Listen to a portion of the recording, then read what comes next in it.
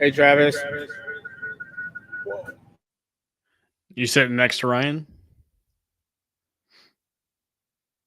I am sitting next to Ryan. He's right here. Yeah, which means he can hear your speaker. You got headphones? I do. I gotta find him.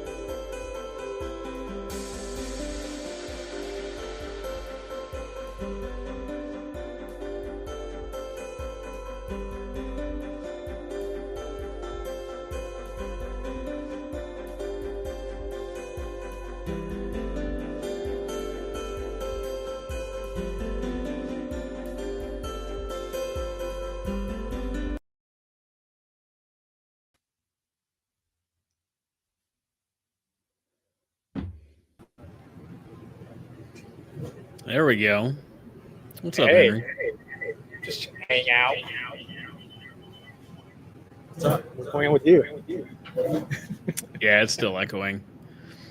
Yeah, it's because he doesn't have his headphones in. Why? Oh, let me. You know what? Here.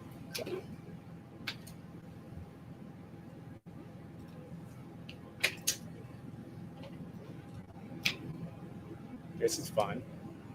There's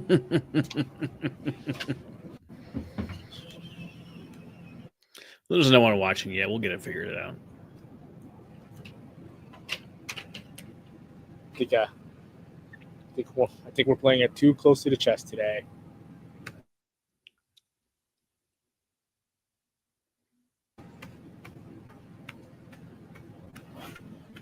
Oh, hey, He's right Ryan. He can't hear us. He can't hear us. If you're a fixture, we have something called call for fire. UV's 1 degree off. We're live. Oh yeah. Hey, what's up? So hey everybody. So we're here just hanging out. I don't know if you guys know that. But we are in Richmond, Indiana, right now, and I don't know if you guys see this, but that is the Global War on Terror 9/11 mobile memorial. So this is the first time that anybody have seen it. They've unveiled it yesterday, and it was such a moving. It was moving. So I mean, I don't know what everybody's experience was being in the military. I joined the Marine Corps July 2001, so 3 months before 9/11 happened, and I was at boot camp when the drill instructors came up and said, "Hey, somebody attacked our country. Like there was planes went into towers in New York." I was like, nobody believed them because we were in boot camp, and they could have said anything to try to motivate us.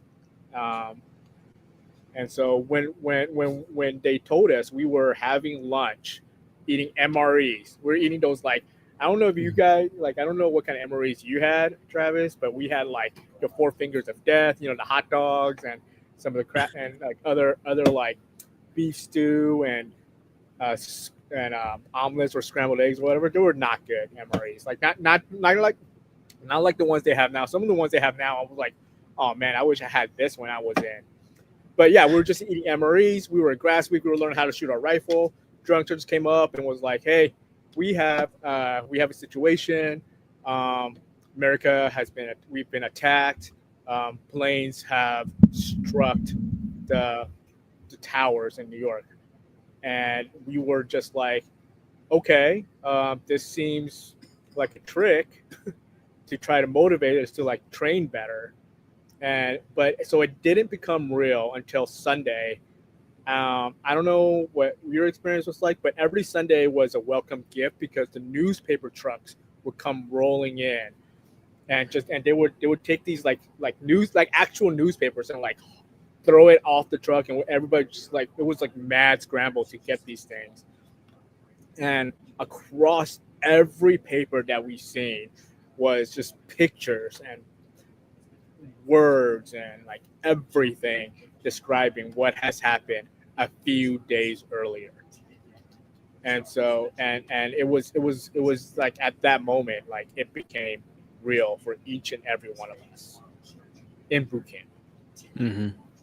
It's got to be quite the news at boot camp. I was already in for a year. I joined in July of 2000, so I was stationed at VFA 125 and Naval Air Station, Lemoore, California, and I got a phone call at like 5 a.m. or whatever time it was. My dad called me. He's like, what are you doing? I was like, I'm sleeping. What do you think I'm doing? He's like, you need to turn on the TV. I was like, turn on the TV? Why? He's like, just turn it on. I was like, what station? He's like, any station.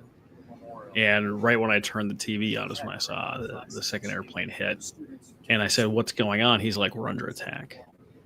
And like your heart sinks. You're not sure what the heck's going on. It's been a long time.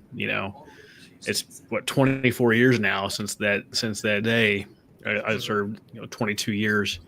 And that was part of the reason I ended up staying. But it's crazy to think that there's adults, people that are of legal drinking age, that were not alive when 9/11 happened.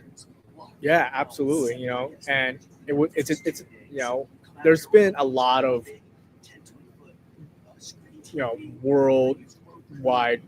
We had the pandemic and things like that, like all these things that has happened since then. And this is like recent history, right? Like 24 years ago, America was attacked. We lost about 3,000 people in a matter of a couple of hours.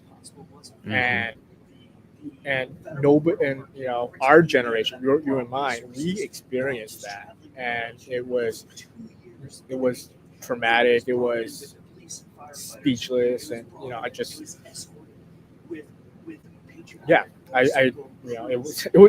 it was hard for a lot of people, and it's crazy, like you said, it's crazy to think like these people are just reading it in history books right now at this point, and it's kind of like, oh, that happened, and what's next? Okay. Yeah. So they brought you out to the 9/11 memorial. Yep. They brought us out here to kind of, just to see it and just kind of like talk with the veterans here in Richmond, Indiana, just kind of share with them about one, the Veteran Social Summit, two, about the amazing resources that are available to them across the country. With things like IVMF, the Institute for Veterans and Military Families, all the amazing programs and efforts that they're doing to support the military connected individuals and other organizations, such that not only do we not that we belong to, but like we have experience in our own journey, to move our lives to the next stage, or whatever that may look like.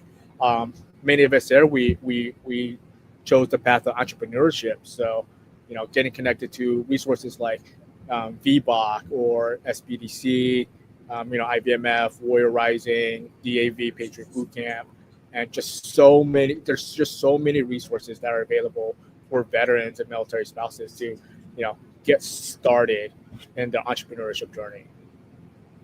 No, that's really good. That's good to hear. What does IVMF stand for? Remind me. It stands for the Institute for Veterans and Military Families. Okay, and they kind of took up the mantra from Bunker Labs. Is that right? Yeah. So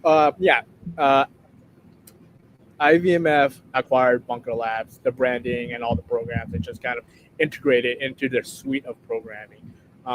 Just recently, they have created the Military Founders Lab, which incorporated all of the veterans and residents, um, um, breaking barriers, and a couple other programs. They put it all under there to help build a unified program to help everybody, to help a lot of people all at once. That's pretty cool. And then, like, tell us a little bit about. I don't know how this turned into an interview, but tell us a little about your like entrepreneurial journey. Absolutely. Let's see. When I was living, so my last duty station was Marine Corps Air Station, Yuma, Arizona, and I got out in 2008. So that was a long time ago.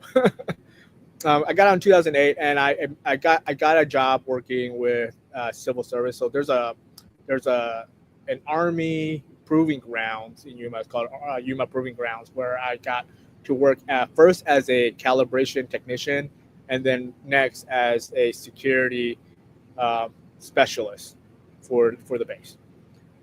And I quickly found out that I did not want to do this anymore. So an opportunity came where I was able to work at a startup in LA, and I jumped on an opportunity, and that really helped put me onto like this path of, okay, what is out there for me that's not like a job, right? What are some of those opportunities? And one of those opportunities for me was kind of like social media. And in 2015, like social media was still kind of like new.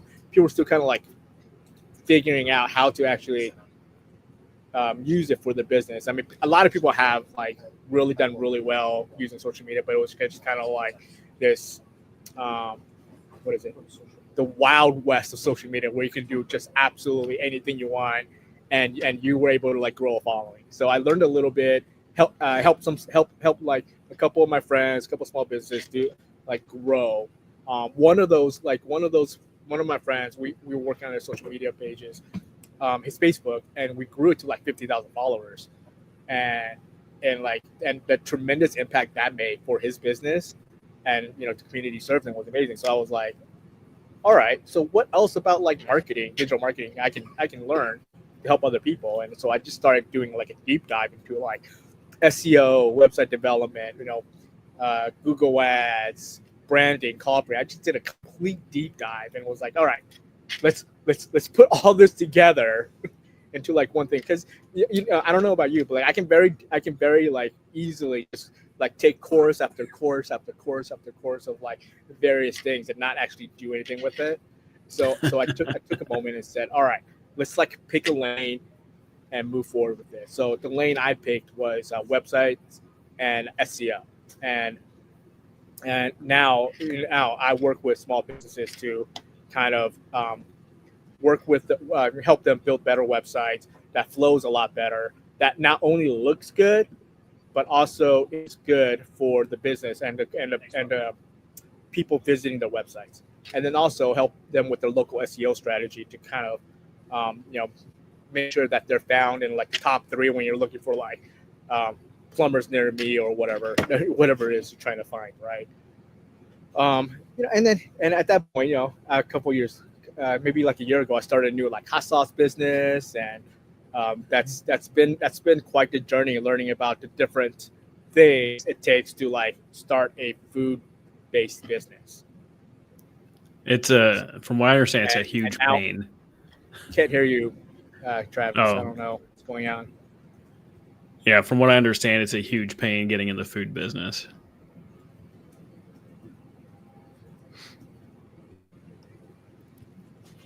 How's your internet? Can you hear me? Oh, well, Henry can't hear me. Well, we're sitting here live with the day one of the Veteran Social Summit. Hopefully, y'all can hear me out there. Let me know in I the can hear you comments now. if you can hear us. Interact in the comments. Let us know if you have questions you want to ask Henry, like what's up with those sweet headphones he's got on, and where is he? I heard it's really a pain getting into the food business. Is that correct? It is. It's a pain. It's a pain in the butt getting it into the food business. You have to worry about a lot of things. One, the biggest thing is food safety, right? And making sure that whatever you're putting out there is safe for your customers to consume, right? And so there's a lot of like certifications and recipe testing and things like that, and also like and also like the food you're going to create, it's a lot of people are going to be like, I'm allergic to this, or I can't have that, or whatever it is, and you can't like build like like a food product that caters to everybody. So not everybody's going to love your product, not everybody is going to like love the ingredients in your product, but so you just try to make the best thing you can for the people that really enjoy the type of product you make. So I focus on Southeast Asian flavors in my hot sauce. So we got a lemongrass chili sauce to start off with. And so the lemongrass chili sauce is a Vietnamese-based hot sauce, normally known as satay in the Vietnamese community. And so we're using fresh ingredients, and we're cooking it in canola oil and then bottling it up. And it's a versatile product. You can like use it on pretty much everything. It's most people right now they're thinking about like fish and like rice bowls. And so and I'm all like, yes, absolutely, that's great too. And I tell people, it's like, well, try it, mix it in like, I don't know, with some mayo and create a little like burger sauce or a sandwich sauce for it. It's magnificent. So where can you find your product? Is it just like online only, or can you find it in grocery stores? Is that Trader Joe's? You cannot find it online right now. We're selling it locally in Houston, Texas. And I don't know, remember what I just talked about, like food safety, things like that. So we're sending it to the lab for shelf life certification, just for them to let us know, it's like, yes, this can sit on the shelf for 2 years, and not go bad for 2 years. So I was like, okay, cool. So we're using like no preservatives. So we added like vinegar to our product, so it can sit on the shelf, and it's going through that process right now. So, which is hard when you're not using preservatives, and so you have to like test those recipes. You have to create it, and then you have to send it back to the lab for them to like test it out. And so we're going through that process right now. And so when we're finished with that process, then we'll start selling online, hopefully in the next 6 months. Hopefully in the next 6 months. How do they do a 2-year shelf test in 6 months? Well, they accelerate that process, so that it can go through like heating process and growth and whatever. So it's just like a speed process, or they speed up the process in the lab. I don't know. Yeah. So why did you want to get into food? Oh man, I wanted to like. I grew up with food, and much like everybody did. Like everybody grew up with food, but like, my mom would constantly be in the kitchen cooking amazing meals, and like she would use ingredients from like the garden, from the market, and just kind of put these things together. Everything will. Every meal we had, it was like a feast. So we would have like 2 vegetable dishes and 3 or 4 protein dishes and rice and like soup and things like that. And she would do that almost every day. And like the flavors and just reminds me of like every time I think about it, and all the sit down meals at the family dinner, at the family table it's just amazing. So I always I'm always trying to like recreate that in some way or fashion.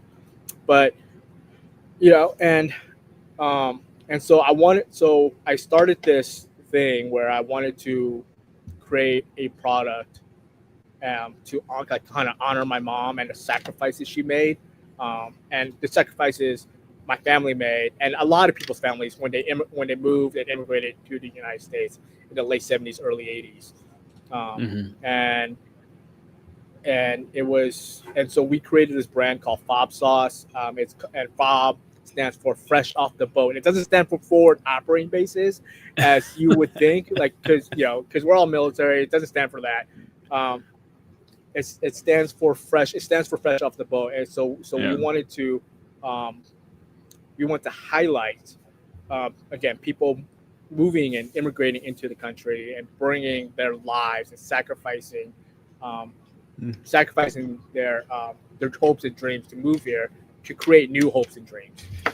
Yeah, that's really cool. If we see some people popping in and out, if you're watching the live stream at Parade Deck on Facebook, LinkedIn, or YouTube, say something in the comments. Say hello, ask questions, jump in the conversation here. This is a live event, and it doesn't work without the people watching. But anyway, that's really cool. Fresh off the boat, forward operating base. Yeah, especially being in the military space, people are gonna be like, "Oh, I definitely know what that is. That's definitely forward operating base." Yeah, yeah.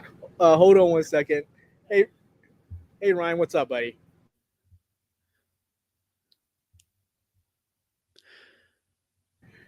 Henry Ryan said and we're Ryan gonna have are live in Richmond, Indiana, right now. Ryan says we're gonna have a whole bunch of people logging in to join us right now. So yay! Yay! So, Travis, exciting. tell us a little bit about you. Like, who is Travis Johnson? Oh, am I supposed to know that? I mean, I have no idea who Travis Johnson is. I mean, I can make up a story. It was like Travis Johnson is a Air Force veteran, and he sat in S1 for 3 years before he. Yeah, that's nowhere near close to being accurate. That's true. I'm not in the Air Force. I don't even know what an S1 is. Navy doesn't have S codes. They have N codes.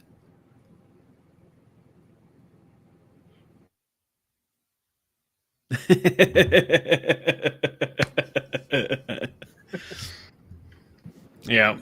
No, we're saying I'm a Navy vet, 22-year guy. I did 11 years enlisted, 11 commissioned.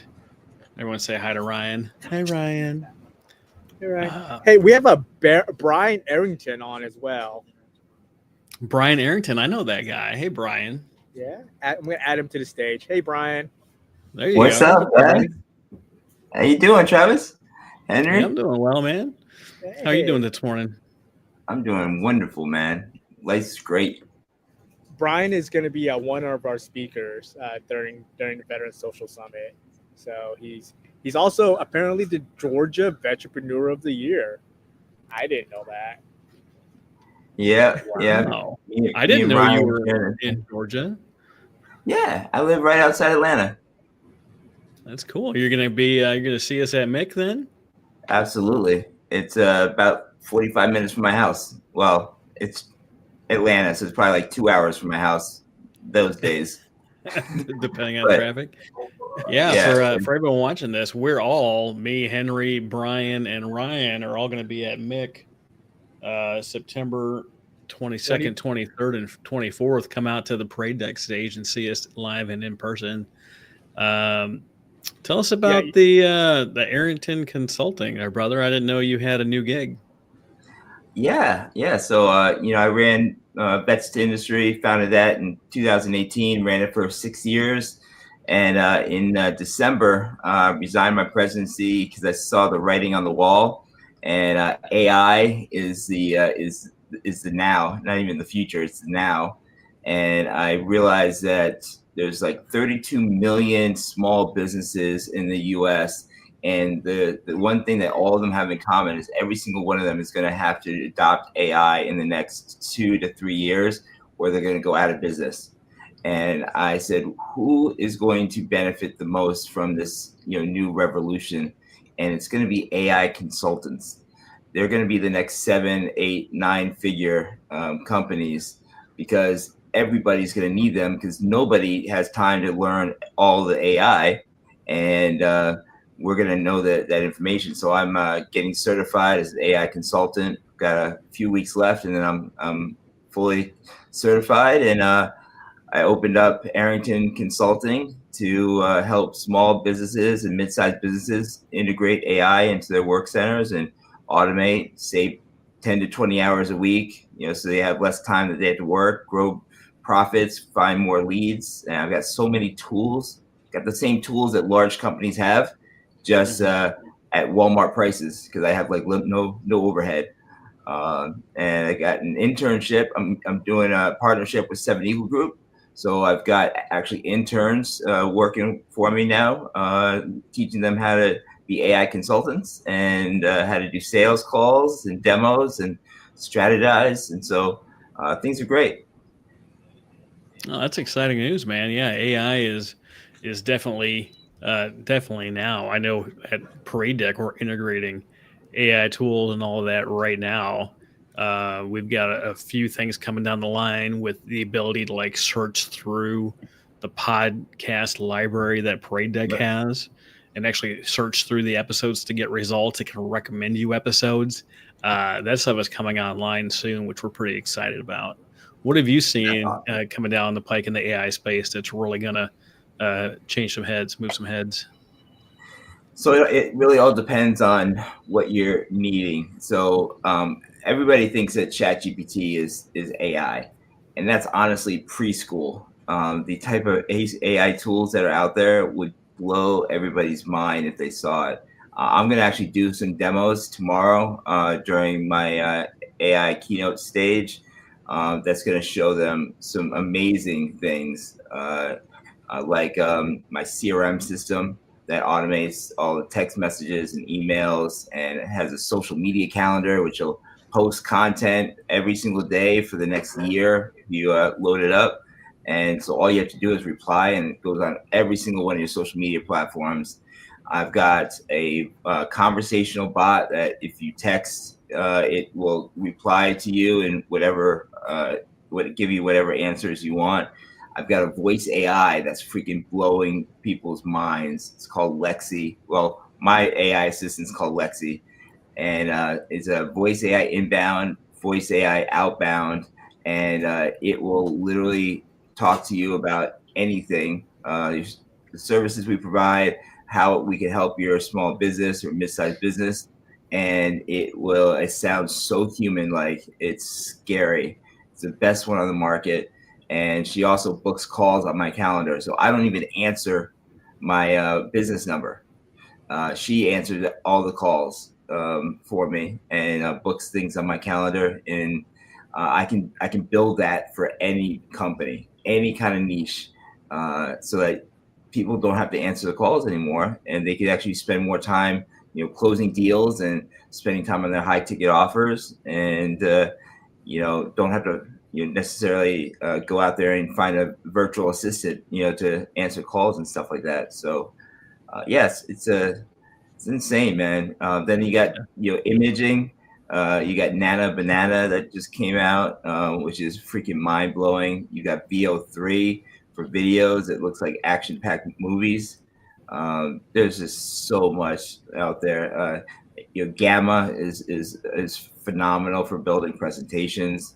I talk about that tomorrow, about those people who are using PowerPoint still, and versus somebody who uses Gamma, and their presentations are done in 10 minutes versus PowerPoint that takes you a couple hours. And you can't compete with that anymore. And the final product is more polished than a PowerPoint if you use Gamma. There's just so many tools out there that are just phenomenal. It sounds like it. Yeah.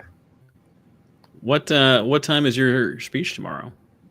9 a.m. Eastern, and I'm gonna blow people away with it.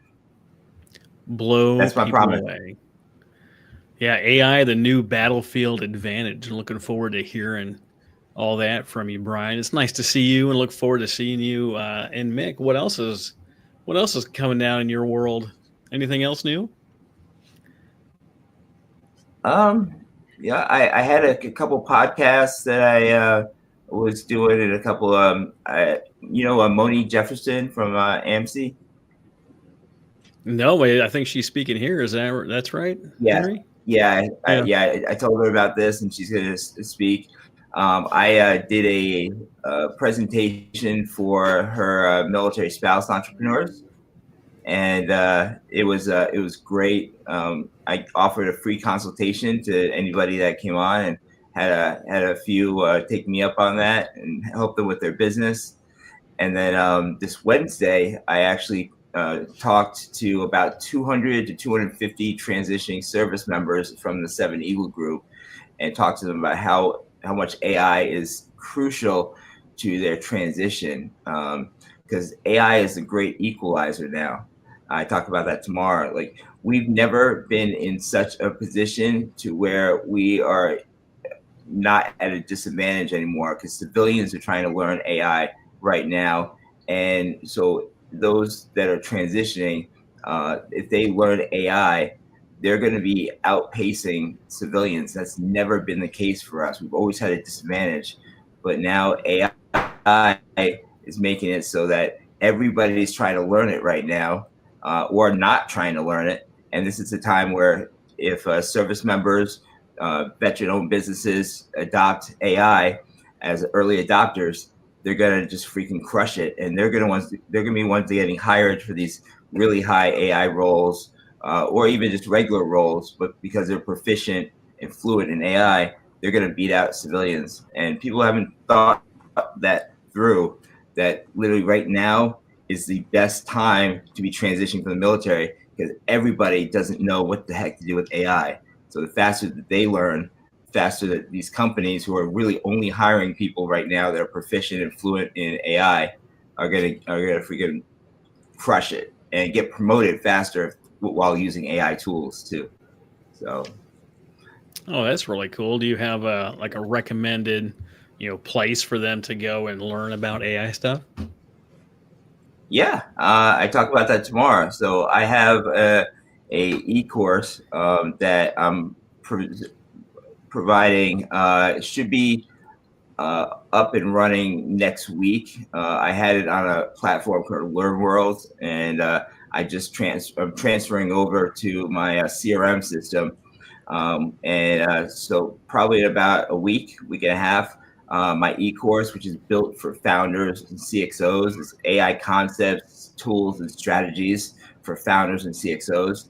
It is a phenomenal course, probably valued at about $700 to $800, but I only sell it for $97, and it is a 6.5 hour course on everything AI, getting them to a level where they understand implementation, basic level, intermediate level, and even advanced strategies on how to compete in the AI market, how to beat out companies, how to spy on your competitors, and steal market share. And it's an amazing course. 6.5 hours of just straight mind-blowing knowledge.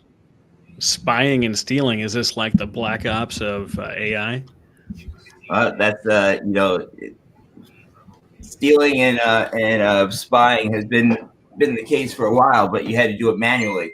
Now AI does it for you, with ease, because there's also all sorts of amazing tools out there that you can really get in deep dive of understanding what your competitors are doing, how they're trending, what their customer base is doing, what kind of reviews they have, what kind of financials they got, what kind of advertising they're putting out, and yeah, it's just amazing. That sounds really cool. We've got the doctor joining us. Hello, doctor. Hi, ma'am. Hi, everyone. Can you hear me okay? Yeah, we can hear you. I'm staring at your name, and I don't want to mispronounce it. How do we pronounce your name? Thank you so much. Kayla is my first name. Kayla. I definitely was not going to say Kayla. Oh, it's okay. I get so many different variations, and my stepmom, who I think hates me, calls me Caitlin, so it's okay. Well, now when I see you in person, I'll have to call you, Caitlin, just to let you know I'm paying attention. Are you going to Mick?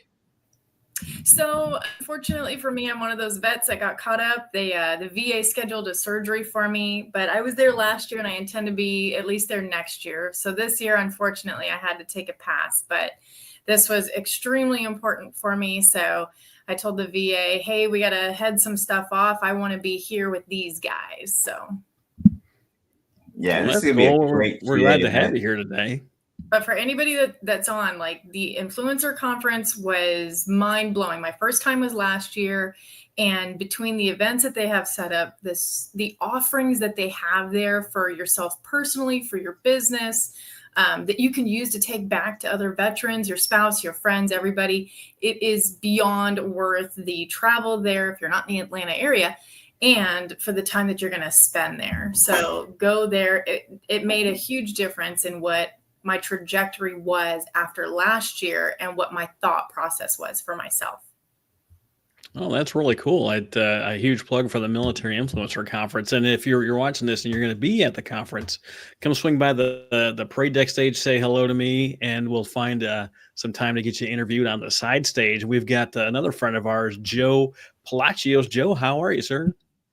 All right, let me know if you guys can hear me at first, because I was having a problem with my mic. Yeah. You guys can hear me? And then I couldn't hear you guys for a second. So yeah, thanks for having me, man. I'm so looking forward to this. This is like the big annual thing that I so look forward to, that Ryan puts together, right? We put this hodgepodge theme of empowering people, and it's just been an amazing ride. Like Travis, you were here for the first one, right? Do you remember that? Like, yeah, I think this is number 3, isn't it? 3 or 4? This is 3. The first one was like way back, like 2020, 2021. It was small. Yeah, like the first one was Today I Decide, talking about mental health.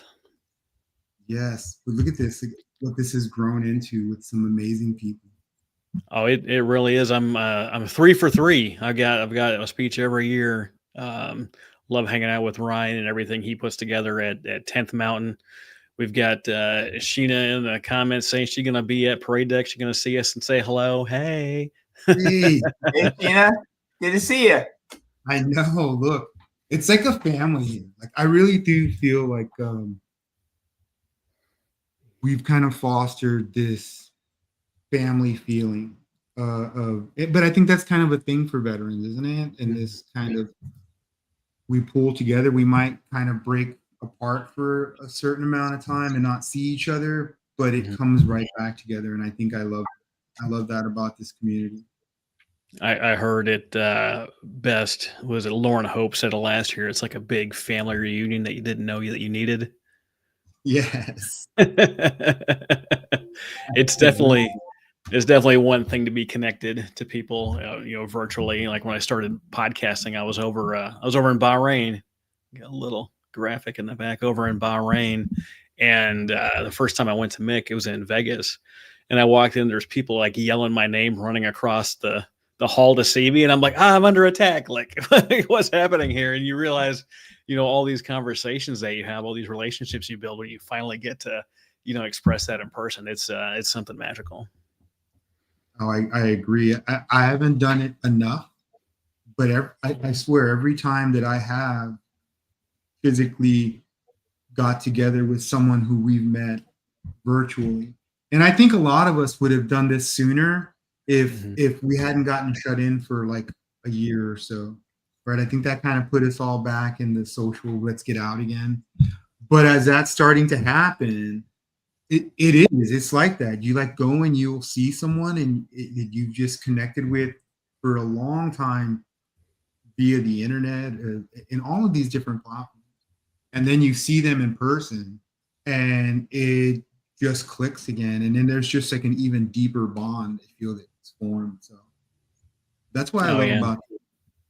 Yeah, absolutely. And it helps that the vast majority of the vets that we meet through these things are people that are there to help. They're there to give. They're here to pour into each other.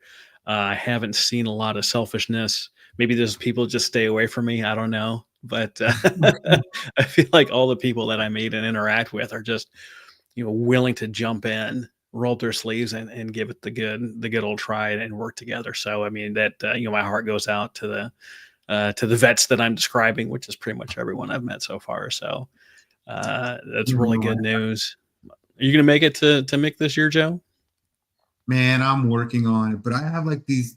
I've really been like off the radar, but trying to, I don't know how to put it, but really trying to expand the community into the local area here in Houston, and finally starting to tap in with some really cool people again. But you Travis, you've known me for a while, and I find my way into a different community, and I plant some seeds, and I make some good relationships. And then I start to cross-pollinate, and I start to say, oh, you know what? I know this guy named Travis, or I know this guy named Ryan or Luke or even Brian. Because what's funny is I met Brian via the Veteran Club podcast community over in LinkedIn.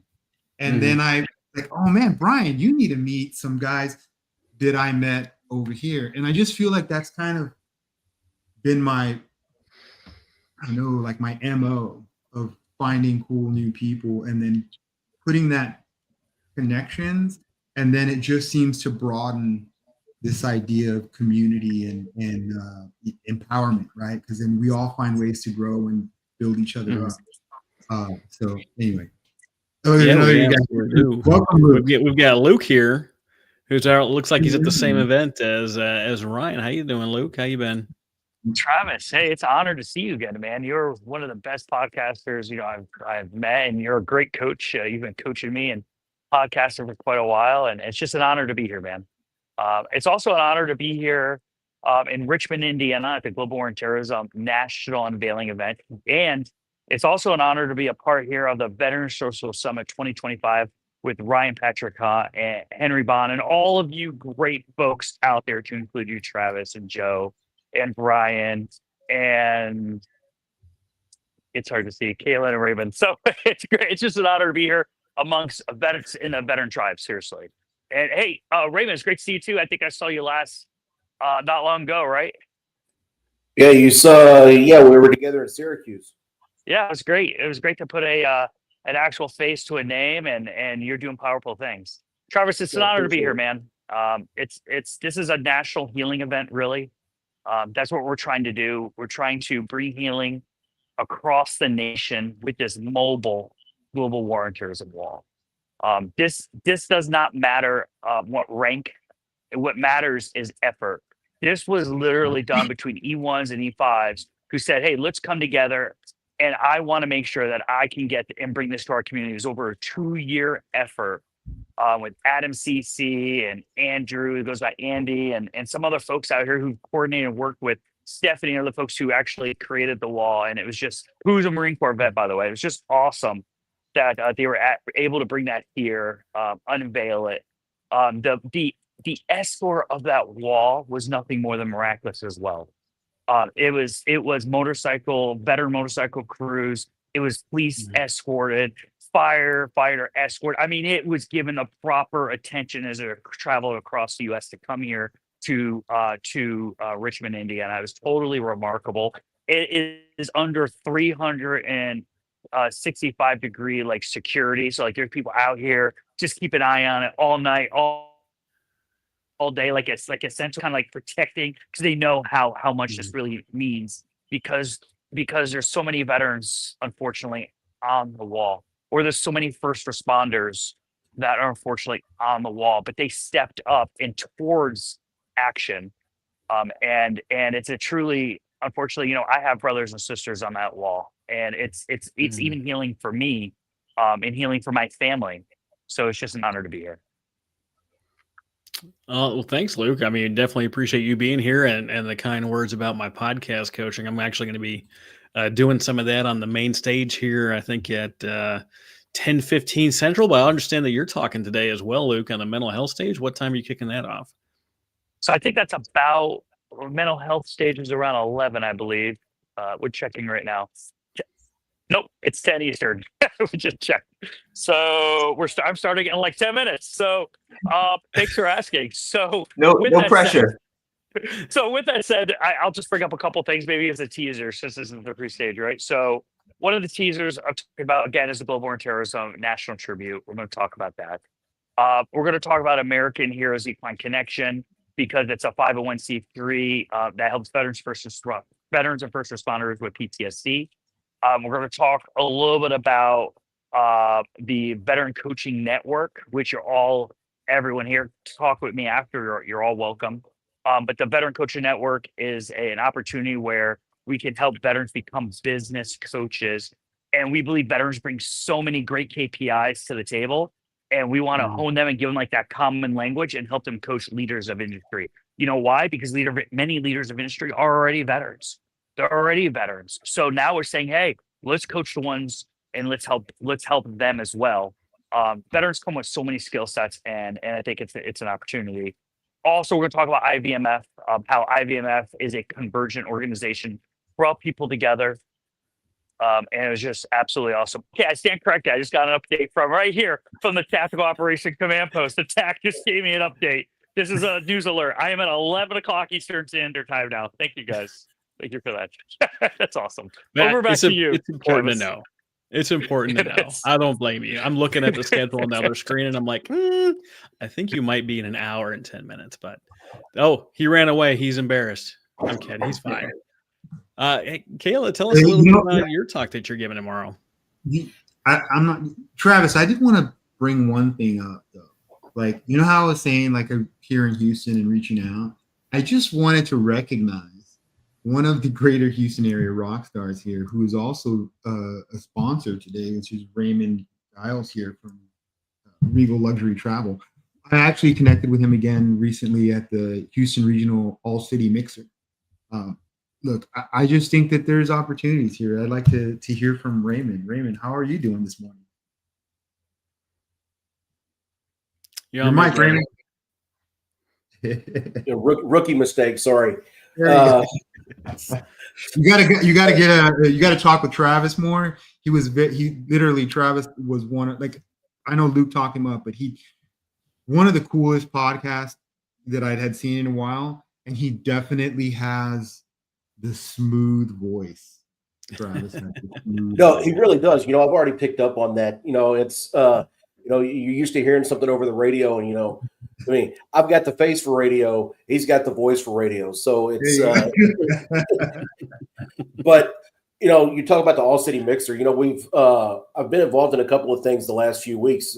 Vet Connect down at Fort Bend County was a great get together, providing resources to veterans, those that are transitioning or those that might be doing a mid-career change. Some of the resources, career opportunities that are there.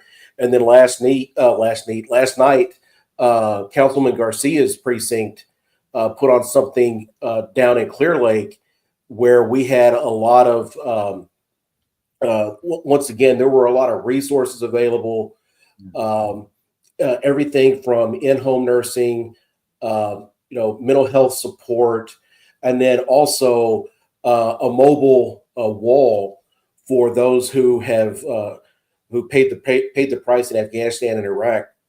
So it was a really good get together last night. We had a really good turnout, and like you said, with the All City Mixer, I think we had 50 people turn out to that, and we're expecting probably double that come the one we're going to do in December. Oh, that's really cool. It's nice to hear the different areas of the country actually getting together in person. I'm in Oklahoma City. There's an Air Force base here. There's an Army base in Lawton, like 2 hours away, but slowly getting integrated into the ecosystem here. I'm kind of jealous of the guys in like San Antonio and DC area. They've got stuff going on all the time. I'm like, I go to the American Legion. Just happy to participate. Raymond, are you speaking during this event? I don't believe I am. I'm just one of the sponsors for the event. I was able to actually, like Luke said, put a face to a name when I was in Syracuse for the Entrepreneur Veteran Boot Camp at Syracuse. And Ryan and I have stayed connected since then, and I thought it would be a good opportunity to sponsor VETSOCIAL25, and then also talking to him and oh golly, I can't remember his Henry Timberlake talked to me about. I'm going to be going to attending the military influencer conference here next 2 weeks. So just trying to get more involved in the ecosystem and see where I can help our brothers and sisters out. Well, that's cool. Definitely swing by and see me at the parade deck stage. We'll get you a little mini interview on the side stage when you come by. I did want to give Kayla just a moment to talk about her talk tomorrow before we've got Henry coming back on at the top of the hour here to talk about pathways to vetpreneurship. What you got, Kayla? This is perfect. I'm right on the back end of something that Raymond just said, which is talking about that mid-career crisis and kind of what we do when we leave the service.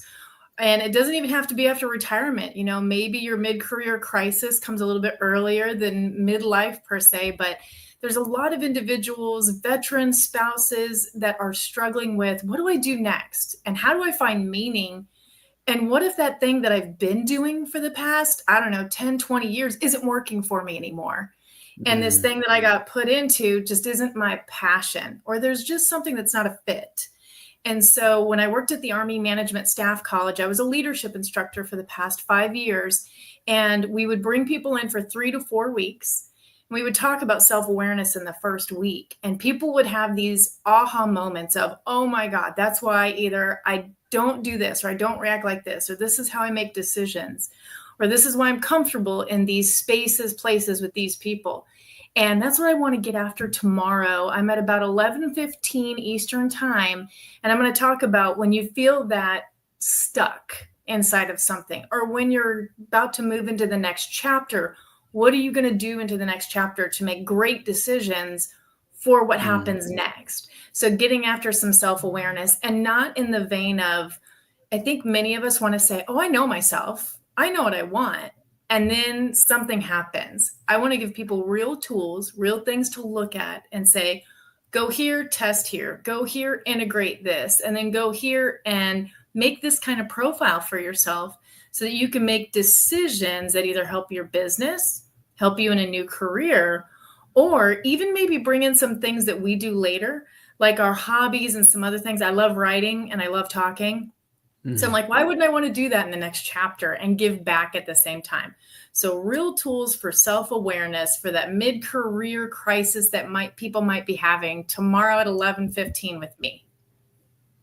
Shoot, I'm writing that down right now. Tomorrow, 11:15. Kayla, be there or else you will not be self-aware.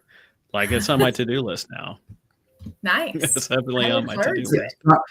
Dr. Kayla, I'm just interested in that topic anyway, because not necessarily just because it becomes a crisis, but I think also sometimes people just need to change. So that applies to, it doesn't necessarily mean like, oh my God, I don't like what I'm doing. It could also stuff that could be like, I want something different. And the other thing I found too was sometimes as well, it's just, man, I wish I had done this 10, 20 years ago. And now I got a shot. Let me run after this dream that I've been having. And look at the support we have just here inside the 4 of us, right? So when you put 1,000 of us together in a room, whether you want to have a podcast, right? There's people right now, veterans working in film and TV, and some of these things that maybe seem like far off dreams when we were coming into, college time frame after high school. For me, that feels like forever ago. I'm a whole big 28 years old. Just kidding. But all these things that we wanted to do that maybe we put to the back burner because we joined, we went off, we did great things, we had fun, we had great people and family with us, but now we have a shot to do something different. So why not chase our dreams a little too? And that self-awareness can wrap into that. So I want to thank you for something, Dr. Caleb, because you literally you mentioned something that I've done in my past. And I had that same thing. I'm like, I was doing it. It was fun. And then I'm like, oh, it's just fun. But it probably shouldn't. It probably won't be for me. We can't hear him though, right? Which was like you just said, like you want to be in TV or movies, and I was like, it's not big. But now, like, there's opportunities to do that. Like, and I think that's cool. So thank you for sharing that. I like to find signs and messages and everything I hear from people. So yeah. Well, hey, thank you all for hanging out. We're going to bring up Ryan and Henry. They're going to go ahead and kick this thing off, I believe. Oh man, I'm excited to be here, and thank you for joining the pre-show. And we have just some tremendous things. We've been working really hard since last December 2024, including bringing on so many dynamic people, including our collaboration with Parade Deck, which I think is a huge win for us. Rosie Network and Lauren Hope from Recurrent, and just so many other dynamic people. I mean, you were just talking with Joe Palacio, with Kayla Marie, Dr. Kayla Marie, and Raymond Giles. From Houston, Texas. Yeah. And he's doing he has some traveling. He's a traveling expert. So just some dynamic things. And we have to thank, of course, all the sponsors, but let's get the show really kicked off. And what I want to tell you is the mission here with Vet Social, it is truly to unite, to grow, empower, and elevate the veteran community. And we do that with 3 pillars always in the front of our mind, which is collaboration, communication, and grit. We all have grit. We're part of this military veteran community, and that includes our still serving military, our proud veterans, our MIL spouses that really do truly support everything that we do, right? Our MIL brats. I've got a MIL brat over here, and I'll tell you, it's definitely rewarding and part of the legacy. And ultimately, the proud patriots. It doesn't matter, regardless of whether you're on the left, the right, in the middle, up, down, left and right. We're human beings, and we're here to really elevate our community. So with that, I want to introduce our executive director, which I'm very excited about, our new executive director and also co-founder, Henry Bond. And I'm going to let him continue forward. And please enjoy the next 48 hours as we bring you 70 plus speakers. And thank you to the 1,100 plus people that registered for this event. One last thing before I leave, I have to give special thanks to, of course, to the Institute for Veterans and Military Families. Without them, I'm telling you, nothing like this would exist. And the opportunities that they provide to the veteran community are just enormous, whether it's O2O or the Entrepreneur Boot Camp for veterans or VWise or Strive. They are out there elevating the veteran community in a huge way. With that, start climbing higher, and I'll see you later. All right. Thank you, Ryan. Ryan's going to go set up our first speaker of the day, Lauren Hope from Recurrent. She is going to be jumping on and talking about, not really sure what she's going to be talking about, but it's going to be great. We're really excited for you guys to jump on, share, and be a part of this thing that we got going on, the Veteran Social Summit. We're bringing on about 70 speakers. I think we have 80. We have actually 83 speakers coming on over the next 2 days, over 9 different stages, talking things about military transition, how to transfer over your TSP, or how to find a job, or set up your resume and things like that. If you're on the path for entrepreneurship, we got things talking about how to set up your team, or using AI to automate and learn about it to help make things in your business better. You're talking about sales and marketing, how to be a solopreneur, because a lot of us, we can't hire a team yet. So how do we start our own businesses? How do we get that going as a one-man operation, right? So I know Selena and Anna, they're gonna be on talking about that. And so there's just so many things happening over the next couple of days. We're really excited for you to just come on. Best piece of advice is just to get engaged and ask questions. And if there's opportunity for you to jump on stage with the speakers, jump on stage with the speakers and interact and work with them.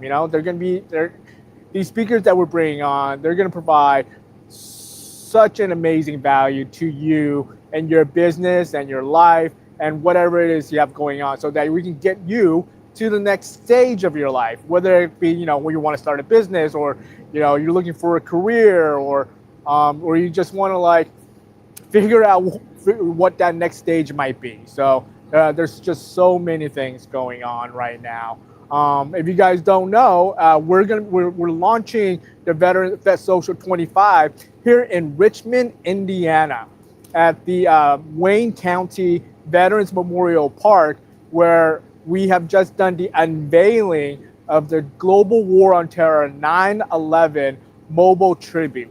So this is the first time that this has been seen in person out in the real world. And so after they leave here, they're gonna pack up on Sunday, and then they're gonna be in somewhere in Kentucky. That's gonna be their next stop. And so if you want this memorial to come to your city, you're gonna have to reach out to Steph. I don't know what the website is, but we will get that to you as soon as we have it, so that you can request it to come to your city. And it's just been an amazing weekend so far, and we have, there's just, it's as a veteran of global war on terror era, it's such a moving moment. So I'm gonna look over to Ryan real quick. Ryan, are we all set up? He's not even paying attention to me. You're set up? We're almost there. Okay, so thank you guys. We're excited to have each and every one of you here. So get on, find your schedule, create your own adventure for the next couple of weeks, and we expect to have you guys on. Just give us a few minutes, and we'll see you soon. Thank you, Travis. Hey, thanks, Henry. Appreciate it. We're getting ready for one of my most favorite people in the world. I don't know if you all have met Lauren Hope. She's like this tall, but it's like all power, all love, all magic. I don't know how she does, what the heck she does, but she always makes me feel amazing every time I talk to her. I heard a rumor that she's got a new pair of sunglasses for me. I don't know if she's getting tired of the yellow or just wants something magic, but I think she's tired of what she has to bring. I think she's tired of the yellow. Is she tired of the yellow? I think it's time to change it up. Personally, I'm actually, and I'm going to admit it, I love lavender. So lavender is my favorite color, but I don't know if that's the color that she's giving you, or is it going to be red, something really striking for you. So I am kind of curious, but I am very, very excited. We have a few minutes before we bring Lauren on, and I'm just telling you, in 23, I'm going to tell the whole world now. In 23, I saw Lauren roaming around the MiG-23 doing second service. I hope I got that right. And she's just a mastermind. And I'm like, man, if we bring back that social, we have to have someone dynamic like her to come on stage and just open this thing up and really bring the nuclear value, as I like to say. And I think the things that she's doing in the veteran community, she's behind the scenes. And I think a lot of people don't know it, like that she's out there. I don't want to call her a puppet master, but she is behind the scenes doing stuff. I'm not doing her any justice at all. But what's exciting about this? Look at this screen right now. We have parade deck. We have recurrent military who has some terrific, I guess it's portfolios. I hope I'm not getting it wrong. They're probably going to sue me.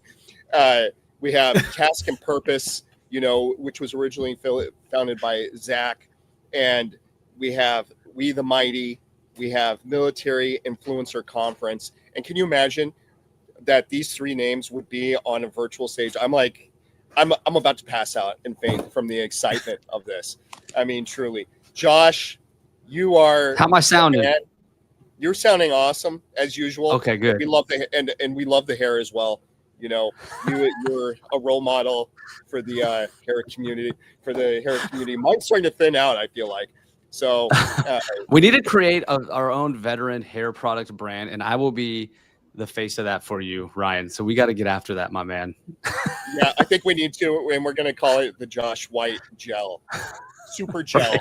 I think. I don't know, but let's ask. Actually, you know, we need to talk to Lauren because she is a branding master, and I think she could actually help us to refine the idea of Josh White gel. It doesn't really have a good. I mean, she's here. We can literally ask her. Let's just bring her on. Okay, let's just bring her on. Should I introduce her though before we have her actually talk?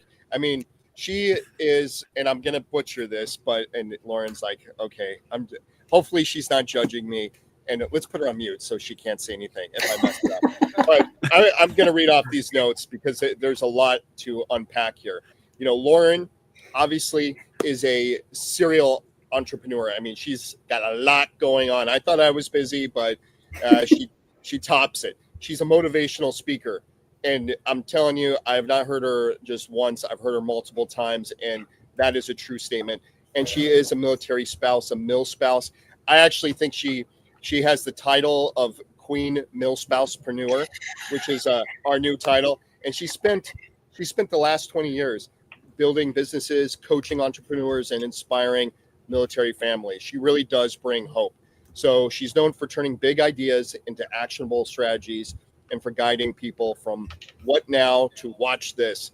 And today she's here to help us kick off the Veteran Social Summit. And with that, you know, we have a few minutes, but actually we can just leave the stage now and leave it in the great and capable hands of Lauren Hope. Thank you for joining us, Lauren. We really do appreciate and love you. Thank you for having me. I appreciate you. And you guys are definitely way, way, way overselling this. It'll make a whole lot more sense here in a few minutes. But whoever said lavender, Ryan, I think you're pretty close. But Travis, we've got matching purple glasses now. Oh, goodness. Well, let's see here. Let me get some screens up to present for you all because I'm going to own this, but ADHD is definitely my superhero power. And I'm going to bring that today. So give me just a second here. Y'all are rolling before I'm ready. I love it. Let's see.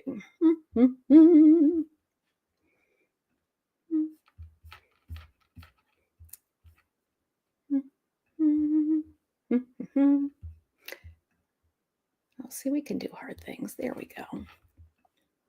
We did shock you a couple minutes early. That's we all like right. to do, you know, we're military people. I totally showed up in the middle of the last speaker section on accident because I didn't know I got straight into this by clicking the link and entering my password 17 times. So here we go. We appreciate that feedback, by the way. That's called an after action review. So, you know, we're trying out here. Let's see here. How are we going to present this business? I'd say we could roll without the slides. However, that's this always seems to happen to you too, Lauren. This actually happened. Something similar. It wasn't your fault, but it happened in Atlanta. Oh, that's so right. I think it's Atlanta. The dongle curse. on the computer wasn't working. And yeah, my slides kept going out. So we can roll without them. We can do this. I even have the PDF just in case. So if you have it, it's on the bottom. There should be a share perfect window. No, I've got this. See, we can do hard things, my friend. We can do this. Do it. Activate. I'm just having to upload it right now. So that is my apologies, folks. Here we go. PDF. Boom. Got this. Oh, well, maybe I don't have this, but you know what? This actually really plays into it. So we got this.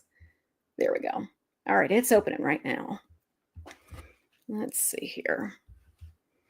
All right. Well, anywho, I can get started without it at least. I may have to pause later to get it dialed up. However, but thank you all for having me here today. I really do appreciate that. I'm curious, first off, do our attendees have the ability to drop comments or social media reactions or anything like that while we're here? Oh, I don't know. Okay, well, I'm not seeing it. Let's see. They do, or through the Veteran Social Summit website. So you mean you all get to interact and play with us today? All right. And well, also on social media. Fantastic. Well, then tell you what's going to happen. I would like, if you guys don't mind, for those that have done your research, if you would drop in the chat What speakers are you looking forward to most this week in the conference? Purely because I know that there are other people out there who would be like me that haven't done their research yet and maybe want to know who's coming up and I should drop into their class. If you're one of those people like me, give me some sort of social reaction so that I know you're there, mostly because that's what I would be doing. But let's see here.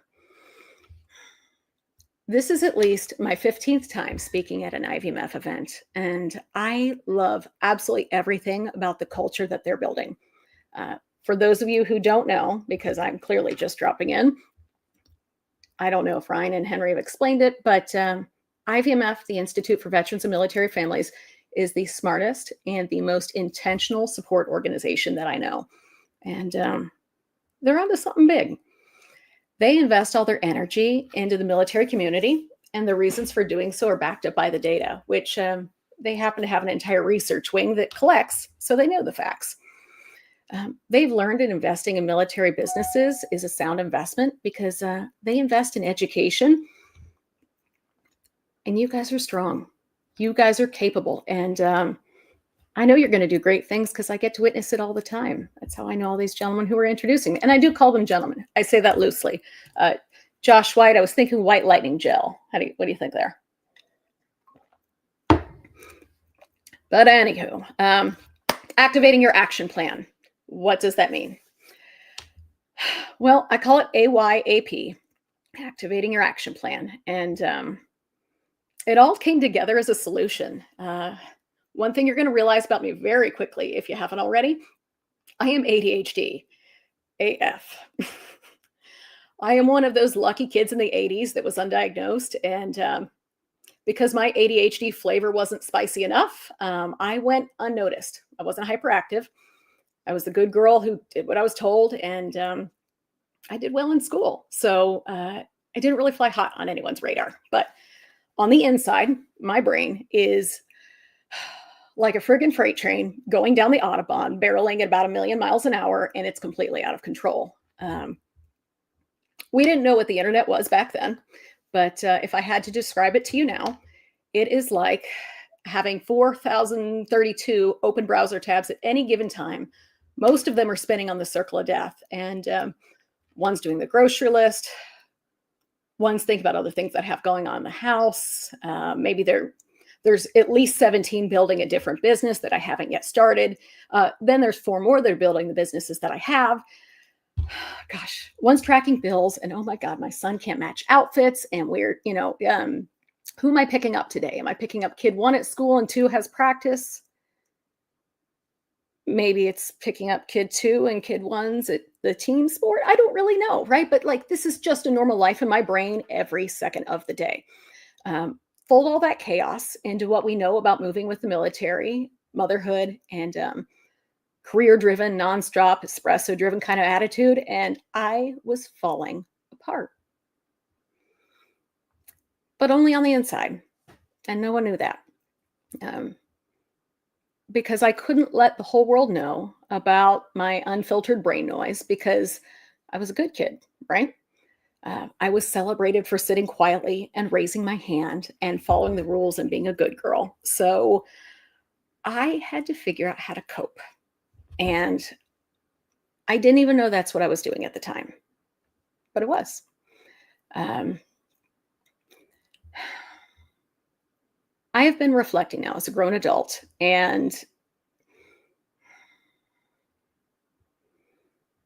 you know what I was doing while I was growing up?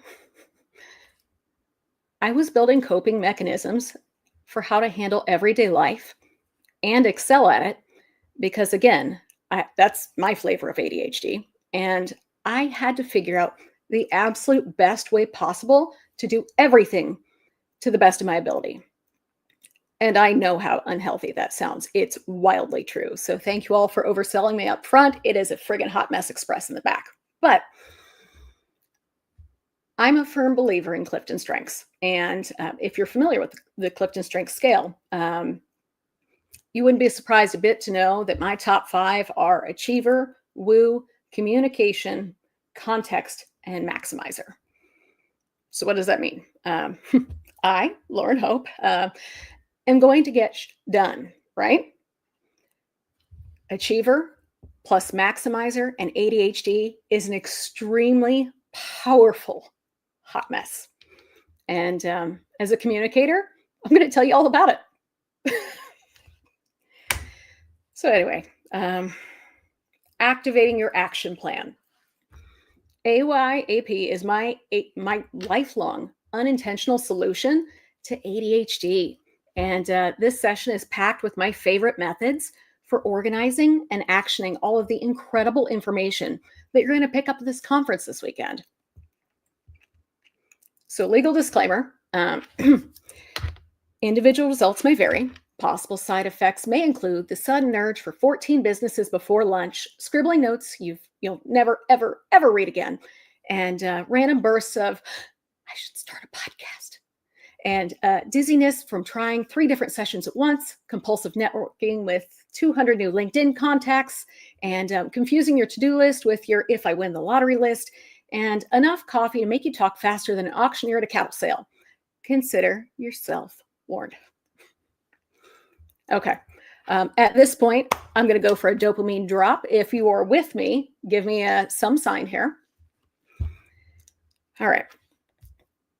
We're all going to conferences, and there's that conference high, right? Like I am absolutely looking forward to the Military Influencer Conference coming up here in under 2 weeks, very soon. And we get really high on that conference energy where we're dreaming of the possibilities, and it's really palpable. And I know y'all can relate if you've been before. We get high on all the amazing things that we're going to do. So my question for you is, what are you going to do with that conference energy? The reality is that most people attend conferences with really great intentions. And then, you know what? When they return home, everything goes back to normal. You go to the everyday churn of life, and life gets lifey.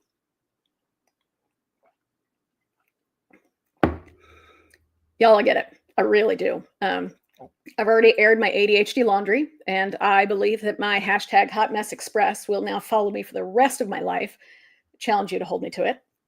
And I'm a mom of 2 boys. I'm an active duty military spouse, and we're definitely still moving. So God save us. In the last 4 weeks, I visited the pediatrician, urgent care, pharmacy, at least 10 unscheduled stops that were not in the plan. And I happen to be the available parent of choice.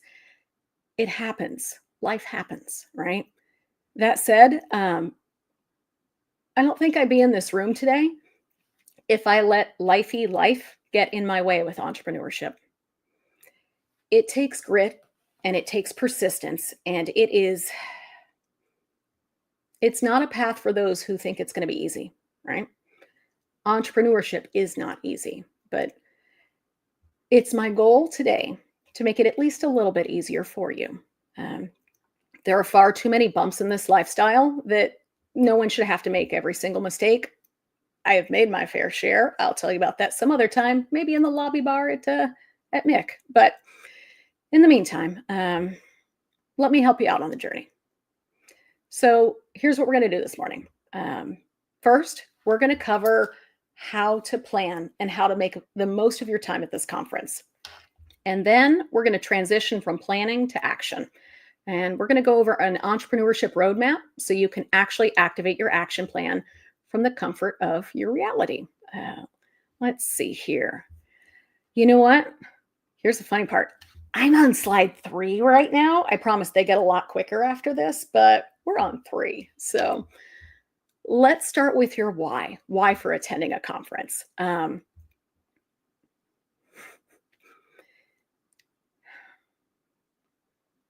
When you make the commitment to go to a conference, you're trying to set yourself up for some long-term success. You really need to have a why, because your time is your most valuable resource, and you need to spend it wisely, right? Nope, wrong one. Other books buried on the shelf. I'm not going to dig for it. Start with why. Do we have Simon Sinek fans here? I am a huge fan of Start With Why. And I think that's how I get pulled into so many projects, because it matters. Why are some organizations and some people far more innovative and influential and more profitable than others? And start with why. It tells you that people that, in order to lead well, you have to show your audience what's in it for them first. What you need to determine in attending a conference is, what is your why? I can help you make all the connections when we're in person and source the education for you. And I hope you enjoy the experience. But if you don't go to a conference with a solid idea of what you personally value and what would make this experience the most fruitful for you, you don't have a clear goal in mind. And you're going to spend a whole lot of time at this event shaking hands and getting really, really amped up. And you're going to be high on that speaker adrenaline. And when that final day comes to a close, you might find yourself without anything that you actually value other than good memories. I'm not going to let that happen, and especially not here at Vet Social, okay? There's too much good stuff going on to let things fall through the cracks. So let's talk strategy and long-term goals, because this is where my superpowers lie. Figuring out what motivates you. What do you need to get out of this conference in order to call it a success? Now we're going on slide 4. We're going to get to all this goodness. Yeah. All right. Here's some possibilities, what you might consider when attending conferences. One of my goals is to connect with lighthearted people always. And especially when you're in the military space, if you're in it to connect with me, I would love to find you on LinkedIn. So at Lauren Hope Collective. Look, it's under my name. There you go. You can find me on LinkedIn. Next slide. So next, we're going to transition into how to action on all of those goals. How are you going to grow your business? In no particular order, because of course I don't actually have them organized. I'm going to share all of my best organizational tips for how to process and move forward so you don't get stuck post-conference. Next slide, please. All right. I'm not going to tell you that life is going to stop being messy, because it won't. But I am here to show you all of these. I mean, I think they're simple systems because I've been practicing them since, the 3rd grade. But I want to help you capture ideas and hold on to them, the ones that matter most to you, and how to move forward in the chaos, even when life doesn't slow down. Because resilience and entrepreneurship is what's really going to get you through. It's not about having your calendar sorted or never being interrupted. Resilience is about having a system that can still carry you forward even when you can't. Next slide. We're going to dive into some of these here. All right. That's what I want to share with you guys today. And we'll start with the framework. These thoughts pass through my mind at all times. It's literally how I process things. Filters can help you decide what to hold on to and what to act on right away.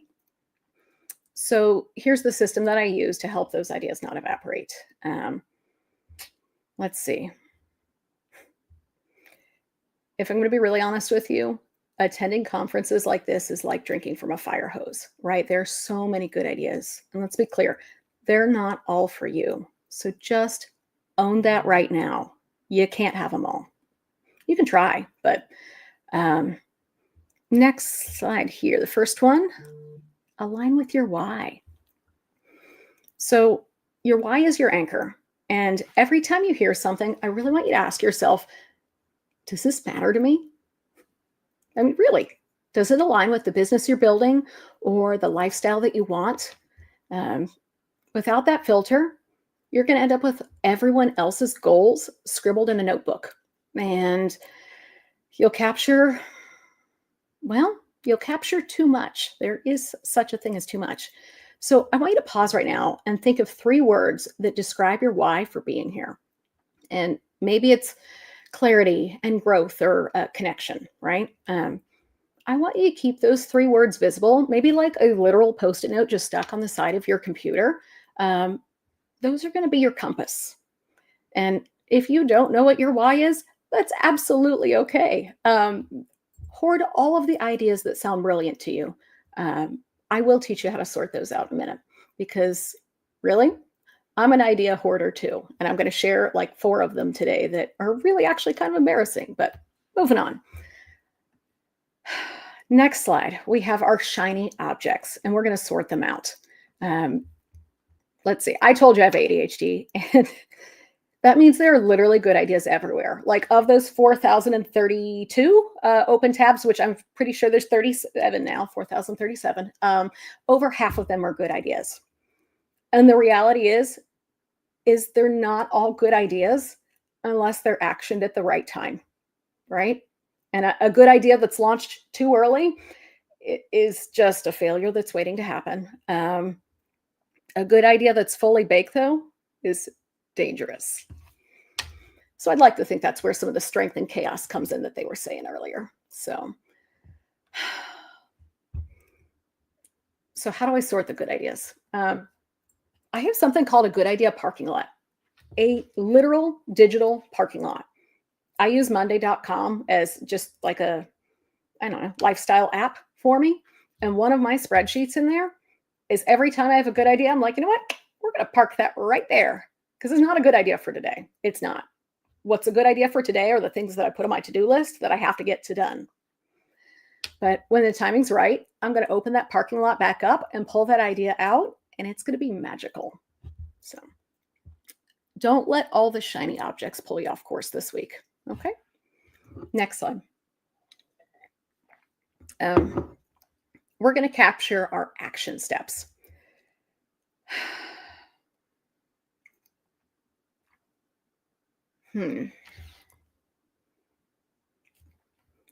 When you hear something that you like at this conference, and again, you're going to hear a lot of it, I have found the best way to actually get motivated to start on things is to write down the good idea, but then also right below it, what is the first smallest possible step I could take to make that step happen, right? So if it is, like say you're in a social media course and someone's telling you how to launch that amazing podcast, but first you have to write a content calendar. Well, writing a content calendar can be simple if you're experienced at it, but can be a really big step if you're not. So take that and say, okay, I'm just going to start jotting ideas down for content. And Travis, do you know what is sitting in my good idea parking lot? Is probably about 75 different podcast episodes that I eventually want to record because they're those good ideas that are just slowly baking until it's ready to go, right? By having that little step lined up, it's everything. You can pick up the list, take the ball, and keep on rolling, right? You know where to go once you get back to that good idea. All right. So next step here, or next slide rather. Sorry, we'll get there. We're going back to those 3 filters again. Oh, I didn't even update my slides. Fair enough. So you get the next one. It's okay. Those filters. I want you to sort out your shiny objects. I want you to use that good idea parking lot this week. And I want you to capture the next step. And that's what you're going to do in every single session that you're in right now.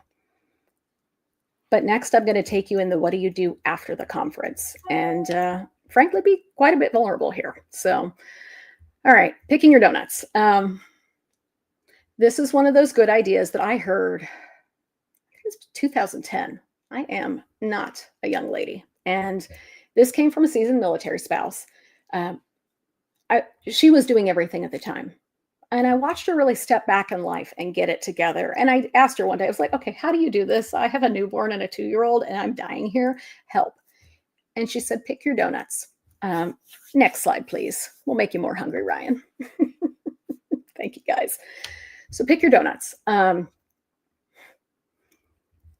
In a dozen donuts, I could absolutely sit down and eat a dozen. I will, I do, and I have no shame about that. I love food. I'm very food motivated. But I will be sick to my stomach if I eat all dozen, right? And so I relate this to all of life's opportunities. And instead of eating all dozen, I would much rather own 2 or 3 of them and do them insanely well and save all the rest of the donuts for my friends that I want to have a seat at the table, right? There are so many opportunities out there in life, in military, in business.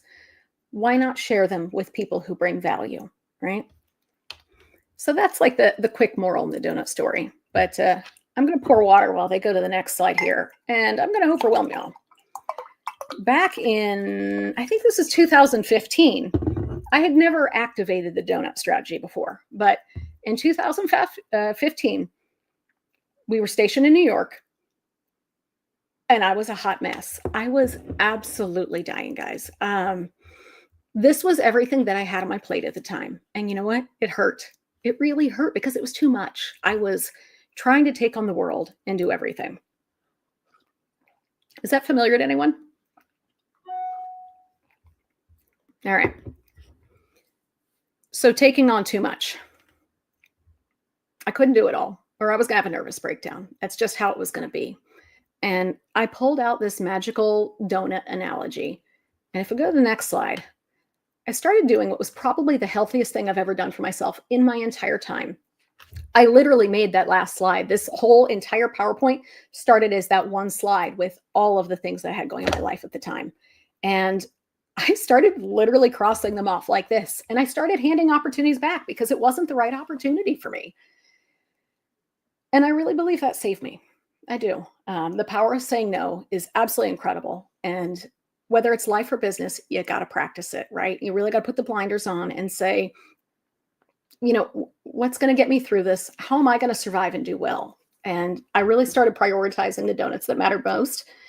My life got a whole lot better. Next slide. So I'm going to teasingly tell you that, you know, I've whittled my donuts down to a dozen, which really doesn't align with my 3 donut analogy. I know, but this is my life, right? I take on far too many things and I absolutely love doing it. And frankly, I thrive in chaos. So this is kind of where I'm at today. And these are, you know, whether you use the mason jar full of rocks and sand, these are my big rocks. These are my donuts. So I hope that you can find clarity within your business and your life to, you know, find what matters most to you. All right, next strategy, next slide. So this is my real secret weapon. I'm going to show you guys my personal calendar of this. So time blocking is how I do it all. We get asked to do a lot of things in life. Sometimes it's through business. Sometimes you're voluntold, whatever the scenario is, we do a lot, right? Until you block that time on your calendar and physically show yourself how much you're actually doing, you may not be getting everything you want to do done in your life. So next slide. I thought I was busy last year, and this is roughly what my calendar looked like. But I was time blocking. I was doing it well, and I was really thriving. Next slide is, it's actually my calendar for this week. So if y'all want to know if I have free time to talk, the answer is probably not, because I don't have bathroom breaks blocked in here. But at the same time, you know, you make time for those that matter most, right? This strategy has really helped me. If I'm at a conference and I say, I want to do something this week, like follow up with people afterwards, like really get on someone's calendar and make that connection, put 20 minutes on your calendar and actually make yourself do it. And real world strategy, things don't get deleted from my calendar. I know that life gets lifey. It's kind of like scheduling. I see you there, Joe. Scheduling says I'm going to do this at a certain time, right? But when I time block like this, what I'm saying is I'm committing this 20 minutes to my calendar, and I never delete things. I punt things because I don't do them all on time, very much so. I mean, in reality, at work, I have like my work to-do list that's digital that everyone sees. And then real sloppy life. Here's the paper list of the stuff that I might actually get done, because this is the stuff that I block on my calendar. I literally sit down every Sunday night and I go through my calendar for the week and say, okay, what am I really going to do? Because there's too much on here, right? And so I make the list of what matters most. I make sure that it's blocked. I move time blocks to future weeks if it's not going to happen this week. And sometimes I've just had to learn to fail with grace, and stuff falls through the cracks. It is what it is, right? So that's my take on time blocking. And, you know, maybe it works for you. If it does, keep it. And if it doesn't, we'll move on. Next slide. Oh, Post-it notes. Okay. I'm also a huge fan of Post-it notes, because if I don't put it in, I now put things in the app, right? But if I don't put it in the app, I have to write things down. So I have a Post-it note for later. if we still have slides here, let's go with the next slide for a second. I'll show you what I actually do with the Post-its. This is kind of like the dozen donuts, but rank ordering them. When I sit down on that Sunday afternoon and I've got all the thoughts in front of me, these are how I keep my priorities straight. And it's absolutely okay to keep reordering what matters most to you, right? But if I have to make decisions and it's tough, these are the things that are on the board right now. Oh, look at that. I see you guys are way better at technology than I am. I do want to say, though, you're going to see some red marks on these Post-it notes because I can't get it all done. I just can't. I am very human, I promise. So instead of cleaning my house, it became hire someone to clean the house. And that is a luxury I did not have growing up, right? We were Saturday mornings. That was the time to clean. But things like that. You have to find a way that's going to work for you and work for you right now. Life can change. You can alter it in the future. Don't hold yourself to it forever. But, anchor yourself in the now. Know what you can get done. And, well, the rest is just going to happen, right? For better or for worse, it'll happen. Next slide, please. All right. IVMF is going to think, they thought I was absolutely crazy when I first did this. I showed up to a conference in Salt Lake City with a roll of wrapping paper. And I sat at one of the tables in the back of the conference the entire weekend with a set of Sharpies and the roll of wrapping paper. And I have one of my many colorful scrolls. My kids know not to use the wrapping paper that has writing all over the inside, but I'm not sure if this set of slides has the pictures or not. And if it doesn't, I'll walk you guys through it. I'll set them all out in an attachment on an email or something. We'll get it there. Yeah. We're going to start with dump all the ideas. Perfect. Okay. You can do this digitally. Like, I realize I have pen and paper. I am old. I still use it a little. I'm trying to get away from it. But when you get home from the conference, dump all of the ideas, every one of them, no filter, get them out of your head. It can be messy, and it's going to be. It doesn't have to be sorted. Just start jotting them down. And this is where I took wrapping paper because I knew I had big plans for this year, right? I did this at the end of 2024. Big plans. I dumped everything. I knew I had to get like taxes lined up for my businesses. I had to go for some licenses again, everything. And not even business related, like speaking goals were one of the things on that paper. And here we are, right? I dumped them all out. Next slide. Sorry, the slides really aren't like that wildly engaging, but it's actually kind of my cheat sheet to get us all through this in a sort of timely fashion. Once you dump all of your ideas, the wrapping paper comes from sometimes paper, right? And I'm scribbling them all out. When I was done with that brain dump at the conference while listening to all these amazing speakers and taking in the things that I wanted to do, I was left with about 12 feet of ideas. It was a lot. It was really overwhelming. But in taking that next actionable step, I found similarities amongst all the items that were there. And I opened up 10 more feet of wrapping paper and I started crossing things off. And then I would make a group. And so it would be like financial. And I would list, do taxes, file this, do that, change the address, whatever was in the financial column, right? And so I ended up, I might have pictures of them on the next slide. We're going to find out. We're going to see how together I had it today. No, okay. Yeah, it's all right. I can send out pictures. You know what? I'll post them on social media. If you all want to go follow Instagram, I will go and air all of my scheduling laundry on Instagram today. We'll share it with you. I ended up with 10 feet of different groupings of ideas. And honestly, I took painter's tape and I taped it up on a wall in my office. And that became the giant whiteboard that was literally the to-do list. And we started crossing through things one at a time. Let's see next slide here. Oh, there it is. Oh, sweet. Okay. So guys, welcome to, like, this is literally what the cleaned up list looked like, right? It's nothing special. I mean, I literally took these photos maybe 20 minutes before this talk started. So if I looked a little scattered, it was because I actually just wanted to show you what real life can look like. I mean, I'm pretty sure my son's gaming headphones were holding down 1/4 of the wrapping paper. So, oh my goodness. Well, so there was the to-do list for 2025. And honestly, I checked off about half of it. I'm pretty proud of myself. I'm not going to get it all done, but I'll punt some of it next year. It'll be okay. Next slide. This is the other book. If you have not heard of the 12-week year, I'll be transparent. I'm far too ADHD to read this, but I've skimmed it and I definitely got the cliff notes on it. And the strategy behind the 12-week year is that there are 4 quarters in a year, right? If you break them down, actually go to the next one for a second. I'm sorry, guys, I have to keep saying this. This is me not being prepared in advance, but there are 4 quarters in a year and there's actually 13 weeks in every quarter. So if you plan for a 12-week quarter, you can always have a week off to yourself to do whatever you want to do. Take a vacation, catch up, get ahead.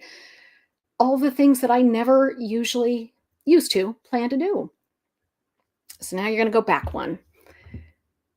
When I was staring at that giant list of all the things to do, and it was absolutely overwhelming, but knowing I had a year to get it done, this is where I started. And I decided, what are my big 3 things? This is the 12-week year strategy. What do I want to accomplish? I happen to have a military-themed jewelry company called Hope Design, so that's where some of these are. But one of them was completely resetting my products. I started my business in 2009, and we had bootstrapped it all the way up to a national brand, right? But the systems that we had in place were not the right systems anymore. We had grown slowly and steadily too much. So the store's actually closed temporarily right now. We're working on rebuilding systems in the back end because we're getting ready to scale in a way that I never even dreamed possible. But I knew there was a lot of work to do this year to get ready for 2026. So we broke those ideas down across the 4 quarters. So you take your big 3 and you decide, what 4 steps am I going to do across one in each quarter to make that one big idea happen? If you've ever heard the idea, eating the elephant one bite at a time, guys, that's what we're doing. We're just breaking everything down into digestible steps. So it's just not as big and scary, because business is scary when you think about all the things that you have to do to keep a business really up and running. All right. So we'll go to the next slide again, just for funsies. Yeah, it is. So again, you've got your 4 quarters. I clearly got a little bit distracted by another shiny object and didn't list it out on this piece of wrapping paper, but I did do it digitally because my team is remote. Not everyone's here in the jewelry studio. So we digitally listed out every single week, what are our goals? And that's what we're holding ourselves to. And again, life gets lifey and we fall behind. We'll throw it down on week 13. I clearly had plans for my sister's wedding in the spring this year. I didn't get anything done that week, but I had earned the time off and I made sure I planned for it, which I don't think most entrepreneurs do enough. All right, y'all. Let's go on with the next concept. Do we have any questions so far? Are we doing good? I am not watching chats at all, so y'all have to tell me.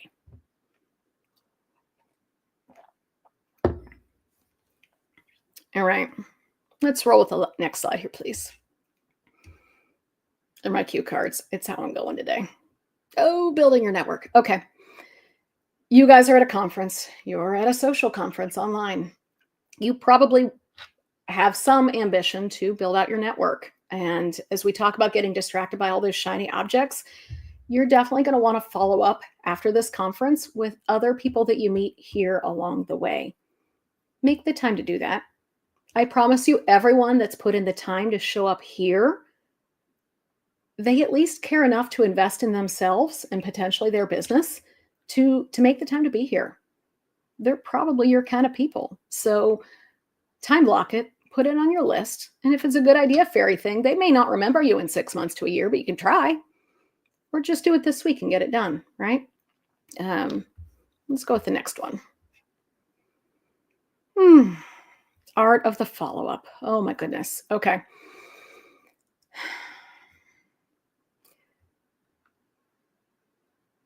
I talk a lot about culture at the Military Influencer Conference. That is one of my behind-the-scenes roles there.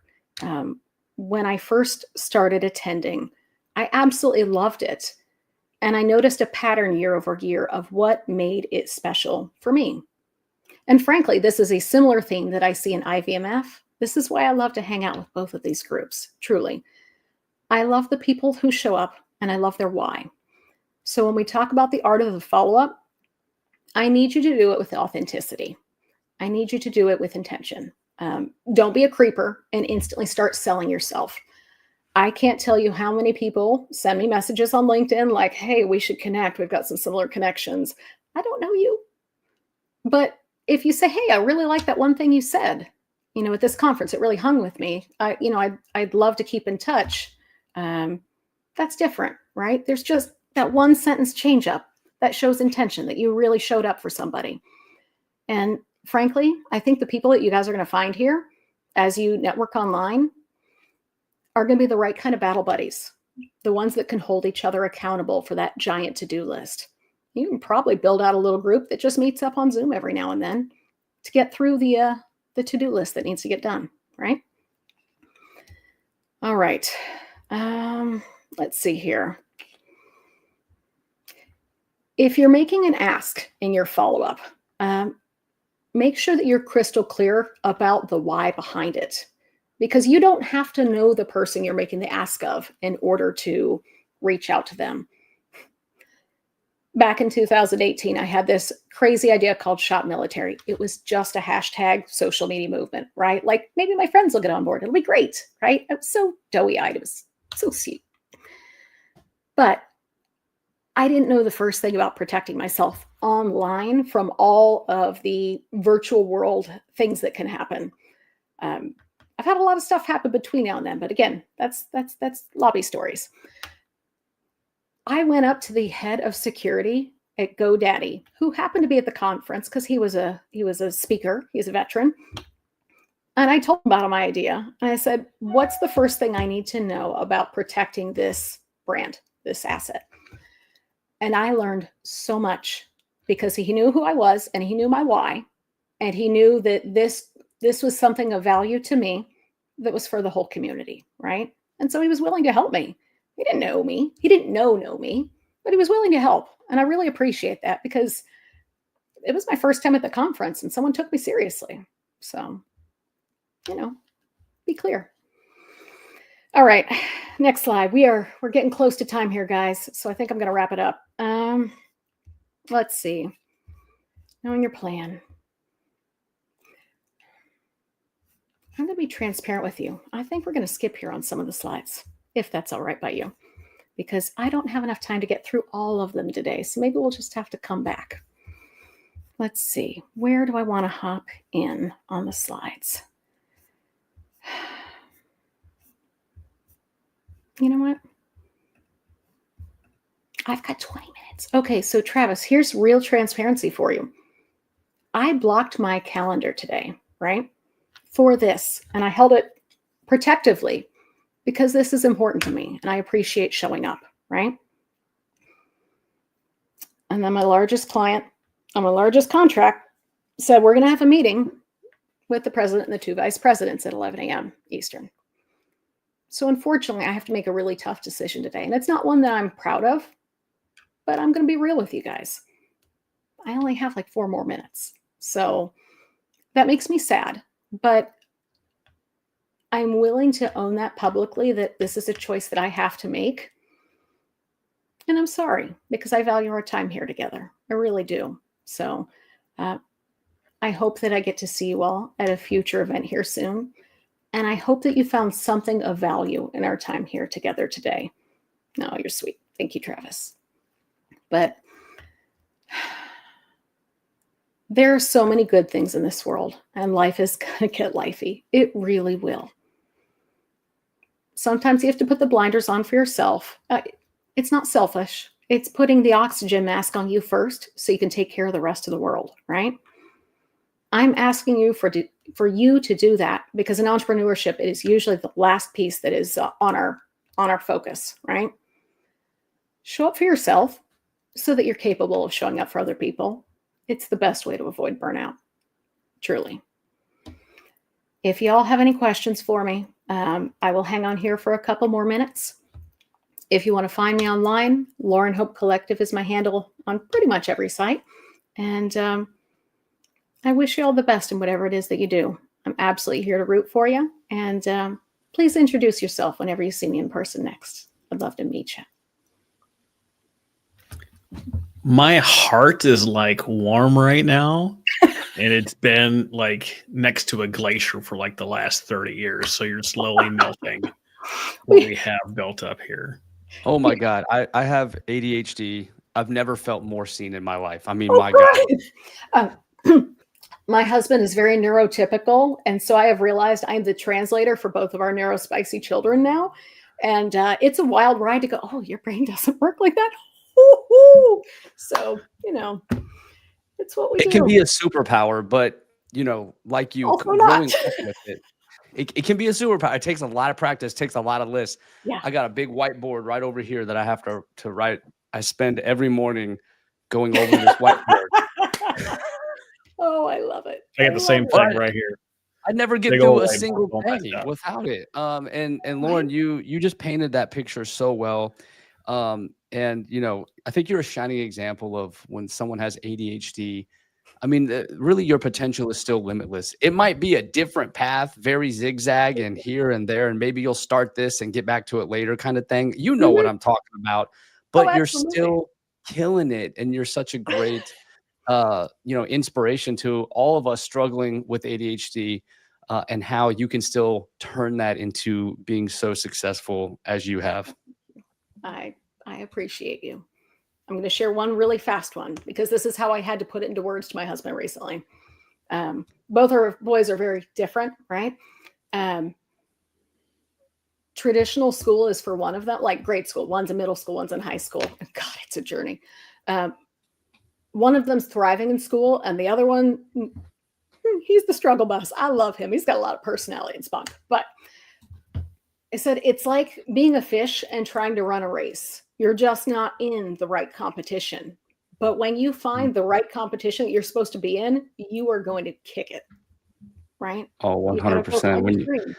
When you find a home for your talents, and it's got to, if you have ADHD, you have no choice but to follow your purpose and your passion, because nothing else is going to get your attention, right? Yeah. You got it. You have to be in line with that purpose. And when you find a home for it, I mean, my God, the sky will open and life will be so much easier to navigate. And so I challenge any veteran out there, especially I just retired in February. And I challenge any veteran out there, be real with your purpose, what you're looking for, and take that chance on yourself and go for it. Because you just did all that military service. You've been all around the world, and now it's your turn. And that's the advice I got. And I finally had the courage to step away from the DOD. I took the easy route as a civilian out the gate, knowing I have ADHD, knowing that I have these limitations. And for once I took this chance on myself, and I can be aligned with folks like Travis and you, Lauren. And it's just so worth it. So thank you for being so vulnerable too. I really felt that, when you were going through your emotions and your story, it was super powerful. So thank you so much. Thank you all.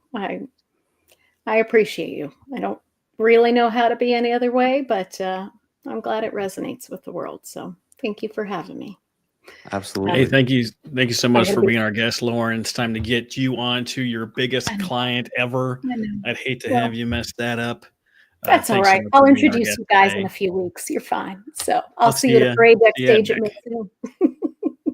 All right. Thank you, gentlemen. Take care. See you.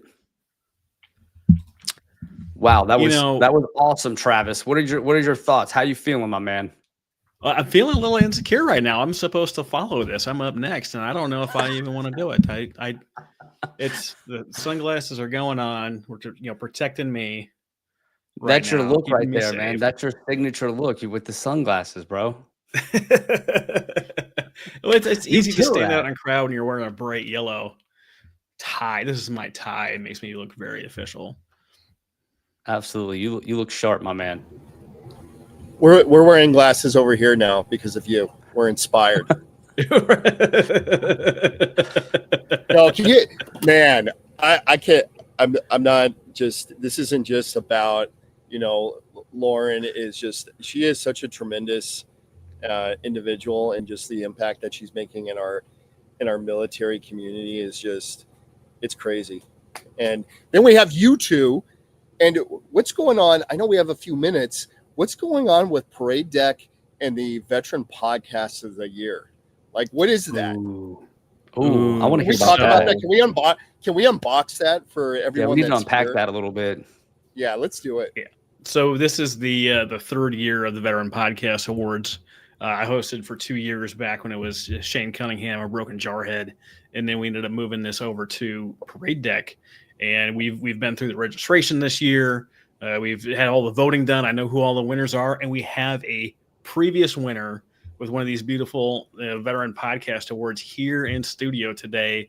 Mr. Josh White was the 2022 like Air Force badass, podcaster of the year. Is that right? I sealed it, man. I was kind of a brand new podcast. I think it was like my first year, relatively new. And man, I got to tell you, I was struggling to get those guests. The downloads just weren't there. And, you do all this work, you want folks to listen to it, but there's so much out there to compete with. It's like, how do you rise above? And I was struggling with that, man. And it all changed, when I met Travis and I found this incredible award that any military podcaster or anyone tied to the veteran community in general can go for. And I was hesitant. I was reluctant. I didn't want to come up short, but, it was completely worth it in the end because I met so many other peers like me, so many other podcasters that have put me in touch with. And Travis, as you know how this story ends, my name was called. Hero Front Podcast was the winner that year. And it opened. So it's why I'm here right now. Honestly, like it opens so many doors, right? And you take those opportunities one step at a time. And because of that, because of you, Travis, and what you've helped to build for folks like me, I now work with recurrent military, and I have a job directly tied to the type of folks the type of work I want to do, social media, podcasting, sharing veteran stories. And it's all because it started with you and that amazing award. So to help you, Travis, and to join you with Parade Deck and bringing this back full throttle to put this amazing light on these other veteran podcasters out there, I am just so thankful to join you, Travis, and to keep this tradition going because I know it changes lives. So thank you, my man, for believing in me and giving us this opportunity. Well, we're happy to do it. People often ask what Parade Deck is, and I can tell you like the party line, and I can tell you what we do and all this stuff. And we're just really we're here to help amplify military and veteran voices. It's not the Parade Deck agenda. Like, oh, what are you guys trying to do? Who's your audience? Like, no, we are trying to help you all, and you're going on to do great things. You also, did I see it right? Were you on America's Most Wanted? Yeah, no, you were hosting. Clear that I was helping to host. You have to make that clear. And I learned that too when I told my neighbor, "Hey man, do you got Hulu?" He was like, "Yeah." I was like, "I was on America's Most Wanted. You gotta watch." And he was like, "Bro, you need a place to hide?" I was like, "No, not. I'm thankful that you would hide me, but no, I was a host." But yes, Travis, you point out another great point, my man. Winning that award and just getting my name out there. What other things did that lead to? It led to me being contacted by the Fox Network. Mind you, I don't have a massive millions of followers or anything, right? Like I'm a normal veteran podcast like everyone else here. And yet they reached out to me and I got to meet John Walsh, Callahan Walsh. I'm on season 3, episode 2 with the rapper Little John. I wish I was making this up. This is real.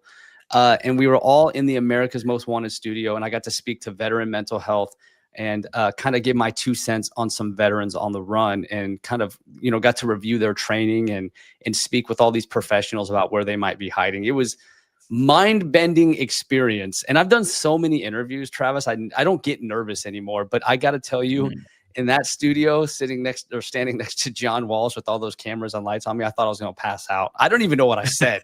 I had to wait till I came out. you leave, you're like, how did you go? And you're like, I have no idea. I had no idea how it bro. went. I was out of it, bro. That was intense. But I'm so glad it's in the podcast awards and going for these opportunities. There's always that fear that you're going to mess up. And that will oftentimes prevent you from taking a chance. Like, can I win this award? And it was going for things like that award and getting in the habit of doing things that I was afraid of that have just opened so many doors. And I just recommend that for any other veteran stepping out of the military. Like, just take that chance on yourself. If it terrifies you, that should be your sign that you need to go for it. And I did it with that TV show, and I'm glad I did, because my kids saw me on TV. I couldn't show them the whole episode. I mean, it is America's Most Wanted, but I did show them that I was on TV, and they're seeing their minds blown. I mean, it wasn't even being on TV, Travis. It was all the positive feedback from friends and family that made it so special. And, it was things like the Veteran Podcast Awards to get your name out there, so you get noticed for opportunities like that. So, it was tremendous, man. A blast. I tell you, you said something that really that I've really come to hold on to the last couple of years. You said you were terrified, and then you went and did it anyway. When I get asked how I do all the things that I've done over the years with the books and the course at university and a few other things that I've done, people are like, how the heck do you do all this stuff? Like, weren't you scared? I'm like, absolutely. And that's how I know it was worth doing. And it's the same with imposter syndrome. If I'm doing something new and I don't feel like I don't belong, if I don't have that feeling, I know I'm wasting my time. Because when I go and I do something outside of myself and I get that feeling of imposter syndrome, or I get that terror like I shouldn't be doing it, that is how I know that I'm on the right path and on the right steps. That's like your true north now, right? Like, before it used to repel you, and now you kind of follow that direction, and you go into the unknown. You take the beaten path, but the reward on that end is tremendous. Oh yeah, absolutely. Being a longtime podcaster, I've got to ask you while you're up here, like, what's the favorite interview that you've done over the years? My favorite's probably, I mean, there's a few that come to mind, but my favorite's got to be the very first one I did, which was with my dad, who served for 26 years. And the reason that I joined the Air Force and just finished my 20-year career. And so he was my first, and it was just a cool thing, because it was like I was a brand new podcaster. I wanted to test out the equipment, the audio. I needed someone to test it out on, right? And so my dad agreed, and I got to learn a lot about him that I didn't even realize. We just never, that's the beauty of podcasting. You talk about things that you wish you knew about people, but you don't often take the time to ask. And so I got to learn a lot of new things about my dad on that day. And if you can, it's still there right now. You go to herofrontpodcast.com or search Herofront on Apple Podcasts or Spotify. Go to that very first episode. I look like a kid. Like, I think it's only been 4 years, but man, that last 4 years of the Air Force really aged me. But I look like a child. Facial hair now, right? So you can, know. Yeah. I got that clean beard look now, man. We're just killing it out here. But no, that's got to be my favorite episode, man. And the episode that changed everything for me, though, was definitely General Jim Slife, 4-star general, vice chief of staff of the Air Force. He's such a badass dude. I remember PA was like, well, maybe we should discuss this. And he's like, no. I know this guy. He's a good dude. Let me do the interview. And just did it. And so I had this interview suddenly with the vice chief of staff of the Air Force. And now I'm going on TDY's podcasting for the Air Force. I mean, it just, you get that one right guess, and it can change everything for you. No, I fully agree. I had been one that I'd been a fan of Bob Berg and the Go Giver series that he wrote. Go Givers Do More. It's really a different, not self-absorbed way of doing business, of interacting with people and really putting others first as you're going through life, which is how I've lived for a long time. But I didn't see it in a book. I didn't see it in a walkthrough of life. And no kidding, reached out to him on social media. It's like, hey, I'm a huge fan of your books. I've got a show. I'd love to have you on. When can we do it? And he replied instantly. It's like, hey, I'm available this time. I was still over in Bahrain. I was deployed when I started the show.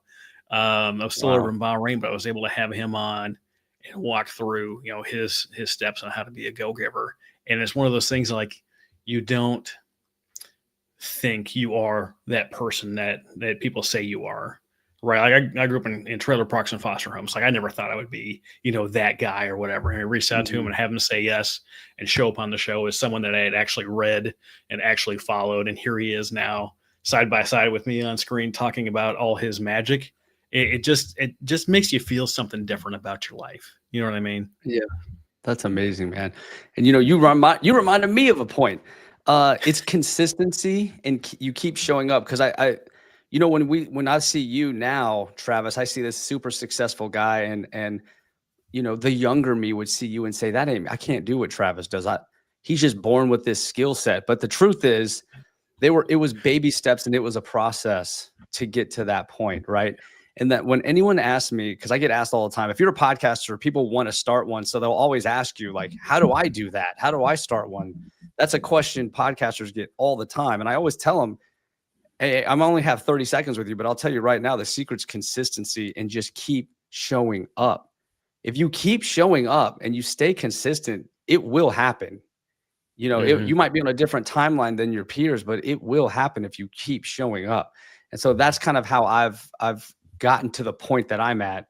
And that's the one lesson, Travis, that I just definitely want to hit on for our audience right now. Well, it's huge. It's a big deal. We've got the Army podcast of the year that you won the overall Veteran of the Year, Travis Partington. He's building up right now to his 500th show. He's going to hit, I think, in May next year, he's going to have episode 500. And it's just that time doing it consistently over and over and over again. If you're doing one a week and there's 50-ish weeks in a year, that's, is that 10 years of podcasting? Like that is a long time to be consistent. If you're putting out one a week, if you're doing one a day, you can get it done in 2 years, but that is an absolutely grueling schedule. I know only a couple of people that actually put the time in. The biggest tip with that consistency is, in order to be consistent, and I'm going to get this into my talk here in a couple of minutes, is finding how to incorporate that into your daily, weekly, or monthly routine. I've got this thing that I'm going to do. I got to figure out how I can make sure that it's going to work out, with my life, with my family, consistently, and all that stuff. And how is it going to actually, impact that? When I got back over from Bahrain, I was over there alone. I could schedule podcasts. If I wasn't working, I was scheduling a podcast. And I got back home, I was going to work during the day. I was scheduling podcasts in the evening. My wife was like, "You have any time for your family anymore?" And I was like, "Oh, absolutely." I just had been the challenge doing right it. there. That's been where doing it, so that I had to, which evenings of the week was I going to do? I had it open for every day. Then you have to change that a little bit to figure out how you're going to have the work balance, the life balance, the family balance, and to make that all work. It's bringing people around you that are going to help you, encourage you, keep you on mission. It is a lot of fun podcasting. I enjoy it immensely, but it also is a lot of work to make sure it gets out, gets done, goes out on time, stays consistent. I was over in Bahrain when President Trump killed General Soleimani with a drone strike. And I had been doing my show, and I had a couple in the can. I had a couple pre-recorded episodes, but I didn't have enough for that operational tempo, right? So I wasn't prepared for the real world to happen. So as my 100-hour work weeks were enacted to try to get everything going over there, the podcast dropped off. It was one of the things that I didn't have covered. And it's something I'm going to be talking about really here in the next couple of minutes, of how to really level up your podcast game. We're going to have a little bit of the baby steps of how to do it, a couple of the little things you have to check off your checklist. And then as we get into it, it's really for really leveling up your game. We're going to talk about what it is and then how to make it better and great. You were talking, Josh, a little bit ago about how you got started and how you were working. What did you do along the way to really level up your game? So the key is stop being a perfectionist. That's the key. I think all veterans on some level are a perfectionist, because we've had a job where you couldn't make a mistake, right? Mistake meant death or something terrible. So I think it's ingrained in us to make everything perfect. We want the best equipment. And then we kind of start kicking the can down the road. Well, I don't have the best mic yet. Well, I don't have this or that or that. Just forget all that. Just start. Just do the work. That's what I tell people. That's the hump that I had to get over. And so I don't shoot for 100% on anything. If you hear any clickety clacks, that's my wiener dog walking around. His name's Otis. He's adorable. Actually, he's right here. So I just had to introduce him. So it's I don't go for I go for 80% product. I'm 80% pleased with it, but it's 100% on time. That's what I go for. 80% I'm pleased with it, but it's 100% on time every time. Once I made that switch and I wasn't going for perfection, I could finally stick with my consistency and not get hung up on every little detail. That's a big deal. There's I had a guy that I was mentoring. He was helping me do some of like creating audiograms and stuff when audiograms were a big deal, and encouraged him to start his own show, which was great. And he started doing his own show, and I was like, hey man, where's the next episode?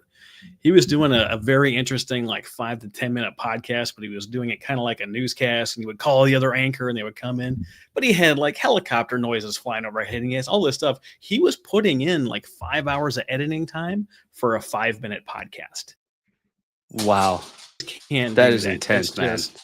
Not tenable. That is just not the way we go. But we're at time, so we're going to transition over into my talk. Thank you so much, Josh, of how to level up your podcast game. And I'm going to see if we can get the shared screen going. Extra camera, video file, image file, slides and PDFs, share screen. Here we go.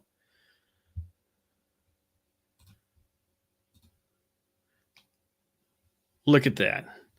How's that looking on board? We're sharing our screen. Can you all see that? Perfect.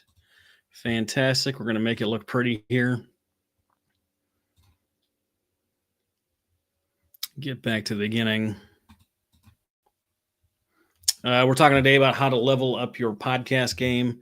Travis Johnson. I'm also co-hosting this event for the Veteran Social Summit. Thank you so much, Ryan, for putting this together, Henry for doing all the details, Josh for showing up to help, and thanks to our last presenter, Lauren Hope, for just a fantastically smooth and heartwarming walk through loving yourself through all the things you want to do as you go through a conference. Mine's going to be a little bit different speed. I'm going to be talking just a little bit faster, but what we're going to do today is talk about how to really level up your podcast game. I took this information from a couple of the books I've written, pictured here, Become a Podcast Titan and Monetize Your Podcast. We're going to talk about things for beginning podcasters, seasoned podcasters, hobbyists, how to grow your business. And of course, we're going to have the QR code here down in the bottom right. At the QR code, you're going to find things like my social media. You're going to find this presentation. You're also going to find what we've been talking about recently is the Veteran Podcast Awards going live October 5th. Josh White's actually going to be my co-host, the former Veteran Podcaster of the Year. That is going to help me get through that. So please scan the QR code, find something that works for you, follow along, connect with me on social media. I'd love to hear from you as we get started into this presentation here. So I'm here representing Parade Deck. I'm the podcast director over there, and we amplify verified military and veteran voices through events, storytelling, community, and connection. We live stream events like this, all right? This event, Veteran Social Summit, is being live streamed across all of our social media channels, YouTube, LinkedIn, Facebook. We also do things like the Veteran Podcast Awards, and we stream content on Parade Deck TV app and also on Apple TV, which is pretty cool. I've got a couple of shows under my belt, both top 5%. My clients are in the top 1%, top 0.5%. Retired Navy Mustang, authored 10 books, some of them on podcasting. I've also got a course that's available in 3 universities. I think I'm the only podcaster to have done that, so that's kind of fun. And then maybe if you're lucky at the end, I'll tell you about the Guinness World Record I'm holding there. But today we're going to talk about podcasting that it changes lives. There's actually no faster, cheaper, easier way to get in front of your ideal audience than through podcasting. It's free if you're going to be a guest. It's pretty cheap to get started. Even if you have all the fancy equipment, it's still pretty cheap. But you're going to be able to do content creation through that. You're going to be able to use that for your marketing. You're going to be able to raise your profile and lead to speaking engagements, something like this that I'm doing. And Josh have both leveraged podcasting to kind of raise our public profile. So it's a great way to do that. This is probably the most important slide that we're going to deal with today, is understanding your motivation.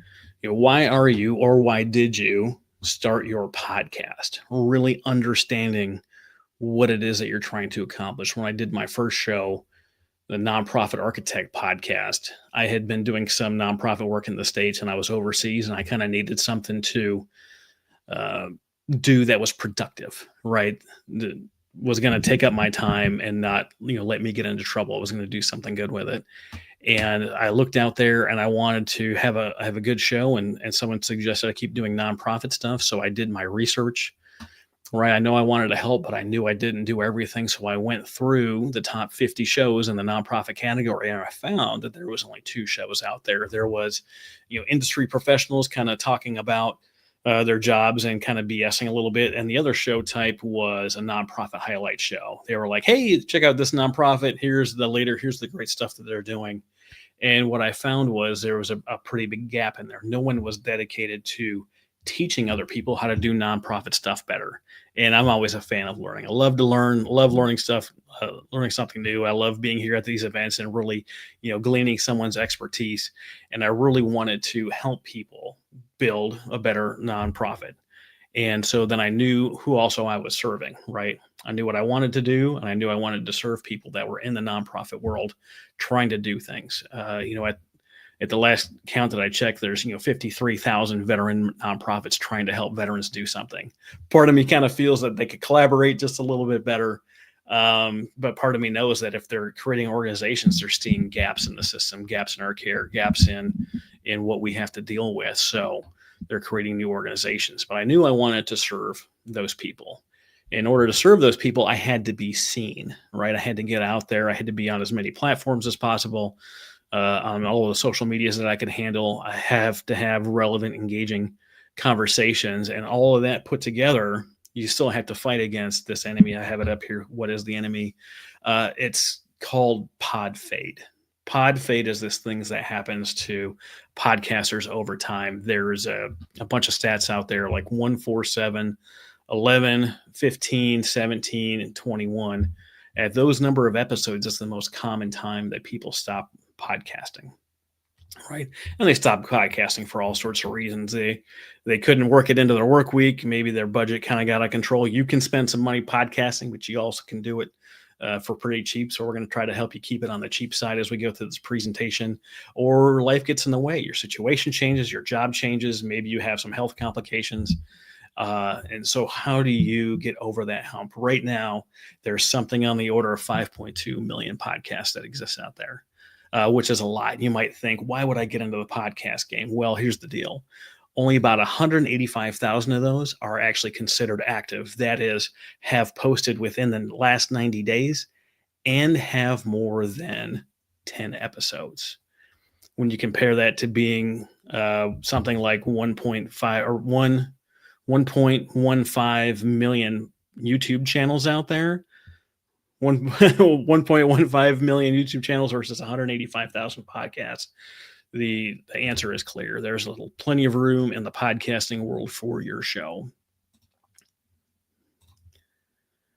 Things you're going to need to get started, right? You're going to have these 3 things. You're going to have a hosting platform. You're going to have recording gear and some kind of recording platform, software, whatever it is. I host my shows on Podetize. The reason I do so is they have this amazing feature. I know some other companies have got this feature, but they have this ad insertion tool that lets you click in and change ads with one click. So back in the day, if you were going to have an ad, you recorded it, you spliced it into your episode, and that ad kind of stayed there forever. What you can do now is you can go through and click a button and have that new ad apply to your whole library of episodes. So if you have, something like 50 podcasts that you've done, and you approach an ad or a sponsor, you can say, hey, I would love to have you on. You can be on our shows. And they're like, oh, I'm going to be on shows for the next 3 months. And you can be like, no, you're going to be on every show I've ever produced for the entire 3 months. So no matter where they listen, they're going to be able to find and hear your ad, which is a pretty cool feature. Recording gear. I'm going to tell you about the stuff that I'm using right now. I've got this Lumina 4K camera. It's only $175. There's a couple of cheaper options from Logitech that you can use, but you can see on the screen that I'm looking nice and clear. I've got this microphone, the AT2005 here. It only costs $65. The best part about both of these pieces of equipment is it's just a USB plug-in. There's no mixer. There's no crazy other contraptions. It's literally plug and play. And then I've got a ring light up here, which is about $30. So if you have under $300, you can get the same setup I have, look and sound amazing right from the start. And then we talk about recording platforms. Like today, we're using StreamYard for this conference. There's things like Riverside FM, Zoom, and Boomcaster. Boomcaster is actually available. It's a lot like StreamYard, but it's available through the back end of Parade Deck. So if you go to paradedeck.com and sign up for the pro account, you'll actually have access to a software that's a lot like StreamYard, but it allows you to edit the video, the audio, and the full transcript. The really cool features about it is if you delete a word in the transcript, it removes it from the audio and the video automatically. You don't have to go back and do that editing. So it can really save a lot of time. Something, if you're going to have a great podcast, you got to have quality assets. These are some cover arts that I had in the past. My show's Nonprofit Architect, Titan Evolution, and the Startup Shit Show. You can see their cover art there, and I've got a couple of my clients listed here as well. You want to have a good-looking quality cover art. The requirements are 3,000 by 3,000 pixels. You can go on Fiverr and have someone create this for you for only a couple of bucks to have it look good. If you have quality cover art, a quality intro and outro, and quality video bumpers, you're going to look like a very professional setup. Intro and outro, you can get free music is available out there that are, what's the word? Not duty free. I can't remember the word. Royalty free music. There you go. Royalty free music. You can go out there, put in your intros and outros and make it look really professional. For audio editing, there's free options like GarageBand and Audacity, and also Adobe Premiere is a paid option, but it's probably one of the best ones in the game. There's no kidding, YouTube out there that can help you get started. And we're actually getting ready to launch a mastermind group. So if you click down at the QR code, there's a little thing for the Parade Deck Podcast Mastermind Group. You can sign up, send me a little email saying you want to be part of it, where we're going to bring other podcast experts together to help you make your show better. It's going to be fantastic. If you've never been a part of a mastermind group in the past, it is one of the best things you can do to grow your business, podcast, whatever it is you're trying to build. For video, we've got some editing tools that exist, things like TikTok and CapCut are old standbys. And then Opus Clips used to be the standard for video clips, but now Katana.video is really kind of working their way in. It's cheaper. It's faster. It's more customizable. If you've seen the Opus Clips out there, they have a top and bottom video if you're doing an interview, and they've got like the green highlighted text. You can make it your own color, whatever color you want for the highlighted text. It works faster. There's one low, I think it was like $30 a month for unlimited clips. Opus Clips, you have to pay as you go. So really quality video tool there. Great podcasters are these things. You've seen myself, you've seen Josh White on here, even Ryan Hunt has his own show. You've got to be these things, right? You've got to be engaging, got to be entertaining, you got to be educational, and you got to be easily found. If you were here for the last session, you heard that Lauren Hope said you can find me on social, on almost any social, at the Lauren Hope Collective. When you're able to be easily found, it's easier for people to connect with you, easier for people to follow you. Don't do that stuff on LinkedIn where it's like, do you have the person's email address and you need to put that in order to connect with the person? Don't put those barriers up. Let people find you, let people connect with you, let people grow and build with you. How people find you is everything, right? There's a lot of people out there that want to build a show and they really want to reach, one person, right? Well, is that one person ever? They want to reach one person ever? Do they want to reach one person a year, a week, a day, one person an hour, one person every 10 minutes? How many one persons are you out there to impact? What we're going to do is to help you do this is we're going to do some things like syndication, SEO, and marketing. Syndication is fantastic, but it can be kind of a slog, right? When you start your show at the back end, whatever platform you're on, Buzzsprout, what have you, you can connect to like 10 pretty easily. You're right there on the back end of it. What syndication is once you actually publish an episode, right? It's going to go out to everything that you've connected to, every platform that you've syndicated to. So if you've syndicated to 10 platforms, and you post one a week for a year, you're going to have 520 of your episodes are going to be out there, one for each platform. If you connect to something like 40 platforms, like we have listed here, that's going to put 2,080 times that you're going to be out there in a year. So if you are directing people to your website, let's say, and you put that in your show notes and you've syndicated to all 40 platforms here and you publish one a week, you're going to have 2,080 backlinks that exist posting back to your website, right? Google operates on backlinks. The more backlinks that you have to your website, the higher your web domain is going to be in the search results, right? So if you're posting, what I do and what my clients do is we post a preview.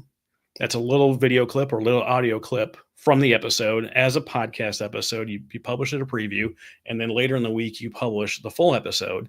And then you got 4,160 backlinks that you're accruing every year based on the stuff that you're already doing.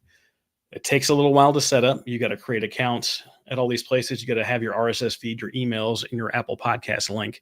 But once you have that, you have it set up, it's set it and forget it. It's running all day, every day. As long as that is still active, as long as that app is still going, you're going to get that backlink each and every week, which is fantastic. As we get into things like SEO, you've got to understand a few things. One is that my son loves being upside down. This was taken at Pensacola Beach back in 2012 when I was in flight school, which was pretty fun. But you can only search 3 things on Google. You can search your podcast title. That's the name of the show, your podcast description, and then the episode title. So all the work that you do into the show notes that's not currently searchable on Google, right? So you want to make things like you have your name on there. You want to make sure your name is being seen. They can't see what your name is unless it's in the title. So one of the hacks that we use is we put your name, like Nonprofit Architect, with Travis Johnson as the title to the show. Someone with a common name like Travis Johnson really appreciates that SEO and that domain building with their name attached to it. The podcast description is one of the best ways to actually get seen and heard out there because it's searchable, and you can search up to you can put 4,000 characters in your description. So you can put in there, like, who's your show for? How often do you publish? What is your show about? Who's your show for? Who's your show not for? And you can put all of that stuff in there and still have room for about 80 hashtags to make your show the most searchable possible. 3 strategies for podcasting. We talked about the show notes, what you're going to put in there. You're going to want to put a link in there. There's 3 main strategies that exist right now. One is an Apple podcast centered strategy. One is a YouTube centered strategy. And then those are in business as a website centered strategy. If you post like, hey, check out my latest episode at my website, and you post that link, if you've done the syndication, you're going to get that 4,000 backlinks to your website.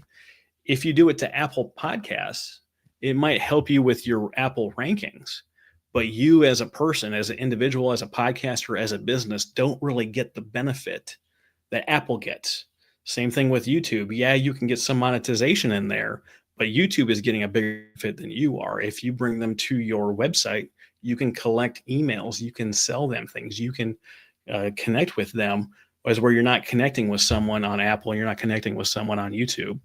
And then SEO with your name, as we talked about, Google your name. Are you dominating the first page of Google? Do you have a common name like Travis Johnson? And I don't know if you've looked up Travis Johnson's, but it seems like every Travis Johnson out there has their own business. They have their own law firm. Everyone named Travis Johnson seems to be doing stuff. And you try to get advice over the years like, oh, maybe you should, use your middle name. Well, my middle name is Dwayne, right? Do you know anyone named Dwayne Johnson? Like, I'm not competing with him. But if you do something like search Nonprofit Architect podcast, you're going to see that it's pretty much, I haven't podcasted and I've sold that show and I haven't podcasted it for probably 3 years now. You're going to see that it's pretty much every result for the first 4 pages of Google. You're going to see that almost every image is my image. You're going to see that almost every video is my video. That is the power of doing the syndication, doing the SEO correctly, is you're going to dominate Google and people are going to be able to find you and get the help that you're delivering. We're going to get into marketing, and you can see in the photo these yellow sunglasses as we're out in Vegas after one of the nights of Mick going out and hanging out. When you are doing these shows, you are creating things like video clips using Katana, and you've got places that you got to post them. You got to post them on your social media. If you've got a website and you're collecting emails and text messages, send it out on your CRM. You've got guest appearances that you do on other shows. Like if I'm a guest on Josh White's show on my website, I'm going to have a section that says guest appearances. I'm going to put that on my website. Not only is it going to help highlight Josh, but it's going to help showcase that I'm doing things other than just my podcasting. I'm using my experience. I'm using my expertise to go out and actually build brands and do things like that. And then there's things you can do like write your own press release. I was a guest on a show in San Diego, and one of the coolest things I ever had done for me is they actually wrote a press release for the episode that we did, and it got picked up by a local magazine, and that article got picked up by a national magazine, and I was contacted by Who's Who in America, which was, kind of flattering, but it's a way to get your name out there. Print media is not dead. I'm looking at the comments here, and we have the syndicate website. It's not a website. Each and every one of those things that you want to syndicate to, you have to go to each individual website, create an account, connect your RSS feed in your email in there in order to create that. So a great question, James. It's a pain to set up. I'm not going to pretend that it's not, but once you have it set up, the benefits are absolutely amazing. I can see Josh in the background nodding his head up and down there. Repurposing your content. When you create this thing like a podcast and it's however many minutes long, you're going to be able to pull little video clips out of there. You're going to be able to pull quotes out of there. You're going to be able to pull out nuggets out there, and you have to be able to share it with other people. Some people are going to go to your podcast. Some people are only going to connect with you via email. Some people are only ever going to see your stuff on LinkedIn. So wherever your audience lives, that's where you need to go to interact with them. If you're interacting with 18, 19, and 20-year-olds, they're going to be on TikTok.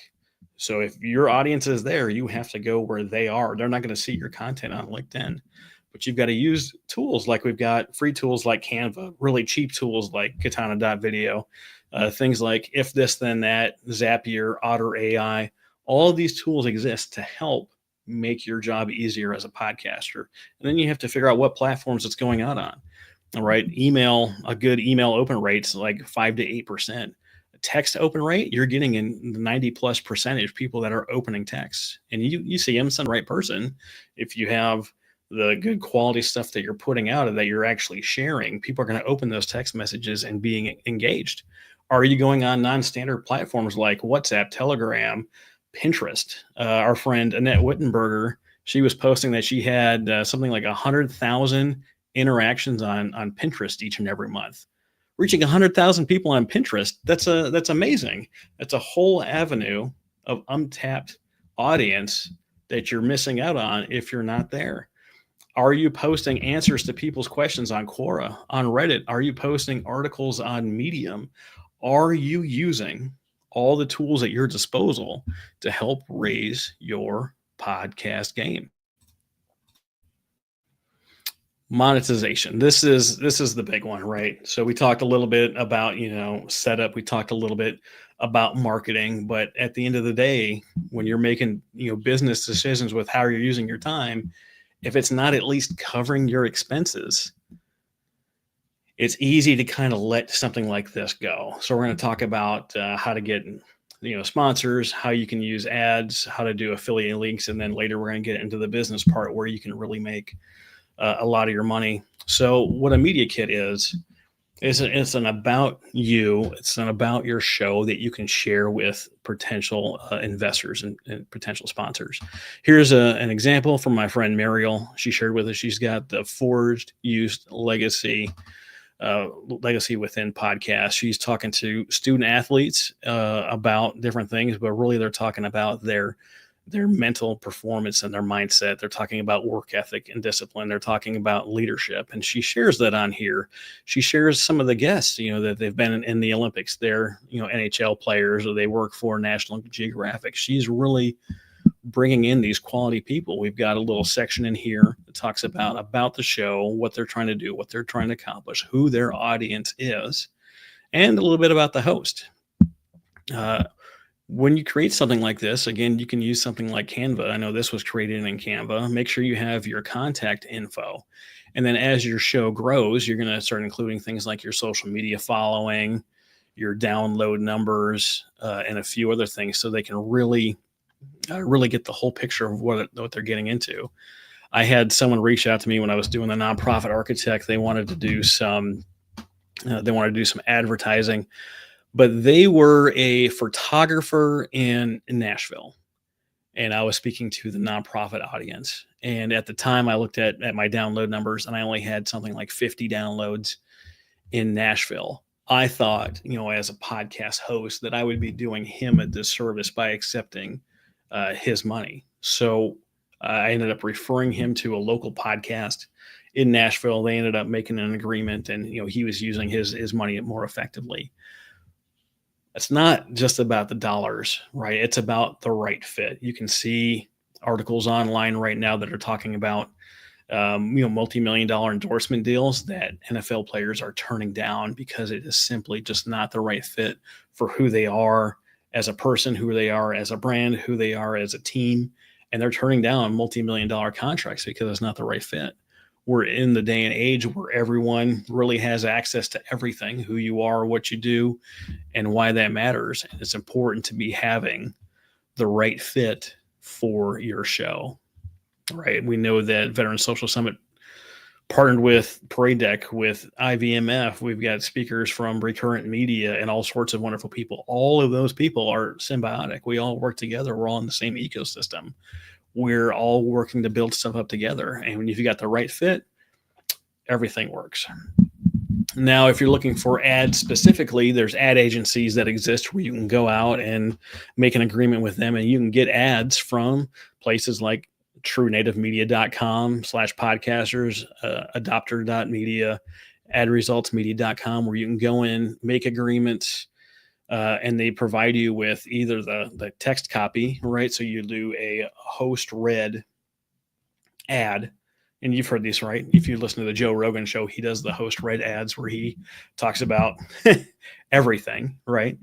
And then what we're building right now is Parade Deck is we're working on building that repository of ad partners. So when you have your show actually on Parade Deck and is streaming and people are watching your show and they're actually listening to those ads, you get paid.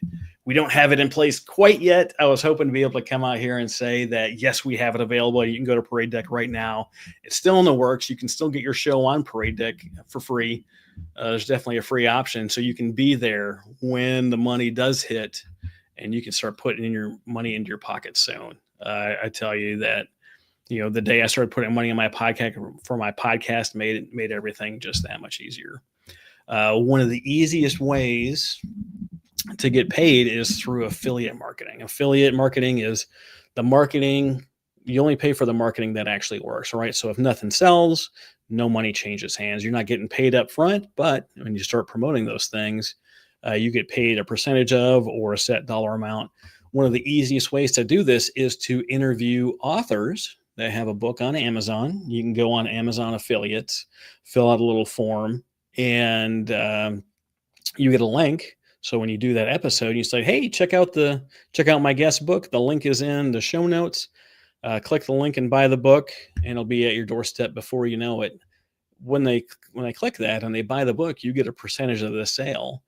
And I'm not sure if this is still in effect or not, but if they have more things in their cart when they check out, as long as they went through your link, I think you get a percentage of all of that stuff. Something to think about, something to consider, something to put a couple of bucks in there. There's also things that exist like referral agreements. This is very popular with coaches, people that sell coaching programs, courses. It's usually about 10%, depending on how effective you are or how many you sell. If someone is selling a $5,000 coaching program and you give them that referral and they sign that client, they give you $500. $500 is certainly going to cover an upgrade to your equipment, which is nice, right? To have that money in the bank, but also it's going to help, really confirm what it is that you're doing. And then I've got affiliates written down here because anyone that's selling a product and most services online at whatever website they have, there are things called affiliate plugins that you can use. WordPress has a bunch. Kajabi has a bunch. They exist on almost every website hosting server, where you can set up an affiliate link for that product.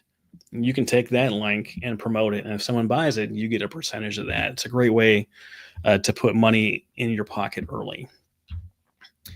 This is the business part. This is where I've made the most money. This is where everyone I know has made a ton of money. This is how the ecosystem, especially in an online world, really works. This is how you make your money. I know pretty much everyone in the podcasting game has made money this way, but when you're running your show as part of your business, right? If you're doing a show about podcasting, you're teaching people how to podcast, you've got a great lineup of stuff to do. But let's talk about some of the basics here, right? You want to be able to have their contact info. If you don't have their contact info, you can't try to sell them things unless you put them into a group, get their email, get their phone number for a text message. Like, you can't sell to them, right? Having 10,000 followers or 10,000 subscribers on YouTube is going to help you monetize through YouTube, but you can't sell to those people directly. You can't contact them directly. If YouTube goes belly up and you lose your channel, you can't contact any of those people. Probably one of the most famous examples in the veteran community that I know of is Smoking Bacon. They had something like 600,000 people in their Facebook group, and they got reported for something, and Facebook locked them out of that group. Can you imagine losing 600,000 contacts in an instant to have that taken away from you? I can't imagine how devastating it was. They've since went out, started their own app where they have everything on their own there. But like, if they decide to block your group or delete your group or whatever they do, and you don't have that contact information, you've just now lost your contact for business. So people are doing things like directing people to a website where they can collect their email, they can collect their phone number, they can have contact with these people beyond just the interaction on Facebook or LinkedIn or pick your poison there. And then when they are building their website, they have a blog section, and in the blog, they're posting their podcasting episodes, right? They're posting a multimedia blog. They've got the video, they've got the audio clip in there, they've got the full transcript in there. A 40-minute transcript is something like a 10,000 word blog post that you didn't have to write. If you use tools like Boomcaster, it's going to do the whole transcript for you. If you talk about a website, go back in there, right? Plug in the URL, make sure that's hyperlinked out, make sure that it makes it easy for people visiting the website. When I had the Nonprofit Architect podcast, we initially just did audio only. And then after about 10, 12 episodes, people are like, hey man, we want the video. So then I posted the video and I put it on the blog on the website. And then I had a deaf nonprofit reach out to me, and they're saying, we love this information. We need some help, but we can't do audio or video. And I went through and I got it transcribed. When I added the transcription to the blog post, it tripled my web traffic overnight. I don't know if you heard that. I don't know if you're listening and you're not sure what's happening. It tripled my web traffic overnight. We got a message in here from Josh that Facebook penalizes you if you direct people to links outside of Facebook. That's true, right? So you can post the link in the comments section, the first comments where people are putting them, to not get penalized for that. But we're also talking about it in the show notes of the actual podcast episode. Bringing people to your website and collecting their information allows you to do like drip campaigns, email campaigns, marketing campaigns. And this is where I've made most of my money in podcasting is the next section here. It's selling your own stuff, right? There's a value ladder listed here: freebie, book or ebook, course, coaching, and agency, right? So if you are, what do people do in the veteran space? You have a career transition podcast, right? They've got a bunch of guests on, they collect a bunch of resources. They've brought this information together, and someone's like, hey man, you got something you can send to me? They can go on Canva and make a quick 1 or 2 pager, like, hey, the top 3 tips for transitioning out of the military. And they can offer that as a lead magnet, right? Someone goes to their website, clicks, I want the free how-to guide, the 3-step guide to transitioning. They put their email in there, they hit submit, the website sends it out to them. In their email, they open up, they have a little bit of value. Maybe your free offering is your podcast, all the stuff that you're doing, all the stuff that you're talking about, that's your free offering. Then when you get more information collected, you have more guests on, you understand it better, you compile all that stuff into a book or an ebook. I use a website called ejunkie.com, e-junkie.com.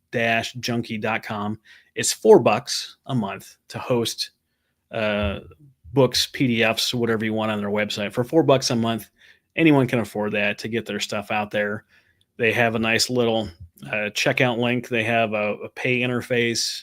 You don't pay any of the fees for processing. All they care about is that $4 a month. And I've got my 5 Podcast Titan books hosted there. Like $13. You can go pick one up. Then we've got the course. The course is where you take all the information from your ebook and you record short videos walking somebody through that process. Any website that exists out there, they have course plugins. Kajabi has them. If you're looking for kind of a one-stop shop, you can build all of this stuff on School, Skool. School will allow you to have a community and allow you to sell books and courses right there within one app, which is pretty legit. And then you have coaching. So if you have an ebook for $15, your course might be $150. Your coaching might start at $1,500 to $5,000. And then you have an agency like I have, where I actually do all the back end work for other podcasters. We do all the editing. We create all the video clips. We post them on their social media forum. We make sure that we have their blog posts done. We take all the little clips we create. We put them all over social media, YouTube, TikTok, what have you. And that's work that the podcaster no longer has to worry about, right? When I got to the agency level is where I made, more than 6 figures as I started doing this for other people. Figure out and think about how you can do this in your own podcast. What is it that you're doing, promoting or selling? Are you collecting just a group of stories? Well, you can do that. You can transcribe those stories. You can put them all in a book. And if you're doing, one a week, you can have a book every year that comes out with 52 different amazing stories from the guests that you shared. If you have one topic like career transition, you can do the same thing. You don't have to come up with the ideas for this stuff. You just take the content that you've been building and creating over time in order to get this stuff done.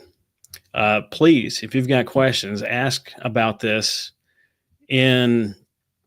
ask about it in the chat. We'll put it up here. Happy to answer your questions as we go through this. Again, click the QR code down there, reach out to me, and let me know what you think, what you have questions about, and all that stuff, right? So we've only got a few minutes left. We're going to get over to the last couple of things here and make sure that we understand what you can really do. Here's some of the pro tips. Quality guests. The higher quality your guest is, the more likely they are to drop real knowledge and value, the more likely they are to share your content, the more likely they are to be engaged with their community, and the more likely they are to come back. And if you want to do like a privately hosted event for your audience and have them come in and speak, they're more likely to come in and do that. Find top quality guests. I know we mentioned this before we started, but you have to be able to fit podcasting and the business of podcasting into your weekly or monthly routine. Some people have a nice weekly rhythm that they do. Some people record every episode they've got in a single day.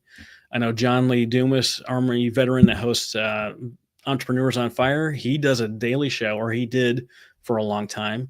He would have his Tuesday every week stacked up with 5 or 6 interviews that he was doing throughout the one day so he could publish them an episode a day.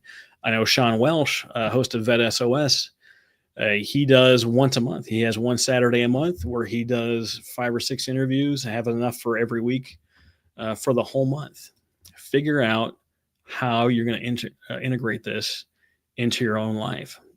you have to stay on message, right? I had the Nonprofit Architect podcast, helping you build a stronger nonprofit.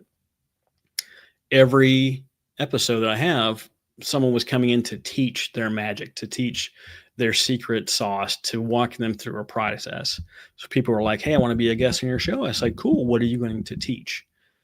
And some people were all on board and they could do it no problem. And some people are like, what do you mean teach? I'm like, you're giving away all your stuff for free on this episode. We want people to be able to do that. I'm a huge fan of that. I think people that are do-it-yourselfers might as well have the best advice to go do it yourself. People that we're going to have you do it for them now know that you're the expert and you know that what you're talking about and doing it, and they're more likely to buy. Sharing your secret stuff like I'm sharing today, exactly how we do all these things. Make sure you have regular contact with your audience.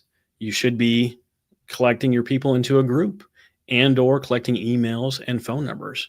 Having that regular contact with you is amazing. And you never know how they're going to help you. I was interviewing Steve Sims, rest in peace. He died earlier this year. He is the author of The Art of Blue Fishing, How to Get Things Done.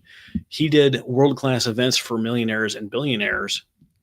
And I had him coming up in a couple of weeks. And I asked in my group, I was like, hey, I've got this guy coming on the show. This is what he's about. Do you have any questions for him? And from my group came the question, what event did you do that had the most impact on you? I didn't come up with that question. One of the people in my group came up with that question. I asked Steve, and it brought him to tears. He was able to describe a recreation of a first date for a 20-year anniversary that he was able to do, and he knew he'd never be able to top that for that couple, but really impacted him in what he did. Awards, plug-in for the Veteran Podcast Awards. Josh can attest to this. We've got them going live November 5th. You can go to veteranpodcastawards.com and catch the live stream there. Applying for things like awards are going to help build your credibility. I've been listed along with a handful of veterans that I know on the top 25 veteran-hosted shows. Being on that list helped get me some speaking engagements. Doing things like the Veteran Podcast Awards help build my profile. You need credibility behind what it is that you do, and a great way to do that is by applying for awards. And one of the last things I'm going to say here is rankings. Make sure your show is registered at Listen Notes. That's going to give you what percentage you are, right? That's how I know I'm in the top 5%. Places like Good Pods and Mopod are going to show my rankings as compared to others in my groups. It used to be Chartable back in the day. That's how I knew that I hit number 4 in the US within 3 months of launching my show, is because I was paying attention to the charts that were out there. I can then take the fact that I was number 4 in the US within 3 months of launching and help build on that profile, build on that expertise. Thanks, Joe. Yeah, groups, emails, and phone numbers. Absolutely. Absolutely. And then what you want to have in every episode is you want to have a strong call to action.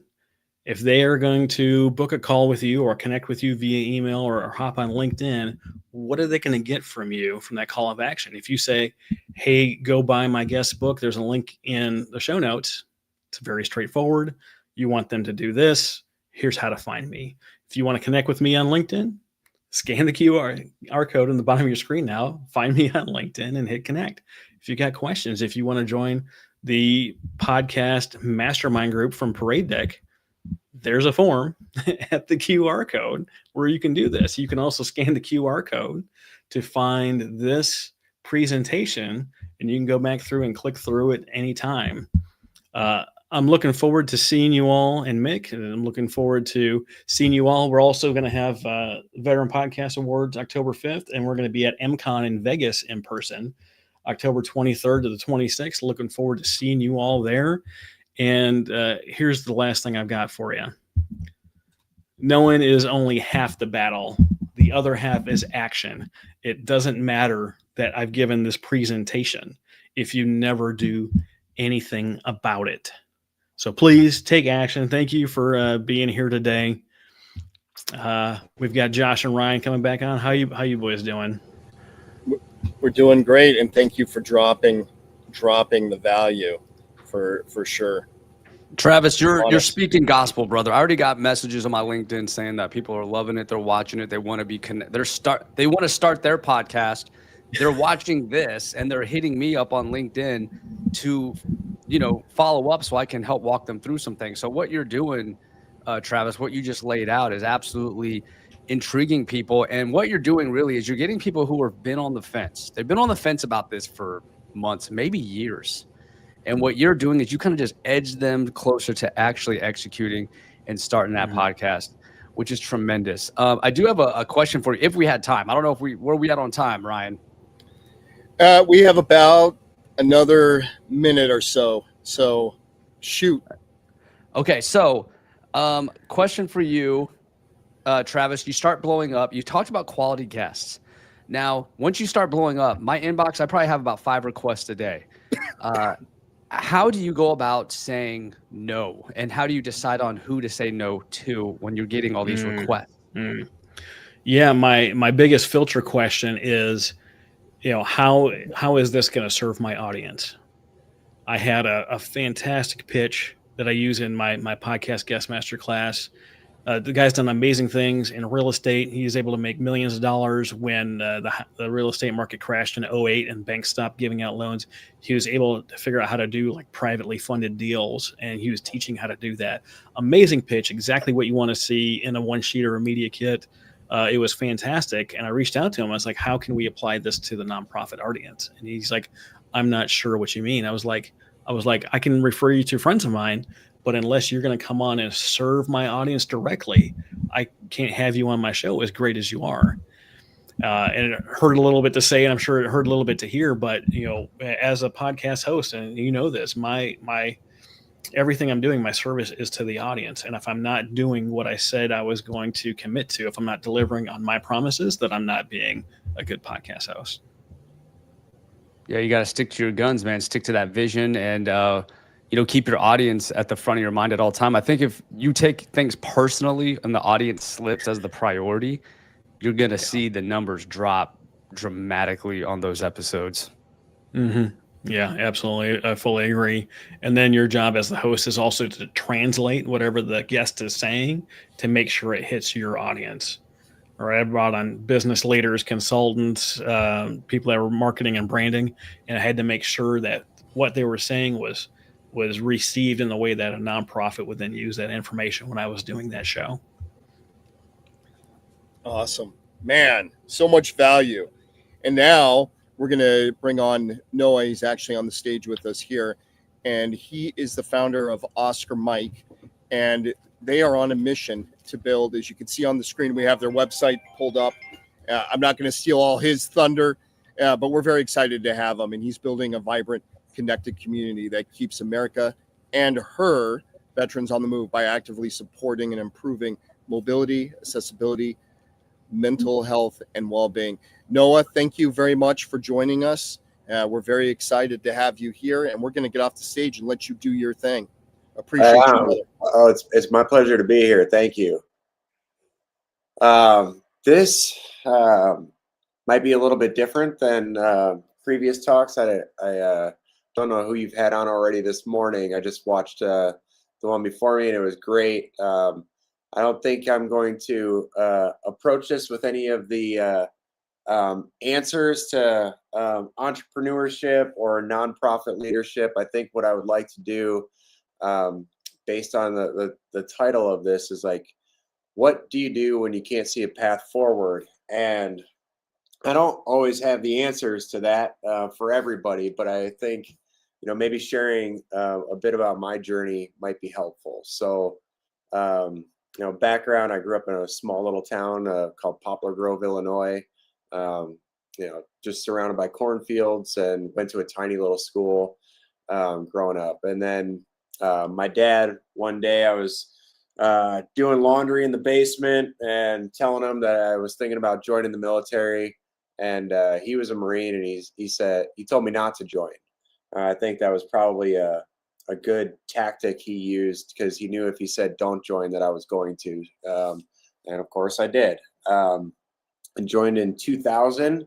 And a year later, I don't know what it was, like 5:45 or some California time, just kicking some sleeping bags, telling everybody to wake up because I had last fire watch, and we had to start our day. And there was a Jeep flying down the road yelling at us to get in and get inside and turn on the TVs and the radios. And we didn't have a TV, so we just sat around his Jeep with the radio on, and we listened to the events of September 11th take place. And you know, the world forever changed there, but really changed my world. And I think the reason I wanted to mention that is because today is the 12th, and yesterday we were hosting a clinic for disabled veterans, and everybody had some really powerful stories, you know, to share about how 9/11 changed their world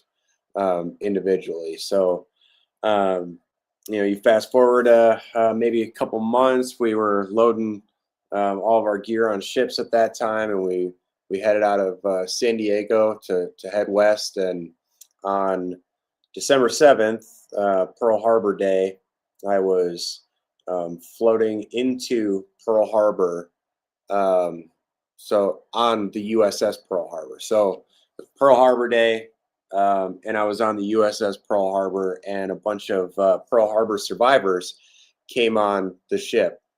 And it was something I'll never forget, but yeah, I would get emotional if I started talking about that day. But you know, I think they saw in us what they had seen in themselves, or we were like a reflection in the mirror, and we were ready. You know, they prepared us for what we had to do and spend the next couple decades doing. So that deployment was about a year long. Came home, and where we were in California for a couple months, and then we headed back overseas. But this time, around Christmas time, we landed in Kuwait in 2002, and then on March 19th, 2003, we invaded Iraq. I was with 1st Light Armored Reconnaissance Battalion, and you know, which General Mattis at the last minute had switched the order of operations from 1st Recon running point for the Marine Corps to 1st LAR running point because of our 8-wheel vehicles and those 25mm Bushmaster cannons on the front. You know, we could maybe shoot, move, and communicate a little bit differently than the Humvees of 1st Recon. So, you know, the invasion happens. I had left my girlfriend at home of 7 years, told her I would see her in a few months probably.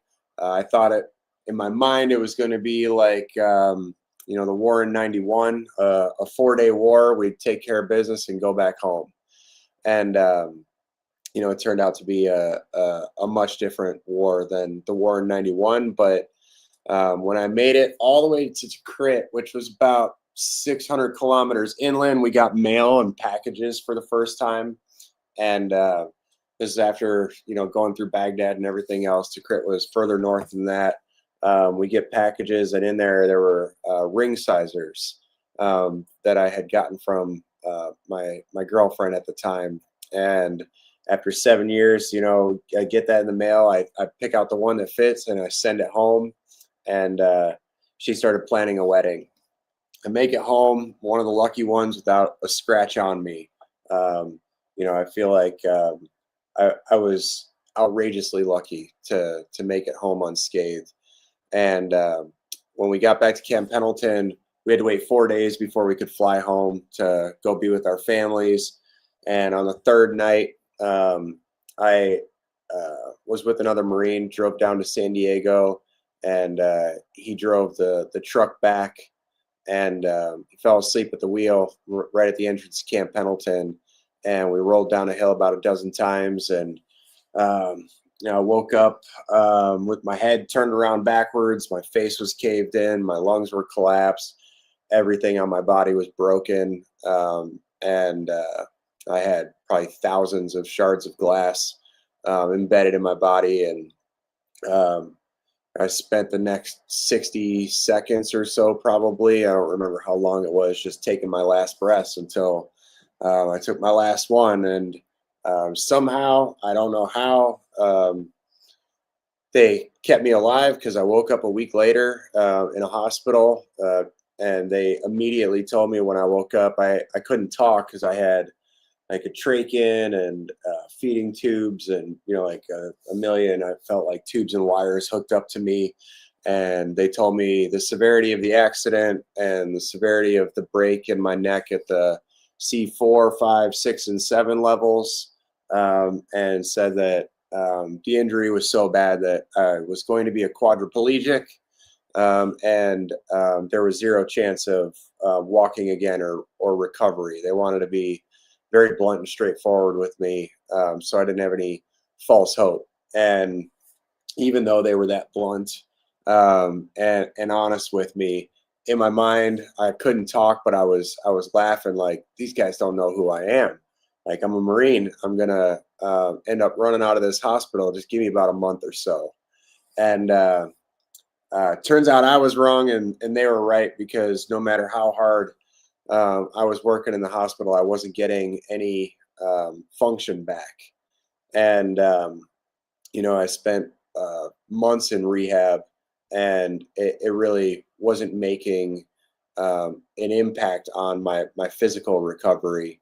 And when I finally got home to go see my family and my then fiance, I got a call from her saying that she had to work late that night, and that she was just going to be a couple hours later than expected after I got home.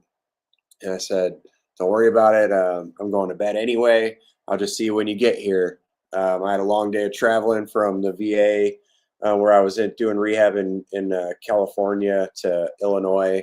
And I also had a pressure sore on my bottom at the time. So I had to spend as much time as possible horizontal anyway.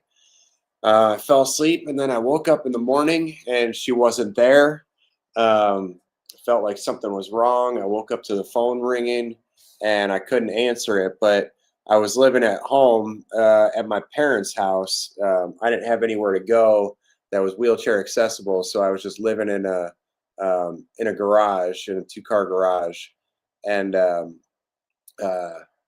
that phone call, I could hear my mom walk down the hall and answer the phone in the kitchen.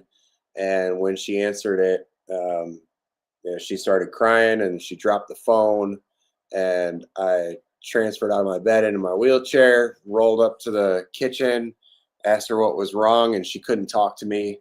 I just kept asking and asking until she could muster up enough clarity to say that Maureen was killed in a car accident on her way to my house.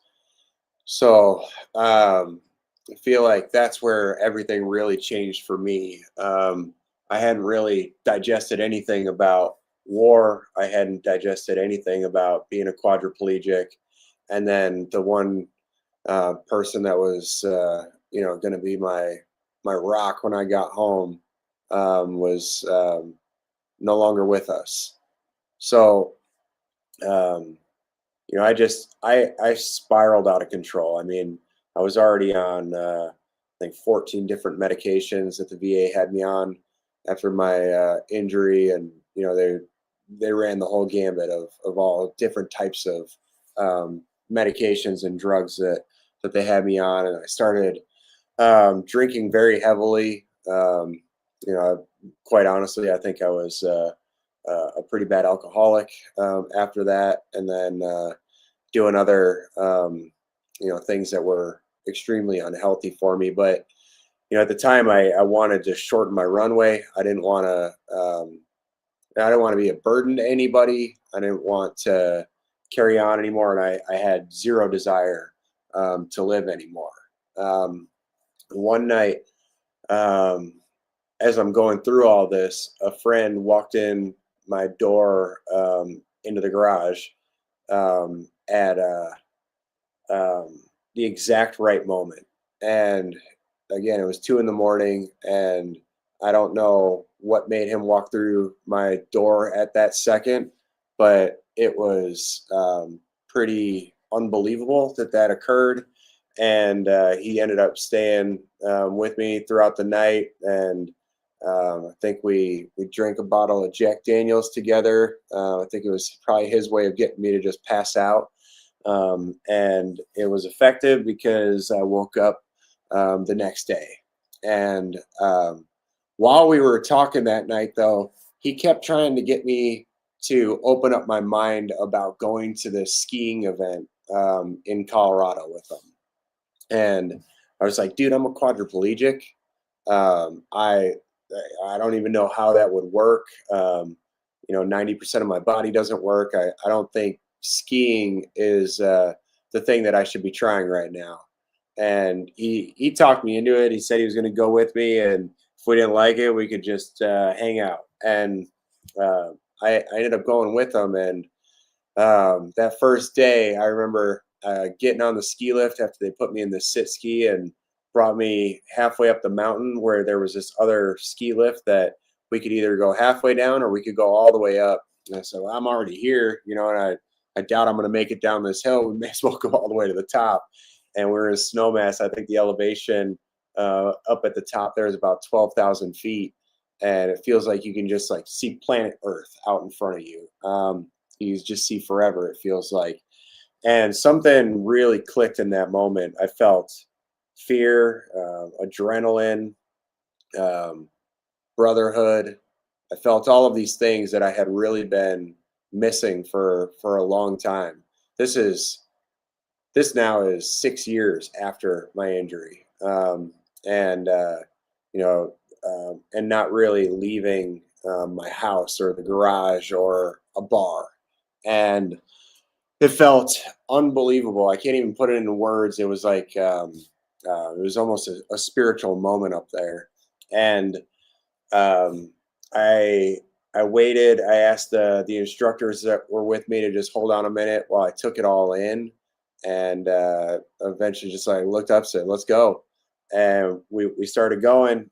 I fell a lot going down that mountain. It was felt like maybe every few hundred yards, it was a yard sale, and all my equipment would be flying all over the hill, and I would roll.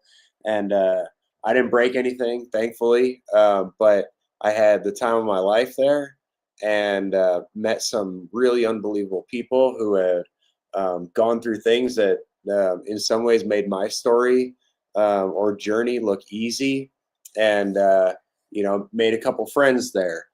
And that was really the most important part, because the skiing was great, but the friendships that I made and people that really understood what I was going through was great to have other people to talk with and lean on and take knowledge and information from.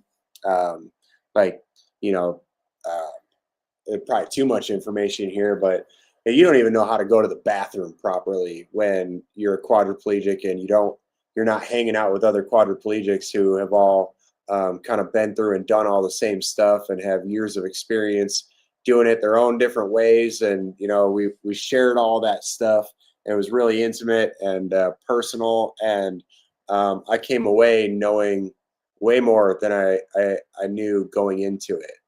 So I see a few of these guys later. There were 4 of us that all in chairs talking about how impactful our relationship was on each other. And we found ourselves using these sporting events. The VA has a couple flagship events, like the Winter Sports Clinic and the National Veteran Wheelchair Games.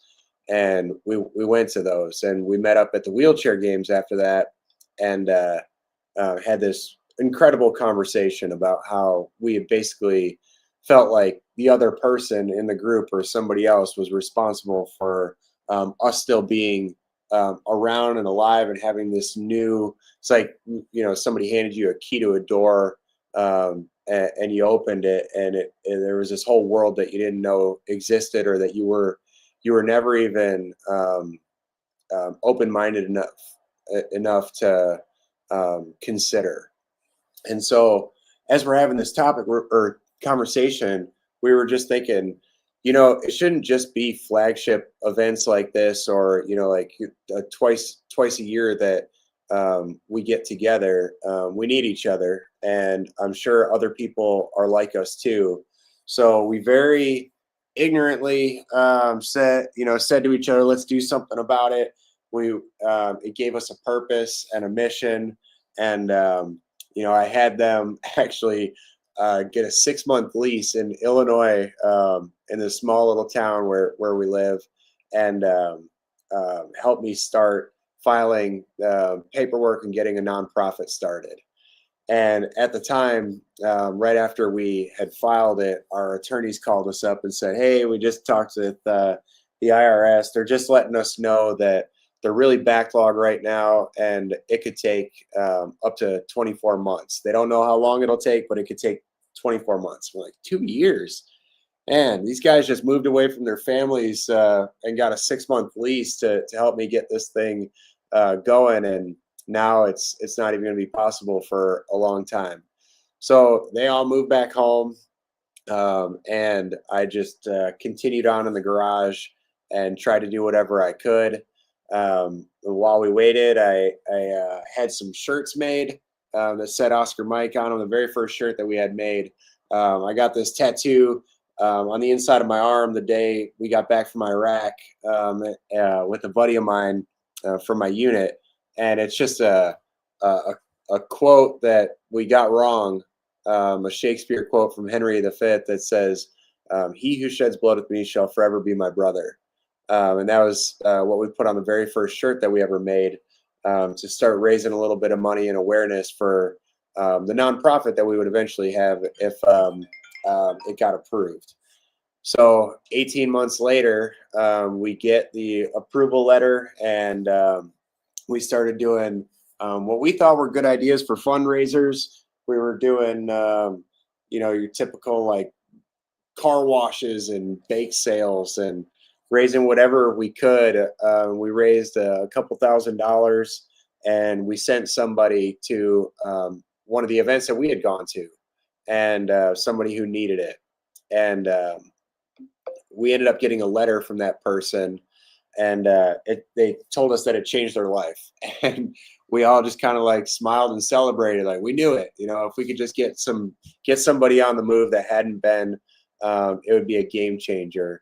And over the years, you know, we started learning getting better, you know, at what it took to run a nonprofit and raise some money, and eventually we got this place that we call the Oscar Mike Compound. It's a 9,000 square foot home that has 16 beds in it, and we host these week-long programs throughout the year that are just like an adaptive sports program. We actually just hosted, last night was the last night of our last one of the season for this year. So it was a really powerful and emotional dinner and goodbye last night, especially being September 11th. But you know, that this week, just like every week, the participants, no matter what disability they have, are learning how to fly an airplane. Then we're throwing them out of one. We're going off-roading.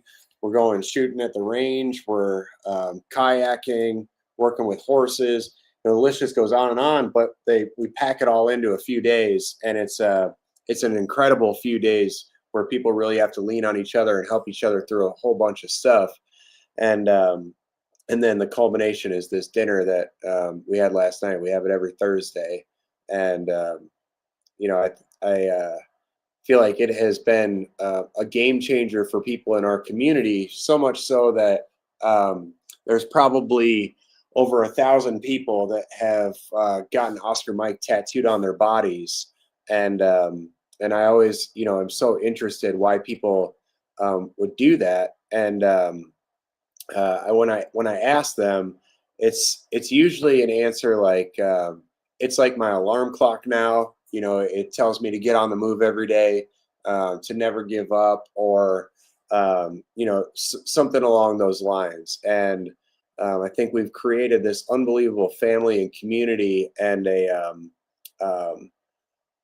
I don't know, maybe like a pledge to each other to not give up, you know, and it's becoming contagious. And I love seeing that. Right now, we're working on a big project to build a much larger facility. We have this big capital raise going right now, and you know, I feel like last night somebody in the group, as we're going around the table talking, wanted to say thank you to me personally, and I was like, please do not say thank you. I have to be completely honest with you here. I would almost guarantee that I get more out of this than you do. I need this, and it's like perspective for me is like a superpower. When I see people, you know, last night we had a couple visually impaired or completely blind veterans, and a quadriplegic there that was at a higher level than me, and still crushing life, and you know, out there doing it, taking a chance and trusting us to spend a week with us. And you know, I need that. And so it's awkward when somebody says thank you, because I feel like I should be thanking them for being there with me and you know, trusting us through the week. So you know, when I think about what do you do when you can't see a path forward, you know, I think it depends on what level people are at with, you know, that not being able to see a path forward. Sometimes, you know, like there was a female participant, a quadriplegic last night, who was saying that this is the first time they ever let somebody in close enough, a caregiver, that she had to bring to an event to help her get through something, because she was so maybe stubborn or whatever it was, that she didn't want to have to ask people for help.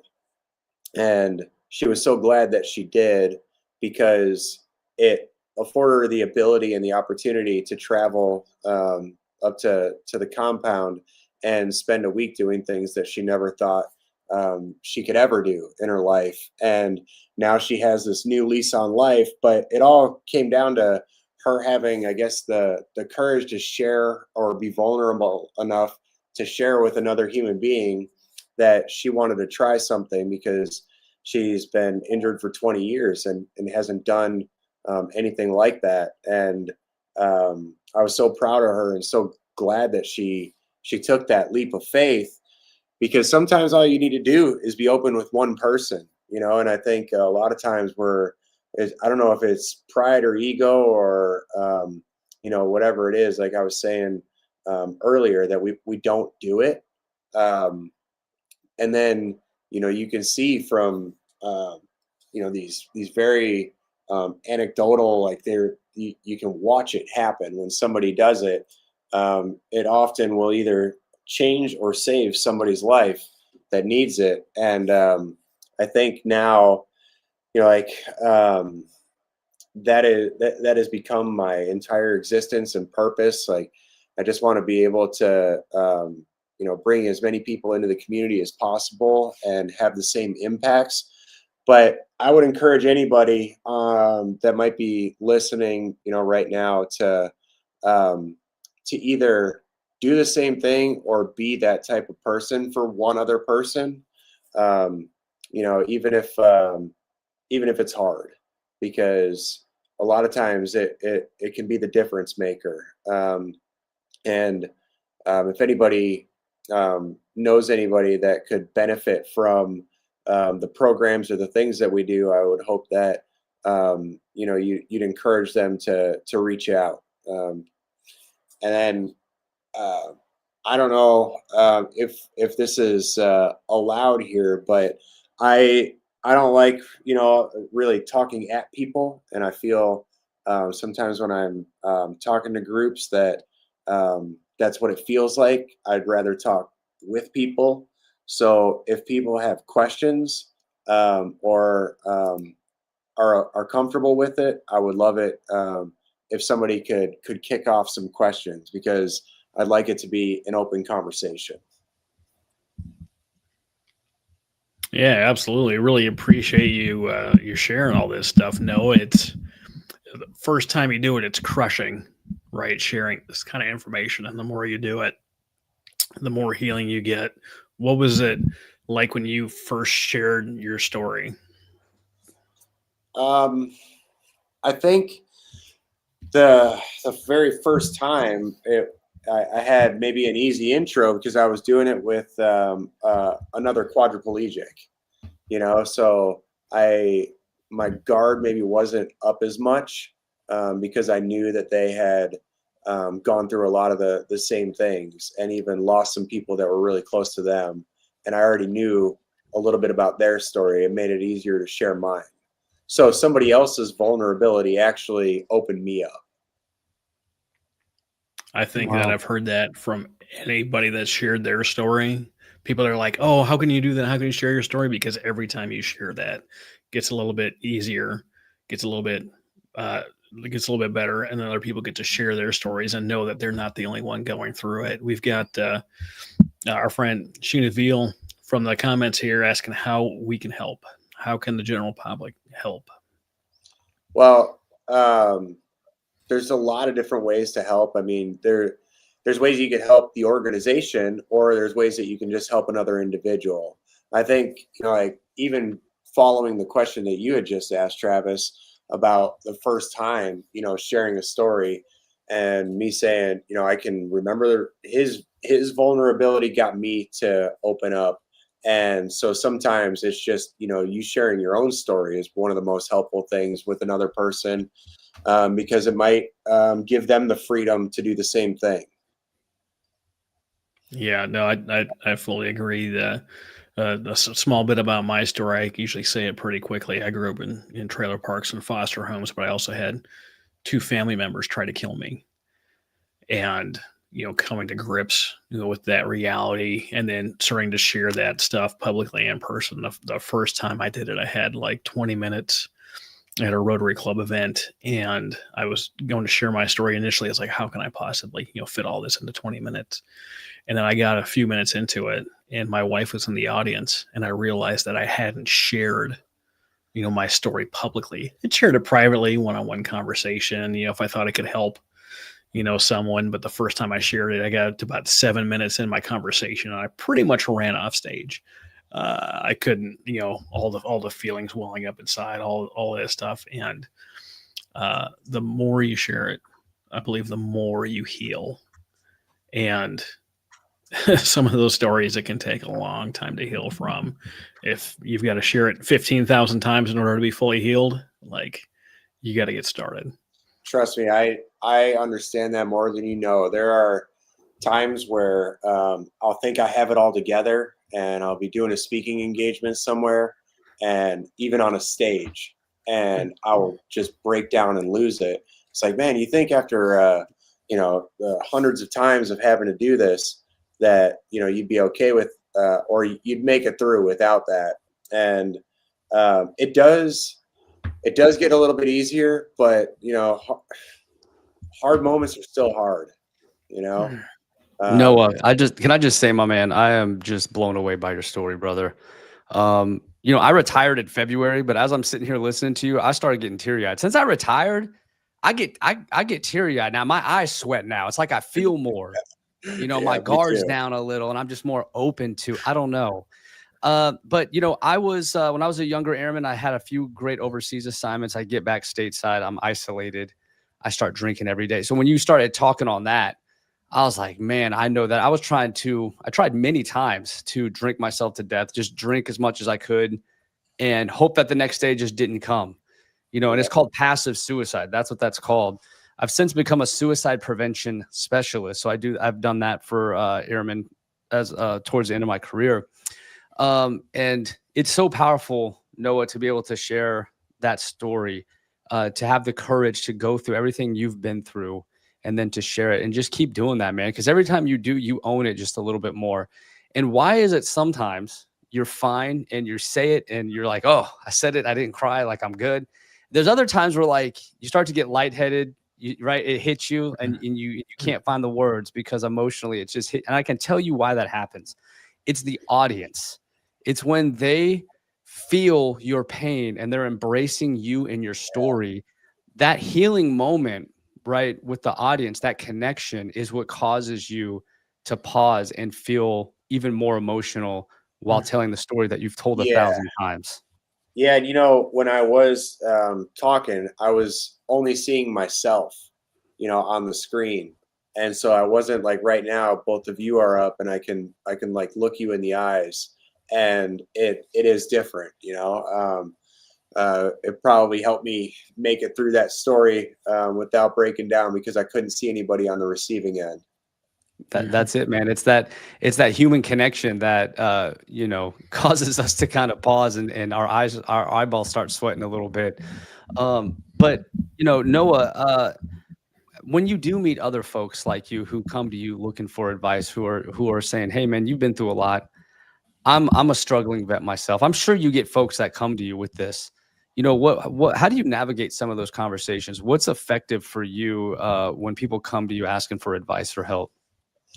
Well, it always depends on what, like specifically they're dealing with. You mentioned the struggles with drinking and alcoholism. And, there are times where I have actually, for a long time, I didn't tell people about that part, and I didn't say that publicly. Why? Like, who was I protecting? Maybe part of like my own ego. Like I didn't want people to know that I was that low, or I went through some of that. But if that's a, for instance, like if that could be a component of something that they're dealing with, again, like you sharing it first, it opens so many doors, for them to be able to tell you what they're actually going through. It usually doesn't start with advice. It usually starts with a conversation and just like opening up so that you can find some common ground or some commonality in like the struggles and the journey first. And then, if you have resources or tips or the things that you use to change your trajectory, that's when you can start sharing all those things. But there's nothing worse than when somebody starts telling you they know they got the answers before they even have had the conversation with you, Mm-hmm. Yeah, man, I think sharing this all goes back to Noah, to sharing your story and being able to have the courage to say it out loud. And there's so much power in that. And Travis, I think you can agree, being a podcast host, you kind of pick up on that, right? I used to just, when I first started, I would just ask questions. Sometimes they wouldn't go anywhere, right? It would just fizzle out. But I noticed if I share a part of my story, then ask the question, they're more willing to share their own journey, right? That's kind of where I learned, I started picking up on that. You really have to set the table, set the framework of the question you're getting into. You're just asking a question, and there's like, in this context, in this thing, I went through something like this. Did you experience something like that? And it changes the whole dynamic of the conversation. It creates that real connection that really bonds you together and creates just a different experience for everybody involved. Absolutely. Storytelling goes back to biblical times. It's part of being human. And I think we've kind of strayed from that a bit with all the entertainment options we have out there. But Noah, I truly believe with what you shared today and the way you share your story and the life you live today, that you have no doubt have saved veterans' lives, whether they've told you or not. I promise, I've been there. I've met folks that have met people like you and really let the stories impact their heart. And Noah, I just want to personally thank you for sharing that story the way you do, because you are saving lives with your story. I appreciate that. And I mean, if you're right about that, then that's a victory, because I mean, at the end of the day, what I do through the Oscar Mike Foundation is, like it's funny. We could be called an adaptive sports organization because we're helping people do adaptive things, but really, like, what's the goal you want? What's the outcome you want? It's to reverse the worst statistic, that lives out there. And I would love to be able to show you something that you're capable of that you might not have known physically, but at the end of the day, I want you to see that in yourself, and I want you to recognize that you add value to planet Earth. We're all here for a reason, my man. We're all here. Just us existing. We're on a spinning rock in space.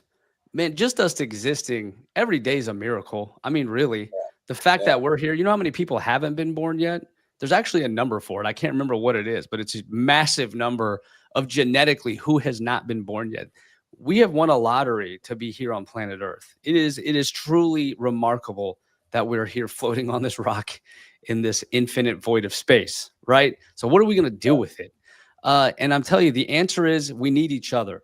We're hardwired to need each other. And I just got, I have tons of suicide prevention training through Living Works, which is my favorite suicide prevention training that there is. And what they really drive is the number one lifesaver, for people at risk of suicide is their community. Your community and the people that you can talk to and confide in, that is truly at the end of the day, your peers, the person to your left and right.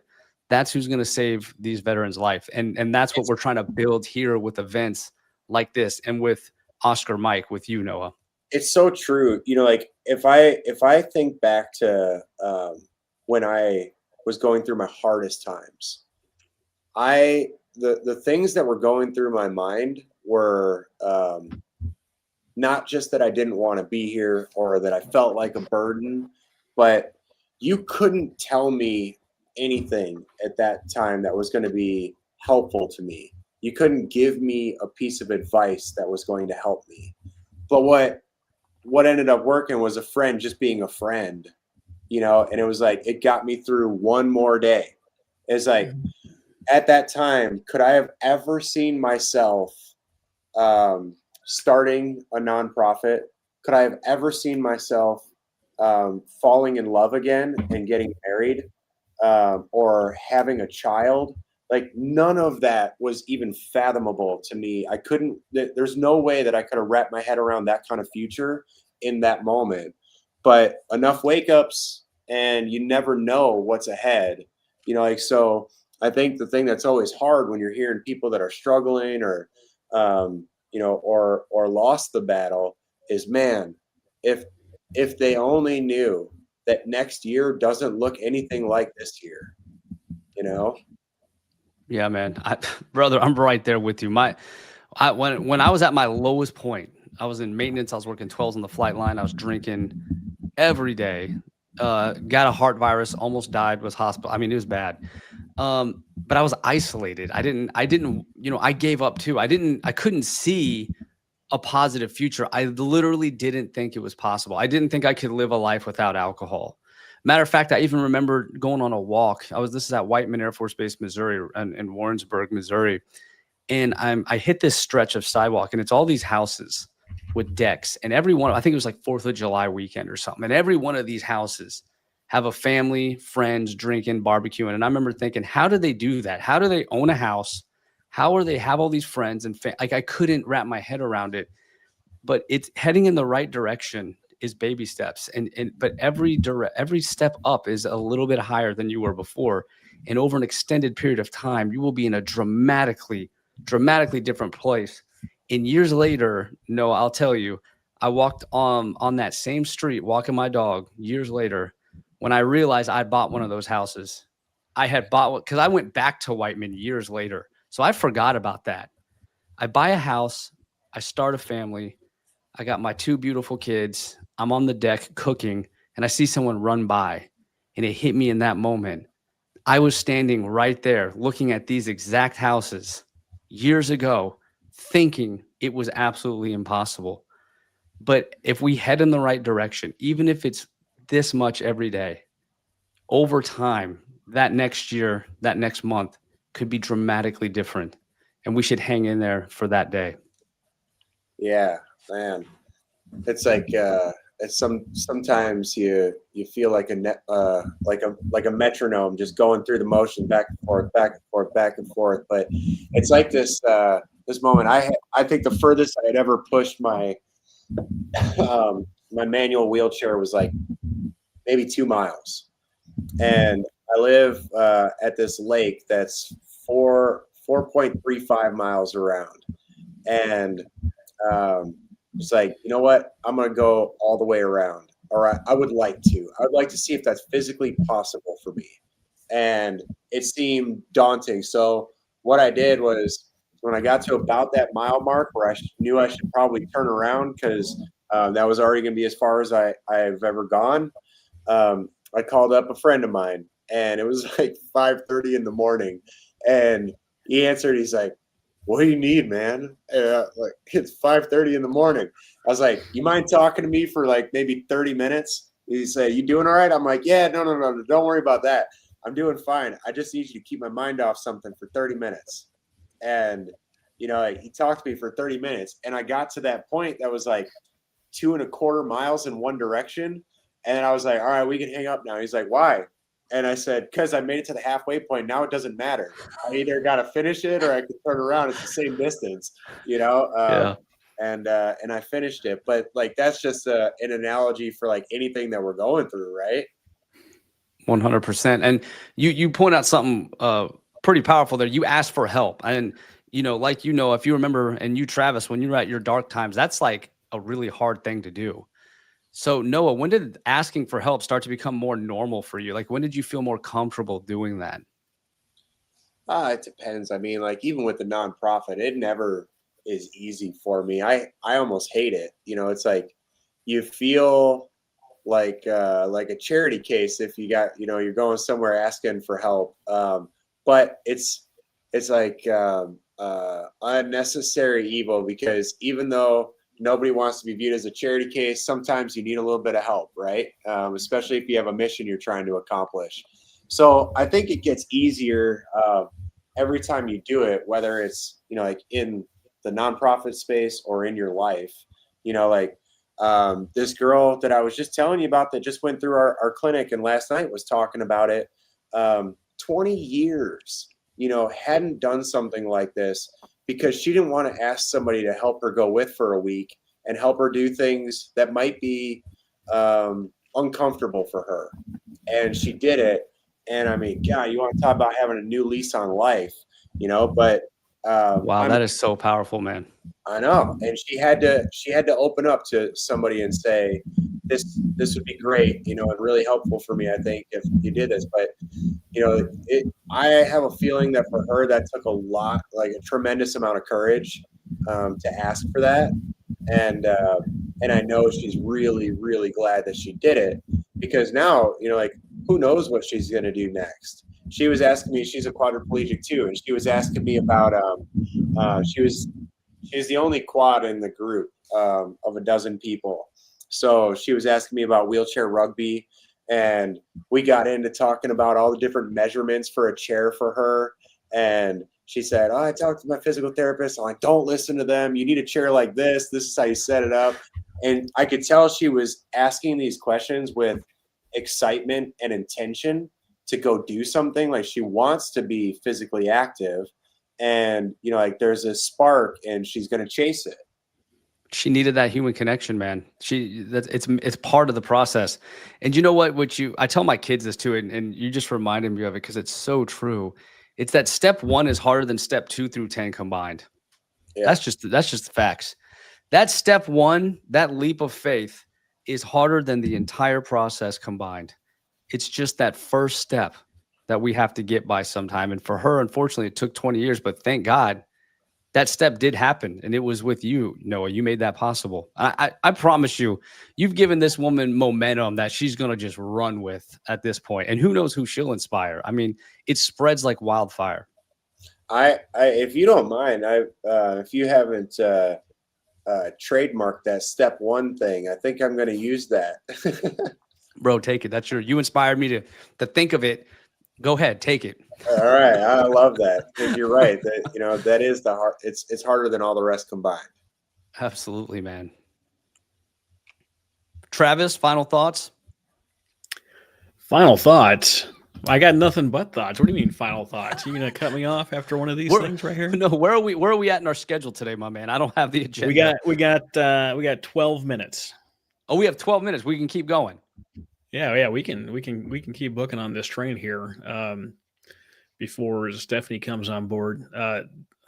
These conversations that we're having, they're just so so powerful for someone that's in that dark place, that dark night of the soul, that they feel like they're alone, like no one is with them. When I got out of the military, I had probably one of those weeks that you're just like what is happening right now? My wife had brain surgery in February of 2022, and a couple weeks later was my last week in the military. My daughter's like, "Hey, Dad, Jack wants to talk to you." He was in the Army doing some training, and he was at a lot. And I was like, geez, what could the military guy want for, my approval of the wedding, even though, they don't need it. But, I had my last day in the Navy. After 22 years, I had been doing the Skill Bridge program. I reached out to him. I was like, "Hey, you're supposed to have a job offer for me. What's the job offer?" And they're like, $7.50 an hour for 20 hours a week. And I was like, "You're hitting me with part-time minimum wage. Like, what's the deal?" And he's like, "Well, we really can't tell you." I was like, "Well, you better tell me something." So my wife just had brain surgery. My daughter's getting married this week. I find out that I don't really have a job. Like, well, we're trying to acquire this other company. So, I let that go. Next day I got my DD-214 in the email. My wife's grandma turned 91. She died that Thursday. Friday, my course got approved at Forbes Business School. Saturday morning, my daughter got married. Saturday night, I had my retirement party. Like, just this roller coaster of a week, just a complete kick in the teeth.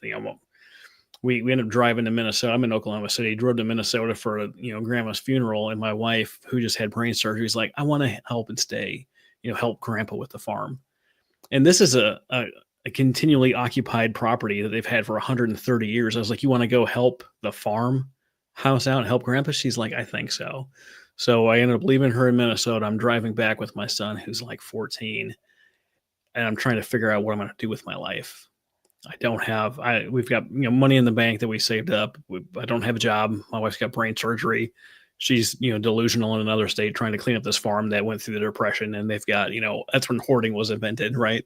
They've got all of, and I call the supposed job, my Skill Bridge partner, and they're like, "Well, we tried to acquire another company." I was like, "Well, how did it go?" Like, the deal fell through. We're broke. I can't give you $10, let alone $10 an hour. And I'm losing my mind. It's like a 900-mile drive. And I walked in to the house, and there was a big stack of mail, and there was one just enormous, manila envelope. And I pulled it open, and it was from the VA saying I had, 90%, and I was going to get paid April 1st. And I was just like, oh, that big sigh of relief that something is coming in. And I got notified that week that I was going to get my military retirement pay starting May 1st. And I got a little bit of a reprieve. But, when all of that stuff is coming down on you, and to have it all in 1 week is just insane. Man, that's an insane amount of life changes in 1 week, brother. My God. Remember you I was thought you just had a thinking, job? like, Just kidding. the amount of pages that you could write on that 1 week would be an entire book, if not multiple. People are like, "We talking about a year?" You're like, "No, that's a week." And they're like, "What?" It's just a week in the life of Travis. Right. I reached out to a couple of friends of mine, and I talked to Lauren Michaels. She's out in Chicago, and I talked to him, and he was like, you're saying like this is a hard week, and I can see how you would say that. But he's like, "I've known you for a long time," and he's like, I bet you didn't even have to draw your sword to slay all those dragons, did you? And I was thinking about it for a moment, and even though it was a lot of stuff that happened, crazy stuff that happened, daughter getting married with like 9 days notice, like that's nuts. Like, wife having to have brain surgery, the date got moved, happened to be within the month that I was retiring, like nuts. Had to fly to Johns Hopkins in Baltimore to do it. That's nuts. Grandma dying during that same week, nuts, And I was thinking through all the steps and all the things that had happened, and was able to handle all of it pretty easily, even though it didn't feel easy, right? All the stuff got checked off the list. All the things got done. Now I just had to be okay with that being my new reality. Mm-hmm. And it took a while. I was fired up. I was like, well, I have to do something. I ended up writing 5 books that summer for podcasting. Like I wrote the podcast Titan book series just right there. Ended up starting the business that I have now. I had written a book, I written a podcast guide, but I didn't really, consider it a serious business. And now it was like, I have got to build something. I have got to do something now. I have got to make things like the Veteran Podcast Awards. Like all those things felt like it was an emergency, and it really wasn't. Man, that anxiety, when that anxiety hits, bro, it can. Yeah, you don't even know where to start. You're talking about just ADHD earlier. It feels like everything's imploding on your brain, and you don't know like what step one looks like. I was thinking about all those things, and so my buddy who works here, he's an amputee. I see his prosthetic walking through the warehouse over here out of view, and then I see him walk into my office, and I'm having like one of those days where it feels like the weight of the world is on your shoulders. Mm-hmm. And he's like, what do you got to tackle today? And I started like, just rattling off stuff that I felt like was insurmountable. And when I got done, he goes, "You don't have to do all that today." And I looked at him, and I'm thinking like, yes, I do. And before I could even say anything, he goes, "No, you get to." And then he just walked away. He like literally shut my door and he walked away. And I just sat there for the next minute thinking like, wow, I needed that right there. Like he's right. I felt like it was all this heavy, impossible stuff. And then I realized like, no, you get to tackle that stuff. That's called reframe. Yes, it is. And it's rooted in your experiences and how you can compare the hard times from the good times. And basically, if you've been through a lot, if you've done a lot, if you can reframe just about any situation to kind of remind yourself, the things you've been through and where you're at today, to kind of remind you what to appreciate, right? Because you've seen the other side of the coin. The good, the bad, and the ugly. Yeah, I was just having a conversation about this kind of last night with my wife. She gets a little frustrated that sometimes I don't react with a lot of emotion to things. And I was having a difficult time explaining, or thinking why that is. And I'm thinking, maybe my life experiences have me a little more calloused, and to where I don't get emotional right away. It's not that I don't care about things. It's just that I have to process it first, and I don't do it. This isn't like to string the violin here, but like I've lost a lot of people that were really close to me in life. Mm-hmm. And, I think that eroded maybe at my immediate, like knee-jerk reaction of, let's say, like getting overly emotional right away, because I almost process it a little bit quieter, and don't talk first about it. And I don't know why that is. I don't know the exact reasons, but sometimes I've got thoughts on that. All right, because the trauma that you've been through, the trauma that I've been through is on a scale. My wife had like 43 surgeries and procedures. Her pain tolerance is on a different scale. So it's not that you don't care, or maybe you're using some experience to react, but when you've got the breadth of experience and trauma that you've been through, something that might be a 10 or 11 for somebody might only be a 5 for you. So it takes that extra time to really understand how it's impacting that person, because on your scale, it's a blip, and it's not taken away from them because it's dealing with you and where you're at it. What do you think about that thought? Yeah, I mean, it's kind of like also, in really difficult times, how steady can you keep your hand? My hand can stay pretty steady for a long time, but that's through repetition. That's through the life experiences that have given me the ability to stay calm, because I was not like that. I mean, you go back to my teenage years or in my 20s, I was a bit more of a loose cannon than I am today. Yeah. But I think that's life and growing up. And also, there's that, I heard this saying. What is it? You spend the first 30 years of your life thinking about what's worth dying for, and you spend the next 30 thinking about what's worth living for. And you know, like I think about things like that, and you know, the first 30 were tumultuous. I can identify with that. But Noah, you're here today, my man. Do we have time for another question? Because I do have a really good one I want to ask Noah, but I don't want to go past our time. Absolutely.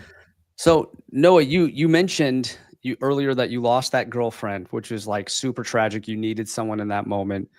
Now you're kind of living this whole different life that you never pictured. But you mentioned also, I want to say that you were married and with a child. Is that what you mentioned?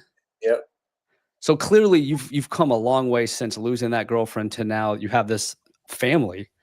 And you've been a quadriplegic the whole time that this has gone on. I'd love to know like how you met your current wife, like how you found the courage to get in the dating scene when you're like you're living a different version of a life that you didn't plan on. Yeah. Do we have a couple minutes? Yeah, we got a couple minutes. All right. So the dating scene wasn't easy, and I was really trying to, for a long time, I think, just find any sort of validation, you know, so I wasn't probably even open to being a good partner. I just needed to feel validated, like, you know, like as a quadriplegic, and, you know, like I needed to think that somebody viewed me in a certain way. You know what I mean? And that's all I was like hunting for. I felt like was a little bit of validation that I was still a guy that could be attractive maybe to a partner. And then I was at this event. My buddy Ryan was supposed to go with me. There were 5 nonprofits talking for all these news stations. It was on Giving Tuesday, 2019. It was December 3rd. And there was a snowstorm here, and we got like a foot of snow. He bailed on me because his daughter needed, you know, like something. He gave me an excuse. He bailed, and nobody shows up to this event. So there's like 5 nonprofit leaders all sitting up at this table, 200 empty chairs out in front of us, and then one person walks in like 5 minutes into it and takes a seat in the middle, and in the middle of the sea of chairs, and it was her. And at the end of the event, I tried to go up and talk with her, and she just stood like in the power stance, like, I'm not having any of this. And I wasn't even trying to flirt. I was trying to find any angle in, you know. And I think we ended up exchanging work emails because I said I wanted to have some sort of business meeting with her. And she we'll say, kept her guard up for about 18 months and never let any of our hangout sessions be called a date. Even though, wow, that's a long time, man. 18 months. God. Yeah. And then she looked at me one day, and she's just like, "You win." and like wear them down. That's the strategy. a month later, we were engaged, and another month later, we were married, and it went fast. And then you know, not too long after, maybe another year and a half in, we're having a baby. Wow, man, I'm so proud of you, for real. That's an amazing. I knew there was a good story there, so thank you for sharing that. And so my wife, I attribute. I don't know if she's in here right now. She hates when I share this, but I attribute her saving my life, because I met her. She gave me a reason to be a better person and to try again and to believe in myself. And when I look back to like when I started turning my own life around, and I started fighting instead of running from it, it was when I met her. And so I tell everyone she saved my life. So I love hearing stories like that. And my full circle moment with my own journey was we just visited Warrensburg, Missouri again. I was there a month or so, 2 months ago.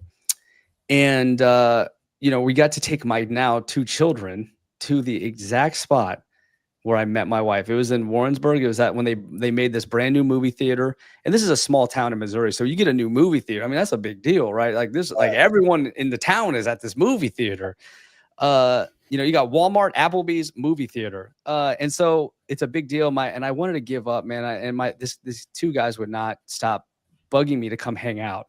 from my shop, my work center. And I finally just relented. And I said, all right, hell with it, I'll come with you. Go to the movie theater after they're dragged me out of the house. And I see my now wife working the concession stand, like doing the popcorn. And it was like love at first sight. And I got to take my kids 2 months ago to that exact spot when I first saw their mom. So super special, full circle moment. So thank you, Noah, for sharing that about your wife, your kid. Congratulations on that, man. Super proud of you. Thank you. And the way that you just talked about your wife, I feel about mine. Like that's what makes that's how you know, like you see something in somebody where you're like, that person is going to make a great partner, a great teammate, and it's there's these extra added layers of depth to it that make you excited to spend your life with that person. 100%, man. It's a blessing. Yes, it is. Guys, I really appreciate this conversation and spending so much time, like talking with me. Yeah, happy to have you here. Thank you so much for sharing your story, and not just sharing it, but really going deep and cutting down through those layers so we can really, get to know you and get to understand you on this deeper level. It's one of the reasons that Josh and I love podcasting so much, is you really get to build that connection more than just a speech, more than just this nice talk. But it was, thank you so much for coming on and sharing, Noah. No, it's my pleasure. Thank you, guys. Thanks, Noah. We're gonna kick you off to the backstage, and we're gonna bring up our next speaker, Stephanie Brown, who's the founder and CEO of the Rosie Network. Stephanie, welcome. How are you? I'm good. How are you? I'm doing fabulous. If you know me, that's almost always my answer. Welcome to the stage. We're happy to kick it over to you and let you start this thing right now. All right. Well, I see you have a video from our website up there. Be my guest and turn the sound on. Let's listen.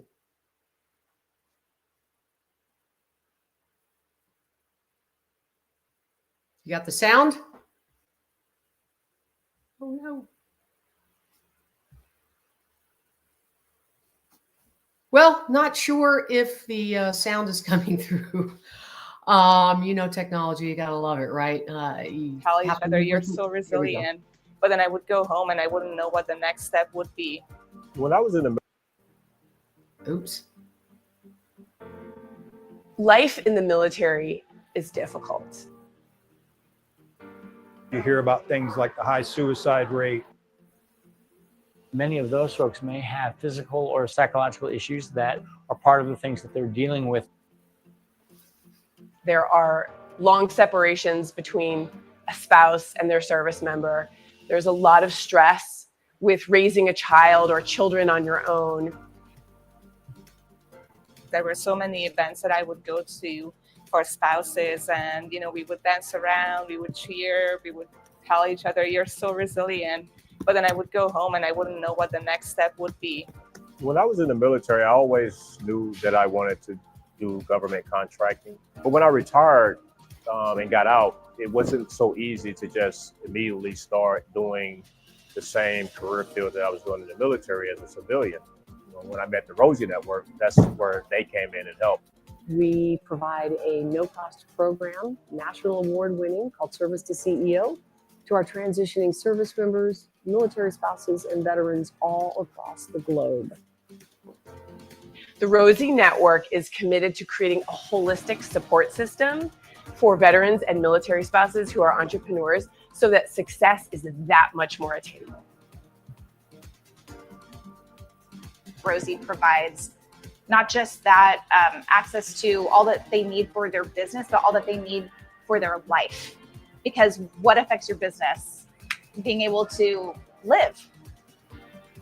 If you could see the people that go through the program and see the growth and maturity from start to finish, I'm telling you, it's almost incomprehensible. I can say without a shadow of a doubt, this is probably the best program available to veterans and military spouses who are entrepreneurs.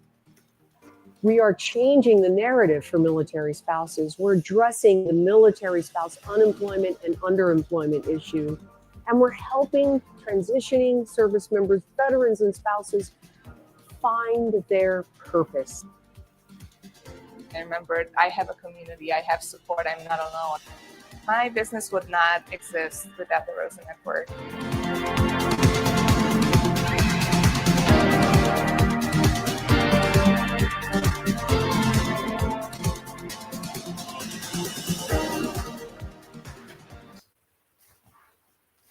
All right. All right. Well, welcome everybody. Stephanie Brown here. And yes, I founded the Rosie Network, gosh, over 13 years ago. Originally, my passion was to help military spouses who, like me, I had been a business owner, several businesses in Washington, D.C. before that wonderful, fateful day that I met a gentleman who would become my husband 1 year later, and then he got orders and we PCS'd overseas, and I became unemployed and unemployable. So my goal was to help other spouses like me who had passion, who had a skill, helping them go from being unemployed and unemployable to being self-employed, right? Being their own bosses, helping them navigate the whole process of launching and growing a business. It wasn't until years later that I realized, wow, I'm not alone. Military spouses have the highest unemployment rate in the country of any group, period. So that definitely challenges the financial stability of our military families. It impacts the marriage, the relationship. Trust me. I mean, when you have a career path, you have a passion, and yet you're kind of, I don't want to say relegated, but your focus suddenly becomes, okay, how long are we going to be here? Where are we moving next? How do I move the kids, et cetera, all those kinds of things. And then that creates that financial stress I told you about. So in my early days, when I realized, wow, I went from being a business owner to being unemployed, and really unemployable. I couldn't even get a job in the NEX. Yeah, I know. So in my area of expertise, where my degree, I couldn't get a job in the NEX. In fact, the assistant for the manager said, Stephanie, you are, don't even bother, because the manager is got somebody's cousin, sister's brother, or whatever, headed over to is going to be getting the job. So that was sort of a kick in the teeth and a rude awakening to, what this lifestyle had in store for me in the early days. But I noticed there were a lot of other military spouses like me. And instead of being, unemployed and unemployable, I realized, well, I'm just going to take what I know and help them take that passion, that skill, and turn it into a small business. That was way before Rosie and Rosie the Riveter and We Can Do It and the Rosie Network ever even entered into the picture. So I just started working with and mentoring spouses. And that was really my passion in the beginning. And I realized I could make a difference.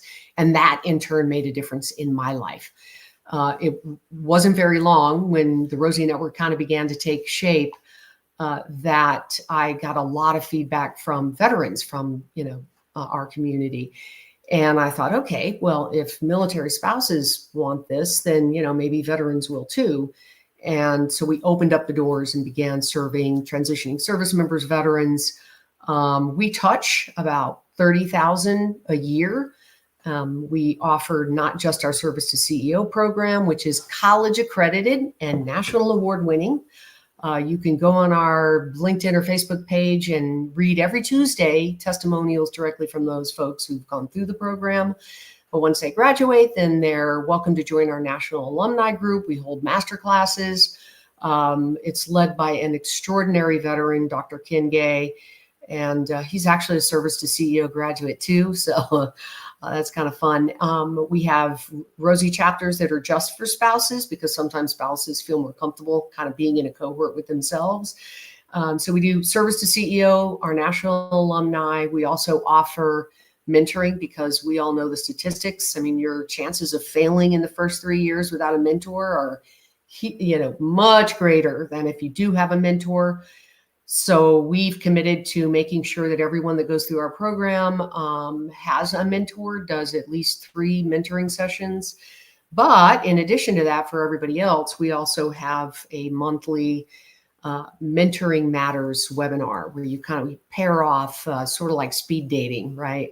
We have a bunch of subject matter experts, amazing people come in and volunteer their time and talent, and then you register for it and you get paired off with a mentor, and then you get to meet other mentors as you go. It's a lot of fun. I've done it. And then we also publish a magazine called Military Entrepreneur Magazine, ME Mag. We do a holiday buying guide. I think that's coming out in October of this year. And it goes out to over 300,000. That's our distribution. We do it in partnership with Military Families Magazine.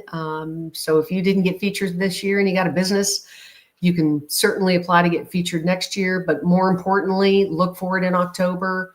And if we're not buying from other veteran and military spouse small business owners, then shame on us, right? Shame on us. So that's what the holiday buying guide is all about. And I think 2 years ago, we actually started a military kidpreneur program, which is incredibly fun. And if you go on our website and go to the webpage that has ME Mag, you'll find an issue about some of our military kidpreneurs. A lot of fun. Okay, so that's enough about the Rosie Network. Then I also, 3-4 years ago, joined a couple of really incredible spouses and launched the very first and only Military Spouse Chamber of Commerce. The Mil Spouse Chamber is in the top 2% of fastest growing chambers in the country. And really the whole goal for that was to create our own seat at the table for military spouse owned businesses. We launched the only industry standard certification for military spouse owned enterprises.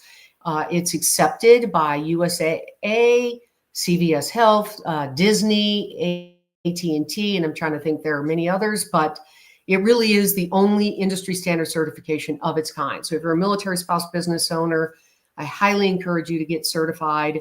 You can put that digital, certificate on your social media, your website, or if you have a brick and mortar store, boom, get it in the window, let everybody know that you're a military spouse owned business. We also certify military spouse led nonprofits. Nobody else certifies nonprofits, but we do it for those that are led by military spouses like me. And veteran spouse, active duty spouse, it doesn't matter. You can go on the milspousechamber.org website and look up how we define a military spouse. And you don't even have to get certified to join. You can just join the chamber. We have chapters all across the country, meetups, online webinars, and in-person events. So go check it out. All right. So today I wanted to talk about really kind of focus on military spouses. Last year, I had the absolute honor of being invited to testify before Congress, and I was the only woman there on the panel. I was surrounded by, I think, 3 other older veterans who had very, very established businesses, and they were all in their 70s. So instead of just talking about veteran-owned, I made it clear that I was there for one reason, and that was to talk about our nation's military spouses and those that are becoming business owners and how the government needs to step up and support their efforts. You can go on Rosie's YouTube channel and watch my testimony, a couple minutes, but really at the end of the testimony, I hope that it was clear that my whole goal was to get military spouses designated as a disadvantaged category by the federal government.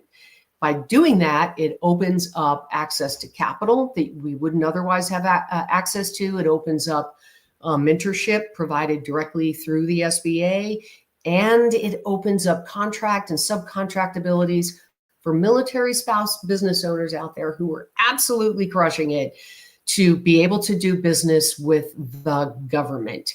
A lot of times the private sector will recognize it if you're a disadvantaged category. We are trying company by company to break down the barrier of getting the private sector to go, hey, we're hiring military spouses, but that's only half of what we can do for them. We can also do business with them.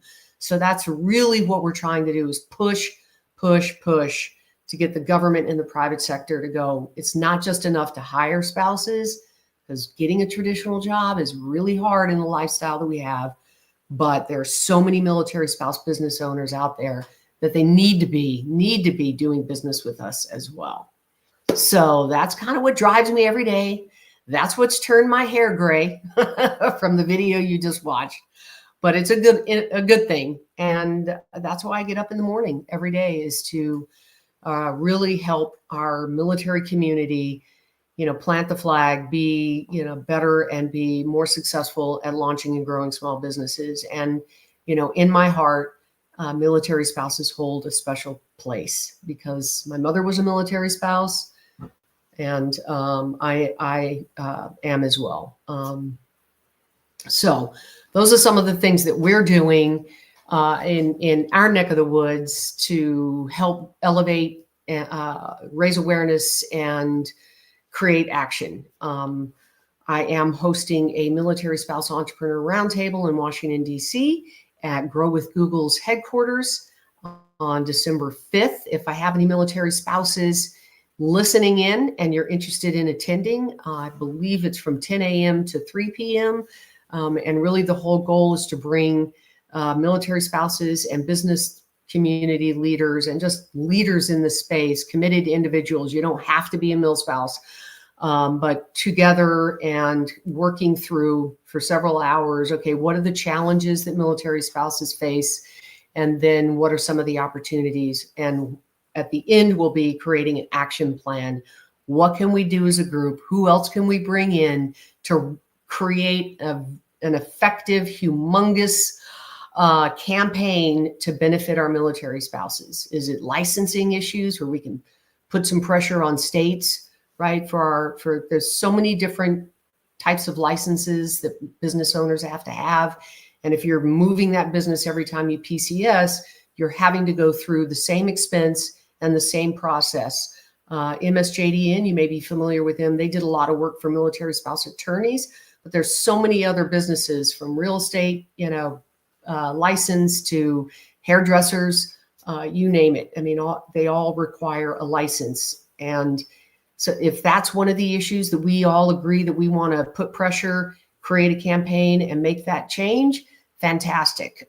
If it is government contracting, which is, I want to see that happen. It's great that we recognize women-owned, veteran-owned, but we really need to recognize military spouse-owned, because again, the highest unemployment rate in the country of any category. We can fix it, but we're only going to fix it if we do it together, right? Rising tide lifts all ships. So breaking down the barriers is, what I'm wanted to talk about today, and that trying to share a little bit about, how we're doing that. We're working with other organizations. Again, December 5th, go to our website, December 5th in Washington, D.C. at Grow with Google headquarters from 10 a.m., I think, to 3 p.m. Let us know if you're in the area and you'd like to attend. I'd love to send you an invite. It's limited to about 35. So, and we already, we have a group coming. I have a military spouse of a congressman coming who's going to speak. Her husband was a veteran in the Army, Special Forces, and she was an incredibly successful business owner in her own right. So she's going to come and kind of share her story. And then I have an executive from Navy Federal Credit Union coming out who's also going to be speaking. So if you can't be there but you want to be engaged, I don't care if you've got 20 followers or 20,000.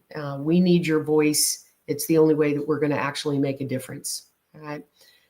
As much as I love talking, I like action better. So I always tell my team, bring me a problem. I love it. Bring me a problem, but come to the table with a potential solution, right? Can't just focus on the problem. We have to focus on a solution. So I definitely want to open it up. I see folks are posting some comments. If there's a question for me, if you want to share your business, if you have a business question for me, happy to, provide whatever guidance I can. I also want to share a little bit about what we're doing to kind of change this ecosystem in 2026. And I say ecosystem because that is exactly what we're building. right now, veteran service organizations like Rosie, like the Milspouse Chamber, we're referred to typically as veteran service organizations because we're nonprofits. So VSOs like us, we're usually fighting for scraps when I talk about, funding. Over 70% of the current funding that goes to VSOs go to all the big guys. So the names that you recognize every single day, the USO, VFW, American Legion, trying to think of whom else. Wounded Warrior Project, we love them, but they get the vast majority of veteran service organization funding. The rest of everybody, if you look at the stats, it's pretty disheartening. And the reality is that those of us who are smaller, we tend to be more of the boots on the ground, providing that one-on-one training, mentorship, giving that hand up, et cetera, that sometimes the bigger guys can't do. So in order to help solve this problem, I'm part of a group that is creating an ecosystem of multiple veteran service organizations and the private sector coming out under one umbrella. It launches in January 2026, and it will cover anything and everything you could ever want to know, learn, or get when it comes to launching and growing a business. It's strictly for the military community. You want mentorship? We have a whole cadre of subject matter experts, from legal to HR to entity formation to marketing, you name it. And you can actually go through and select ones that you want to connect with. And you can do that securely through this ecosystem. I'm not going to share what the name is, so I'm going to save that for January 2026. But to suffice to say, it'll also include private sector. So if you need funding, like what are the different types of access to funding, how to prepare to get funding, what's a CDFI, what is an SBA-backed loan, how can you apply for it, how can you be prepared, what do banks look for, et cetera, et cetera, et cetera. But we will have some of those under this ecosystem, under this umbrella, as part of this huge platform, but they'll only be vetted. They'll be only ones that we vet, right? So they have to operate with integrity. They have to provide a valuable service to the military community, or they don't get to be involved. Sorry, that's just the way it's going to roll. Not just that, but if you want to open up if you're interested in exploring franchising, we'll have a silo that covers that. If you're interested in selling or buying a business, we'll have a silo that covers that. You just want to connect with other entrepreneurs out there in the ether, there'll be a whole way to do that securely. If you need training, you want help reviewing a contract, there'll be individuals in silos that'll handle that for you. If you are a military spouse or even a veteran, you want to learn more about what you need to do to get certified. How can you get certified? We're rolling out a whole boot camp that'll help you, walk you through the process of getting into the procurement platform, whether as a reseller.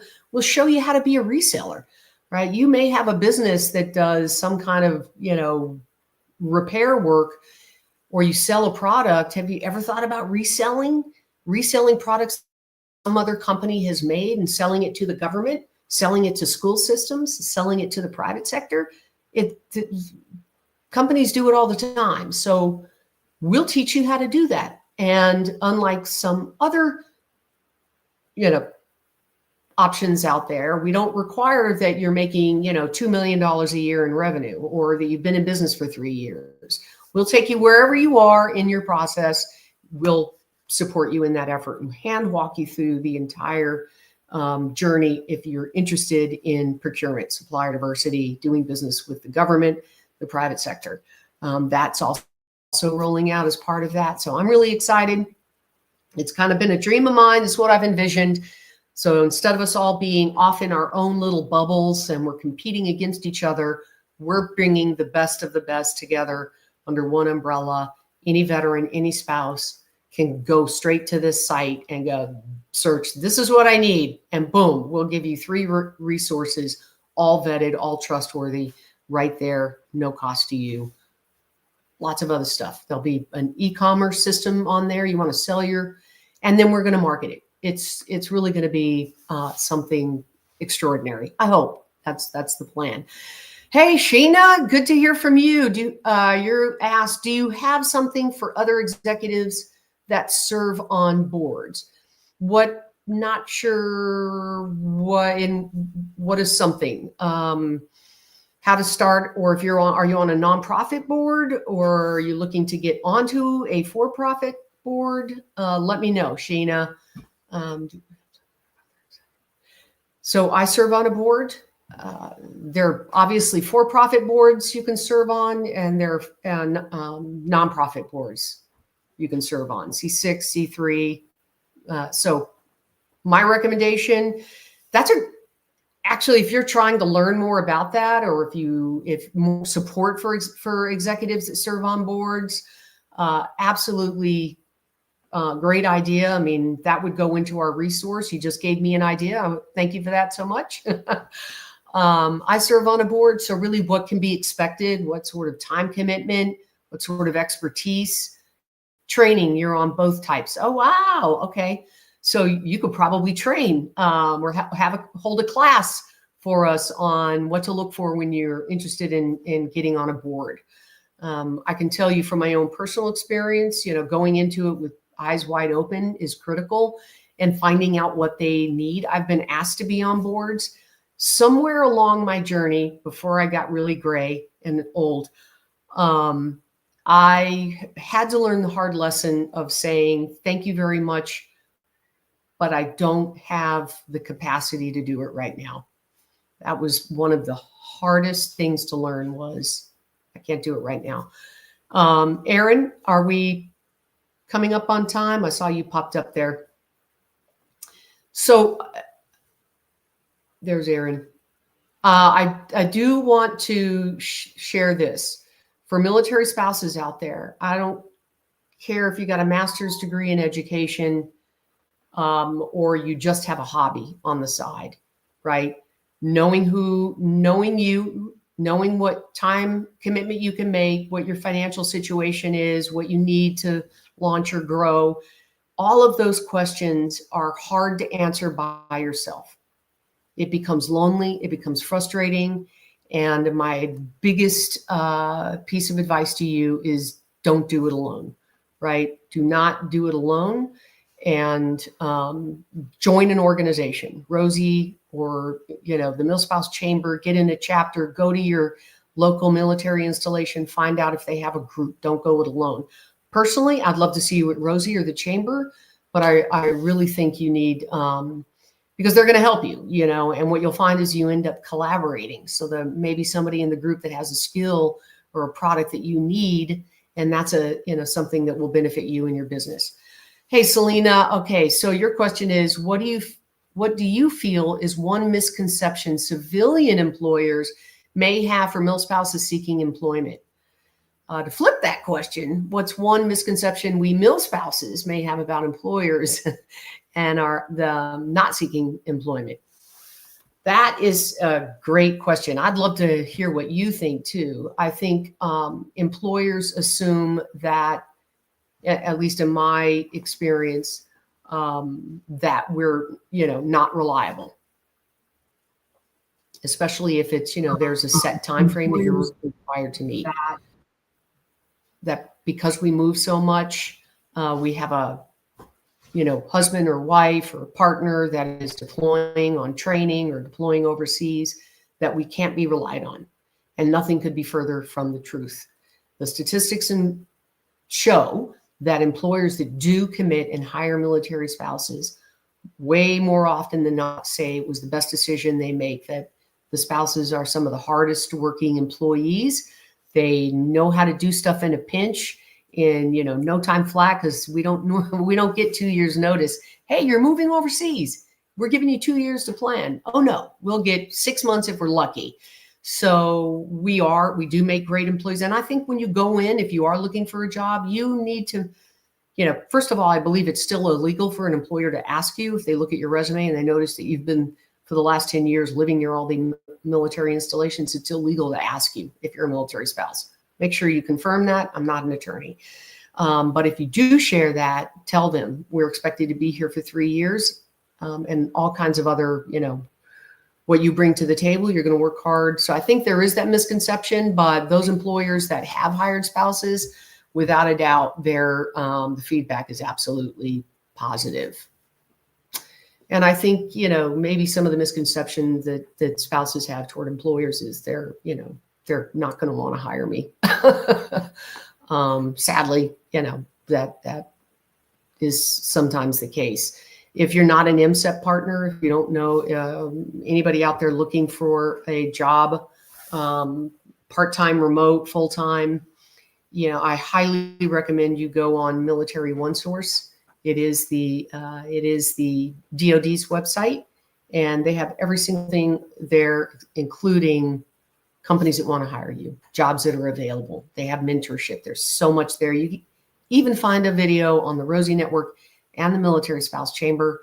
But again, I've been to, I don't even know how many job fairs, Selena, all across the country for years and years and years. Somebody was holding a job fair, someone like hiring, I was there. We'd put up our little Rosie resource table, and more often than not, we were the last table to break down. We were swamped. Why? Because there were especially so many spouses that hadn't even thought, oh my gosh, there's somebody here that can help me start a business. I make little kids, bonnets and booties or whatever, how can or I make beef jerky, or you name it. We have literally helped launch those businesses. We've had businesses even get a deal on Shark Tank. So it's doable. And Dawn says she agrees with me. Thank you, Dawn. But same to the civilians too. Sometimes they don't stay a month. Sadly, that's our case as part of the military community. It's reality. I mean, there are great things that come with being a military spouse. You get to travel. Hopefully you guys have been stationed somewhere that is nice. If not, I'm sorry, that should definitely be one of the benefits. And if you have kids, they get, I was a military kid. I moved more times. I think I went to 5 different high schools growing up.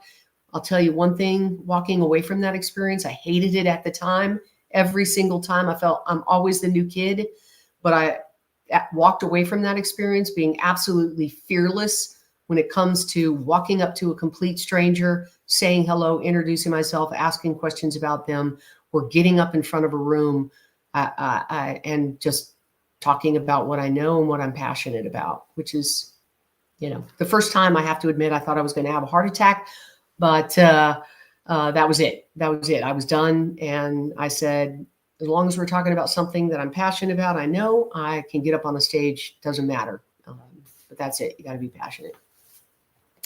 How has remote work changed the landscape for military spouse employment? That's Travis. Thanks for the question, Travis.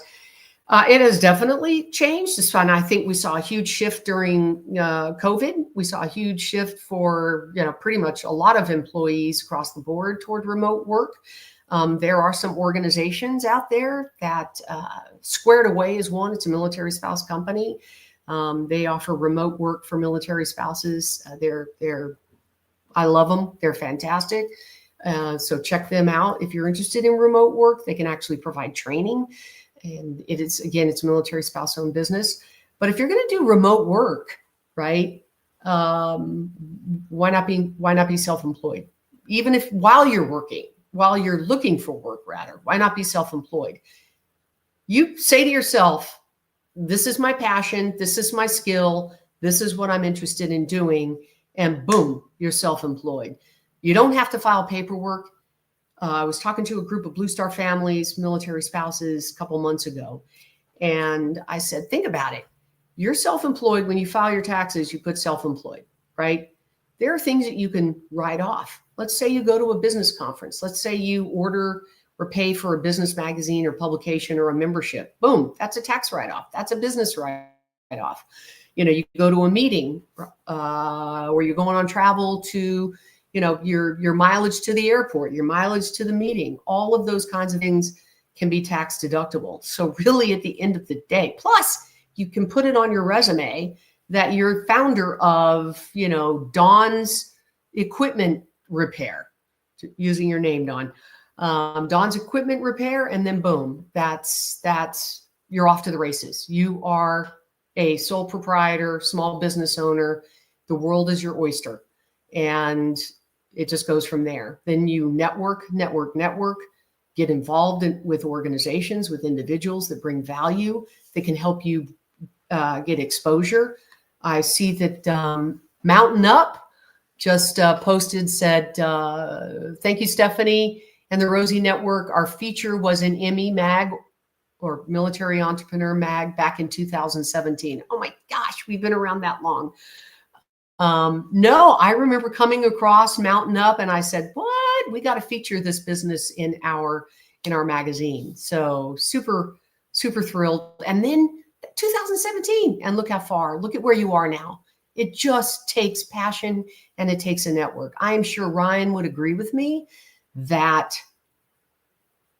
not going it alone, having other companies, other organizations out there that provide that kind of lift up, you can do it, mentorship, words of advice, just somebody to listen to, makes all the difference in the world. And that is one of the things that I'm absolutely committed to doing. So Aaron asked, Stephanie, is the Rosie Network partnering with the SBA and the big VSOs to help be their boots on the ground to deliver your mission? Absolutely. That's the goal. I've worked with the SBA. We are an official SBA resource partner. We are an official resource partner. So that, what does that mean? That means we share their information. They share our information. I've spoken at quite a few SBA events across the country. They've come and they've flown out here and spoken at our events. I've worked very closely with the Office of Veteran Business Development at the SBA, OVBD. I've spoken to their veteran committee. I love the SBA. And yes, boots on the, I consider us the boots on the ground. So you can go to a 2-day conference and network, and that's fantastic, and walk away with all this great swag, and you can walk away having made friends. That is awesome. But then when you get back, what do? Right? Getting all that information and connections is one thing, but then what do you do with them? It is that action, right? That matters. It's that action that matters. And that's what networks and mentors and being part of a community actually brings to the table. They become your unofficial accountability partner. It's especially important for military spouses because we help each other out, right?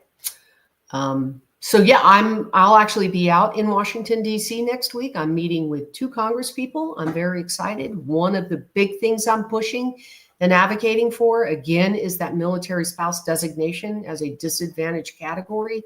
It's not easy to get. So my hope is that when we have that draft bill, that legislation, that we're going to push it out to the military community at large, and that each and every one of you will be an amplifying voice for that change. Because if we can get that, it will be it'll be a game changer. It'll really be a game changer. Travis also asked, how has mentoring impacted your journey of entrepreneurship? I honestly wouldn't be here without the mentors that I've had. First and foremost, I have to say that Tom was my biggest mentor. Tom and I, together for over 20 years during his military service, active duty in the Navy. He served over 30 years. And we lost him, sadly, 4 years ago. He passed away. But when I started the Rosie Network, I remember throwing the idea by him, and anyone who ever knew him or worked with him. And believe me, I've heard the stories, in the past 4 years for sure. He was never one to go, oh, that's a great idea. You go ahead. That's fantastic. He would look at it, pick it apart, ask 100 questions. Well, why not this? Why, how come you're going to do financial literacy counseling? Service members can get that, at their local command. And and then I'd give my answer. Well, a lot of those guys and gals don't want to go to their command and let the command know they're having financial problems. And your personal finances and business finances are night and day. It's very different. So, things like that. He was my first mentor. And at the end of that grilling, I was better for it. I was smarter. I could answer, all the questions and pushback that he gave me. And he gave me the courage really to do it. Take the leap. And I'll never forget one of the most powerful messages from a mentor, Travis, that he said. He goes, Stephanie, everybody needs a purpose. Everybody needs a purpose in life. And you're helping veterans and military spouses find their purpose. That's a gift. Now go do it. And that was it. I was like, that was huge. That was a turning point for me. I've had multiple mentors over the years. And when I say mentor, doesn't necessarily mean it's a formal mentoring relationship, like we enter a contract. It is really coming. And I've also mentored coming across people in your life, whether it's part of a service to CEO cohort or a chapter at the Military Spouse Chamber, coming across somebody that you just, you have something to give, you give it, right? Because it comes back to you tenfold. There is nothing in all these years I've enjoyed more than one-on-one time with the individuals out there doing the hard work, right? It is a blessing, absolute blessing to be a mentor to somebody. I wish I had more hours in the day that I could mentor more. I think it's one of the things I miss most is when you're running organizations, you don't often have enough time to be that sounding board and that mentor. But start out by being somebody's mentor, really. If you're nervous about getting a mentor, start out by being somebody's mentor. When our ecosystem launches next year, we're trying to make that process easier. I will also say, I think, the last thing that I'll say is start small. Determine whether a business for you is a hobby, something you do when your kids are at school or taking a nap. It doesn't matter. We're here to serve you. If you want to be the next unicorn, that's awesome. We're here to serve you for that too. It doesn't matter where you are in your journey. We're here. We're here for you. You don't have to do it alone. Create what you call your BHAG, right? What is your big, hairy, audacious goal? If you've ever read the book where the BHAG term came up, it's a great book. Determine what that BHAG is, and then create a roadmap how to get there. Because if you just look at that big, hairy, audacious goal, right? Like, you want to be a bestseller on Amazon books, whatever that big dream, that big, hairy, audacious goal is. If you look at that, it's overwhelming. It's terrifying. It's intimidating. And you think, I can't afford it. I'm not smart enough, or whatever the case may be. It can be overwhelming, and it will keep you from taking that step, right? Don't do that. Know what it is, and it may change, but know what it is. And then in writing, lay out, okay, what are the 5 things I have to do? Built to last. There you go, Jim Collins. Phenomenal. Read it. Lay it out as a roadmap. What are the 5 first things I have to do? Okay, I have to have a business plan or the equivalent of something. I'm going to give myself 30 days, set realistic goals, okay? Or within those 30 days, I'm going to interview or talk to or connect with at least 3 other business owners that have passion or knowledge in these 4 areas that I need to build my business plan. You see what I'm saying? You've given yourself 30 days. If you accomplish it in 2 weeks, celebrate, post it out on social media. You exceeded your goal, but you have a goal, and it's a realistic goal in a time frame that you can manage, right? If you set those goals too high and you are constantly not meeting them, all you're going to do is become disappointed and critical of yourself. So make realistic goals as part of that roadmap. Write it down. Well, I'm old school. put it on a computer, open up a Canva account, canva.com. If you don't know how to use it, oh my gosh, you're missing out. So create whatever that first step is. Thank you, Travis. Create that first step and the little actions. I like to say I get emails and calls all the time. What if I'm stuck? What if I'm, just feel like I can't do it? Or this is how you fix that problem. This is how you fix that problem. You don't go it alone. Create that roadmap, realistic goals in a realistic time frame. And then every day you wake up, you look at it, you celebrate the little wins. Something doesn't happen right, don't distress. It takes 20 no's to make one sale. So keep that in mind. You got to go through 20 no thank yous before you'll hit your first, yes, I love it, I want to buy it. So don't beat yourself up and connect. Ask people, put surveys out on social media. Hey, I've got 2 logos. What do you think? Vote for your favorite. Anything like that to keep yourself engaged with the bigger world. Once you enter into your bubble and you're in isolation, that's when bad stuff happens. Don't do it. And then what's the next step? What are the next things you want to accomplish? So you create this long-term plan. If you're like me, I want to get it done now. I don't want to wait. I'm impatient. I have a sense of anxiety because things aren't moving fast enough. This is the way I solve it. Then there are people that struggle with motivation. Having that roadmap. This month, I'm going to accomplish this. The next month, I'm going to accomplish that. Then hit my big first step, right? In 3 months.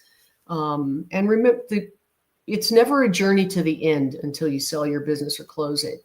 It's always a journey, just embrace it. I will say one of the things that we begin with is start with your why. What motivates you? And you guys have all heard, start with why, right? Start with why. What makes you different? What motivates you is that, what, how, and why. Those are the 3 questions. We help you in Service to CEO. We have a phenomenal guy that comes in and teaches that part of that class. And so that's really your first step. Why do you want to do this? How, what are you doing and how are you doing it? I won't go too far down that rabbit hole, but I would add to that, define what success means to you. So what success means to somebody else is very different. Do not define what success means to you based on what you see on other people doing on social media. It'll crush you. You're comparing yourself to other people. Only do that when you're looking at your competitors and going, how can I do that better, faster, cheaper? Okay, knowing your competition. When it comes to you and what motivates you, define what success means to you. And do not build a business that's just about money. Build a business that's about making an impact. Boom. Not just about money. Build it about making an impact. And get involved, give back. If it's giving of your time to mentor other veterans, do it. If it is giving of your treasure, your business treasure, identifying a nonprofit that aligns with whatever you're passionate about and giving to them in some way, do it. Customers want to do business with veterans and military spouses, yes, but they also want to do business with companies and small businesses that make a difference. So put that, yell it, scream it, dance it, sing it, loud and proud, front and center on your website and your business, that you support your local kids soccer team, that, whatever that may be. Do something that makes a difference in the community, in the country. It doesn't matter. Find that and do it and advertise it. Not because you're bragging, but because you're motivating other people to do it too, right? They see you, you're leading the way, you're giving back. So those are just things that I'm incredibly passionate about. Build a business that makes an impact. It's not just about making money. Don't go it alone. Create a roadmap that gets you to that BHAG. Always be willing to adjust. Always be willing to get a mentor. Listen to other people. When somebody gives you advice, don't go, yeah, I thought about that, but it was a bad idea. Don't do that. Say, thank you so much. Thank you for your time. I will think about that. I really appreciate it. and put yourself out there. Put yourself out there to help somebody else. I think you'd be. What's the worst piece of advice you've ever received? Oh God, I will tell you the biggest mistake I ever made. And here's a lesson learned.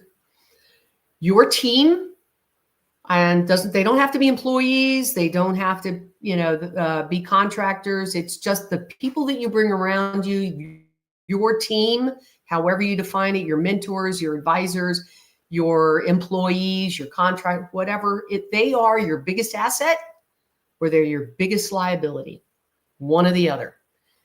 If they're your biggest asset, that means you're listening to them, you're supporting them, you're encouraging them to innovate, you're getting them to love what you do almost as much as you do, because nobody is going to love your baby, your business more than you do. Sorry, not going to happen. So, but you want them engaged. You want them to feel like they're part of it. They're creating it too. It's not just you, but then your team can also be your greatest liability. The biggest mistake in the years and businesses that I've launched, that I'm still running, that I've sold, that I've closed doors on. The biggest mistake I ever made were the people I brought in. So what do I look for in a team member? I look for, the most important thing is integrity. So the worst advice I've ever gotten is when someone will go, oh my gosh, this person is awesome. Go hire them, without listening to that little voice in my head that said, yeah, they're awesome. They're smart. They're capable. They're talented, but they're not a team player. They're doing it for themselves, not for the mission. And it cost you. It cost me. So that, always trust. I'm a very trusting person. I've been lied to. I've been stolen. I've been cheated. We probably all have. I refuse to be, I refuse to be anyone other than who I am, which is open heart and trusting. I want to see the best in you. I see the best in you until you show the not so great. I don't want to be that, jaded person. I refuse to be. But I have learned that you have to listen to your inner voice. And like I just did an interview the other day. I don't care what skill set necessarily you have for my purposes. I want someone first and foremost with integrity. Do you have integrity? You can be super slick, super smart, super well-dressed, all of that stuff. But if you lack integrity, I don't want you on my team. So always hire for integrity, because the rest of the stuff can be trained. I can teach you. We can teach you. We can support you. So always hire for integrity, not who's the shiniest and who's the most impressive or who's got the longest resume or the 15 degrees or certifications. I want someone with integrity. I want someone who owns their mistakes. Own it. Own your mistake, right? You're building that trust when you own your mistakes. I've had folks on our team that for the life of them, I don't know why, they couldn't own their mistake. It was 15 excuses, and I would, just try on the side privately. It's okay to make a mistake. I tell my team, I don't care if you goof up. I don't care. If you're taking the initiative to try something out and it doesn't work, I'm going to celebrate you for the fact that you took initiative, not that it didn't work out. If you're waiting for me to hold your hand and tell you, do X, Y, and Z and do it this way, that way, and that way, you're not on the right team, because I want someone who's going to take risks. I want someone who wants to learn. I want someone who's going to say, hey, can you help me? Can you show me how? Or I made a mistake. That's the kind of team you want to build. Best piece of advice I can possibly ever give anybody. Okay, well, we're coming up on, wow, I've been talking for this long. That's embarrassing. Travis, clearly this is something I'm very passionate about. I hope I didn't bore people to death. So thank you for having me. What an honor. Thank you for. There's not a single Thank you. person listening that's bored to death, Stephanie. You are Okay. you are out of your mind if you think that that's true. She just dropped nuclear value for sure. Yes. Yeah, I mean, you know, we all make mistakes. Believe me, I've landed some nuclear ones, and you just got to pick yourself up, right? And it's helpful when you have a team, when you have good people around you that help you do that. You pick yourself up and you dust yourself off and think, okay, let's go. I gotta own my mistake. I gotta own it. Okay, especially to your team. I messed that up royally. How do we, help me fix it? Let's fix it. Let's go. How do we move on? How do we adjust? Fire and adjust. So, but it really has, and I want to thank you for inviting me, Ryan. It really has been a journey of passion and love. Truly, I love this community. I grew up in it. I married in it. I raised children in it. And you guys are what inspires me through the hard times. Let me tell you, through the really hard times. So thank you. We appreciate you, and we love you too. Thank you. Okay, I'm going to get all. Sorry. It's okay to get misty-eyed. I learned that earlier today. Oh, good. Good. I'm glad. Yeah. I'm glad. Yeah. Tears of joy. Thank you. God bless you. And I hope everybody that hears and sees this reaches out anytime. Let's do this together. Absolutely. All right. Thank you, Stephanie. We appreciate you. Well, we are moving right along today, brother. It's unbelievable. Value after value after value. And now we got Nathan Wheeler on board. Good Lord. He's got quite the background, doesn't he? He does. This guy is going to bring nuclear value, but it's going to be hard to top Stephanie. Yeah. That's okay. We can probably get it. Like, I know we're going to be talking about, shaping our identity and getting into that deep dive stuff. Did you find the share button, Nathan?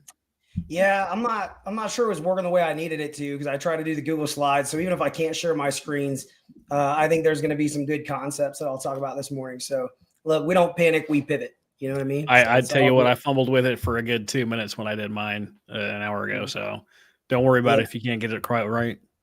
Yeah, it's all right. It's all right. The big thing is that there's value added. That's really all I care about in these types of environments and these conversations. Well, cool, man. Well, have fun. I'll leave you to it. Sounds good. And I guess first and foremost, I'm excited to be in this environment to talk to my people, right? Here's the thing. As we transition out of the military, I think because I imagine the vast majority of us on this call were veterans. We played the game. And I don't know about everybody here, but I know for me, that transition was one of the most difficult things that I've ever done. And I didn't expect that. I thought that it would just be hey, I'm going to go do the next thing that I got to do. We're going to execute. Things are going to be fine. And in my journey, I've kind of learned not only how to navigate that a little bit, but some things that we can do to prepare ourselves and to prepare our people for that transition. And so before I dive into some of that, because I like to add practical value, I'm going to do things differently than I typically do when I'm speaking in different places. And that's because for this particular audience, it's very important to me that I leave you with something that you can take and apply outside of this. I don't want to just be talking at you for the next hour or so. And so, again, before I dive into any of that, I want to share some background. So I was active Army for 11 years, from 2006 to 2017. And I'm going to dive a little bit deeper because, again, we've got I know my people are on the call. So, some of the ways that I typically talk about me and how I did the things that I do, I abbreviate or whatever, and I may do some of that. But I know that, it resonates with us because we played the game. And so I started out as an artilleryman in Fort Sill, Oklahoma. And for those of you who ever, spent time at Fort Sill, you kind of, know what that looks like. I was a 13 Mike. So that career path was pretty much Fort Sill, Washington, Korea, maybe Germany. Right. And so I started out there and it was good. It was an environment that I needed because where I come from and the environment that I grew up in, it wasn't leading to anything good. So the military was really good for me. Now, I only planned to do a couple of years and get out of the military. I had no intent to stay in and play the game long haul up front. That changed later on. I ended up going to Iraq And for me, the significance in Iraq, it wasn't even necessarily all the things that happened downrange initially in that first deployment, but it was like the separation that I had to realize that there was a life outside of the life that I had created or was familiar with. For me, it was very impactful in that regard. I had separation necessary to grow, right? Because I lived a very limiting, I had a very limited mindset when I was young. And so it was a good time. And I ended up reclassing to be an electronic warfare specialist. And again, I think there may be some people on the call that can kind of resonate with that, because back in the day, 13 mics, we didn't have a lot of options. We were either shooting rockets or we were playing the electronic warfare game. It was a very real thing. A lot of us reclassed because we wanted out of that space. We were tired of scraping rocket exhaust off the back of launchers. You know what I mean? And so, and at the time, I'd also got married, and like I wanted to slow down just a little bit, right? I was like, hey, I'm getting married, shooting rockets isn't going to translate outside of the military. What's going to help me prepare? Like, I started having some forward thinking because I reclassed at about, halfway, about 5 years into my career. And so little did I know that things were going to speed up. So as I reclassed, I went out to the 173rd Airborne Brigade. I want to give a huge shout out to any Sky Soldiers on the call. I mean, there's a reason that's the one that's behind me. I've been to a lot of different places, did a lot of different things, but the 173rd Airborne Brigade has a special spot in my heart. And so shout out to any Sky Soldiers on the call. I went out there, had a good time. We went to Afghanistan, played the game a little bit. And I started realizing that there was more that I could build within this military space. Like, as a 13 mic, I thought I was playing a good game, but I was introduced to an entirely different world when I reclassed. And some of you may be able to relate with that. And so I started moving up the ranks, did the whole Airborne Ranger thing, battle staff, a lot of different courses, and started realizing, like, hey, this is a thing. I'm gonna really do this. And I left the 173rd and came out here to Fort Carson with 10 Special Forces Group, right? Great group of guys, had an amazing opportunity out here to serve with them. And it was just phenomenal. And then I ended up getting out of the military. I got divorced and, about the same time started getting out of the military, and I didn't really know what I was going to do, right? And I'm going to talk a little bit more about what I did afterwards, but I do want to pause and highlight this pivotal moment, right? Because this is a lot of what I'm going to discuss as far as shaping your identity is concerned. Because when we get out of the military, when we transition, it is very literally an identity crisis, right? Because everything that we built and created while we served within the military for however long we were in, it's all like gone almost overnight, right? The rank, the badges, the tabs, the ribbons, the mission success, the things that we had accomplished while we were in the military, they're gone. And their relevance isn't as significant in the civilian sector. And so we enter into this very literal identity crisis. Who am I? What am I going to do? Like, we have to be somebody new in a short amount of time. We should always be working to evolve, but in a very short amount of time, we have to be somebody new. And there's not a lot of preparation that can be done for that. You know what I mean? We have this, TAP or transition. I don't know what they're calling it nowadays. We've got these different programs that work to help us, but there's nothing that can really help to completely reshape your identity overnight. And that's the crisis that we face. And I know we've got our people in our unit, but their mission didn't stop. Op tempo isn't slowing down because we got out of the unit. They still got to do the things. So the people that we used to resonate with, that connection isn't necessarily gone, but the presence is. And then in the civilian side, how are we going to relate? You know what I mean? Especially for those of us who served for the 2 decades that we were playing the freaking game, guys. How are people going to relate? How are we going to relate? And so a lot of us don't find something to bridge the gap, and we isolate because we can't relate to either side, what we're stepping out of or what we're stepping into, and we isolate. At a time when we should lock in the most with somebody, we isolate. And I know a lot of you can resonate with this because I talk to our people on a regular basis. These aren't foreign concepts that I'm discussing. And so that's what I'm going to talk about here in a minute. But before I dive into that part of things, because again, I want practical application. I don't want to just get up here and talk about what I do professionally and all that good stuff. I'm going to talk a little bit about that.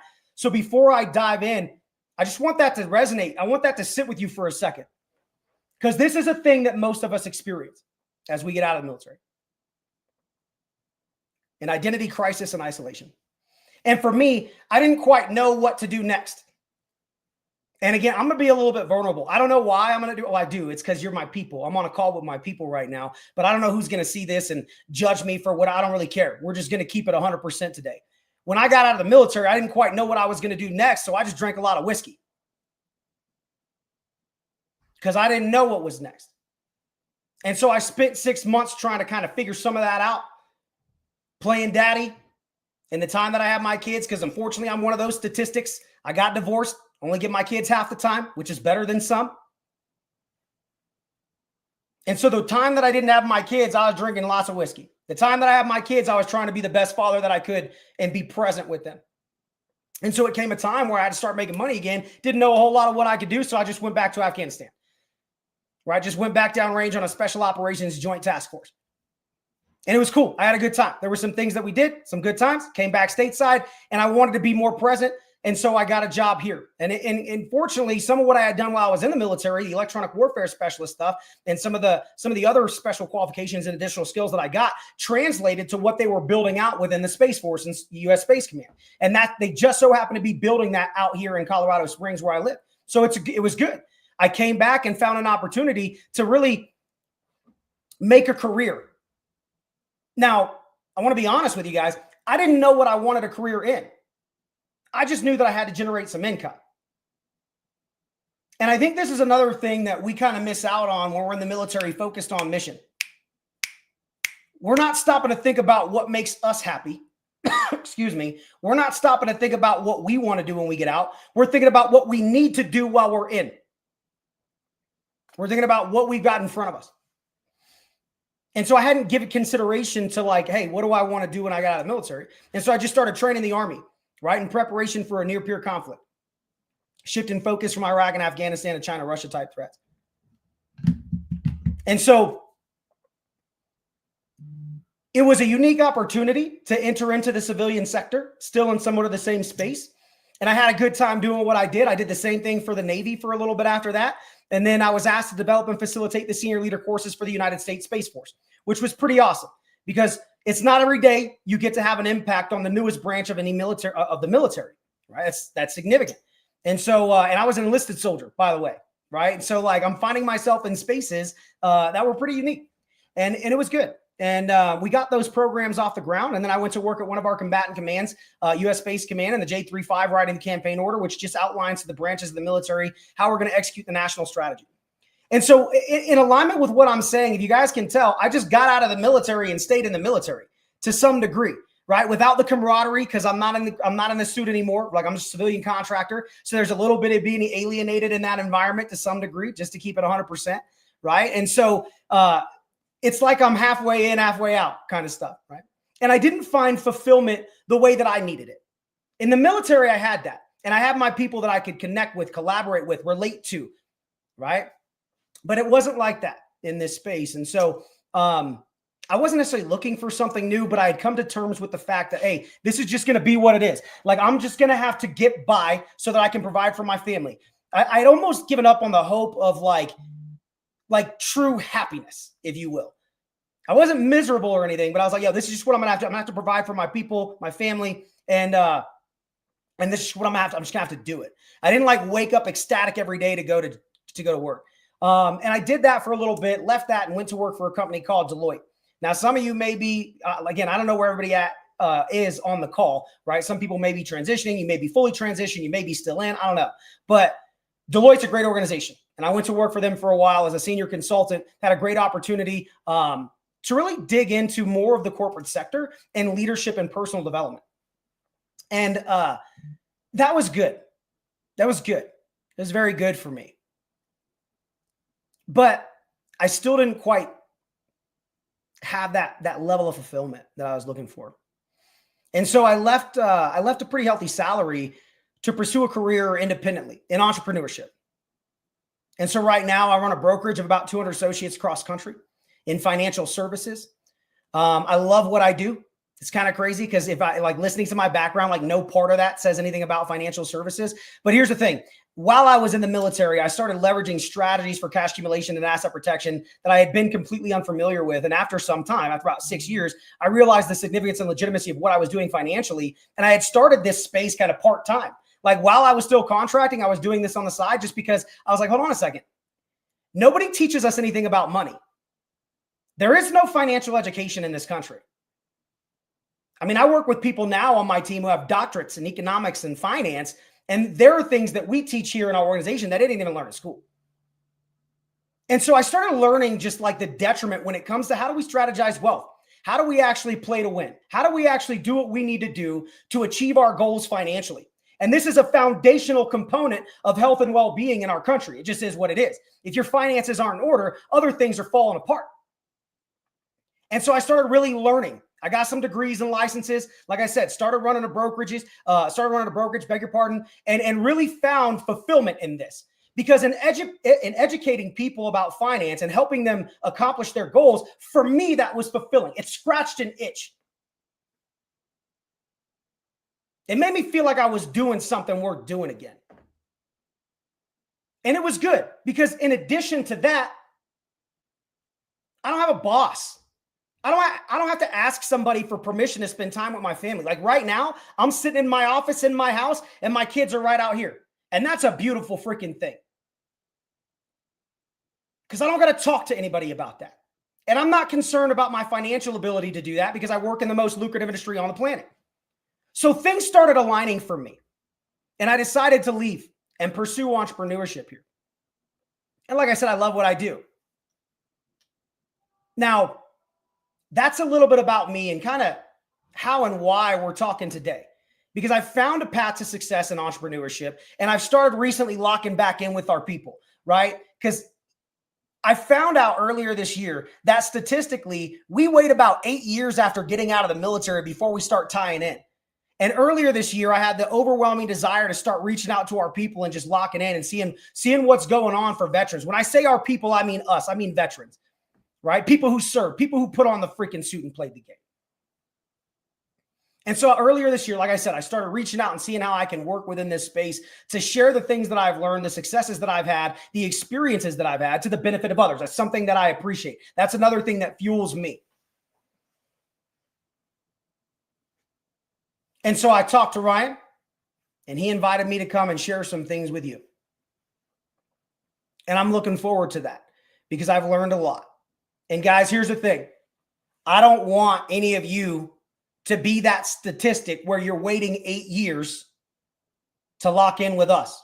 Because that gap that I mentioned earlier from where you were and where you're going, the military to the civilian sector, I feel like it can be bridged effectively with associations found in the veteran community. And I don't want to see us suffer. I want us to lock in with our people. And so one of the things that I've learned, and what I'm going to talk about today, is shaping your identity. And this is extremely important. Because, again, as we go through an identity crisis, it's important to understand the things that we can do to really shape our identity around who we want to be or who we need to be. And so I want to start with a simple and profound truth. And that is the fact that your identity is who you believe you are. It's the core of how you see yourself. And I'm going to try one more time to share my screen because I got something. And if it doesn't work, guys, like I said earlier, we don't panic, we pivot. So it's all good, right? And so I'm going to get one more good old college try is what they say. And we're going to see if this thing works. And if it does, I'm going to share my screen and we're going to rock out. Let's see. Let's see what happens. And I beg your pardon. It's doing the little spinny wheel thing. All right. I'm not seeing anything on my end. Hold on a second. There's something popping up. Yep. I'm not seeing anything on my end. There we go. Perfect. Perfect. So, like I mentioned, when we're talking about identity, that's who you believe you are. And this is so important because as you determine who you want to be, you've got to start with that. Like, hey, like who am I? Who do I believe that I am? What do I believe that I am? Because as we transition out of the military, everything that we thought we were is no longer there. It's no longer present in the way that we thought it was. And so your beliefs about yourself influence your thoughts. They influence your decisions and actions. They shape your confidence. They guide your habits. And they set the course for your personal and professional success. And so if you want to change your outcomes, you've got to start by examining your identity, because who you believe you are determines who you will become.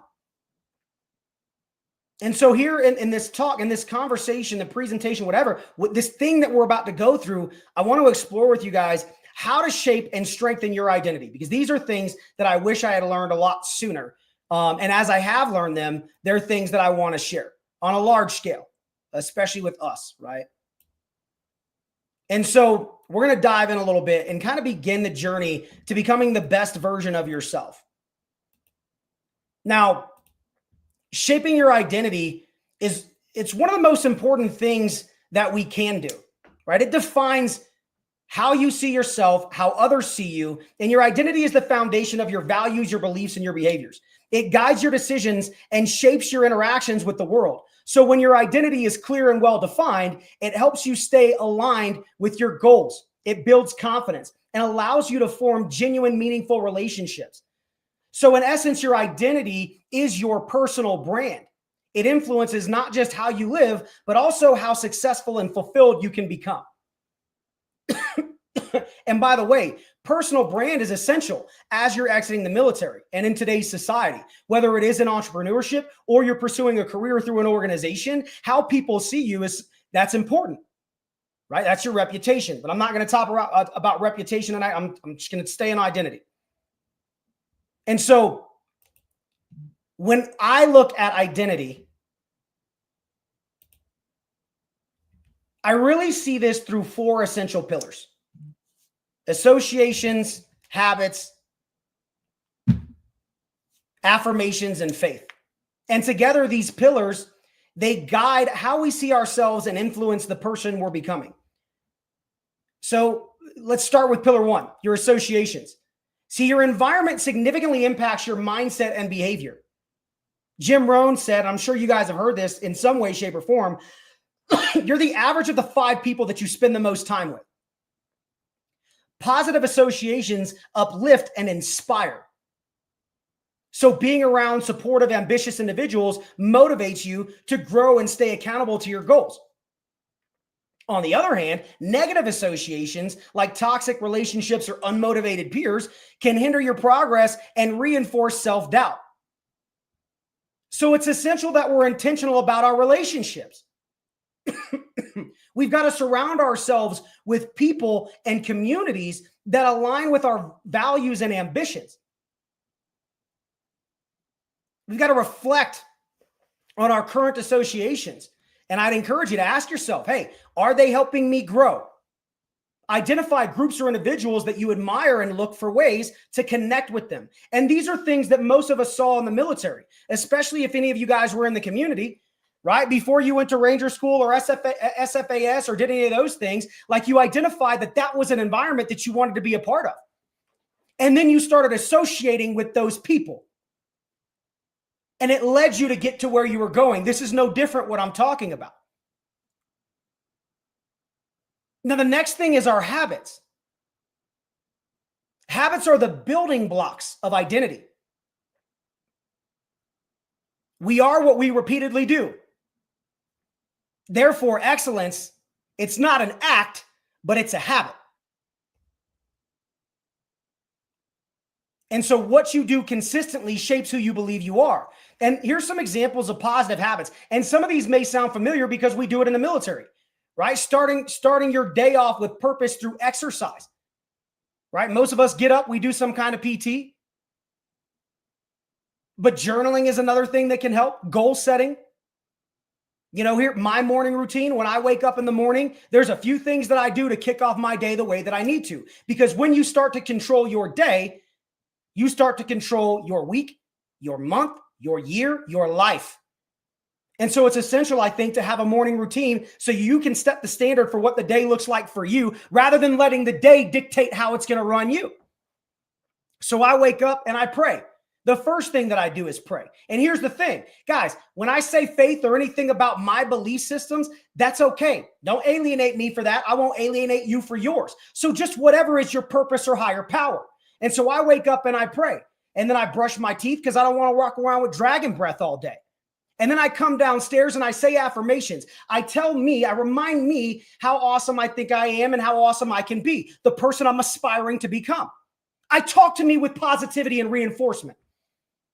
From there, I read. I take some time to read a little bit. And then I journal to reflect on what I've read, to learn, because I'm in a constant process of learning and development, personal development. And then I exercise. From there, I come in and I go and get cleaned up for the day. I come sit at my desk and I go through administrative tasks like responding to people, responding to emails, engaging with the team, talking, like confirming my client appointments throughout the day. Like these are the things that I'm talking about when I'm referring to habits. These are the things. And like I mentioned earlier, some of that may sound familiar to what we did in the military. We wake up, we go to PT, we recite the creed, whether it's the soldier's creed, the NCO creed, the Ranger creed, whatever it is, like we remind ourselves, we say affirmations in the form of those creeds and set the foundation upon which we're going to execute the freaking day. So what I'm talking about is just reshaping the way that we do that for who we want to be and become as we get out of the military. But some other good habits are continuous learning. So reading, taking courses, staying informed in your field, whatever it is you do professionally. Healthy lifestyle choices. Again, prioritizing exercise, nutrition, and rest. These are some of the most important things we can do to help build a happy and fulfilled life. Building habits can seem daunting, but there are simple ways to make it manageable, right? Start small. Focus on one habit at a time. For example, commit to reading, even if it's just for 5 minutes a day, instead of like an hour or a whole chapter or a book. It doesn't matter. Just, hey, I'm going to do this. And here's the other thing while I'm on this topic. When you make promises to you and you keep those promises, you're building self-confidence. You see, self-confidence comes from the promises we keep to ourselves. And this is very important as we're transitioning, because we need to maintain that confidence as we step out into a whole new world, because our confidence is part of the identity that might be left behind because it's what we knew. And so it's essential that we stay consistent with this. Stick with it daily, even when motivation fails, right? Consistency will build that discipline. And you can use triggers in this space. Link new habits to existing routines, like meditating right after you brush your teeth. Set clear goals. Define what success looks like. Like exercising, 3 times a week for 30 minutes. And here's the other thing when we're talking about habits is you got to reward yourself. Celebrate the milestones that you hit. Reinforce positive behavior. Focus on the positive things. Because so frequently we look at the negative. We look at things we don't do. And then we focus on that rather than the things that we did do. Another thing you can do is track progress, right? You use a tracker or a journal. Celebrate the small wins. Stay motivated. It's so important, guys. It really does help you create the life that you want. To build strong habits, start small and be consistent. Now, I want you guys, and I recommend that you reflect on your current habits. Which ones support your goals? What are you doing right now that is supporting the you that you want to be? Whatever that looks like, and be honest with you about that. Maybe you just want to be extremely wealthy. Maybe that's one of your goals. Or maybe you want to have a massive impact on others. Maybe you just want to provide for your family. Like, understand what that is. Be honest about it with you and check in with yourself and your habits. Are the habits that you currently have, are they in alignment with who you want to become? And I would challenge everybody on this call. Choose one new habit to begin today. Right now, today, let's implement at the speed of instruction and practice it consistently for 21 days. Now, the next big pillar is affirmations. Affirmations are powerful tools for shaping how we see ourselves. There's no doubting that. That's part of why we say creeds in the military. I mean, the Ranger Creed is seared into my brain, and it's powerful. It's powerful as far as shaping who you believe you are. My country expects me to move further, faster, and fight harder than any other soldier. Energetically will I meet the enemies of my country. Like, these words, there's so much more than just words when you take them seriously about how you want to live and how you see yourself. They help replace limiting beliefs with empowering thoughts. For example, instead of saying, hey, I'm not good enough at something, affirm, I am capable and I'm deserving of success. Here's some more examples of some affirmations that may resonate with you as you continue to transition or just live life, right? For personal growth, I'm constantly learning and growing. Tell yourself that and do it verbally and do it with enthusiasm and energy. Like, don't just lackadaisically say this, this is who I am. I'm constantly learning. Like, no, say it with power. Believe it. For career goals, I attract opportunities aligned with my purpose. For your health, I take care of my body and it takes care of me. To reinforce resilience, I have the strength to overcome any obstacle. Keep affirmations in the present tense. Repeat them daily and connect with them emotionally. Write them down or place them in a visible area. Make sure there are some reminders for you, especially if it's a new habit. And select affirmations that resonate with your goals and practice them consistently for the next 30 days. There's another challenge. Again, I like practical application. And then this last pillar is faith. Faith provides a firm foundation for identity. It reminds us that we are loved, valued, and purposed by God. And if God isn't for you, cool, your higher power. It gives us stability and hope in an ever-changing world. Faith also shapes our values and decisions, guiding us to act with purpose. It fosters resilience by reminding us that challenges are part of growth, including that transition that I'm talking about. It's not the end of the story. Through faith, we find strength to serve others and contribute to a greater purpose. To grow in faith, reflect on who God says you are. And so for me, I'm reminded that God says we're kings and queens. We're priests and priestesses. We are heirs to the throne. For you, again, if that's not you, if God's not for you, then just whether it's your family, your universe, whatever your higher power is, whatever your purpose or motivation for existing, that's outside of who you are, lean on that and understand what they tell you about who you are.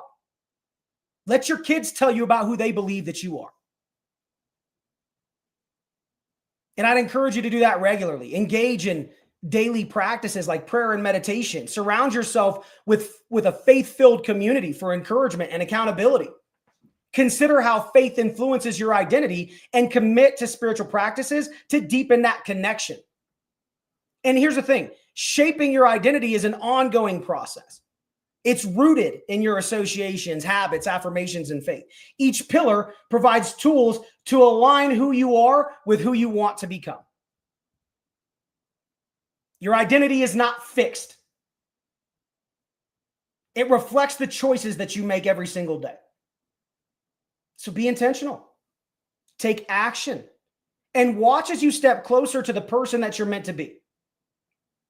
Because as you start to heat up, as you start to live into that newer identity, your internal thermostat is going to try to cool you down and sabotage your progress. Like, you'll start to drift. And it's essential that we get out of that drift as quickly as possible. And I want to talk about that drift for just a second. Because nobody is immune to the drift. Like, at some point in life, we all encounter like negative triggers. And those are the moments or experiences that pull us off course. It could be a setback, a disappointment, or even just a period of, complacency. And these triggers can subtly influence your thoughts, your actions, leading you to drift away from your goals, your values, and the identity that you're working so hard to shape. See, drift, it doesn't happen all at once. It's gradual. A lot of the time it goes unnoticed at first. It's a missed routine.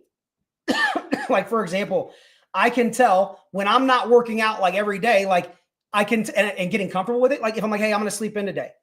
And I'm full transparency, that happened this week.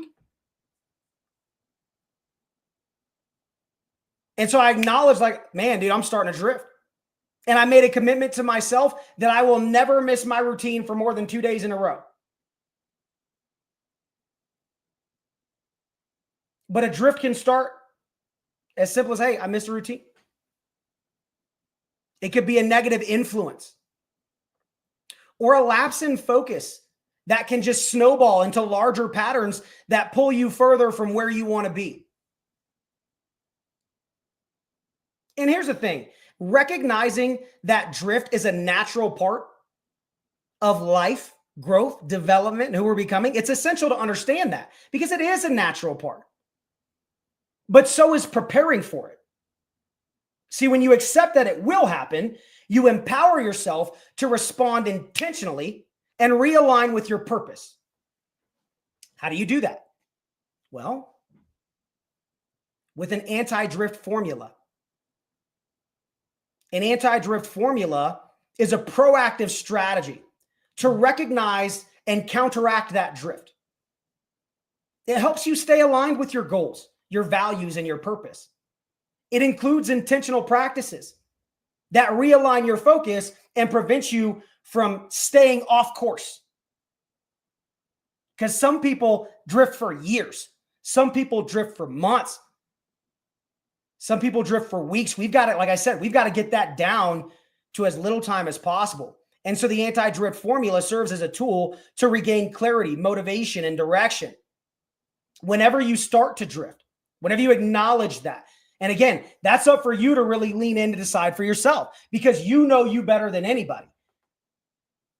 It could be as simple as brushing your teeth and not flossing. Again, a missed routine. So don't ignore those subtle signs of hey, I'm not doing the things that I know I need to be doing that are in alignment with who I want to be. And so with that, I want to break down 6 steps that I personally use for an anti-drift formula. Like I said, for me, it's essential that I don't just get up here and talk at you for a little bit. I want to provide practical application. Hopefully there's value added in this conversation because the last thing I ever want to do is spend a whole bunch of time talking without significant value added to help everybody, everybody who's listening. And so I want to break down these 6 steps that I use to get out of the drift for me as I continue to pursue greater callings and live into an identity that's far surpassing where I'm currently at. Now, these simple yet powerful actions, they help you realign and refocus whenever you start to feel like you're off track. And so like I mentioned before, prayer is a big thing for me. So for me, I'll hand that burden over to God. And like I said, if you don't believe in God, that's okay. But prayer for me, it's a moment to pause and connect with a higher power, to seek guidance and get clarity and strength. It centers my thoughts and it reminds me of my purpose and it grounds me to what truly matters. Because I don't always get validation from the outside world. And sometimes it gets lost to me that I don't need that validation because I have validation through my Creator. Now, the next thing that I'll do is I'll journal. Right? And this one, it's important because, writing down your thoughts, it allows you to process emotions. And I know this may be off target for some of you because I know I didn't journal while I was in the military. But I'm telling you, it's powerful. And, I'm not prepared to share, but I'll find something while we're on that. While we're sitting here, I'm going to search and I'm going to find a specific journaling technique that I use. I've got to find this for you guys because it's pretty powerful to realign. So, but either way, while I'm looking for that, I'm going to talk a little bit about journaling. And it creates, again, it helps you clarify your goals. It creates self-awareness. Like, it really helps you stay aligned with your values. And this is one of the most important things that somebody can do. And so many people don't do it. And here's the other thing about journaling. Like, as you're journaling, typically I would encourage you to maybe share things with yourself that you're grateful for, right? So that you can, reevaluate that at a future date and celebrate those wins. You can really put yourself in a position to appreciate how far you've come. And that's such a good habit. And so again, journaling is a powerful tool that I wish more people kept. And so bear with me. I'm going to find this journal for you, because these questions, as I started asking them to myself, like, it changed it, like, especially when I'd find myself getting frustrated or, again, somewhat out of alignment. And so I'm going to read these off and I'm going to say them each like at least 2 times. If you guys want to write them down, great. If not, no worries. Again, it was impactful for me. Hopefully there's value added to some of you in this. It's called a reframe journal. And so the first question that I would answer, and I'd write this down, I'd say, what am I feeling emotionally? What emotion am I feeling? Right? Either way, whichever way you want to phrase that to yourself. What emotion am I feeling? And then I get clear about something else. What thought or situation triggered this emotion? What thought or situation triggered this emotion? Why did I get triggered by this specific thought or situation? That third question that I ask and answer myself, why did I get triggered by this specific thought or situation? Next, what is the belief I have about myself, that event, or another person? Man, I wish somebody would have taught me this while I was in the military and young and just growing up and learning how to deal with emotions. Again, that is, what is the belief that I have about myself, that event, or another person? And then, is this belief true? Is this belief true? And I'll reaffirm that by answering another question. Can you be certain this is 100% true? Again, can you be certain this is 100% true? How does this belief affect me or the people around me? How do I treat others when I believe this? This one's a twofer, right? How does this belief affect me or the people around me? How do I treat others when I believe this? And then I'll ask and answer, how could I see myself, this situation or person differently in a way that serves me and the people around me? How could I see myself, this situation or person differently in a way that serves me and the people around me? Because like the last speaker said, service is the most important thing. Not going to dive into that right now, but man, when you're serving others, it just makes you feel good. And the last question that I'll ask and answer here is, what evidence is there to support this new belief? Again, what evidence is there to support this new belief? Regardless, guys, journaling is powerful. Whether you're using it to reframe a situation or you're using it to celebrate your milestones, do something to hold accountable the thoughts that you have and process those emotions and feelings. Now, then there's exercise. This is something that we should all be familiar with, right? Physical activity, it doesn't just benefit your body, it boosts your energy. It reduces stress and clears your mind. Exercise helps you tackle challenges with renewed focus and resilience. So when you exercise, your body literally releases chemicals that improve your mood. I remember when I was in Afghanistan one time, I was briefing the commander every day. So my job wasn't doing anything but staying there and briefing the commander. And I was losing my freaking mind because I'm watching my boys out there getting the mix. And I have to sit here and watch it and talk to the commander about how we can shape the battlefield. It was one of the most depressing times that I've experienced in my entire freaking life. Like, it was bad. It was real bad. And so I had this routine that I would do for running. I would run 5 miles, and I'm not going to dive into that routine, but every single day I would run those 5 miles because it reinvigorated me. It literally made me happy through endorphins. And that 5 miles was before I worked out. So exercise is a powerful tool to help you mentally. The next thing I'll do is call a friend. I just talked to my best friend yesterday. He was my sniper. He's out doing some fun things in fun places. And we got a chance to talk for the first time in a little bit. And it was just so good to hear from him. Even as I'm talking to you guys about it, like it's almost making me emotional because I love my friend. I love my people. And so when you talk to somebody that you trust, it can help them provide support and perspective. It can also help keep you accountable. A good conversation can reframe challenges. It can lift you up and reignite your motivation. So call somebody that you love and trust and just talk. And let me tell you something, because I know some of us get in our own way when it comes to this one, because we don't want to call somebody because we're telling ourselves they don't want to hear from me or whatever. Get that noise out of the freaking, get that out of the way. Everybody wants to hear from you. I want to hear from you. I don't even know you. And if you do know me, shout out, reach out. And if you don't know me, guess what? Shout out, reach out. Let's connect.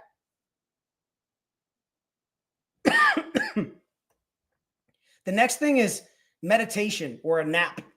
And I say or a nap because, guys, like if you can't tell, like I'm fired up all the time. I got energy for days. So meditating, dude, my mind is moving at 1,000,000 miles an hour. So sometimes I just need to maybe take a nap. But meditation can calm and I've been practicing on meditation, by the way. I'm working on it, right? I'm getting better at it. And so meditation can calm your mind, right? It can increase your focus and foster self-awareness. And on the other hand, a short nap, it just restores your energy, right? Can help you approach challenges with a refreshed and balanced mindset. Now, this last one, guys, this is so, like I said, I think I just touched on this a minute ago. This is so important. Just to serve. Get out of your own head by helping somebody else. Serving others, it shifts your focus away from your problems. It reconnects you with your purpose. Service reminds you that life is bigger than the challenges that you're facing. Service doesn't just change their day, it changes yours. And here's the thing. Each of these steps is a tool to help you reset, refocus, and get back on track whenever the drift starts to lock in. And so here's the thing. Shaping your identity is an ongoing process. It's an intentional process, right? Those pillars that I mentioned, associations, habits, affirmations, and faith, they serve as the foundation for building the person that you want to become. And life is unpredictable. And the drift is going to happen. And you'll fall out of alignment. And that's why having an anti-drift formula in place is key to staying aligned with your goals and with your purpose. And so change that and adopt it for you and what's relevant for you. Maybe you just want to be a more present parent. Maybe you want to be better at work, like whatever it is, align these things with who you want to be. And by incorporating these practices like prayer, journaling, exercise, calling a friend, meditating or napping, like these things, they'll help you counteract the drift and realign with your vision. And so I hope that some of you take these tools with you and just put them in your toolkit. Just put them on in there. Pull them out when you need them. Because with intention and consistency, you have the power to shape your identity, to stay true to your values and create the life that you deserve. And I think that's important, especially for us as we navigate how and who we're going to be leaving the military. I think it's an important thing.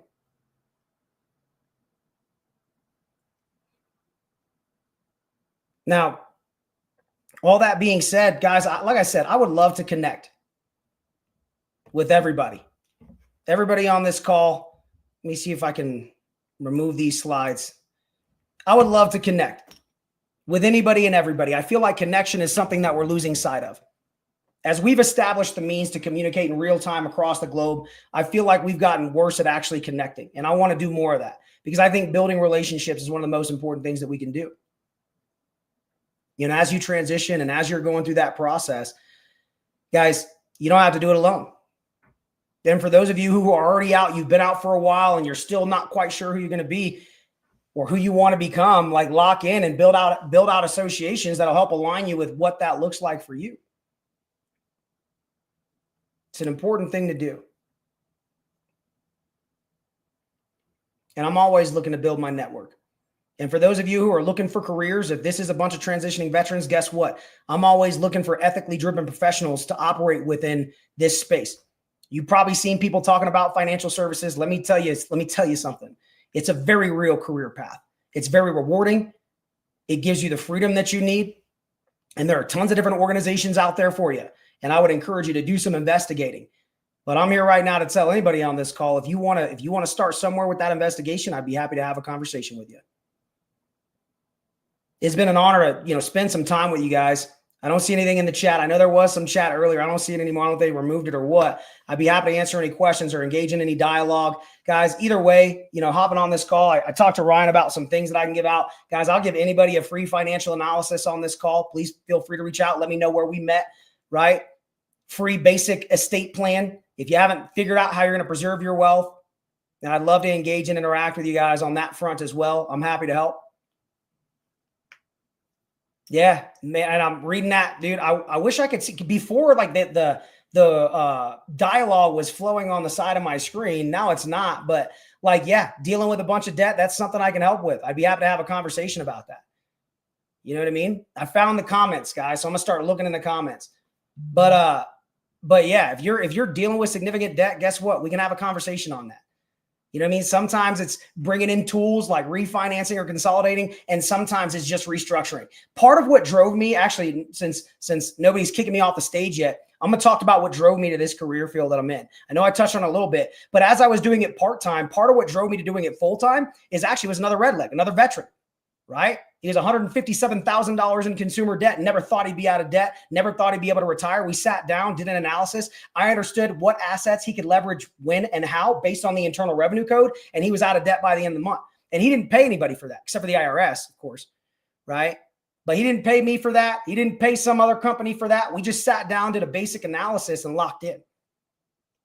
That's part of why I do what I do. Like I mentioned earlier, I found the fulfillment in that, right? It was powerful for me. And I know, and it's funny because even as I'm sitting here talking, I see in some of the veterans chats on Facebook, because I be on there sometimes, right?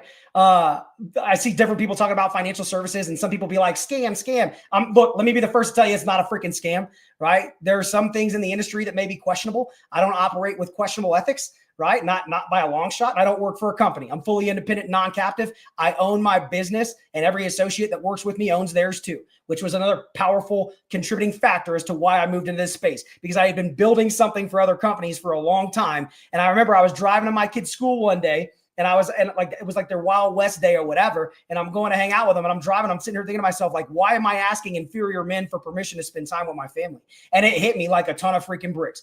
And then I also considered how much I was getting paid, because it was a very healthy 6-figure salary. And I'm like, yo, if they're willing to pay me this much, I've got to be worth something.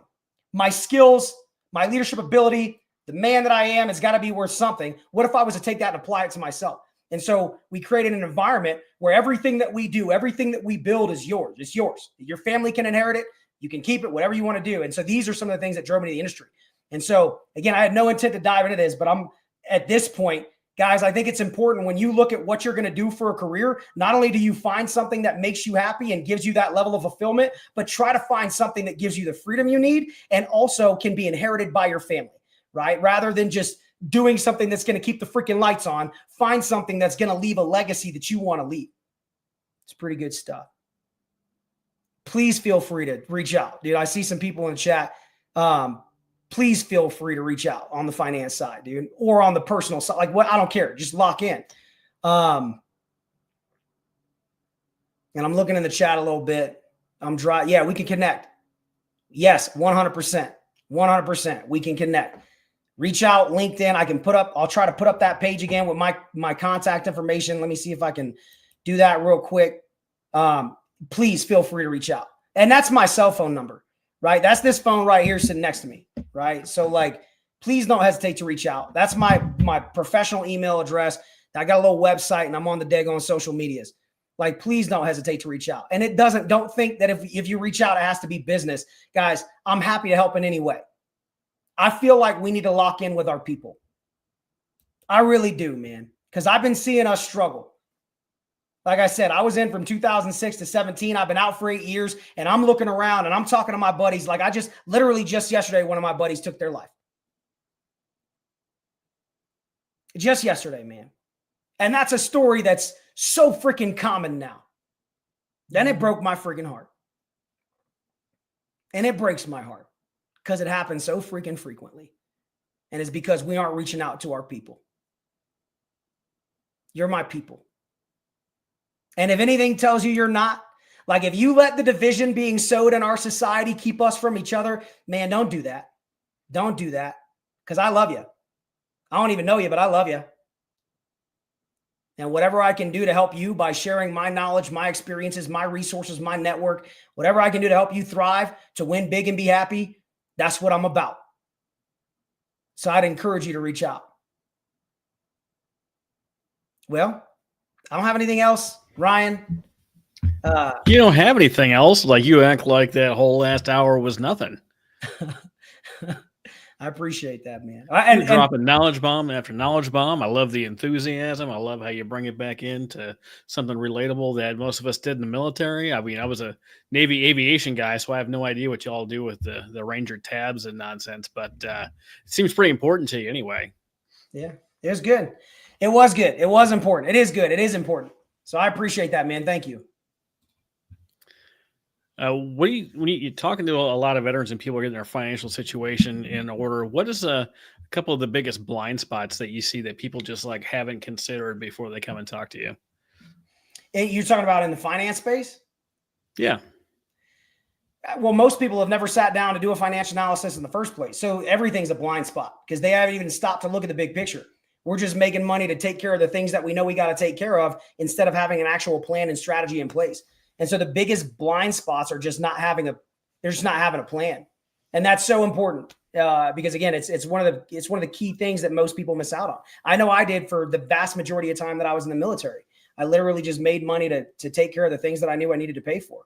So that's the biggest blind spot. Outside of that is really not understanding how money works and how money grows and how we're taxed on that growth.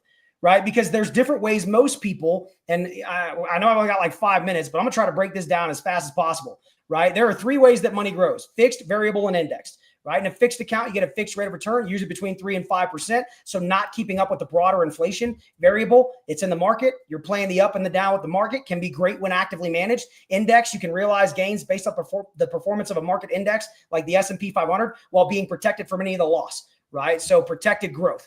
Right? Then you have 3 ways that we're taxed on that growth. Right? We're either paying taxes up front from our income and then again on the gains, or we're deferring taxes to wait and pay taxes when we get out. We'll pay taxes on our contributions, employer contributions, excuse me, and any gains that are realized. And in those deferred accounts, we typically can't access them until the age of 59 and a half. So we've just got to let it sit there and wait.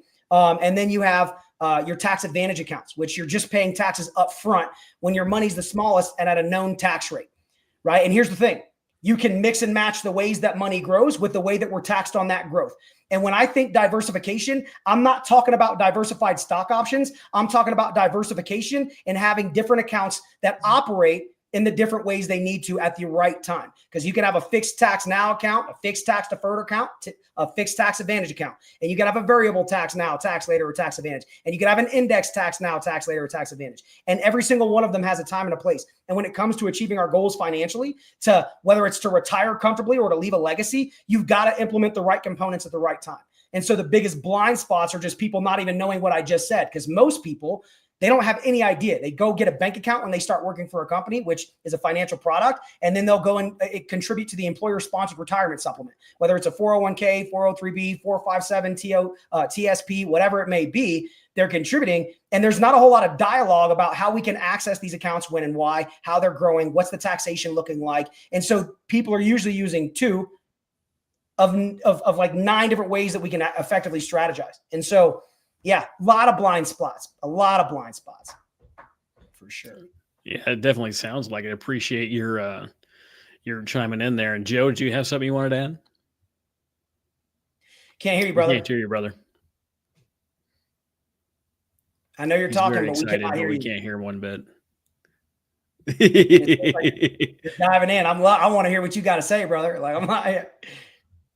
Joe's an exciting guy. He likes to have enthusiasm when he talks. Yeah, now you're muted. He's gone. He ducked out. What's the entry into starting versus what people assume the entry is and on that note, I think he's talking about financial plan and strategy. I think so. The entry into starting, I would say, and I don't know if he's talking about into the industry or into planning. I'm just going to talk on the planning side. And so when it comes to on the planning side, really it is perfect. I appreciate that. I assumed correctly, which doesn't always happen. So thanks for the confirmation there. And so when on the planning side, it really is just sitting down and having that analysis done, like getting a scope of what you actually have going on. That is the starting process. Now, if you're asking about like a monetary thing, I'll do a financial analysis for free. I know peers in the industry that charge $4 to $8 grand. I don't do that, but it is getting clarity on what's going on. And there's a 6-step process that I look at. I look at cash flow, like money coming in and money going out. I look at whether or not there's an emergency fund in place, right? I looked at what the debt situation looking like. I'll look at proper protection, like, right, especially as a right, like security is important. So what are we doing to protect everything that we're building? Then I'll look at actually building wealth. How are we doing that effectively? And then we'll look at preserving wealth. So we'll get an analysis that outlines what's going on in each of those areas and then give clear action steps to help see that, to help us work towards the goals that we have. And so a lot of people, and I think I answered your question as far as what's the entry to starting is compared to what people assume. A lot of people assume that it's going to cost them a lot of money. They assume that they're in a worse position that they're in. They assume all these different things that stop them from just getting on target. I tell you, the assumptions are just killer. I talk to people about traveling all the time. I'm like, where do you want to go? And they're like, Paris. Like, cool. Like, you should go. And they're like, I can't afford it. It's like, oh, how much does it cost? And they have not looked into what the price of a ticket is. You can't have a savings goal to meet something as simple as a trip overseas to Paris. If you have no idea what the dollar amount is, if it only costs you $1,200, how long will it save you for $1,200? Thanks again, Nathan Wheeler. Please go check him out. Connect with him on LinkedIn at Nathan U. Wheeler, and go to nathanyuwheeler.com if you want to get into the financial advice. Now we're bringing up Mike Sarge. Mike, how you doing, brother? I'm doing well. How are you doing? Can you hear me? Oh, yeah. You sound great. I'm excited. I'm happy to be here. Just want to kick it over to you so you can tell us about how to leave a legacy. And with that, I'll leave you to. Absolutely. No, thank you. Thank you. So good afternoon, good evening, good morning, depending on what time zone that you're in. So I'm Mike. My friend call me Sarge, and I'm really fired up to be here. Huge shout out and thank you to the Vet Social, the staff, the team, everyone that's put on this event. Thank you for just creating a space where all of us can just be here and actually build with people. I'm really, really honored to be here. So I'm gonna dive right into the nitty gritty. I'm not someone that's really for small talk and all that other stuff. If you are in the comment section, do something for me. I need you to just go in comments and tell me, where are you from? Like, what is considered home for you? What is your hometown? I know some of y'all are military babies and you traveled all over the place. Where is the place that you call home? I want to know that. So for anyone that's listening to the sound of my voice, I would like to know where you guys are from. Let me know. Let me know. All right. And as you're doing that, I'm going to just give you just a quick little intro on me. Nothing crazy. All right. So I like to, break down my life from a comic book perspective, right? You got Bruce Wayne and then you got Batman. All right. Let me break that down for you. So my Bruce Wayne life, I'm currently still active duty. I'm in the military. I'm actually stationed at Fort Meade in Maryland. And I've been in for now, man, it'll be 15 years come March. It's kind of crazy. I don't know how you guys did this, but I'm still here and I'm enjoying what I do, which is just leading people and driving the mission. That's really what I'm here for. But on the other side, the side of me that everyone knows me for more often is my Batman side. On my Batman side, I'm actually an award-winning music artist and creative. I've had the opportunity and the honor of having my content placed in TV shows and commercials. So I've worked with Google, Gatorade, Ford, talking shows like All American, Homecoming, and Good Trouble on CW.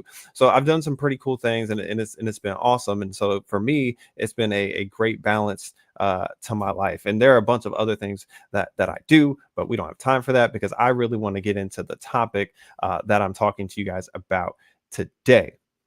But that's a little bit about me. So let me get into these. Let me see what you guys talking about on the corner. We got Houston, Texas over here. I see OKC. Oh, I got a meet. Oh, we got a Bo. We got Bowie in the building. All right, I see you. All right, we got Tampa, Florida. All right, you got New Orleans, LA, Lithonia. Okay, and then I didn't even tell y'all where I'm from. I'm originally from Atlanta, so seeing Lithonia is cold. All right, so I'm originally from Atlanta, Georgia. I'm the oldest out of 4 kids, which means all that really means is I got blamed for everything. Not everything, like everything. I got blamed for everything. All right. So I have a question, just a quick question for you guys. If your team could watch a 60-second highlight reel of how you lead on a random Tuesday at 3 p.m., would you hit post or would you hit edit? Say that again. Would you hit post or would you hit edit? Now, if you're the type of person that you're looking at this question, you're like, well, that's easy. I would hit post. I think I lead well. Let me rephrase that question. How would if your parents could watch a 60-second highlight reel of how you were as a kid, would you hit post or edit? Let me flip that again. If you feel like that's still too easy, if your kids had a 60-second highlight reel of how you parent, how would that look? Right? And all I'm really getting to is the fact that all of us are just trying to get to the next day, get to the next moment, get to the next section. And the title of today's of talk is about creating and leading and leading correctly and making sure that regardless of who we are, we're making an impact on the world around us. So let me back up for just a sec. Here's what I've learned living in 2 worlds, essentially in uniform and behind a mic. Influence isn't about follower count. Leading isn't about a follower count. It's about follow through. And influence and people don't remember our presentations. They remember our presence. They don't need perfect leaders. They need honest ones. And so today I really want to talk to you guys about building, about influencing, and about leaving a mark. Not someday, not when it's convenient, but right where you stand, right where you're sitting, listening to me talk. I'm gonna give you just a simple, battle-tested blueprint to do that. But first, I want to talk about a word which is creator for a second, right? Because if you're anything like me, or I guess the hundreds of like leaders or parents or just students or business individuals that I've talked to, like you might still feel weird about it. Like if you're thinking like, well, Sarge, I'm not sure where you're going with this at the moment. Like just stick with me. Just stick with me for a moment, right? All of us are creators. You're a creator if you've ever solved a problem that no one else is willing to step up and solve. You're a creator if you've ever helped someone feel seen when the world overlooked them. You're a creator if you've ever turned pain into perspective, if you've ever turned chaos into clarity, if you've ever turned mess into momentum, even when nobody clapped for it. So all of us are creators. Now, normally when I say the word creator, we have an interesting perspective on that. Most of us assume, especially when I say most of us, I'm talking about leaders and entrepreneurs. Most of us have been taught that like creators are a specific breed of people. Like being creative means like you wear funky glasses and you drink oat milk and you build websites in a coffee shop or you sell $2,000 Instagram courses, right? But that's not it. Like that's branding. That's a niche. That's not what being a creator is, right? So let me be clear. You don't need to write songs or shoot films or design outfits or build apps to be a creator. All of us are creators, because the truth is every time you every time you reimagine what's possible, like in your work, in your family, in your life, every time you show up with intentionality instead of going through the motions, every time you choose to build, to lead or to speak when it could be easier to just be quiet and shrink, you are creating. right? So what I want to do to any of you that are listening to me and going, well, that sounds cool, but I don't think I'm a creator. Like, I don't think that's what I do. I really feel like that's specific people, right? I want to prove you wrong. I believe that there are 3 distinct ways that creators tend to move. And I believe that you're one of these 3. I believe that like this is proof that you're a creator, but I need you to just stick with me for a moment. Okay. So I'm going to go through the 3 types and I want to break this down for you. All I want you to do is I want you to either write down or figure out which one you are. That's the only thing I want you to do. Okay. So the first type of creator is a product creator. Right. So basically, these are the solution builders, the problem solvers, basically the fix it types, the like, we don't just talk about it, we gonna make something happen type of folks. Product creators, they see a gap, they feel the tension, and their instinct is to make something like to make something that fills it.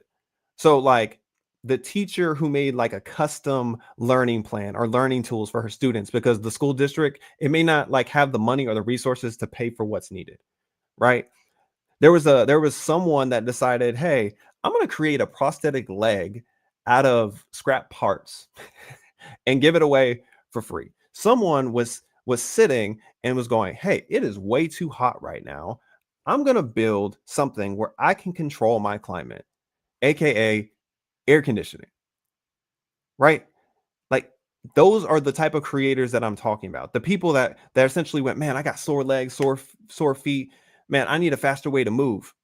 Cars, boats, planes, trains, all these things that I just mentioned, they were all born from people that got tired of sitting in a particular situation. They wanted to improve things. They wanted to make things better. And that's what they did. Problem solvers. And we don't always call them creators, but that's what they are. This kind of creator, they don't wait for permission, essentially is what I'm saying. They build what's needed when it's needed. And they don't always call themselves creator. They just build. Sometimes out of frustration, if I'm being honest, like I've done that before. Sometimes they build out of frustration. Sometimes we build out of, curiosity, sometimes out of necessity, but the result all is the same. They make things that move the world forward. So that's the first type is product creators, right? The next type of creator that I want to talk to you guys about are experience creators. So these are the people that I think are very, very underrated and we don't talk about them enough. So experience creators, they're the ones who shape what it feels like to be in a certain space. So they may not like invent the product. They may not hold the mic, but when they walk into the room, something shifts. So I mentioned a mic. So imagine you went to a concert, right? So you get your tickets, you pass them forward, you move, you notice that there's security. That's an experience creator because now you don't have the worry of feeling safe when you show up to that sporting event or that concert. Okay, let's say it's a concert. Okay, you keep moving, you take your seat. All right. Well, when that artist or that band's on stage, someone is running the lights, someone is running the sound, someone is running all the background things that you don't know anything about, but it's impacting how you feel about the said event.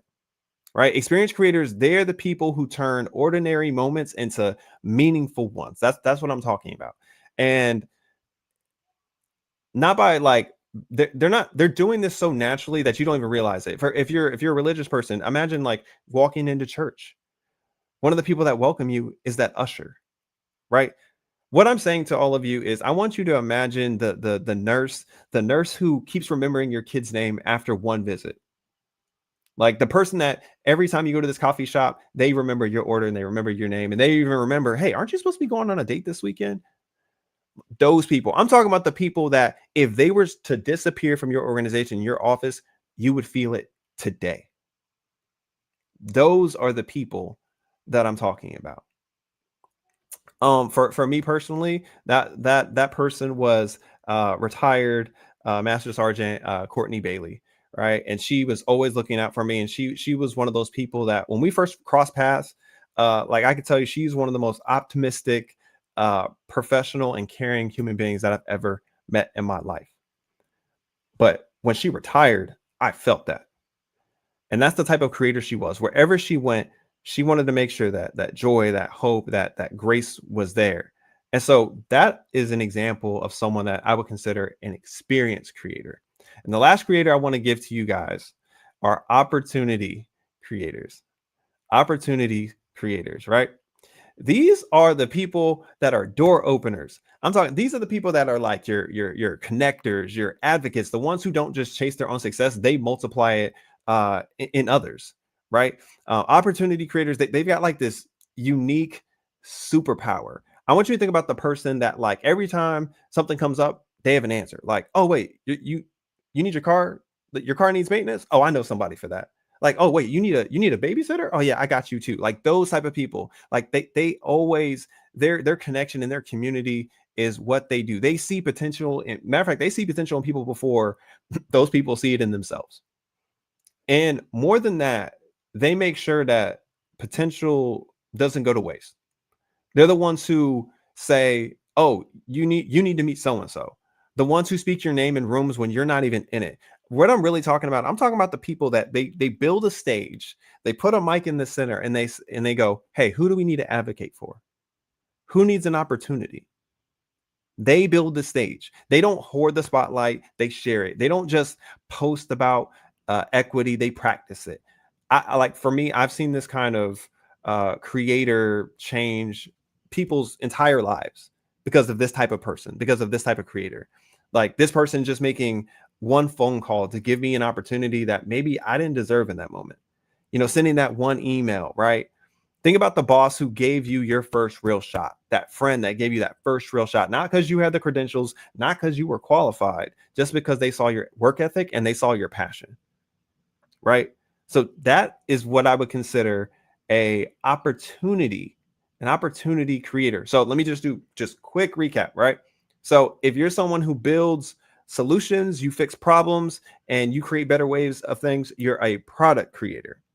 If you shift the atmosphere wherever you go, you shift the vibe, or you make people feel seen and safe just by you showing up, you're an experience creator. And if you connect people, like you open doors, you amplify voices, or you mentor others without you needing anything back or needing the spotlight, you're an opportunity creator. So very quickly, if you guys can let me know, which kind of creator do you believe that you are? Which type of creator do you think you are? Do you think that you're a product creator? Do you think that you are a experience creator? Or do you believe that you are an opportunity creator? All right. Now, some of you might be a blend of a few. Some of you might be a blend of a few. And if you are, that's a great thing. That's a great thing. Oh, and I see the question. What if you're all three? What type of what? That is a great question. I honestly didn't even think twice about that. What happens if you're more than one? I don't think it's a well, what if you're more than one? I think honestly, it just goes back to the point I'm making overall, which is we're all creators, regardless of what category that we may be in, because many people don't view themselves as that. Now, why is this important? Like, why is it important that I bring up the different categories? It's because I realized early in my life and in my career, not just in the military, but within the entertainment industry, is that many people do not believe they can create the lives that they want because they don't think that they genuinely believe that success isn't for everyone. They believe that. They genuinely believe that. And for a while, I started to think that. I started to think, well, like, you know, it's meant for certain people. It's meant for people that were raised in a certain environment. It was meant for people that make a certain amount of money. It's meant for people that were raised in a certain family or went to private schools or got all A's. I started to believe that. And when you start to believe that, when you start to have a mindset like that, what ends up happening is you put restrictions on yourself. You put restrictions on yourself and you actually don't walk in purpose, right? You don't lead effectively. You don't have productive like relationships. Your chances of having productive relationships, it tends to go off the deep end a little bit. And so for me, this was something that allowed me to have that conversation, to start that conversation with people. Now, even though I've broken down the three creators, right? Like, what does this actually mean, right? Because some of you read those and you instantly, some of you heard me say these things, and you instantly knew which one that you were. And Some of you saw yourself in all three. That's not a mistake. That's proof. Not because, but I want to make it clear, it's not because of content, not because you've built a brand, but because you've been showing up in ways that create change, even if nobody clapped for it. And so this is what this is really about: recognizing what you've already been doing and doing it with more clarity, with more purpose, with more consistency. Because some of you have spent years creating without calling it that. And now it's just time to own it. Now it's just time to own it. Now it's time to build intentionally. Now it's time to lead like it matters, to create like it's your calling, because it is. And so to help you do that, I actually want to walk you all through a framework that has personally changed my life and my leadership forever, right? And I'm going to show you how I have it spelled. So it's spelled like this. It's spelled create like this. CRE, the number 8. I love the way that this is spelled out, right? Because it's not just because it sounds catchy, even though it does, but because it stands for 8 foundational pillars or shifts that help me stop performing and start building a life that I actually wanted to live, right? And so these pillars didn't come from like some random theory. They came from real lessons, real failures, and real moments where I had to choose between who I was expected to be based off where I came from and who I'm created to be, right? So if you're ready, if you're ready, I can't wait to go through these pillars with you. However, instead of me going 1 through 8, I'm actually going to go backwards. I'm going down like 8 to 1. Why? Because sometimes in life, I guess you don't begin at the beginning. Sometimes you work backward from the version of you that you're trying to become. So that's where I want to start with all of you. And all I want you to do as I go through these pillars, I want you to figure out which one aligns with you personally the most. That's all I want you to do, is figure out which one aligns with you personally the most. All right, let's dive in. The first one, the very first pillar, pillar 8, is about feeding your greatness. That is the very first one. All right, we got to start with the basics, right? If you want to lead, if you're a person that wants to lead with clarity, someone that wants to create with consistency and show up in your purpose, you have to feed your greatness. Literally. Because the truth is, you can't build like a champion within yourself while fueling yourself as a couch potato. We know this physically, like as leaders and entrepreneurs, you know that, like, guys, we got to feed ourselves correctly, right? I got to pay attention to what I eat. I got to pay attention to my sleeping habits. I got to pay attention to all of that, right? My diet, going on a walk, going to the gym, all that other stuff. Because this isn't just about, but I want to be honest, like this isn't just about fitness or food. It's about everything that you're feeding yourself daily. So what are you putting in your body, in your mind, in your spirit, right? Because whether you realize it or not, you are being shaped by what you consume. That's your energy, that's your emotions, that's your output, that's all of it. Like your whole outlook. They're all directly influenced based off of what you're feeding yourself. So let's be honest. We can't, I'm not going to say you, I'm going to say me. I can't scroll social media for 4 or 5 hours a night, soaking in everyone else's drama, highlight reels, clickbait, rage baiting, all this other stuff, and then expect to wake up full of peace, wake up full of purpose, and wake up full of strategy. That is what it is. You can't binge junk food and Red Bull and expect your mind to be focused and your spirit to be grounded. Like you can't keep feeding your fears more than your faith and wonder why you feel stuck. Greatness doesn't happen by accident. It is, what's the word I'm looking for? It's nourished, right? It's nourished. Matter of fact, if in case you didn't know, there was a Harvard study that even found that leaders who exercise regularly are like 23% more productive than their peers. Like that's not magic. That's not magic. That's maintenance, right? Your gift deserves better fuel than what we give it. And if your body is a vessel, if your mind is an engine, if your spirit is a compass, then like what you feed each of those, it really does matter. It really does matter. So when I say feed your greatness, that's what I'm talking about. I'm talking about from a physical perspective. I'm talking about from a mental and a spiritual. That's what I'm talking about. We've all heard the saying, right? You can't pour from an empty cup. So here's the challenge with this one in particular that I want to push towards you. I want you to audit your intake, like not just your diet, your actual daily inputs. What's building you? Be honest with yourself. What's building you? What's draining you? What needs to shift? And I don't mean like it doesn't have to be like a full 180 overnight. That's not what I'm talking about. But what would happen if you started feeding yourself greatness on purpose? Like one small little move at a time. One little small move at a time. Because you are what you absorb. We've heard the saying, you are what you eat. Yeah, you are what you eat. You are what you absorb. You are what you allow. You are what you repeat. And most people have been feeding themselves, if I'm being honest, poison. They're poisoning their potential in all those elements. I said mentally, spiritually, physically. All right. Now, let me back up. This isn't me like shaming anyone. Let me be clear. This isn't me about me shaming anyone. Not at all. It's honestly, it's about stewardship. Because if you're going to carry purpose, you have to take care of the carrier. Right? Let me say that again. If you are going to carry purpose, you have to take care of the carrier. You don't say, I'm a sports guy. You guys, we don't see elite athletes consuming whatever's easy.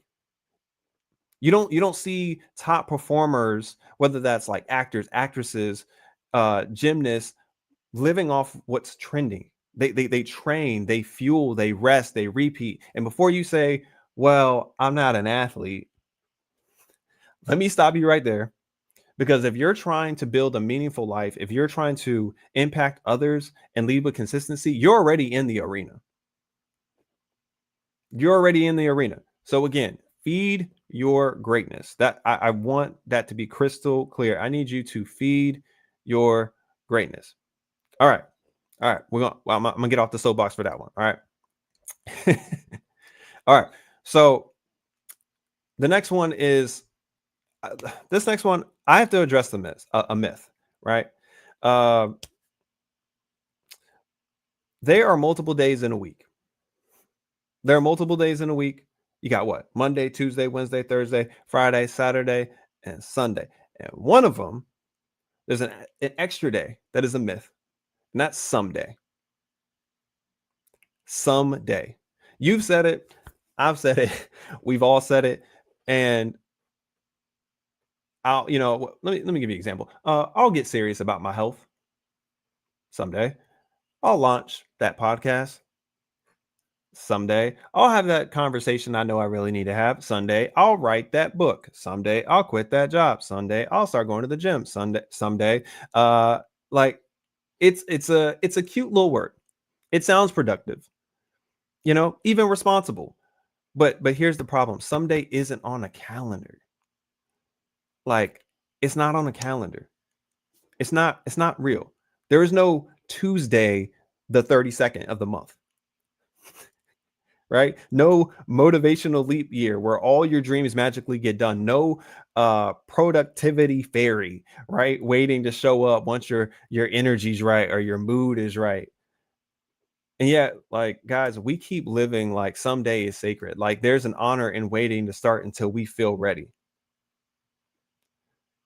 You don't get clarity and then move. You move and clarity shows up mid-stride. Like the most dangerous place to build your life from isn't fear. Actually, I've learned that it's comfort. Because comfort says I'll do it later. Comfort says like, well, I got time. It's not a big deal. Comfort coddles you just enough to make you delay. I'll put it this way. Comfort coddles you just enough to make a delay feel like it's wisdom. Yeah. And by the way, like I'm preaching to myself, y'all. So I'm not attacking nobody. I'm saying it makes you feel like it's a wise decision, right? I should be patient, right? Let me put this bluntly. Someday is a thief. It literally steals dreams by dressing itself in patience. It literally delays healing by disguising itself as good timing.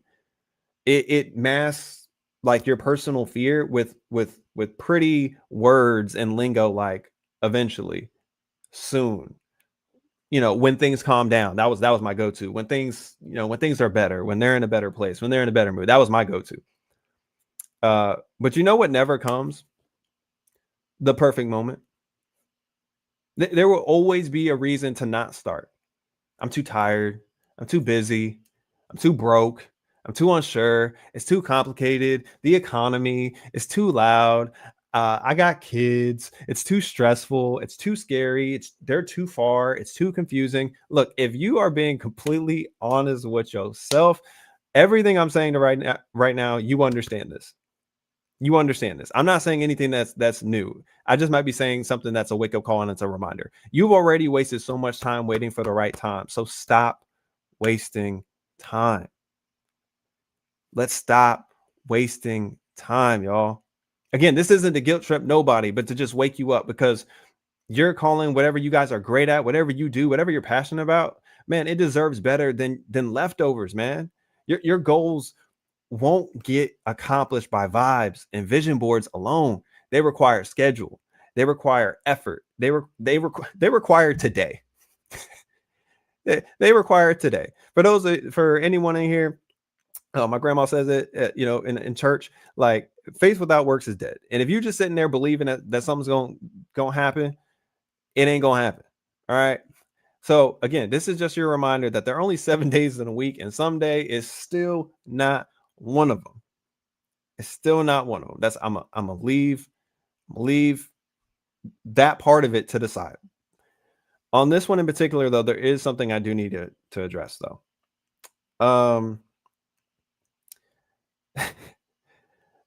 I need to have a talk time with you guys on this one, because if I had $1 for every time someone said to me, well, I just don't have time, man, I could buy back all the hours that people have wasted on TikTok. People do not have a time. Most people don't have a time problem. They have a priority problem dressed in a time costume. You'll say you don't have time to write that book, and then somehow you had time to binge watch 3 seasons of that show this weekend. You'll say you don't have time to meal prep or to work out, but you had time to scroll through every take and opinion on the internet before bed. You don't have time to go to your kids' sporting events or their recitals or whatever, but you faithfully, this is gonna hurt someone, but you faithfully are on that couch watching 2 hours of football every week.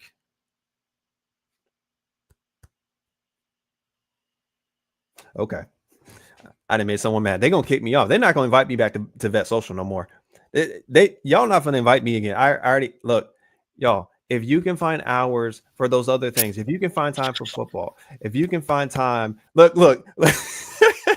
if you can find time for football, if you can find time for cat videos, if you can find time for Kardashians, you can find an hour for your goals. You don't lack time. You lack a schedule that reflects your values. We're gonna move on. We're gonna move on to the next pillar. I'm gonna let that go, because I'm not trying to make y'all mad at me. Some of y'all, this is y'all first interaction with me. I'm not trying to make people mad. All right. The next one, right, is about failing forward. All right. Let me be real with you. All right. You're going to mess up. That's not a maybe. That's not a possibility. You will. You'll misjudge a situation as a leader.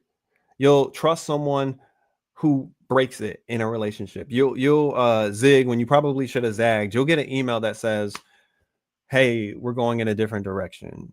You'll get a text that says, like, I think we should just be friends, right? But the scariest part is, like, most people aren't actually afraid of failure itself. They're afraid of what failure might actually mean or say about them, right? Quick story, in school. So I actually got cut from the basketball team twice, my 7th grade year and my 8th grade year, right? Didn't make the team. And the first year wasn't really that big of a deal for me, because I kind of knew who was going to make the team that year. But that second year, I had a legitimate shot. And when I got cut the second time, I got home, I closed the door, and I buried my face in a pillow. And as you might imagine, like I cried. What my parents thought I was crying about was that I didn't make the team. What I was really upset about was the fact that how it actually made me feel was making me think, this little whisper in my ear, that I wasn't good enough. And for some of you, that's what the fear of failure does to you. You're concerned that you're going to think that you're not good enough. You're going to be concerned that you're going to feel like you don't belong, or that you've been wasting your time. And that fear literally paralyzes purpose in its tracks every single time. Like it keeps too many brilliant people like you, like y'all, sitting on the sidelines, like waiting for the perfect certainty before they move. Matter of fact, like I'll clear this up right now. Failure doesn't disqualify you. Fear of failure does. I'll say it again. Failure doesn't disqualify you, but the fear of failure does. Because failure makes you wise. Failure like provides you insights.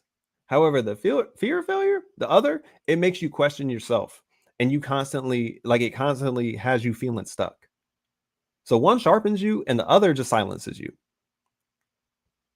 So to provide more clarity, I'm gonna use myself again as an example. So yes, I'm an award-winning music artist.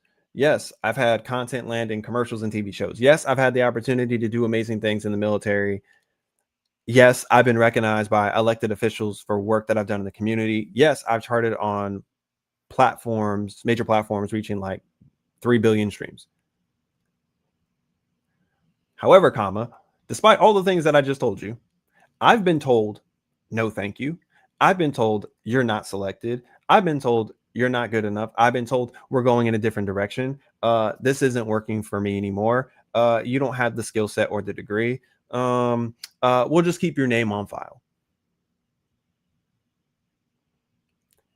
But if you think any of the things that I have now, if you think any of that came without speed bumps, you're missing the whole picture. I have experienced way more losses than wins, if I'm honest. Not just in work, man, in entrepreneurship, in relationships and friendships too. But failure is not a sign that you're off track. It's just confirmation that you're moving. That's it. That's it. Suffering leads to perseverance, and then perseverance leads to character. And when you have character, it ultimately ends up leading to hope. So again, if you're going to fail forward. It's going to happen. The failing part is going to happen, but fail forward. Something I tell leaders and entrepreneurs all the time, because oftentimes we fear our own voice at times. I want you guys to understand the power of your voice is stronger than the critic in your mind. I'll say that again. The power of your voice is stronger than the critic in your mind. All right. Don't let being being a perfectionist like stop you from what you need to do. I heard someone say one time, perfectionism is a permission slip to procrastinate. Whew. That hit me. That hit me personally. All right, we're gonna go to the next pillar. All right, finding your balance. Now I'm not gonna stay on this one too long, but I want to talk to two very specific groups of people. Group one is y'all got 17 tabs open in your brain right now. Probably 20 in your browser window. And you're juggling 3 different side hustles, mentoring your cousin, leading people, leading studies, training for a half marathon, learning crypto, how to trade crypto, and somehow still saying yes when someone asks for a favor. Yes, you're tired. I feel tired just even giving y'all those examples. You're tired, but your Google Calendar looks like a game of Tetris. And now you're emotionally invested in winning it. And then there's group 2. There's another group of y'all. And your tab, so to speak, has been open on one YouTube video for 6 days straight. And you're not tired, but you're also not moving. You got dreams, you got vision, but Netflix has you in a chokehold and your ambitions on cruise control. Right? So that's group 2. Now, this is what I need to say to both groups. Both of y'all are out of balance. Both are out of balance. Why? I get it. Our culture basically celebrates extremes. You're either grinding till your hairline recedes or protecting your peace by ghosting all responsibility. So balance feels like a myth. Balance feels like Bigfoot or people who genuinely enjoy kale. I'm playing. If you love kale, there's nothing wrong with you loving kale. I'm playing. That was a joke. All right. But this pillar about finding your balance, it's not about doing less or more. It's actually about doing what actually matters, like with consistency, with clarity, and enough gas left in the tank to enjoy the life that you're actually trying to build, right? Because the truth is, doing everything will burn you out, and doing nothing will wear you out, right? So both will rob you of your ability to create with intention. And by the way, burnout isn't just exhaustion. It's basically the emotional cost of constantly betraying your own priorities, to be clear. So I wanted to make that clear. All right. So before we talk balance, I just need to ask y'all, where is your energy going and what's it actually building? Because if your life feels chaotic, if it feels drained, if it feels like there's not a lot of direction, it's not because you're lazy. It's because something is out of something is out of alignment, right? Finding balance. All right. Now I mentioned those two groups. All right. Group 1, basically the overachiever, the fixer, the one who volunteers before they even check their own schedule. You're carrying too much on your plate. Like way too much on your plate. And all I want to say to you is just because something's on your plate doesn't mean it's your meal. Some of that stress is not yours. Some of those responsibilities inherited. You didn't choose those. Some of that weight placed there by guilt or expectation or fear, that's not purpose. And yet you carry it like it's noble. I'm not talking at y'all. I'm speaking to myself, like me personally. You you carry it like it's noble. You take on your friends' emotional breakdowns. You take on your team's dysfunction. You take on your family's financial drama, your cousin's just one more thing request. And you wonder why you can't sleep at night. So I just want you to ask the question, what's on your plate and should it even be there? I just want you to be honest. Group 2, you didn't think I forgot about you, did you? No. You, my friend, you have been sitting at the table, plate in hand, and it's still empty. And every time someone tries to serve you something that might stretch you, might challenge you, might grow you, you slide the plate to the side and be like, nah, I'm good. Something my Auntie Veta used to always say when we'd visit for dinner, she'd tell me, boy, put something on that plate. The point of having a plate is to eat. And she's absolutely right. The point of having time, the point of having talent, the point of having a calling, the point of having capacity is to use it. But some of us have gotten so good at playing small, we don't even recognize when the room is waiting for us to step up. So to group 2, let me say this to you. Some people on your team are struggling because they're carrying what you were built to carry.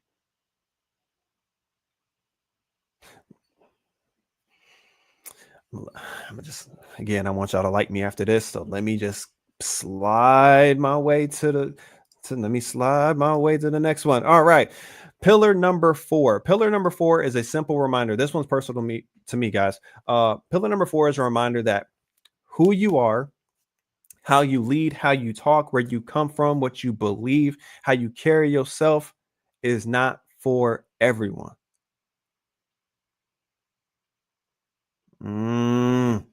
It's not. You are not for everyone. You're not going to be everyone's cup of tea.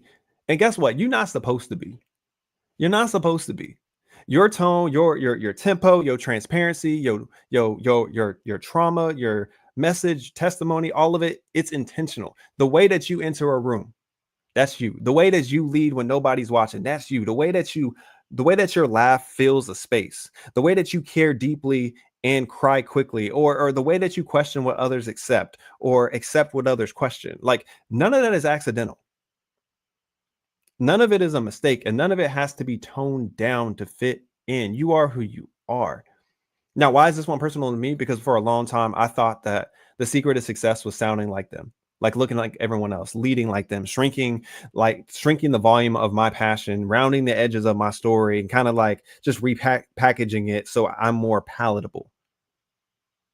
Have y'all done that before? You ever done that? You ever just showed up in a room and immediately started like editing yourself? Like, you didn't lie, but you didn't bring your full truth either. You didn't fake it, but you basically filtered like your soul just enough to feel safe. Let me be clear. That's not leadership. That's survival. That's not creating. That's survival. That's not being authentic. That is survival. And what I'm telling you is that you're not for everyone, and that's okay. That's okay. There are going to be people that you guys reach that I will never be able to reach because I don't have your story. I don't have your experiences. I don't have your humor. I don't have the little quirky things that make you you. So the lasting question on this for this is, if you weren't trying to be understood, how much more would you actually create? I don't know. That's something that only you guys can answer. I can't answer that for you. I can't answer that for you. Hopefully you guys can answer that for yourself. Okay. All right. What? Let me just take a break, because this is a lot. I know I'm hitting y'all with a lot. Okay, but we're almost there. That's pillar 4. We got 3 more real quick. We got 3 more. I promise you, we got 3 more pillars. All right. Third, check your circle. There is a saying that you ultimately become like the 3 to 5 people that you hang out with the most. So my question to you is, whatever 3 to 5 people that came to your mind when I said that, who is in that circle of yours? Who is in your circle, and should they be there? Should they? And when I say should they be there, I'm not saying they can't be your friend. What I'm saying is, should they be influencing you that much? That's what I'm questioning. If you ultimately talk like and become like the people you hang out with and talk with the most, the 3 people that came to your mind just now as I was saying that, should those 3 be in there? And be honest with yourself. Be honest. Be honest. Be honest, because some of those people in that group are family members. Some of them people are old classmates. Some of those people might be exes or whatever. Right? Like, and I'm not talking about the ones you admire from a distance, not your favorite speaker or that author that you quote. I'm talking about people you know. Should that person always like, and I need you to, and the reason why I'm asking that question is because I need you to be honest and go, are they pouring into me? Are they, do they love on me? Do they hold me accountable? Do they encourage, do they tell me that I can do it, that I can make it happen? Are they there when you fall, when you make mistakes? Do they challenge you? Or are they the other end of the spectrum where they doubt your dreams? It's always about sarcasm and gossip when they're around. They tell you things like, well, what makes you think that you can do that? Like, no one in your family ever did that. Those three, should they be a part of the trio that's shaping your future? That's really what I'm asking you. That's really what I'm asking you. Don't get me wrong. I'm not telling you to just start blindly cutting people off or out of your life. This is more of a conversation about just being aware, right? That's it. So be honest with yourself. The 3 people that are in that circle, should they be that close in that circle? All right. Pillar 2, look in the mirror. Look, let me ask you something simple but heavy. When was the last time you really looked in the mirror? And I don't mean to check your outfit or fix your edges. I mean just stood there. No filters, no distractions, no phone, no scrolling, and just said, who am I really showing up as right now? Because you can't grow what you can't grow what you won't own.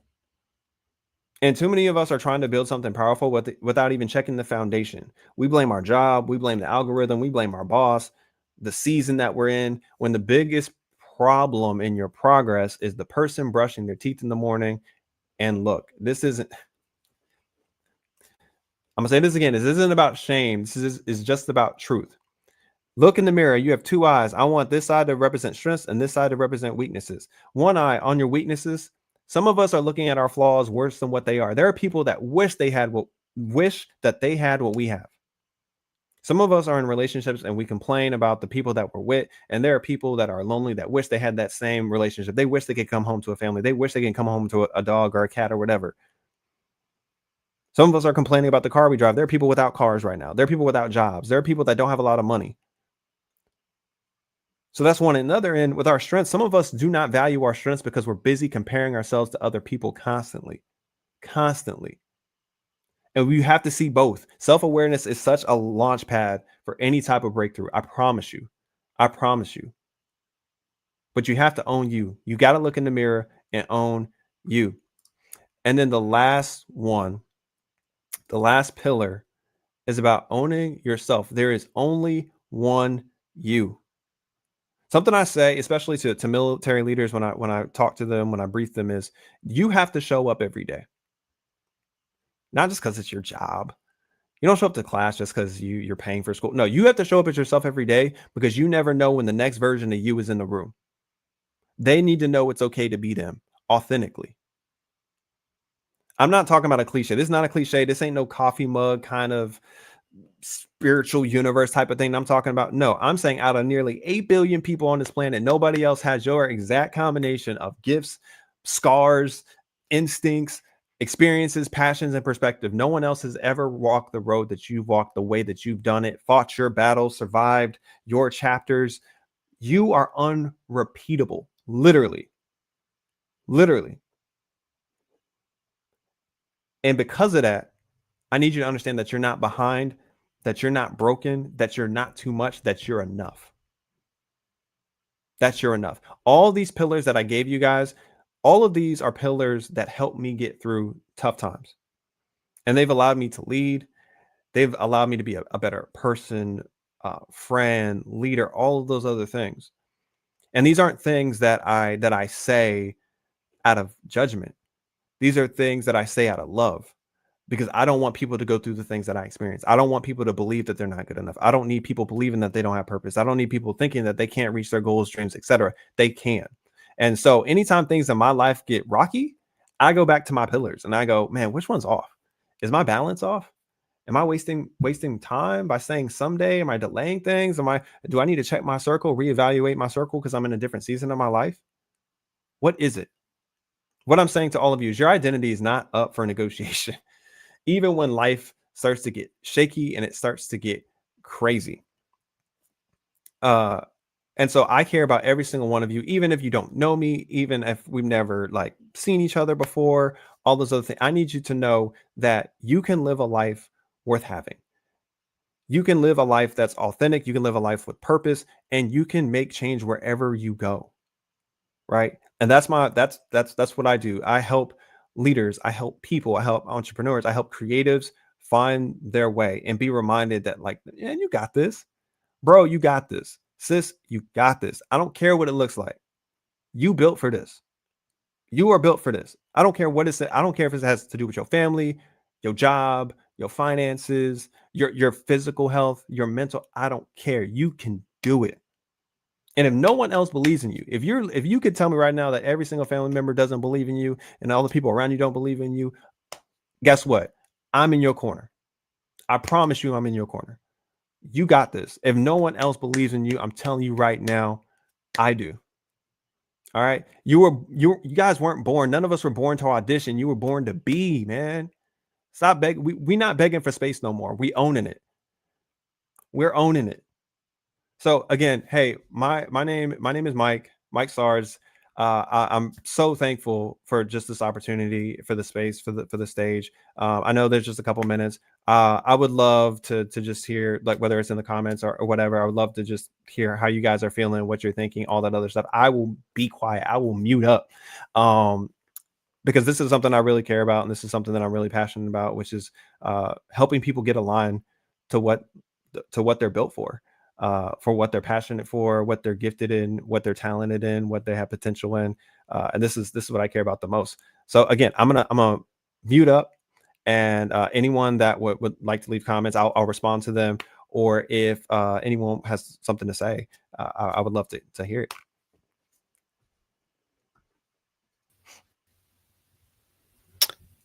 Mike, man, I'm blown away. That was a phenomenal talk. I appreciate you walking us through the 8 different points of create. That's awesome. And the CR8, come on now. Like, that's clever. I like it.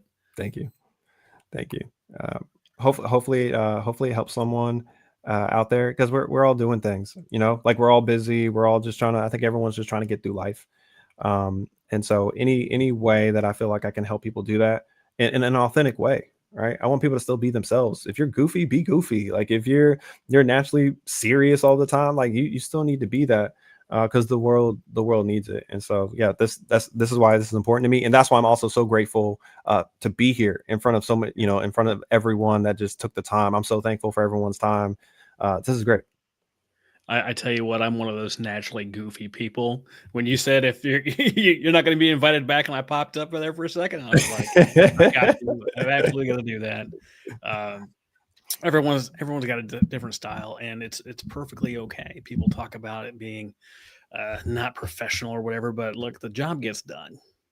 The job gets done based on who I am, and that's how I'm going to bring the most energy to this world. That's how I'm going to increase energy with everything I do instead of everything draining me. That's how I'm going to show up. If I look at my calendar and I go, oh, I don't want to do that, I try to figure out, how do I not do that ever again? Mm-hmm. How can I delegate, eliminate, or automate whatever that thing that made me go, ugh, was. Like, that's what I do. And if I see something coming up and it gives me energy, I'm like, how can I do more of this? How can Absolutely. I do more of this? Show up and do this in my daily life, in my weekly life. Maybe it's talk to that person. Maybe it's to hear another great talk by Mike Sarge. Whatever it is, whatever gives you that kind of energy. That's what I love to hear about. I've been here all day for the almost 8 hours, and your talk got the most comments by far. Oh, wow. So far of all your comments. So people are listening, people engaging, people are telling you where they're from, and they're hanging on every word. So we definitely appreciate that. Absolutely. And Joe, I want to recognize Joe's comment saying, I absolutely believe veterans are more creative than we believe. Absolutely. Absolutely. That's why I brought up the 3 different types. Because when you say the word creative, people go like, well, I can barely draw a stick figure. I'm not creative. You know what I mean? And that's what people think when they think creative. But but when I said it, I'm like, well, no, creative is more than that. Like, creating means, like, do you create motion? Do you create experiences for people when they walk in the building? Like what else? Like, creating isn't just a physical thing. It's like people feel it. People feel it.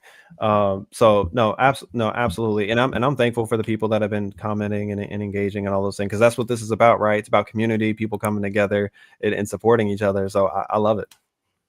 Yeah, no, absolutely. I would ask, like, where can people connect with you, Mike? Absolutely. So I am on LinkedIn, just as it's spelled on the screen. So Mike Sarge, I'll probably say Manning. Just think Peyton Manning, right? Mike Sarge Manning. Nice. I'm on LinkedIn. I'm on, if you're a person that loves the social, so I'm on Instagram and TikTok as well. And these type of messages I do consistently. And then Create is actually like a clothing brand that actually will be dropping very, very soon, actually. So it is all those pillars that I mentioned to you guys. I believe that sometimes it's not just walking out your life, it's letting people see your shirt and seeing your lifestyle that you wear. And so we basically took the pillars and made them lifestyle t-shirts, mindset first t-shirts. So yeah, for anyone that wants to find me, I'm on LinkedIn, I'm on Instagram, TikTok. Just type in Mike Sarge, reach out to me, just tell me, hey, I saw you at Vet Social, and I'd love to connect with you guys. So as you were creating this framework and building this out, was it normally like Create 6 or Create 7? You're like, no, that's not going to work. It's got to be Create. No, to be honest with you, I already had 6. Like, I wasn't thinking the word create. I was just like, hey, what helped me get through like a really, really bad spot? And then I came up with 7 randomly after a show. And then when I realized I need to like make this needs to be like a framework or something. I'm like, what best describes me, like, as a person? Like, when people say, what do you do? And the word create came because, like, well, I'm a music artist and then I make content and I literally create things, right? So when the 8 came up, I was like, wait, I need one more. And so, to be honest, for about 7-8 months, I didn't have an 8th pillar because I didn't want to just make it up. I wanted it to be something that was natural and that was real and that was through lived experiences. And then I realized, funny enough, the last pillar was pillar 1, which is just be authentically you. So it's ironic. So that's what makes me actually do it backwards. I go 8 to 1 instead of going 1 to 8. You got to count it down. All right. That's how music works. We're coming in live in 5, 4, 3. Yep. Absolutely. That's real cool. What other projects and things do you have coming up in the next year or so? Are you going to be at MIC? Are you going to be at MCon? Are you going to come check out the Veteran Podcast? I hope to. My plan is to hopefully be at MIC. Just looking at my schedule and trying to make sure that I can actually make that happen. If not, I definitely that is an event that I absolutely want to go to. Not just to support the speakers, but I just feel like that's a great event to go to. I'll put it on my goal list. Maybe I can do a keynote for that one day. That would be fire. But like honestly, outside of that, I'm finishing my book. Which is actually centered around my pillars, but I'm going more in depth, right? So you guys can really I've got statistics and analytics behind some of the things that you guys heard me say today. And then also I am working on finishing up a music project. So I love music, and I actually make music now less for myself, but for TV shows and movies and stuff. So that's been my focus lately. That is really exciting. I did my very first music project this year. I reached out to Creative Vets last year, and they paired me up with a guy. He came on, and we ended up writing a song and recording it. It was pretty special. I wasn't expecting it.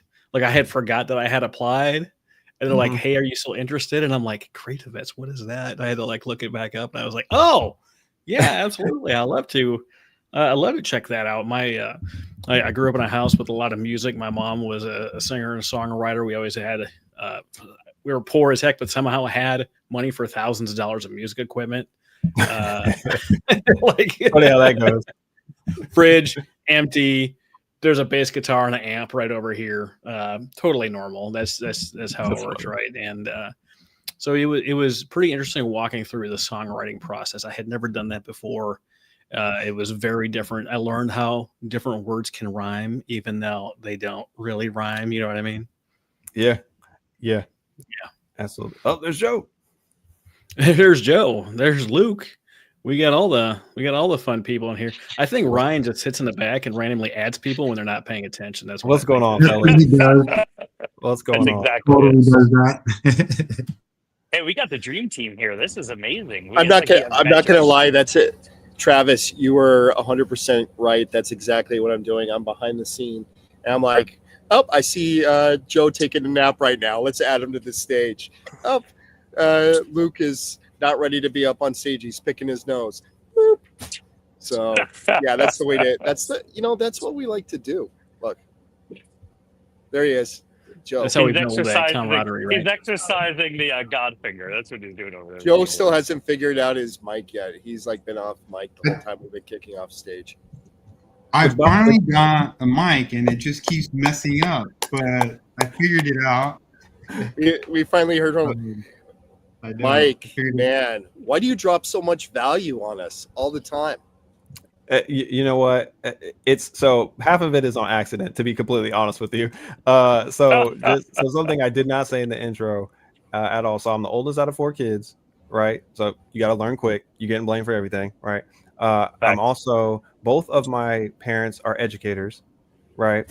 So sometimes I talk in if I can't explain it in a way that people can easily understand, then I'll try to redo how I explained it. Because my folks will say, hey, if you can't explain something simply, then maybe you don't know as much about it as you thought you did.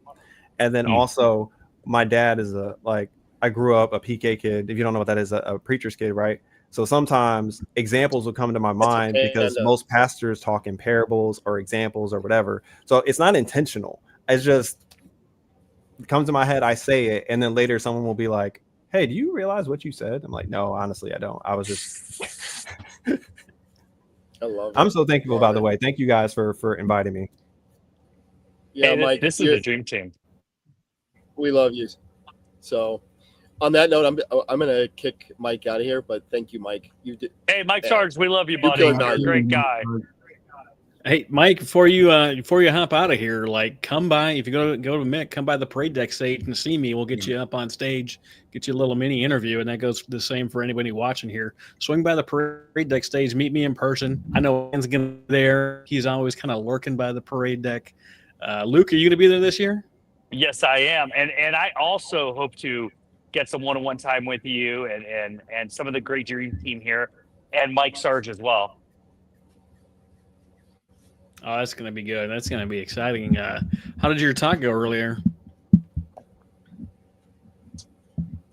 As far as me, are you directing me? Yeah. So hey, so this has been a great honor to be here. I mean, over here in Richmond, Indiana, with the Global Award on Terrorism, I came in here as a national traveling tribute. It's been a blessing.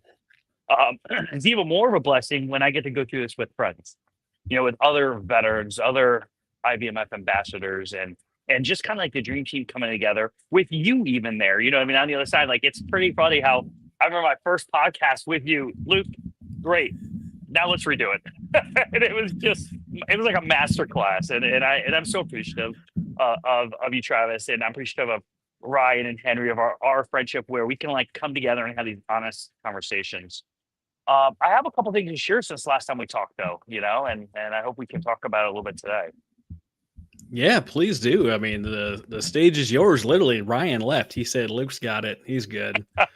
Well, before I jump on, can you tell me a little more about Actually, let's kick Luke off. Actually, we're going to kick Luke off now. Just kidding. No, I left the stage because you have it, Travis. You're the man and the myth and the legend. So with that, I'm going to actually now get up. Oh, there you can see. Awesome. This is like pay no attention to the man behind the curtain. Behind the scenes. The great and wonderful Oz. It's beautiful. All right. Take care. That's so awesome.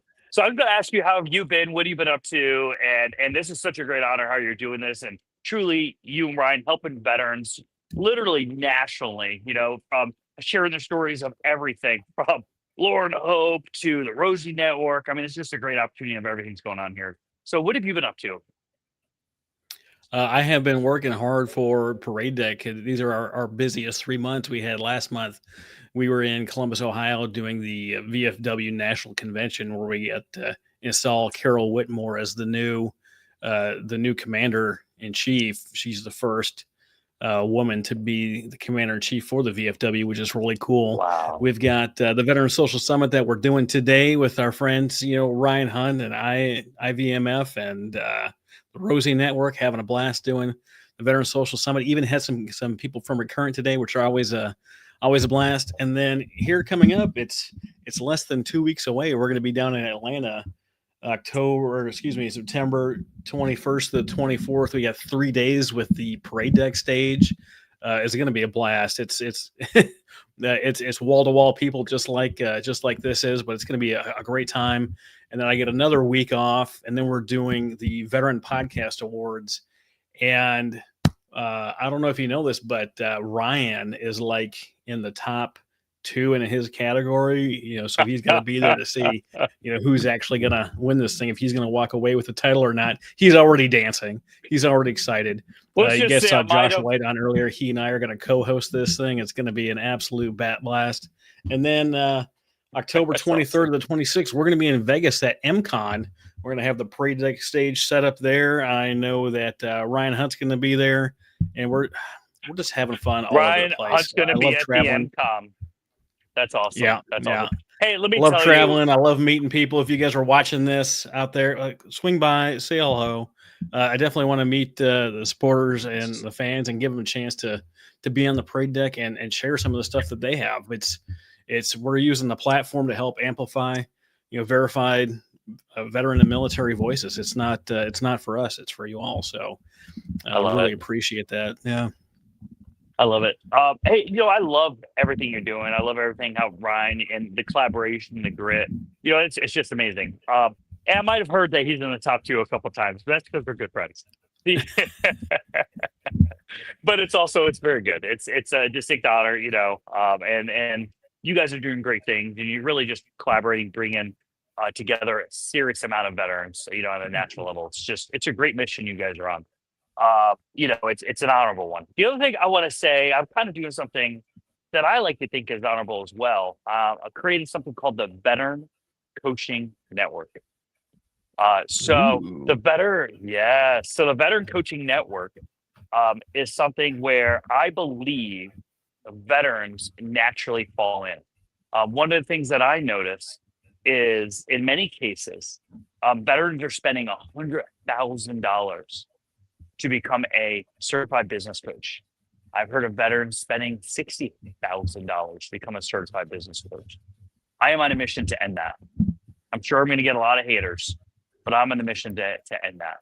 I have a couple other great ambassadors I've met in this journey, and I'm going to tell you, one of them did spend $100,000 on that, and almost quadruple that on their MBA. But I'm going to share with you that's just ridiculous.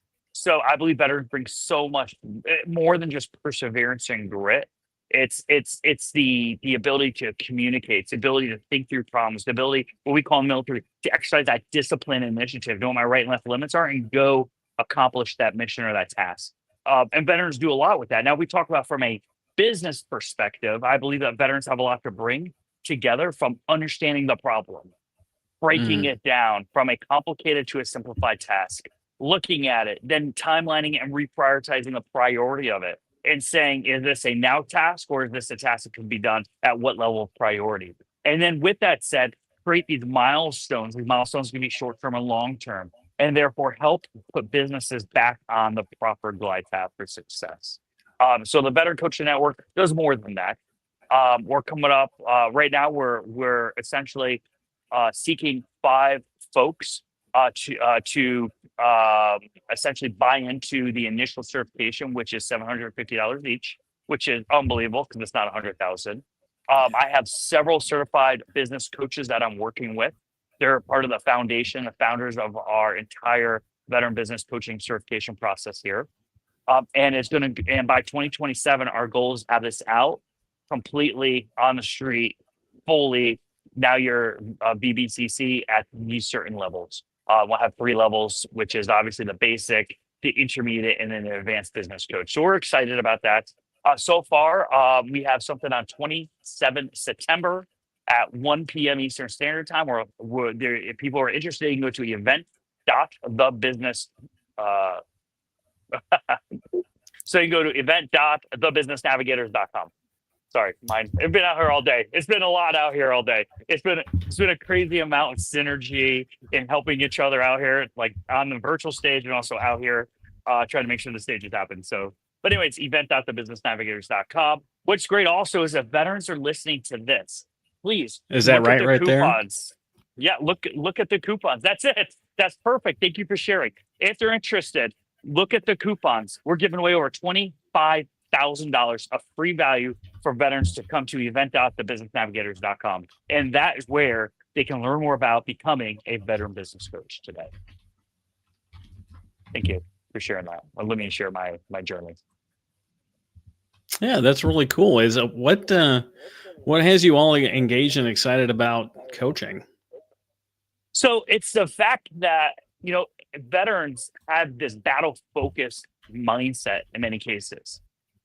And quite frankly, it's even more than that. But I'll start through real quickly and I'll explain the wicked problem. So a battle mindset is you could take a veteran and say, hey, come into my organization. I need you to help solve this. Veterans are used to solving that verbal Rubik's Cube and coming out and saying, oh, I see this problem. And let me come out and try to help bring some sort of leadership to some of this chaos. Exactly. You're an exact example, Travis. That's perfect. So you know exactly what I'm talking about. The other thing I want to say about the wicked problem is this. Folks, there are a lot of veterans unemployed right now. And if you've seen the jobs posting, it's not good. I know veterans personally have applied to over more than 3,120 jobs.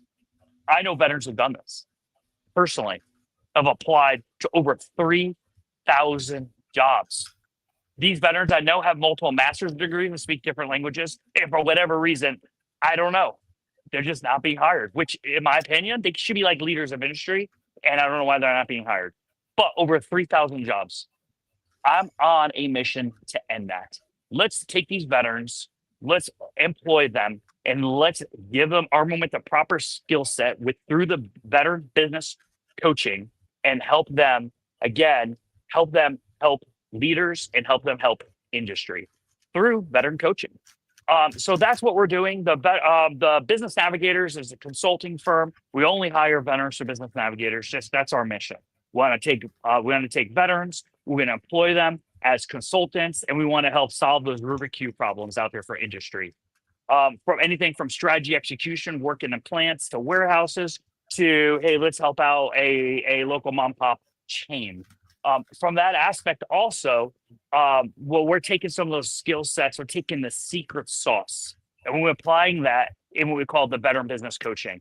And it's a lot more methodical and sequenced, each one. So for instance, the veteran business coaching first model has something close to 80 hours actual class coursework, and then it's about 40 hours of practicum and teachbacks. The second course is 120 hours with something like 40 hours of teachback and practicum. And there's written exams because they have to be ISO certified through the standards. And then the last one is like 240 hours. And then you also go through a faculty evaluation, and then you take the test, and then it's a teachback. So this is legit. Like, this is absolutely legit. We have a complete roadmap of where we are and where we want to be, and we can only do it with veterans. So the first 5 that we're taking is $750. Then in approximately 6 months, we are looking to take on another 10. That value we're looking at is $3,750. So I'm telling you, vets, if you're interested, sign up for the $750. When the certification goes on for the AB testing, which we believe is going to be February 2027, those folks have already paid. We're going to cycle them into the AB testing only if they learned about it and joined through the Veteran Social Summit. Only if they listen here, engage, and if they join through the Veteran Social Summit. Otherwise, there'll be a little Skunto markup because we got to pay for additional marketing, insurance. We got to pay instructors to continue to make sure we get through the certification process. Again, folks, we're giving over $25,000 of free value through the Veteran Social Summit here today through Partnership Parade Deck. Over $25,000 of free value. We're giving away 1-year access of what we believe is 8 mini summits that are going to happen 6 times. 8 mini summits going to happen 8 times throughout the entire year, every 6 weeks. We're giving away that you can get a year access. Normally it's a $500 package. We're giving it to you for free through here. In addition, maybe you just want the small appetizer and you say, hey, I just want to go see what this is about. We're giving away something close to $20,000 of free tickets of veterans interested just to come to that first session. And what's great about these mini summits is they're coaching sessions. We're talking about positivity. We're talking about imposter syndrome. We're talking about how do we continue to leverage certain tools and mechanisms out there, like the discus analysis. And you don't get to hear me speak a lot. I'll talk, but you'll hear actual coaches that are 100% certified. They will be there. I'm the conduit bringing it together. What's your thoughts, Travis? Oh, well, I was all out until you said that you weren't going to be talking that much, and I was like, okay, maybe I've got a chance to do this. And of course, I'm just playing. That's not who I am as a person. You're a great guy, man. Yeah, anyone listening to this, you'll be lucky. I mean, I'm telling you, like, Travis is amazing. So, I mean, just the fact that he took time to get to know me, and then he's like, "Hey, Luke, you know, I think you should get to know me too." Like, the fact that he's just so awesome and comfortable and easy to talk with is just it's always a pleasure to be here with you, Travis. Seriously, holistically, I really mean it from my heart. Oh, thank you so much. That makes me feel good. Yeah, you're doing great things, man. And I'm proud to know you in this journey. Oh, here's Joe. We got Joe. Joe's in. Yeah. Love that. Oh, was my mic's not muted. There. No, I love that you brought up the secret sauce, because I think that's like the biggest mixture in there for veterans is the secret sauce. And that secret sauce is just all of those things that kind of are instilled from service, right? Like that's the thing, the tenacity, the dedication, the teamwork, like the ability to like work with anybody within the organization. I think those are the secret sauces that you're talking about. Hey, Just what refining them through the network. So absolutely. Joe, I want to love say it. something before Ryan jumps in. Real quickly, I want to say something. So you know what's great? What I learned in the veteran community is the table's big enough. It's a big table. Yeah. We have Brian Harrington here who owns his own consulting company. Listen, this world is big enough. I own my consulting company. We're veterans. No one says we can't help each other. This is a big table, and we are veterans helping veterans. And Ryan is embodying that today. You know, you're embodying that. Everyone here, you know, through Travis, we're embodying that. We're just helping each other. Listen, Luke, you don't have to be humble. Luke is the military-friendly Vetrepreneur of the Year for Indiana. And we're so lucky we actually have the Georgia Vetrepreneur of the Year, which is interesting.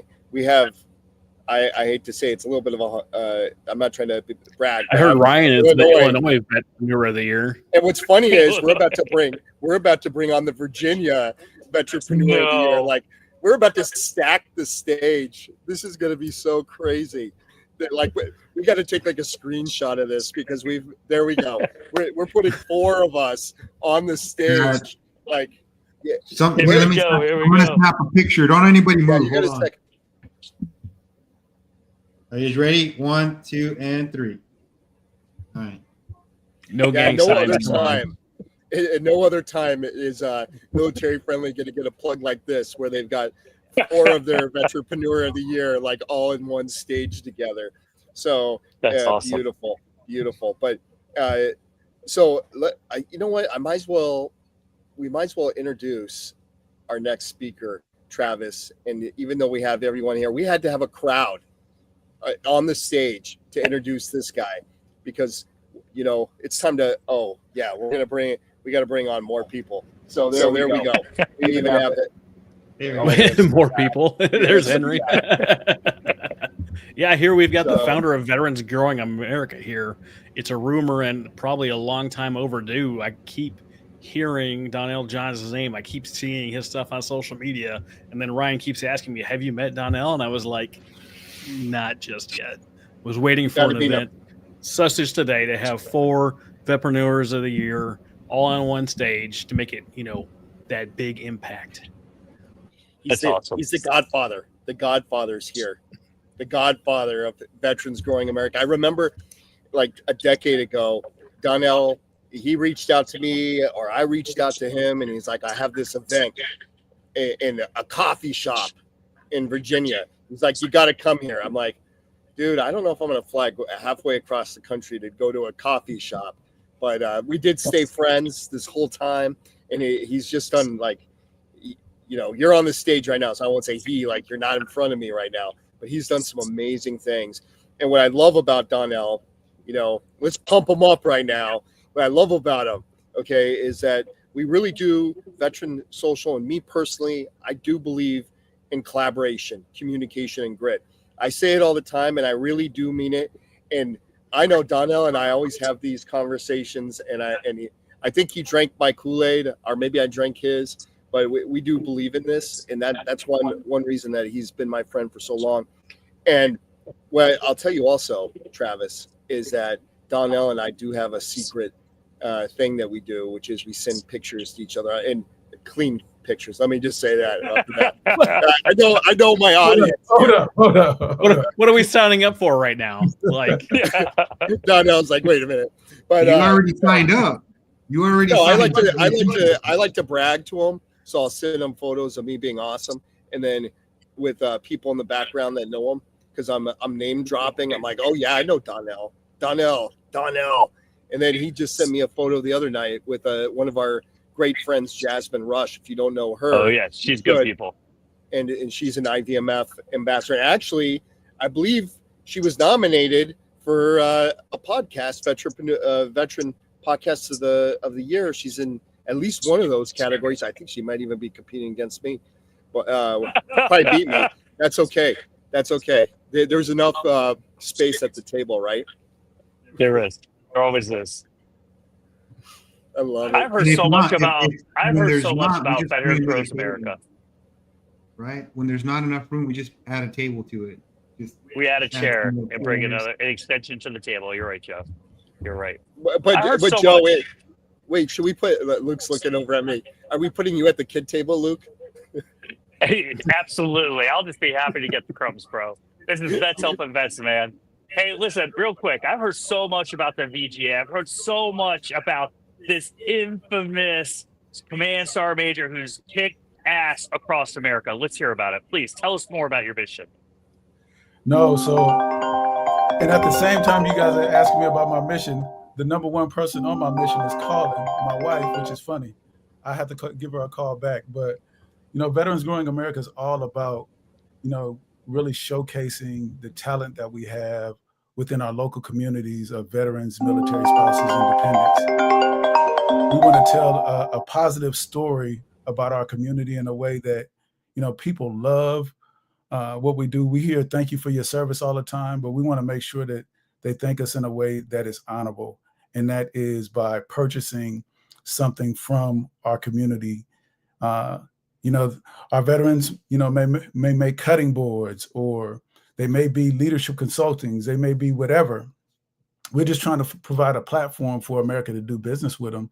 And then also, find a way for America to see our purpose, our passion, and, bring that into prosperity. That's what Veterans Growing America is about, is really building community after service or while you're in uniform. Oh, that's pretty legit, man. It's one thing to say that you support veterans or you're happy that veterans exist. It's another thing to put your money where your mouth is and actually spend within the community. Absolutely. And they got an opportunity to not only spend with us online, but in person. We have two storefronts, one in Maryland and one in Virginia, where people can walk in the door and actually shop, with veterans. And this is the first veteran marketplace in the nation. We plan on, creating more and creating communities of entrepreneurs all throughout in collaboration with, every organization out there that supports our community. Oh, that's really cool. And where are you located? So I'm located in Woodbridge, Virginia. I'm originally from California, but my last assignment was out here in the DC area. And so I decided to call this home. Oh, I understand that. I ended up Navy somehow. I spent 20 years in Oklahoma City working at Tinker Air Force Base. And when I retired a couple of years ago, I'm like, God, is there any real reason to leave? Like, is there any other part of the country that's calling my name yet? And so far there hasn't been, although there is some people in DC that look forward to seeing me on a pretty regular basis. Like, hey, Travis, when are you coming over? When are you going to make the switch? It's like, I don't know. How much rent? How much is rent? Like, that's what I want to know. Like, Oklahoma City is very inexpensive. And I don't know if I have the budget for that DC area. Yeah, you would find it to be very expensive out here, especially you live within the metro area. Yeah, that's cool. Before you take a stage over and hop in your conversation, can you tell us a little bit about your service? Yeah, so I spent 26 years in the United States Army in two different components. I spent 10 years active Army, where I was a human resource professional. And then I did 16 in the Army National Guard as an AGR recruiter. Worked my way up to being the first Army National Guard G1 Sergeant Major in Army National Guard history. And also the recruiting command Sergeant Major of two states, where, I took one state from worst to first. And then I took another state where all of my recruiters made mission. It's all about winning for me. Oh, that's exciting. Yeah, I have.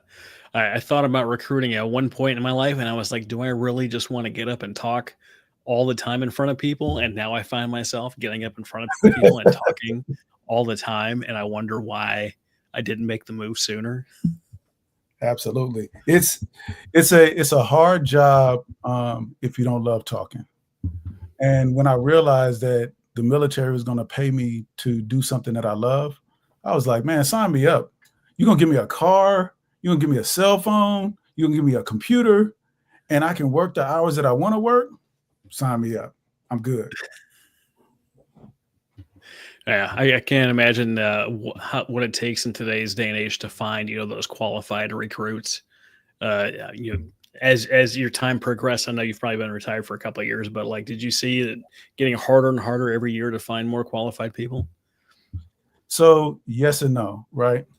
And that's one of the things that I'm going to talk about, you know, in our presentation, is really building relationships with people that you work with, and it'll make it easier to find more people. But the quality of the applicants, it was a little bit harder because the medical standards started to increase.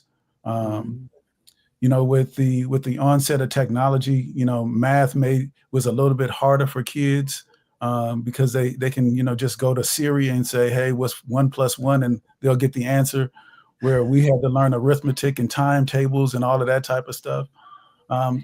So it did make it a little bit harder over the years, but at the same time, you know, with all of the wars and everything going on, that made it tough.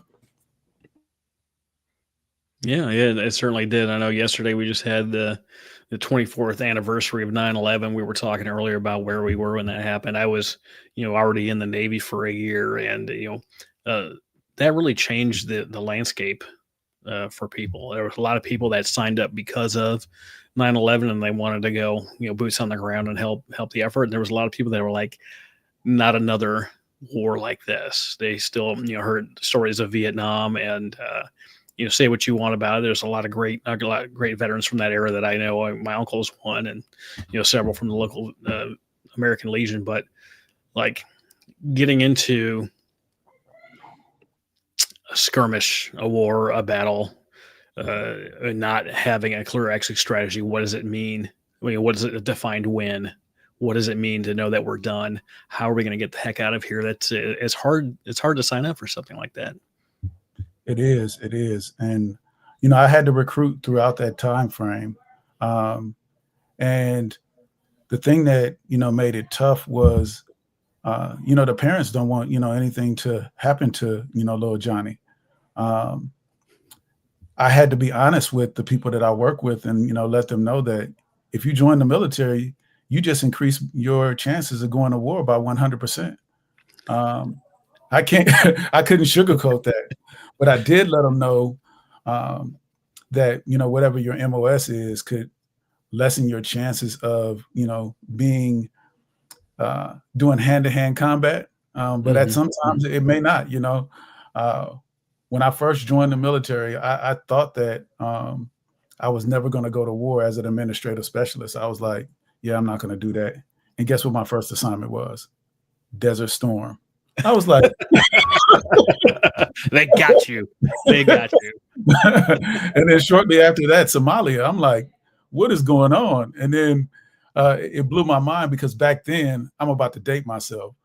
We didn't have internet, so you know we had to drop paperwork off at the headquarters. And the headquarters, you had to go through town in order to get something from point A to point B. It was sometimes it was a pretty hairy situation. I should tell you that. And I couldn't bring my typewriter with me. Yeah. Typewriter. That's dating you right there. The typewriter. not Desert Storm, not Somalia. Typewriter. That's. I saw one of those in the Pentagon. Yeah. Well, thanks for the background, Donnell. I'm gonna hop off stage here and let you kick into your blasting off sales presentation, and we'll be here if you need any help. All right. I do have one question. Where are my slides at, or do I have to bring them up myself? You got to bring them up yourself. There should be a button in the middle. Looks like a screen on the bottom there with a plus sign. You hit the plus sign, and then it gives you a menu of places to share your stuff from. I got it. I'm there. All right. I'm ready. All righty. Good luck to you, sir. We'll be here. Have fun. Thank you. So welcome, everybody. My name is Donnell Johns. I'm the founder and CEO of Veterans Growing America. And I'm going to talk to you guys about the 5, 4, 3, 2, 1 blast off your sales. I'm going to bring up the slides here real quick. Give me 30 seconds. All right. So first, I just kind of want you guys to look at this screen and see all of the amazing pictures that we have here. And these are pictures that actually happen at Veterans Growing America. This one slide right here, this one picture right here is actually the SBA administrator appointed by the President of the United States. She came to Veterans Growing America, and the beauty of her coming was she wanted to tell people about, the SBA's office and what they do for our community. But not only did she do that, the main thing that she did was she went and supported every business that was in there. And that's what I call supporting with your pocket, right? So today we're going to talk about the 5, 4, 3, 2, 1, dominate your niche. And I'm going to tell you all a little bit about me first. And we kind of went through this, and I'm not going to highlight on this that much, but I am Donnell Johns. This is my history, and these are the things that I was able to do. And I was able to really have an amazing time while I was in the military. And the one thing that I really wanted was a community of veteran entrepreneurs that supported each other like we did when we served. And I was able to build Veterans Growing America from that passion alone. And I served 26 years, and now this is my opportunity to be able to help those on the other side of the uniform find their purpose and turn their purpose into passion. Let me tell you guys a little bit about VGA before I get into the 5, 4, 3, 2, 1. So we are the fastest moving organization out there, and we support military connected entrepreneurs by providing business education, resources, mentorship, coaching, and to help them turn their passion into purpose and their purpose into prosperity. Here's our mission. We provide a forum for veteran and military spouses to showcase and grow their business, where we partner with local, state, and federal organizations to increase their brand awareness. And then in our vision, this is my favorite part, is to be the premier veteran community and technology company that supports the growth and development of our military spouses while attracting America to shop veteran first. It's not just, it's one of those things where we don't want you to just say thank you for your service. We want America to show us thank you for your service by opening up and supporting our businesses and our passion after the uniform. We don't want to hand out, we just want to hand up. So nationally and locally, I know you guys heard this earlier where Ryan talked about, some of the things that we are. So we won the Virginia Vetrepreneur of the Year and a myriad of awards for supporting our community. And thanks to our partnership with the Rosie Network, we even got our logo on a NASCAR. Here's the importance of our community. It costs major dollars to open up a marketplace yourself. Cost about almost $50,000 for you to open up your own store. Why is that important? Because if you're in business, you're going to have to find some place to showcase your business. Most veterans struggle with finding the available resources that are out there for them, but we house all of that within our community. Now, let's get into the 5, 4, 3, 2, 1. Most of you guys probably are feeling overwhelmed with tasks and not getting the results that you want. And you're out there going to every networking event, on every Zoom that has your customer niche with it. You're trying everything that you can to get in front of your customer. But I don't want you to be the guy that shows up to a networking event with a stack of business cards, 500 of them, and making sure that everybody has a business card. You shouldn't be that guy that is on every Zoom call and then dropping you're spamming the comment box and trying to tell everybody what you do without building any relationships. And if that's you, I'm going to help you through that today by providing you a strategy called the 5, 4, 3, 2, 1 opportunity to blast off your business. And sometimes you got to slow down in order to speed up.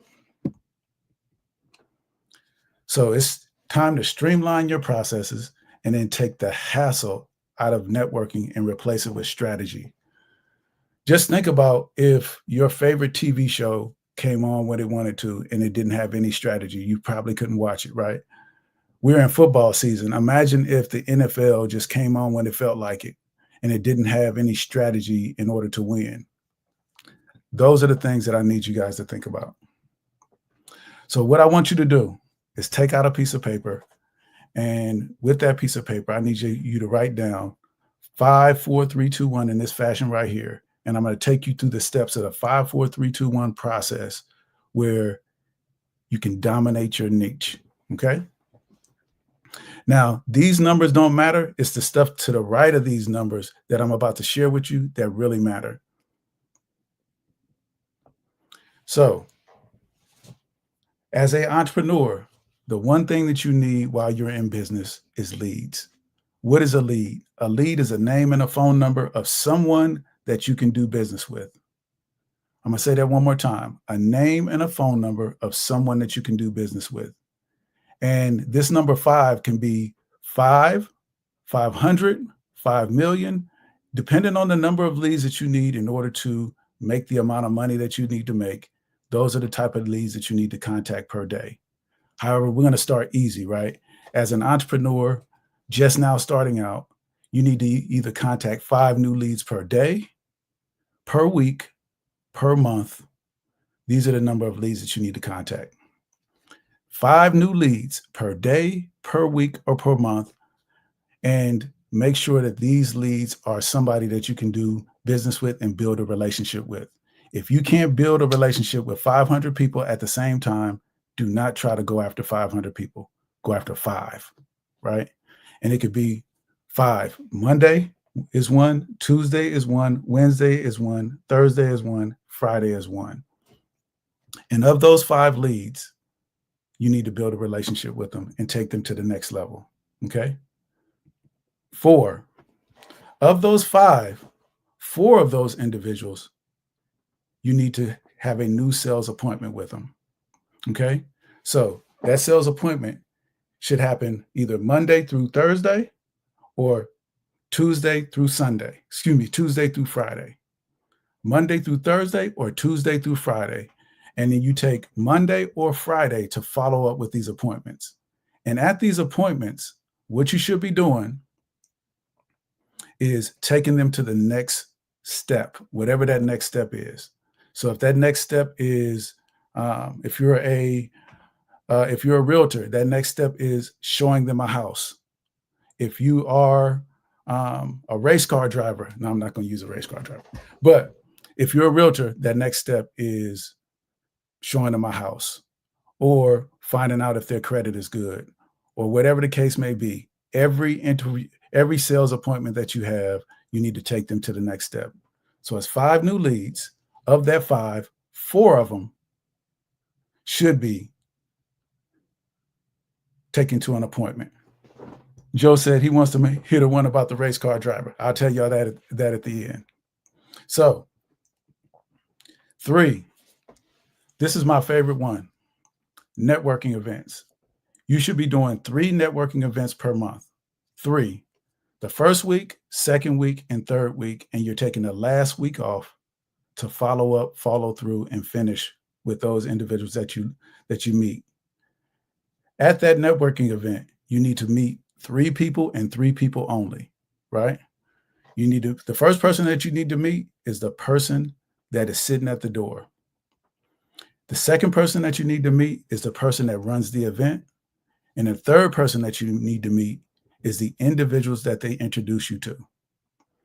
When you meet all of those people, the one thing that you need to find out is you need to let them know about your business, how you add value to your customer, and what problem that you solve, and then let them know who within this networking event falls within the category that I can help. You meet those 3 people, you leave the event. You don't need to meet any other people. And then when you're at these networking events, the main thing that you need to do is attend that networking event for 6 months in a row. Why 6 months in a row? Because you cannot build relationships with people in one event, right? If you're going there over and over and over again for 6 months, you get to know those individuals, and those people will really do great business with you, right? So 5 new leads per day, per week, or per month, 4 appointments with those same people that you met, 3 networking events per month, the first week, the second week, and the third week. And the last week is for following up, follow through, and finish. Now let's take you to the number 2. 2 COIs contacted per week. What is a COI? A COI is a center of influence.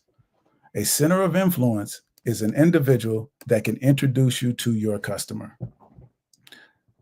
Like for me, if someone is looking to do business with veteran entrepreneurs, they would contact Donnell, and Donnell can tell them exactly who they can do business with, right?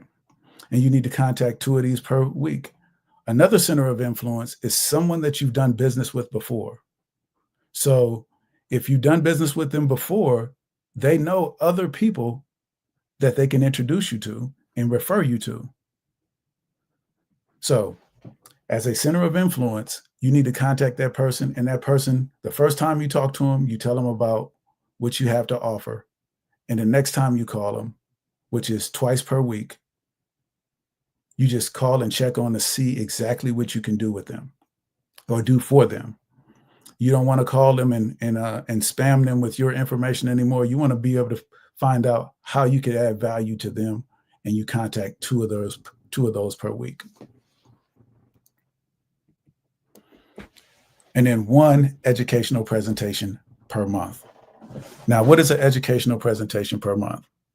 What you're currently watching is an educational presentation where I'm sitting in front of 1,000 people, telling them about Veterans Growing America, and also giving them some education on the information that they can use in order to be successful. Now, an educational presentation does a couple of things for you. The first thing that it does for you is provides credibility. If you're standing in front of a group of people and you know exactly what you're talking about, those individuals that you're talking to will now know, like, and trust you faster because you're an expert in the information that they need to have.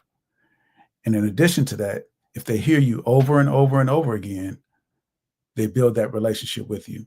And so 1 educational presentation per month, right? That's the minimum.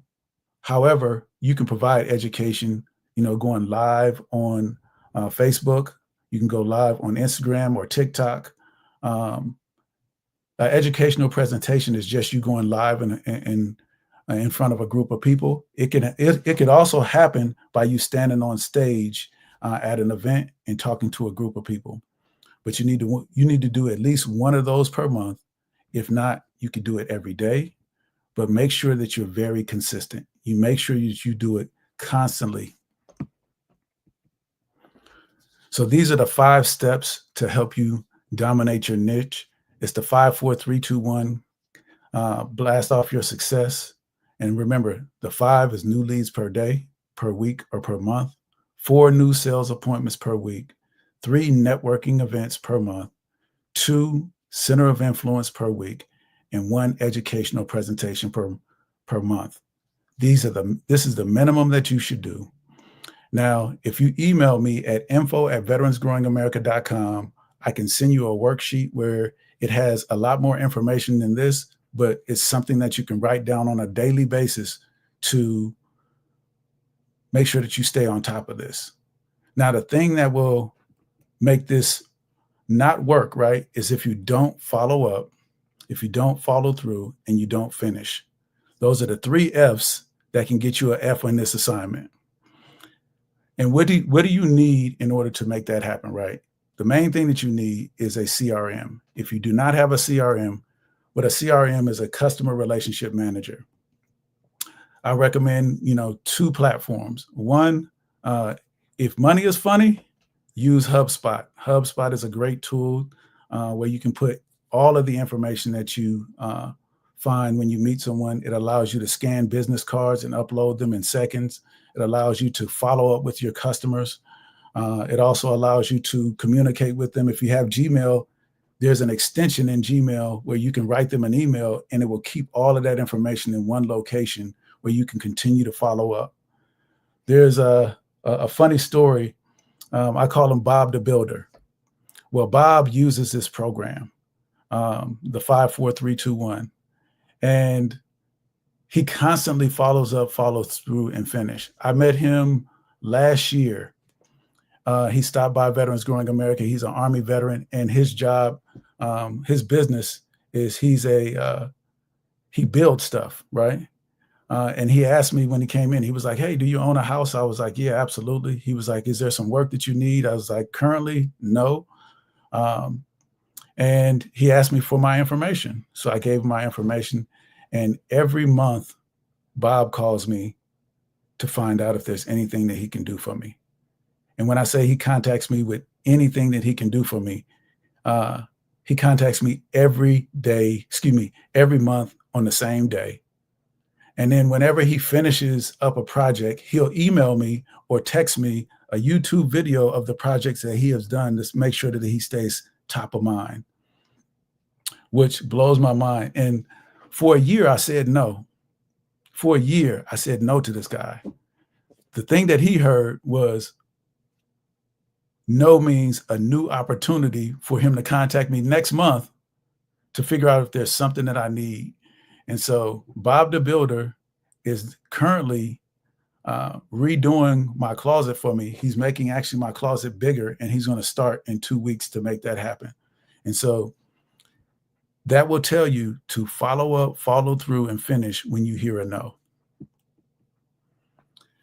So now you guys have the cheat code to networking. CPA means consistent, predictable action yields consistent, predictable results. And so if you follow the 5-4-3-2-1 and you utilize it on a daily basis,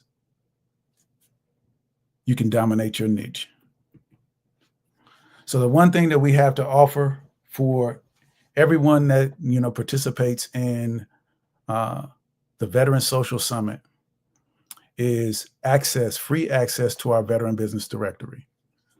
Why is this important, right? The Veteran Business Directory, there are people that want to do business with you, and they just don't know how to get in touch with you. Right now, there is no directory that they can get direct access to you and contact you immediately in your niche. And so we're introducing our new Veteran Business Directory where you can list your business, you can place blogs, you can sell your products and or services, you can list your nonprofit or for-profit, you can look for jobs, you can place blogs. There's a ton of stuff that you can do within our Veteran Business Directory, and we want to offer that the initial level for free for our community. If you go to veteransgrowingamerica.com, you can view our directory, or you can use this QR code in the upper left-hand corner to get free access to the directory. I'll give you guys a couple seconds to scan that, take a screenshot of it, and get access to it. And like I said, you can list your business, you can share your events, you can actually message other veteran business owners within the app. You can search businesses by name or by category or by location. You can search it by business type. You can also offer coupons to your current store or the things that you have to offer. I saw a lot of veteran businesses on here earlier today, but we want to offer this free for you to be able to have that. So here's a QR code in the upper left-hand corner. Make sure you guys take advantage of that and sign up. And we want to thank our sponsors. We couldn't do this without our sponsors. And most importantly, we want to thank Henry, and we also want to thank Ryan for having the vision to bring this platform together for veterans to showcase their business. We're happy to be a partner in this and be able to tell the story of Veterans Growing America and offer something amazing to our community. So thank you guys. If there are any questions, I'll be happy to answer them. I tell you what, Donnell, that's probably the most succinct, straightforward approach to understanding what someone needs to do, not only in networking, but how they have to implement the steps of follow up and follow through each and every month. I really appreciate this. And no problem. I had the thing that, you know, really excited me about this in the 5, 4, 3, 2, 1 is I bought 5 houses, right? But I bought them from 5 different realtors. And the reason why I bring that up is because those other realtors never followed up, they never followed through, and they never finished. And so they sold me one house, but they didn't stay in touch with me, where they could have sold me multiple houses and made multiple money. You know, and as a business owner, we should build relationships with our customers, but at the same time, we also need to stay in touch with them. I'm glad that second part. I'm sorry, Travis, but I just wanted to touch base because he was the part that I really loved was the focus more on the networking, right? Like very specific when you go there and who specifically to do. I think, and also I love that it's 5, 4, 3, 2, 1 because I think sometimes we get out of the military as veterans and we want to get into business and we complicate it. Right. So much. When it's literally, Lude, it's like it's 5, 4, 3, 2, 1. Follow the steps. And I love that you broke that down, like, I mean, for lack of a better term in the military, what Barney style. And and I think it resonates to a lot of people. You know, within the military, it would resonate. I'm not going to use that anymore. It's relatable. Yeah.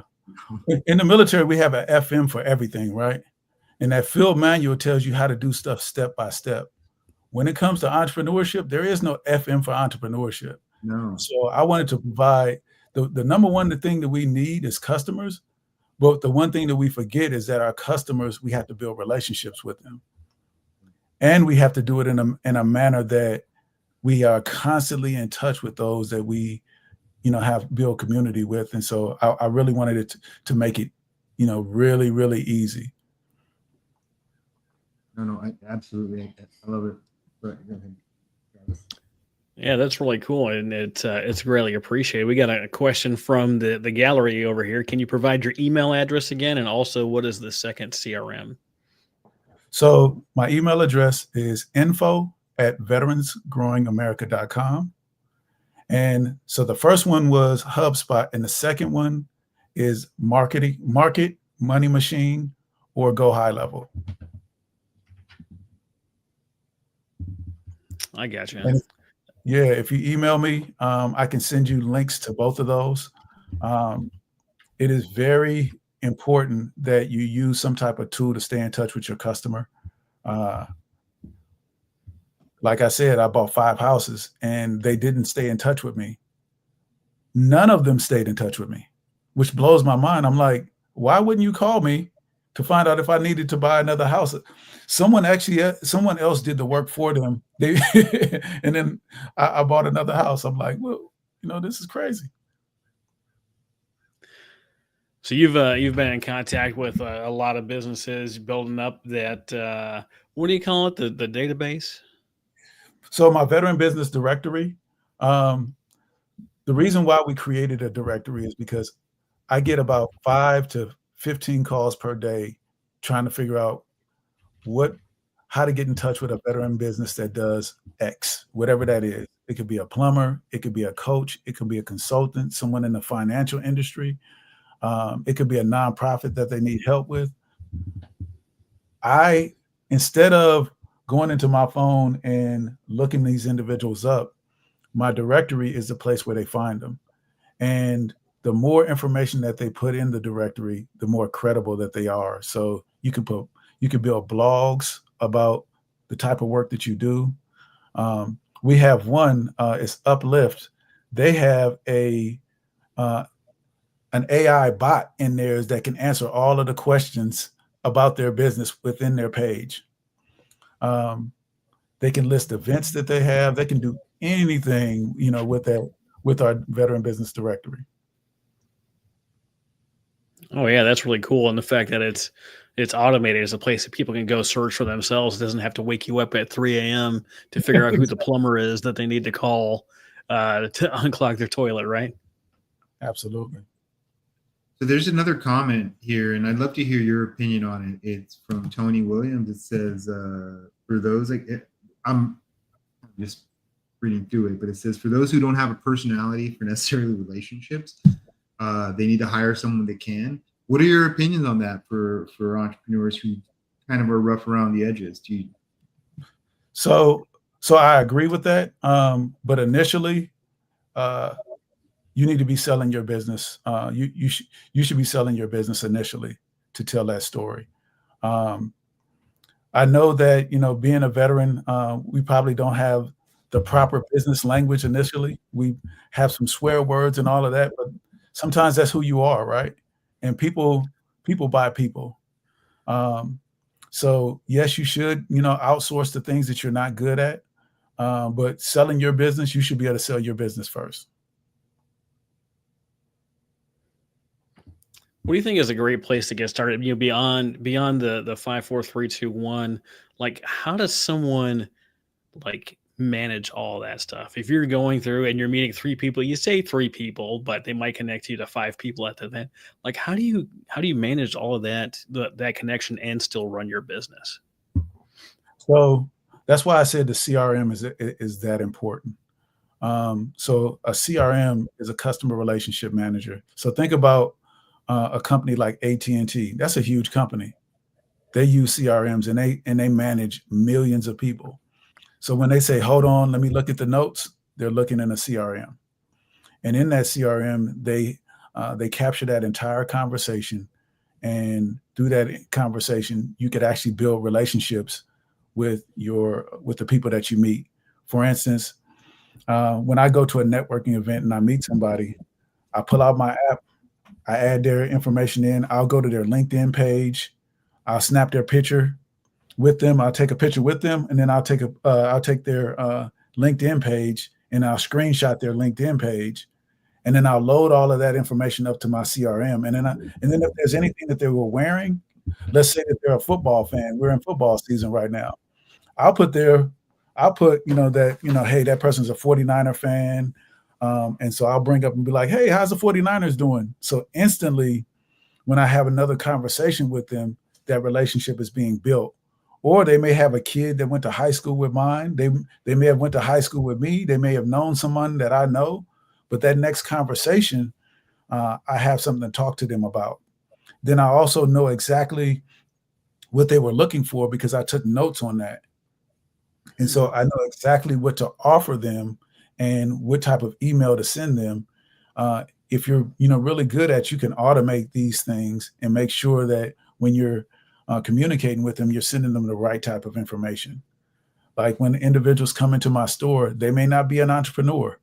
There may be someone that wants to, support our entrepreneurs, and they may like the person that creates the lotion that they love. I know to email them about the different type of lotions that we have within our store.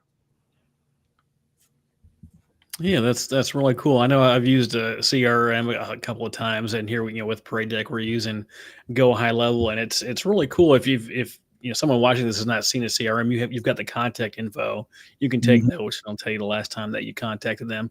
But also, if they're a potential customer, you can move them through the customer journey, which every time until you get them to be a client, and then once they're a client, upselling different services and whatnot. You can actually track all that in the CRM. So you're not just like checking all your old Post-it notes, trying to figure out, flipping through your notebook, like where the heck page that I have this guy's information on? It's all there. It's right in front of you. It's easy to access. And if there's something I know about Marines like Joe, they prefer easy access. The thing that I love about no, for sure. The thing that I love about Go High Level is if you have it set up and connected to everything, I can see when you click on what pages you go to, how I got the lead, what you're interested in. And then I could also send you an invoice. I can text you. I can call you. That CRM is a monster. It even does stuff like DocuSign. I can have you sign a contract within that one platform. So, Go High Level is a monster.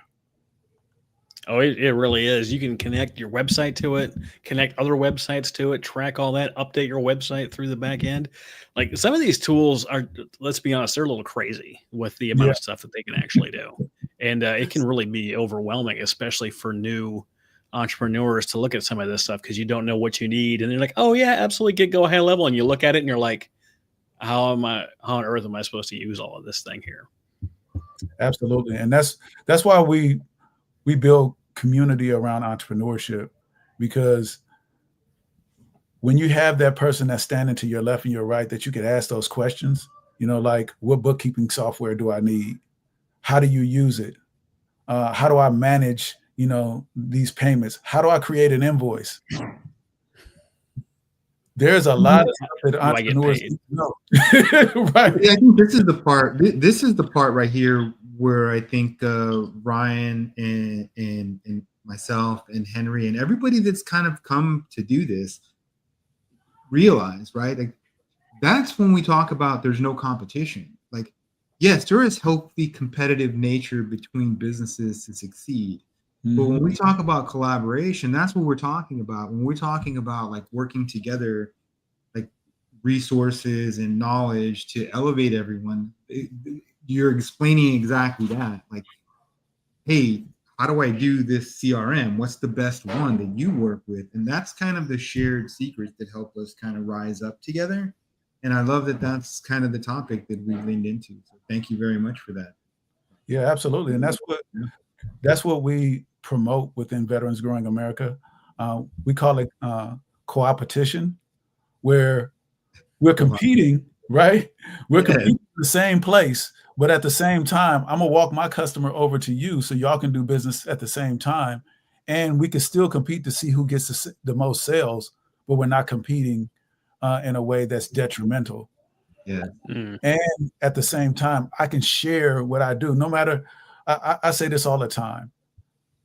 Business and our products that we sell are different, but business works the same on the inside, but it's different on the outside. No matter if you sell coaching or popcorn, you still need a CRM. You still need a website. You still need a way to collect payments.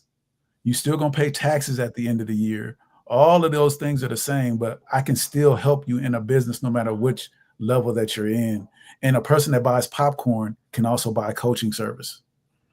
And with veterans, the reason why I picked that as my niche is, number one, I am one. And then number two, we were taught from the time that we joined the military to take care of the guy to our left and our right.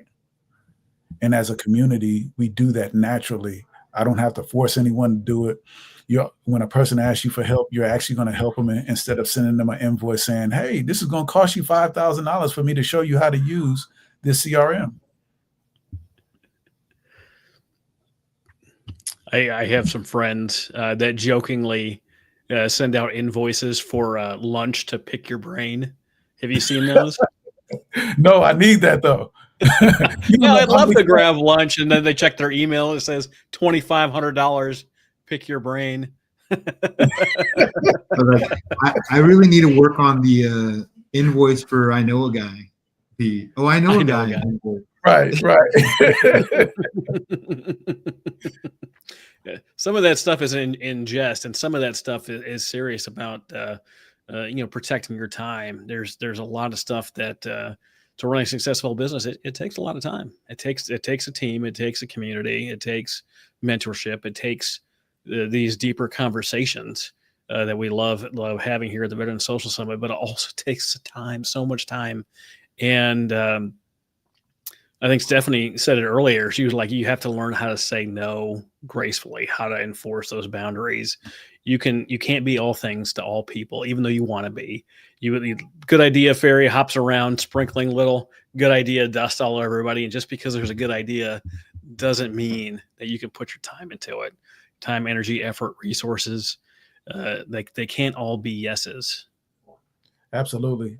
It's funny when people give me an idea, I listen to it, and then I always say, can I send you an invoice so you can pay for me to change the sign out to say something different? Or Or is this something that you're going to do?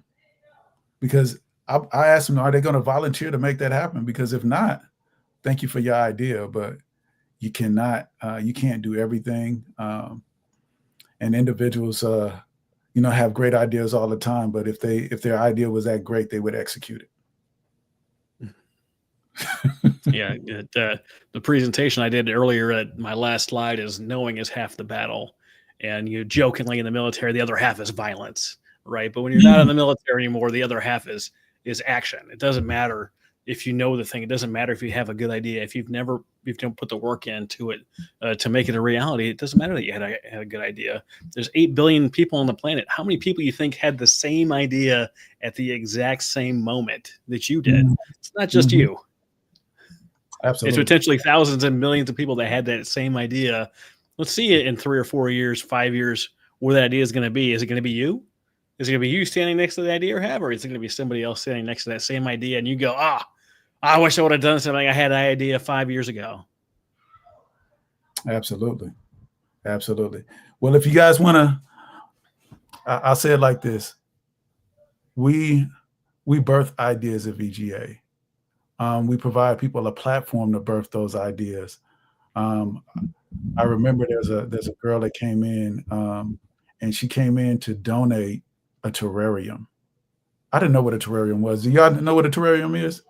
Yeah, it's an enclosure. I wore so many hats. It's an enclosure for mostly amphibians and lizards and stuff like that. Really cool. Or it could just be an animal thing. Yeah. Just plants. Super cool. Self-sustaining. They're supposed to be self-sustaining. Well, I had no idea what it was. It was way too many words for me. But I just said yes. I was like, she wanted to donate terrariums. I'm like, okay, you can donate it. And I saw it, and it was a beautiful aquarium for plants, self-sustaining. And I was like, I owe you some money for this. This thing is really nice. And she was like, no, you could have it. My husband says that I need to get rid of these things. I have like 50 of them in my garage. I was like, what?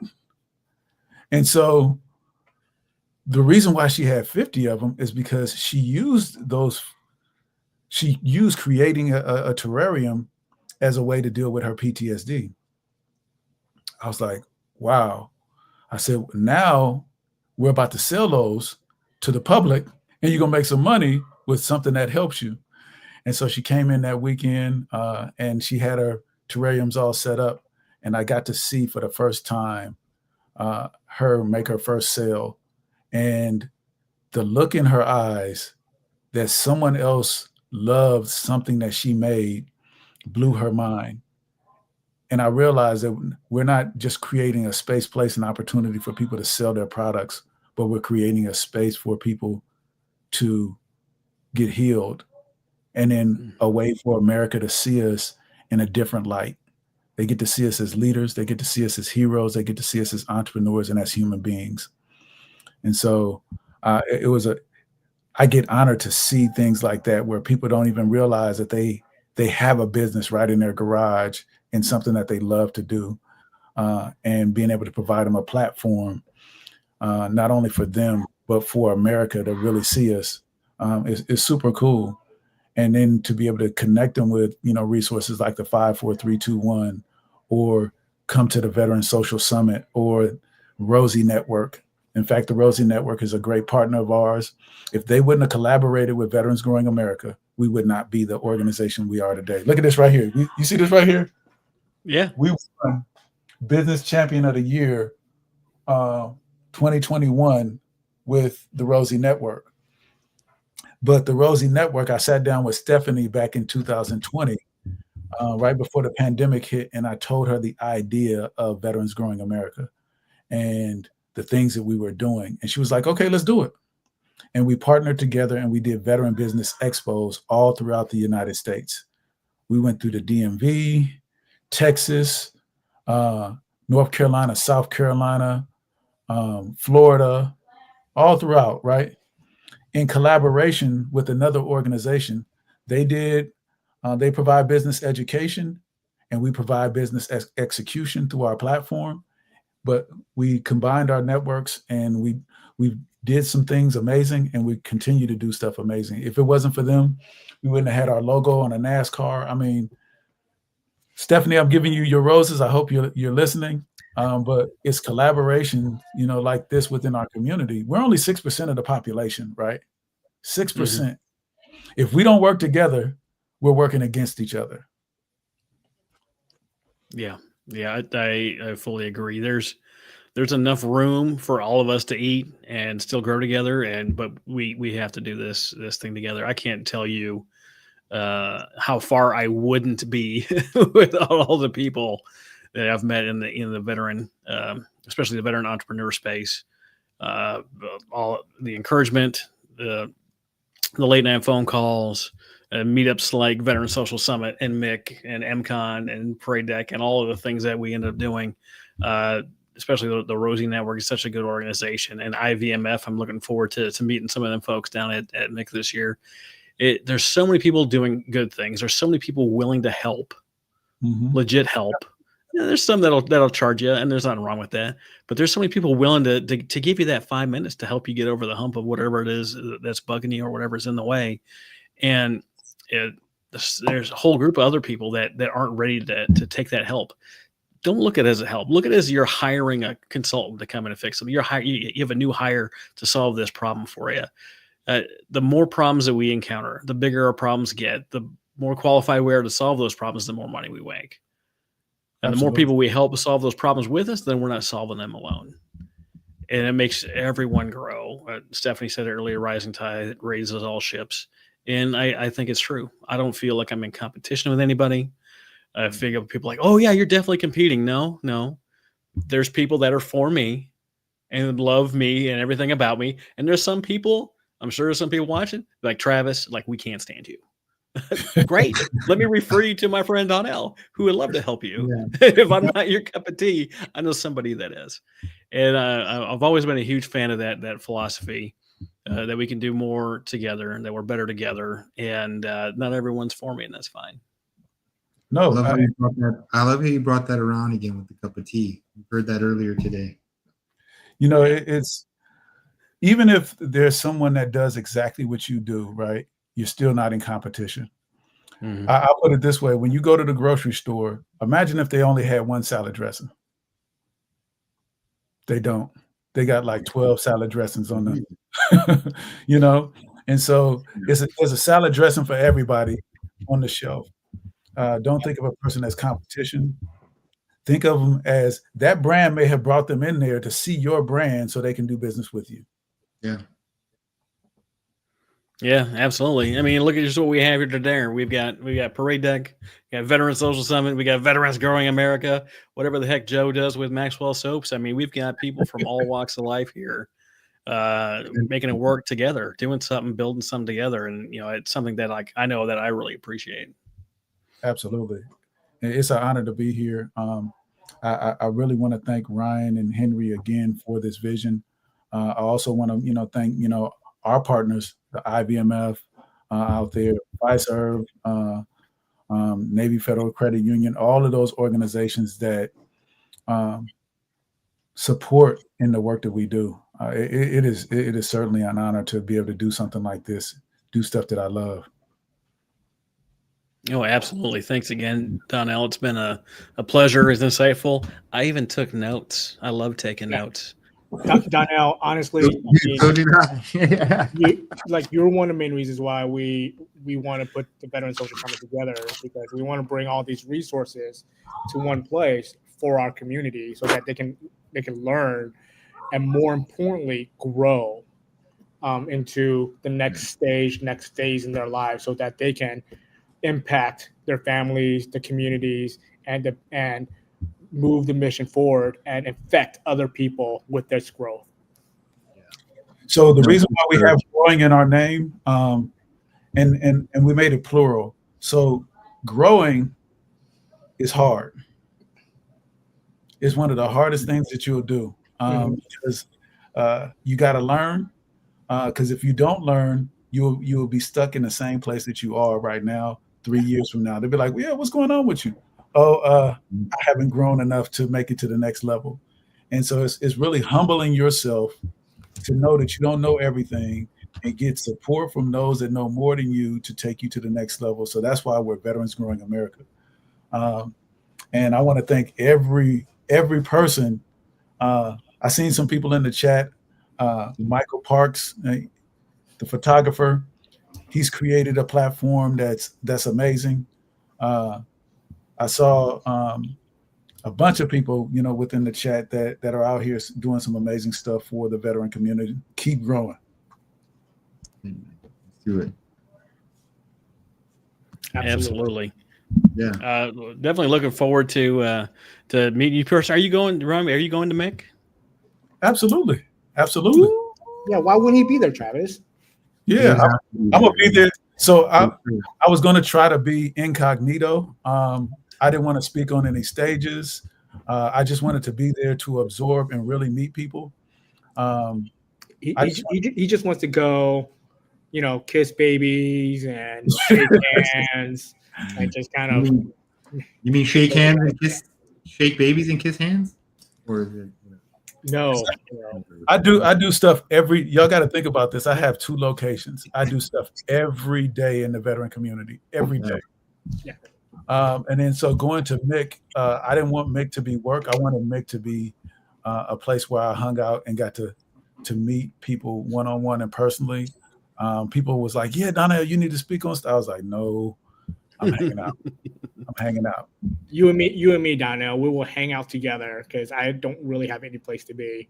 Travis. I have a place to be. I will be at the parade deck. You can swing by and say hello. I'm assuming this one, Donnell, but at this point in your career, you're looking for those quality relationship building. So you don't want to go and work the Mick. You want to go there and build those relationships, meet those people, and just kind of have that sit down.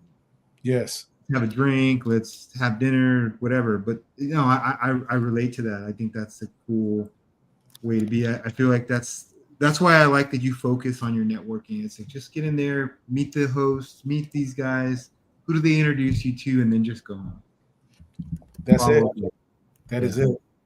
So we're all gonna have dinner together, I hope. Break a little bread, and continue building this relationship.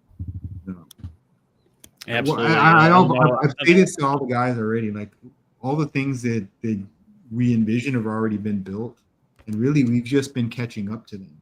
Like every time I sit in with the group of guys that we're collaborating or doing something, it's like, oh man, this is already done. We're just going to catch up to it. And that's what I see. I mean, Henry touched on it, and you're doing it. Travis talks about it. Like, Parade Deck has been amplifying good people for so long. Like, when Andrew was way back when, I just think I just love what's going on. And you're building this kind of network, and Ryan and the guys have been building kind of this virtual stage. But I think it's now time. It's like pulling these things together, because this kind of just shows how close the veteran community has started to pull together. And I think it's a necessity, right? Like, it's a change in how business is processed. So thank you for your time, man. I really appreciate it. Thank you. And Veterans Growing America is on the Parade Deck platform. We have a podcast that we do. I don't know if you know that or not. Yeah. Oh, I knew that. Yeah. Absolutely, we're on there. Well, that's a lot of fun. What we got Otis coming up here next. Waiting for him to hop in the back room. Otis is a good friend of mine. I know him for maybe 4 or 5 years already. It's just crazy what he's doing with Tribe and Purpose, and he's also got the Cam and Otis show. He's got his own podcast. There's just something I love, about podcasters. They like to get out there, like to mix it up, meet people, provide value. And I don't know if there's a single podcaster I've met that I don't like. Podcast is just changing the game. Take this opportunity to remind you all that the Veteran Podcast Awards are going to be live October 5th, 7 p.m. You can go to veteranpodcastawards.com and watch the live stream. I'm going to be hosting with my guy, any insights Josh on White. that? What's that? Any insights? Any insights? I know all of the winners, and I could tell you, but then we wouldn't have an award show. Because I know Henry can't keep a secret. Henry would be like, "Oh, congrats to you, boy." He'd be out tweeting.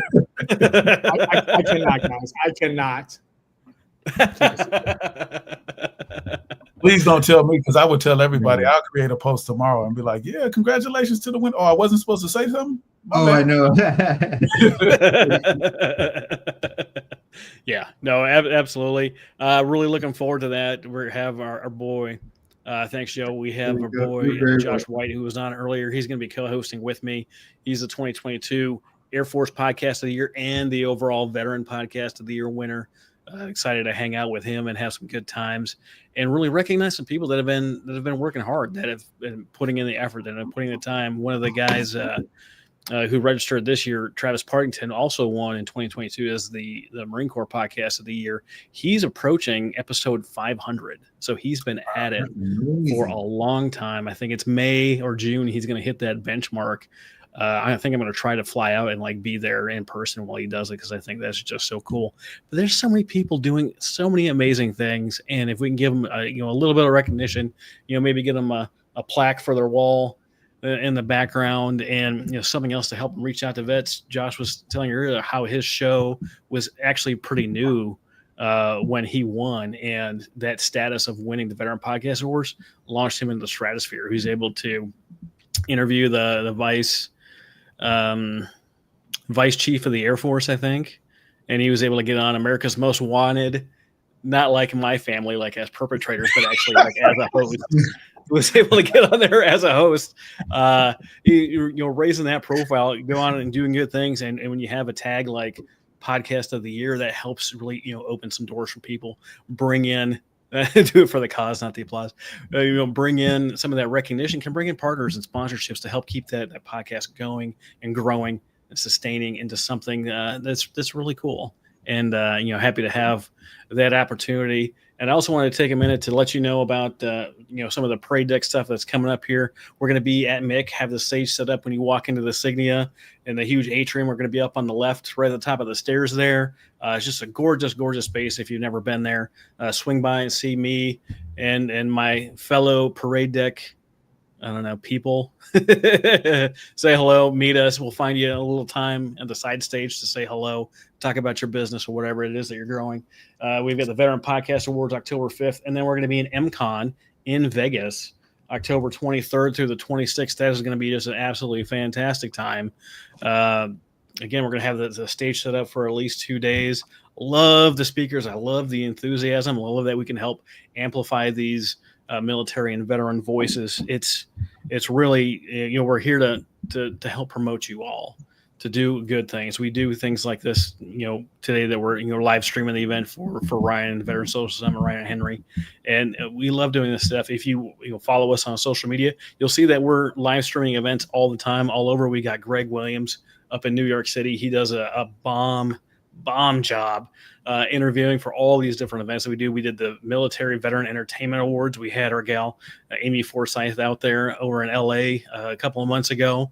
It's just so much fun. The things that we've got coming out this year, in addition to the events that we're going to be at, we're launching a new side of the website for podcasters specifically. It's like kind of Linktree, but it's on steroids. It's going to have live streaming. It's going to stream their podcast, have those kind of opportunities. We've got an AI coming out that's going to allow you to search through podcasts that we have in our library and actually give you answers. Right now, you can only search 3 things on a podcast. You can search the title of the podcast, the podcast description, and the individual episode, but you can't search the show notes, and nothing is combing through the video. We've got that AI that's going to be live. God, it should be this next week. We should be able to officially announce it at MIC. Fingers crossed that all the back end dev work is done. I'm definitely not the back end guy. I'm more of the talker. And then we've got we've got the Parade Deck TV app that's for Apple, but we don't yet have the one live for Android. We're hoping to have that live by the end of the year. I've never even seen the app. I've got the Android phone. I have no idea the magic that's going on in Apple. And then we're streaming on Apple TV. We went to the VFW National Convention last month, which was just a blast. We have a deal with them in place, and they're actually putting Apple TVs in VFWs, and it's going to be a dedicated streaming channel for Parade Deck that's just running 24/7 in there, which is just really a cool opportunity. You know, we're looking to get into American Legions. We're looking to get into USOs and other organizations that have, you know, physical space and can live stream, or stream the Parade Deck content. And as we have more and more of these outlets that are showcasing what it is that all our great veterans and military members are doing, that helps us bring in sponsorship money to get our creators paid. That's what we're working on towards in the next few months, is getting people that are producing content, people like Donnell with his show, right? Looking to get him paid just like you would get paid on YouTube or any other streaming service that has that revenue sharing model. Fingers crossed that it's coming soon. It's in the works. And if Andrew's listening, I'm sure he's going to send me an Instagram like, you can't announce that yet. It's not ready yet. We're working on all our secrets. He's what he's going to do. We're working on it. We're building this thing out. We love doing events like this, but we want to make sure that we are helping people continue to do the great things that they're doing by amplifying their voice, helping them get paid on the back end, doing these events, and having a lot of fun. And it's really just me flying around the country. I just want to hang out with you all. That's all it really is. Like it's not even, we're not building a business. This is just Travis's like travel plan. That's the secret sauce right there. We got to get Parade Deck on the streaming at VGA. How about that? Let's do that. Yeah, we absolutely can do that. Right? You've got 2 websites, right? Or you got 2 in-person sites. Mm-hmm. They have dedicated TV. Andrew, I know you're listening. We're gonna get these Apple TVs up at the VGA so we can have their Parade Deck channel on. You can see all this great content. This is fantastic. Henry, you got a little time for an update for Veterans Social Summit? What you guys have coming up for the rest of the day and tomorrow, and then maybe in the upcoming year? Yeah, absolutely. So, guys, stay on a little bit later because we have 5 veterans and military spouses who are vetrepreneurs, entrepreneurs looking to pitch for $2,500. We're gonna have a Gold Star spouse who is a serial entrepreneur. We're gonna have Reggie Ordonez from Warrior Rising to judge the pitch competition. We're also gonna have Mr. Joe Palacios, and a Vietnam War vet who have helped many businesses attain millions of dollars. So come watch these awesome business owners try to win $2,500 and listen to the wisdom of these judges, so that you can grow your business and get more money and make more money and impact the community that you serve in.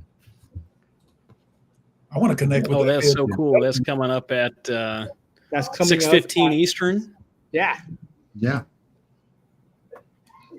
Tomorrow or today? Today. It's tonight. So in 45 minutes. Today?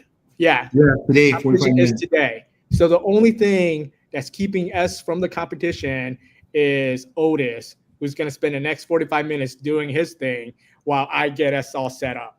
Getting his prep. That is perfect. Now we just need one Otis to help us do that. He's actually sitting in the green room, and I don't know how to work the green room. Oh, I'll get him. I am so. I'll hook you up, bro. Thanks, buddy. I got you, bro. Guys, so I'm still new to this platform.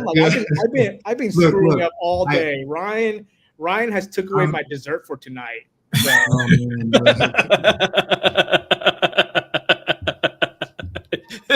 Cookies are for closers. Cookies are for closers. Guys, please reach out to Ryan and please return my cookies for tonight. Like, return my dessert. Well, there's consequences to this, Henry. You can't just go about doing whatever the heck you please. And here we go. Ryan's nowhere to be found. So Ryan's nowhere to be found. That's okay. I found one Otis. There we go. It looks like he's at the Blackboard at your place. You in Colorado, brother? I am. I'm in the recording studio, man. Nice. Ooh, what part of Colorado? Is that where you shoot the Cam and Otis show? No, I do that in the office over there. Oh, yeah. Sorry. It's great to see you, brother. It's nice to have you on here. Good to see you, man. You're gonna be talking about the transition that never ends. I don't know if I like the sound of that. It just I think keeps that's all on right. rolling, man. But you know what, though, Otis, I've come to realize that story is not just for veterans, really, because I think life is transition. Yes, it is. It doesn't stop, man. If it stops, you're dead. Oh, I'm telling you. Right? I mean, you Amen. got to be Amen. changing, got to be ready to change, got to be prepared to change, going with the flow, directing, going where you want to go. That's the other piece of that. Yeah, You got to be I want to tie intentional. that into what Donnell had said earlier, because the reason he named his organization Growing is because growing is continuous. Growing is it's not easy. It's the No, it's hard not. part.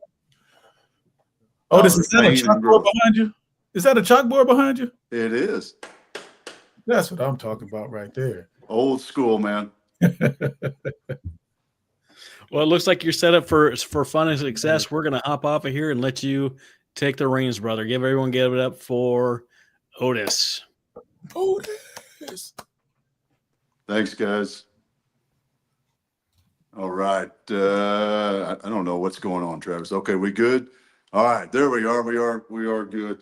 Hey, first, before I do anything else, I just want to say thanks. Thanks for putting all this stuff together.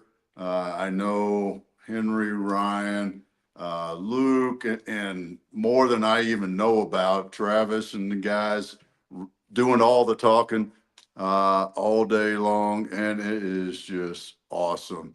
And what a great platform, what a great opportunity for guys like myself to share, for the viewers and listeners to jump on and just learn so much about a broad sense of whether it is about life, business, or the military. Broad sense, and it's just I'm grateful that y'all took this on and continue to do it, and I'm happy to be here and share some of what I know to help y'all live a better life, have a better transition. If you're still in uniform, even if you're already out of uniform, some of the things I'm going to talk about will still help you going forward. And that's why I called this Transition Never Ends, because it doesn't. That's what we were chatting about. So I want to start off a little bit of story.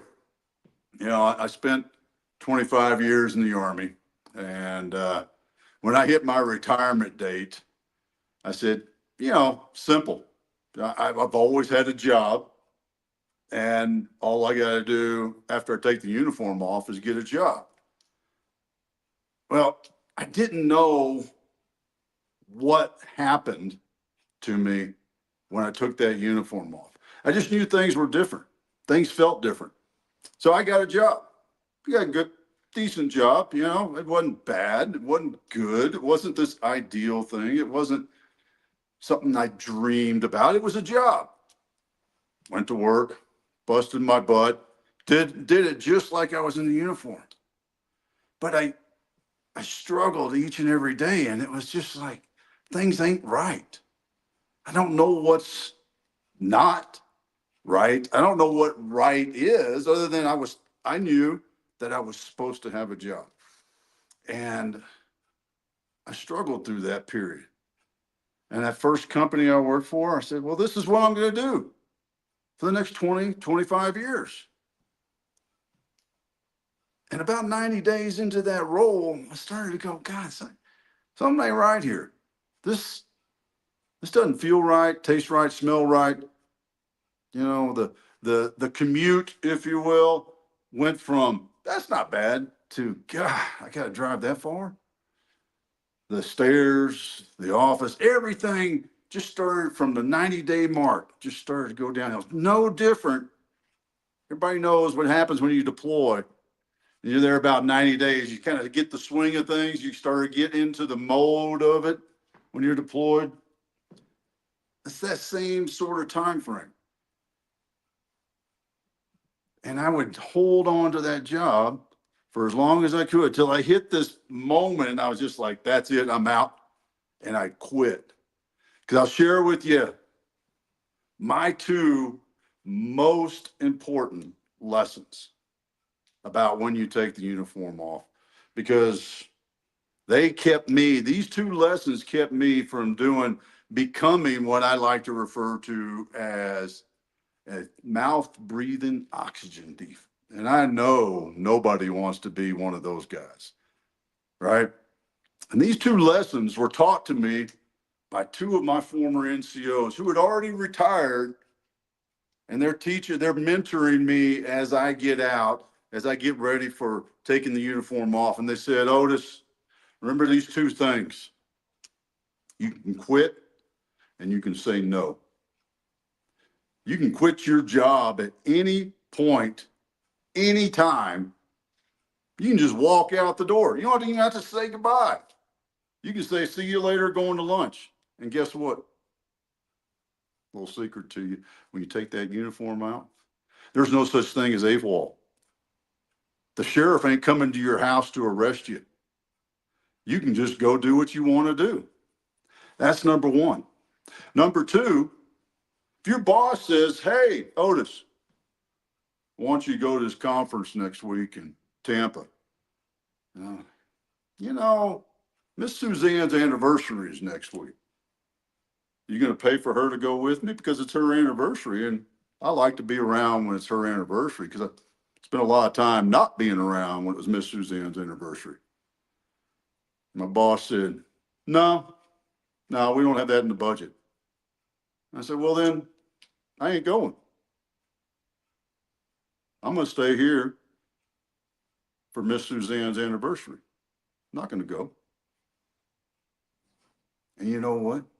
It felt pretty good because that was not a lawful order. Guess what? There's no such thing as a lawful order. There's no such thing as UCMJ when you take the uniform off. That is the beauty of it. And if you keep those two lessons in mind, you may not be where you need to be, but you will figure out where you need to be because you will not be that guy, that gal who just shows up every day and goes through the motions until you finally hit that point where you go, all right, I can collect Social Security, so I'm retiring. That's what you want to do. Go ahead. You don't need to listen to the rest of this. That's perfectly fine. We need people who do that. But if you want more out of life, if you want that fulfillment that you felt when you were in uniform, then you keep those two lessons in mind. You can quit and you can say no because they will save you. They helped me. It took me 7 years. I'm a slow learner. Those of you who know me know that I was just having a good conversation with a buddy of mine, Doug, about some struggles on the IT side and communications tools and various things like that. But that's okay because I'm a slow learner, but I do learn. It took me 7 years to figure it out, 5 different companies. And each one of those companies, as I stepped into it, I said, this is what I'm going to do. I finally found that job. Finally found the organization that is going to fill that gap that was left when I took the uniform off. But they didn't. Every one of those organizations are great, still are. They're all still around. Are great organizations. And every time I got to about the 90-day mark, the same thing started happening. And the last job I had was what I'll call an ideal job for me. I was a chief strategy officer for a small business. The owner of the business is a friend of mine.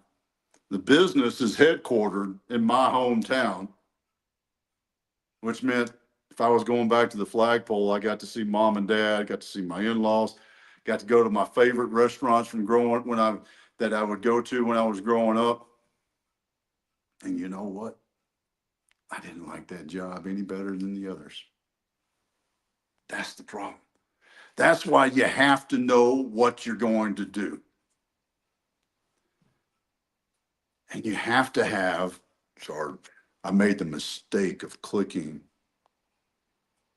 the text, which you fellows are texting me, which I appreciate that. And I'll get to those in a minute.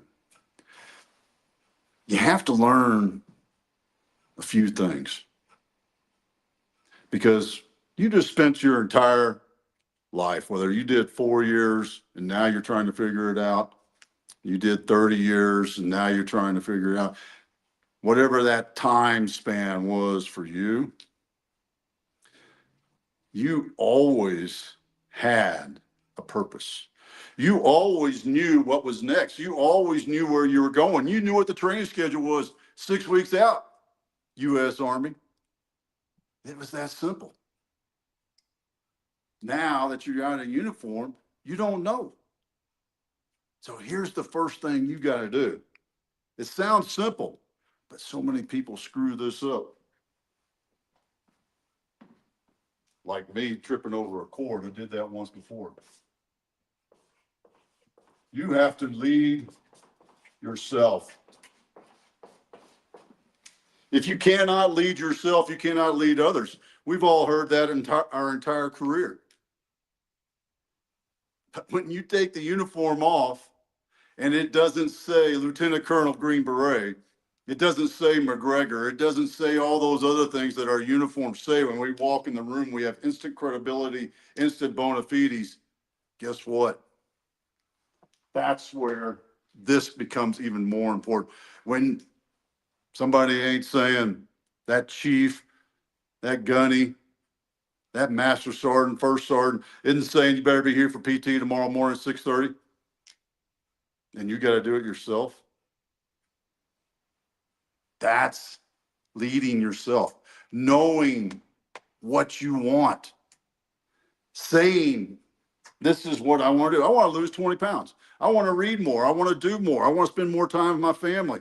I want to be more intentional in what I do and who I do it with. That's self-leadership when you do it. That's the difference between somebody who just talks about it all day and somebody who takes action. Leading yourself to do those things is the differentiator in your life. Because if you cannot lead yourself, you can't lead others, and you can't do any of these other steps, the next 4 steps I'm going to show you, that are so important to live your life with intention and have success in pursuit of your purpose. Because the next thing, sorry, I grabbed the wrong color pen, Joe. The next thing you got to do, if you start to understand, how do I lead myself? Okay, I'm committing to myself. I say I'm going to do something and I'm going to actually do it. And I start to do that. And I start to understand how I show up. And I control how I show up. I'm not going to dive into that fully, but here's the secret to this, of controlling how you show up, is you got to realize that nothing makes you mad and nothing makes you happy unless you decide it. There's a great book I highly recommend if you haven't read it, Man's Search for Meaning by Viktor Frankl, Dr. Viktor Frankl. And in this book, there's this great quote, one of many. You could spend a whole hour just talking about that one book. But this one quote I want to put in your head, and I want you to think about it, and I want you to remember it as part of yourself starting to lead yourself. And that is, there is a moment between stimulus and action. And in that moment, we get to choose. We get to choose when that dude punches you in the face. That's a pretty good punch. Thank you. Or get pissed off and start throwing back at him. You get to choose when somebody puts sprinkles on your ice cream, whether it makes you happy or pisses you off. Because we all know that 3-year-old that said they wanted sprinkles on their ice cream, and then you put sprinkles on their ice cream, they're like, I don't want sprinkles. They don't know it yet, but they're choosing. Remember,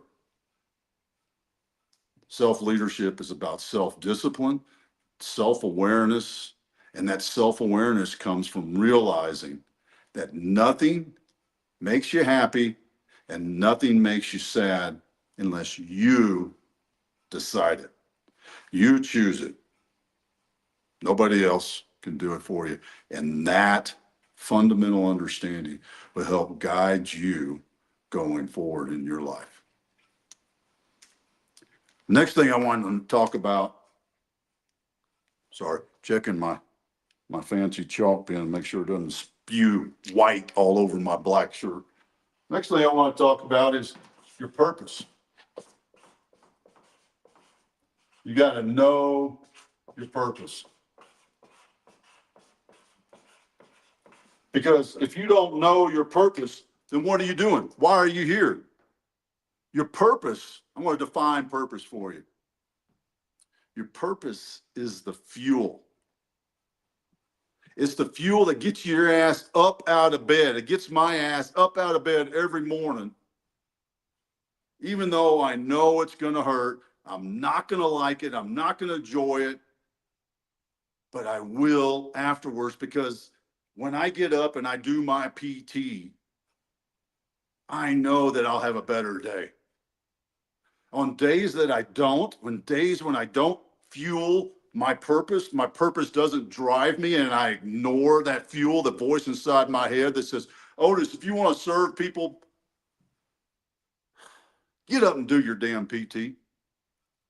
If I ignore that voice in the morning, I suffer for it all day. It has that kind of effect. And I'm not fulfilling my purpose. And I'm not being self-disciplined and leading myself. So your purpose is the fuel. It's the thing that drives you. It's the overarching umbrella that guides you into the direction to serve others. It is the cup that's never empty and never full. You can always do more for your purpose. And your purpose defines everything that you do. It gives you that guidance. When we were in uniform, you knew your purpose. Support and defend the Constitution of the United States against all enemies, foreign and domestic. Clear, simple. And it was there for you. And you owned it, and everybody around you knew it and owned it with you. You take that uniform off. I don't care whether you're still one of those guys that's serving the regiment as a contractor or a GS. That is no longer your purpose. I hate to break that to you. That's only for the guys in uniform, support and defend the Constitution. Okay? So you got to have something that fulfills you, something that guides you, something that pulls you to action. So when you roll over in bed, Otis, and you look at the clock and you say, it's 4:30. You need to get up. You need to go downstairs in the gym and work out. That's what you need to do, Otis. Because I drive to fulfill my purpose. That's why I'm here. Because my purpose is to create a legacy of great leaders. And leadership, again, goes back to lead yourself. Because if my purpose is to create a legacy of great leaders, I am going to change the world by doing that. That's my belief, and that's my purpose. It's guided me for the last 10 years in what I do. Everything I do falls under my purpose. It's that umbrella that guides me and pulls me to action. And when it sucks, it fuels me to go through the suck. When I went to the Q course, matter of fact, before the Q course, when I went through selection, the suck, you know what pulled me through selection? Was the desire to don the beret, was the desire to be part of something bigger and more powerful and more prestigious and unique than myself, to challenge myself. That's what your purpose can do. It pulls you to action. If your purpose doesn't pull you to action, Might want to think about it a little bit broader, a little bit more understanding. If you can achieve your purpose through doing some steps and goals, it's not a purpose, it's a vision. I'm going to cover that in just a second. Your purpose can never be achieved. It can only be fulfilled, because there's a difference. Achieve is an end state. Purpose is fulfilled. It's greater than you. Now, the next step, once we have a purpose, we got to have a vision. And if we have a vision, what can we do with a vision? Come on, planners. We can create a plan. So how do we do a vision? What is a vision, first off, right? Vision is that thing that's out there that I want to achieve and I want to do. It's something I say, hey, I have a vision to create 500 great leaders. Okay, see, it's got an end state. I could even say I want to create 1 million great leaders. End state. That's the difference. And if I have a vision, and I'm going to give you a tool to help you make a vision here in just a sec. If I have a vision, I can take my vision and I can create goals. And I can take my goals and I can break them down into objectives. And I can take my objectives and I can break them down into tasks. And if I have tasks, I can break them down into action steps, and I can get right to the point of what are you doing right now that moves you one step closer to achieving your vision. That's the beauty of this. You know what's that? You know what this is?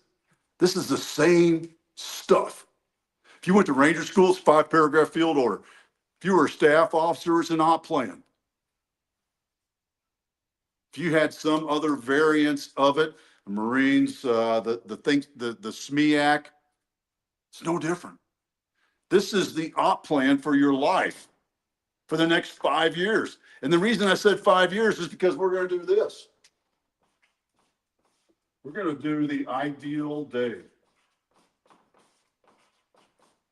That's my @ symbol, sorry. 5 years. So here's the math. Those of you struggling, what the hell does this mean 5 years? Today is, what the hell is today? 12 September 2025. 5 years. 12 September 2030. On that day, here's what we're going to do. We're going to plan this day out like it's a training day. Like good old fashioned. If you've never experienced that sergeant major or that first sergeant who just grinded you down on that training schedule, I'll be that guy for you, because that's going to be the secret of success. 5 years from today, you're going to wake up that morning and things are going to flow. You're going to wake up and back's not going to hurt as bad. The water is going to taste a little bit better when you're working out. That cup of coffee is like, that's a sweet cup of coffee this morning. That client you've been trying to get a hold of calls you back. You've got to drive down this boulevard that we all dread here in Colorado Springs. It's Academy Boulevard. You've got to drive the entire length of that boulevard. And that is my cuckoo clock going off if you hear it. You got to drive the entire length of that boulevard today because the highway is closed. And as you turn onto that boulevard and you're thinking to yourself, God, this is going to just be such a waste of time. I can't believe how long it's going to take. As you pull up to that first light, you start to let your foot off the accelerator, get ready to put it on the brake. That light turns green. You're like, cool. Go to the next light. Same thing. Letting my foot off the accelerator, about ready to hit the brake, light turns green. I go the entire 10-mile length of this boulevard and I hit every single green light. That is how your ideal day should feel. That's how it should feel. Now, here's a stipulation on planning the ideal. That's how it feels. Here's your requirements. It must be a day that ends in Y, meaning it doesn't have to be a work day, and it can be a weekend, it could be a vacation day, whatever. It has to be a day ending in Y. Two other things. It must be realistic. In other words, if you were to tell me about your ideal day and you said, well, Otis, I'm gonna be a neurosurgeon. That'll be my first time I'm cutting open somebody's head and curing their brain cancer because I'm a neurosurgeon in 5 years. I'd be like, okay, are you in med school right now? No. Okay, well, that's unrealistic, dude. You ain't doing that on your ideal day in 5 years. You may do it in 10 years. That's fine. But in 5 years, let's be realistic. Here's the other one. And this is the hard one for you. Unrestricted. Here's what I mean. I live in Colorado. I wake up, get ready to go do PT, and I look out the window and I see we got 6 inches of fresh powder on the ground. And I'm like, you know what, before I do anything, I'm gonna go hit the slopes. I'm gonna get a couple of first runs in with this fresh powder. Because that's what I want to do. That would be part of my ideal day. Second example. I want to walk out my front door, walk 1 block, and be on the beach, and go for a walk on the beach by myself in the morning. One more for you. One of my favorites too. On the way to the shop, left the house, on the way to the shop and driving my truck, pull over to the side of the road, slip on my waders, grab my rod, step out in the river and get a couple of casts in. Those are just 3 examples that help guide you. Because if I'm going to do one of those 3 things, guess what? I got to be in the right place. I live in Colorado, but I don't live at the foot of a ski hill. So if that was part of my ideal day, I might think about where I'm living. Or how do I get to where I'm sitting there and fresh snow is coming down and I get a first run? That's what we're doing. We're shaping it. We are creating this vision by creating the ideal day. We are establishing what right looks like for you by creating the ideal day. It's hypothetical, but it's real because you're spending time writing it down. And if you spend time writing it down, guess what? It becomes real. That's the beauty of it, because you're creating that image. We're reverse engineering. I was a planner the last 10 years of my career. So I was always putting together plans of different types and different things and different op plans and operations and things. Those are always big hand, little map type of vision, right? Fictitious, we're going to do this, create democracy, freedom, air superiority, whatever it was, right? Big hand, little map type of vision. This, we're reverse engineering it. That's the beauty of it. Our mind is more comfortable going to the tactics. And we're going to take the tactics and we're going to be detailed in the tactics and build that up and create an image in our mind of what right looks like. And if we know what right looks like, guess what? Our subconscious is working for us 24/7. It's listening. Those little indicators, those voices, those other things, that color, that shape, that word that conversation over there said. You hear it? That's what your subconscious can do. when you create this image in your mind. It takes some work. It takes some effort. Doing that, you're establishing what right looks like. And if I know what right looks like, I can put a plan together to achieve it. And if I have a plan, I can kick that plan's ass, and I don't have to take 5 years. I can blow it out of the water in 3 years. I can have a multi-million-dollar company that I exit because I'm a unicorn, because I put together a plan and I identified what right looks like.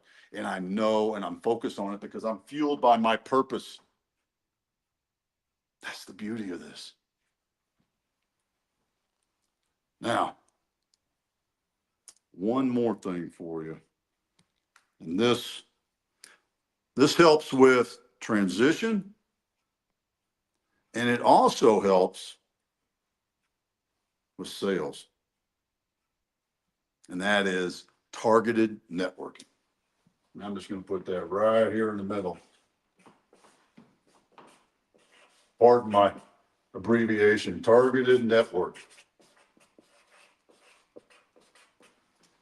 If I know what right looks like, and I know how I want to get there, and I know what my purpose is, and I'm disciplined enough to do it, I can create a target matrix.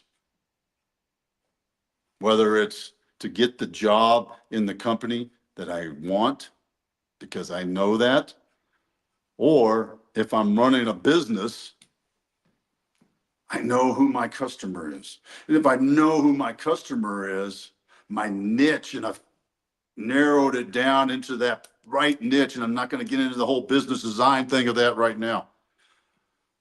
But if I know who they are, what they look like, what they like to do, who they hang out with, then guess what? I'm building a target matrix. And if I'm building a target matrix, I know how to connect to them. How do I get to that person? How do I get into that organization? How do I get to the point where my number one client or my future hiring manager is sitting across the table from me before they know that they're going to buy what I'm selling, before they know that they're going to hire me and create a position for me? That's targeted networking. You got to probe all these principles that we use to find the bad guy, to meet up with the bad guy if you were doing that kind of operation, to put steel on the bad guy if you were doing that kind of operation. Those same principles apply. Because I know what right looks like. I've got a plan to get there. My targeted networking is going to put me around the right people in the right place at the right time. And that's going to help me fulfill my purpose. That's what we can do. And that's the beauty of what your service in the military has done for you. It has shown you how to do all these things. I already said I wasn't a real smart guy. I was a slow learner. These things are just taking what I learned in the Army and translating it into a different aspect. That right there, if you do these things, you will have success in life. You will live your life with intention and pursuit of your purpose. But you got to do these things. And it's not easy. This shit right here takes some thinking. And ain't a sit down and knock it out. This ain't first sergeant wants an updated training schedule by tomorrow morning type of thing. No, this is a project. These require daily understanding and work. Self-leadership. Leadership as a whole is a skill. It's a skill that must be refined and worked on every single day. As well as your own leadership, leading yourself, evaluating, judging, scoring, What can I do better? How did I do today? Did I do good? Did I do bad? What can I do better? What can I continue to do? What am I grateful for? These are all tidbits of self-leadership. Now, yep, got about enough time. I said transition never ends. It doesn't, because you got to continue growing. You've got to continue learning. Every great leader I ever worked with, and I worked with a lot of guys that it was like, wow. Both I worked for and that worked for me. Don't get me wrong about that, because I learned a lot from guys that worked for me. Every one of them continued to learn, continued to improve themselves. They looked for ways and opportunities to get better, to change, to transition to the next thing. You know, when I retired, I had this very clear mark in my mind. I said, thank you very much, Army. I am out. And I stepped out of it. And that lasted about 6 months before I realized that everything I learned in the Army and everything I had applied day in, day out, throughout operations, throughout planning, applied to business. And I came back to it and I started to use it.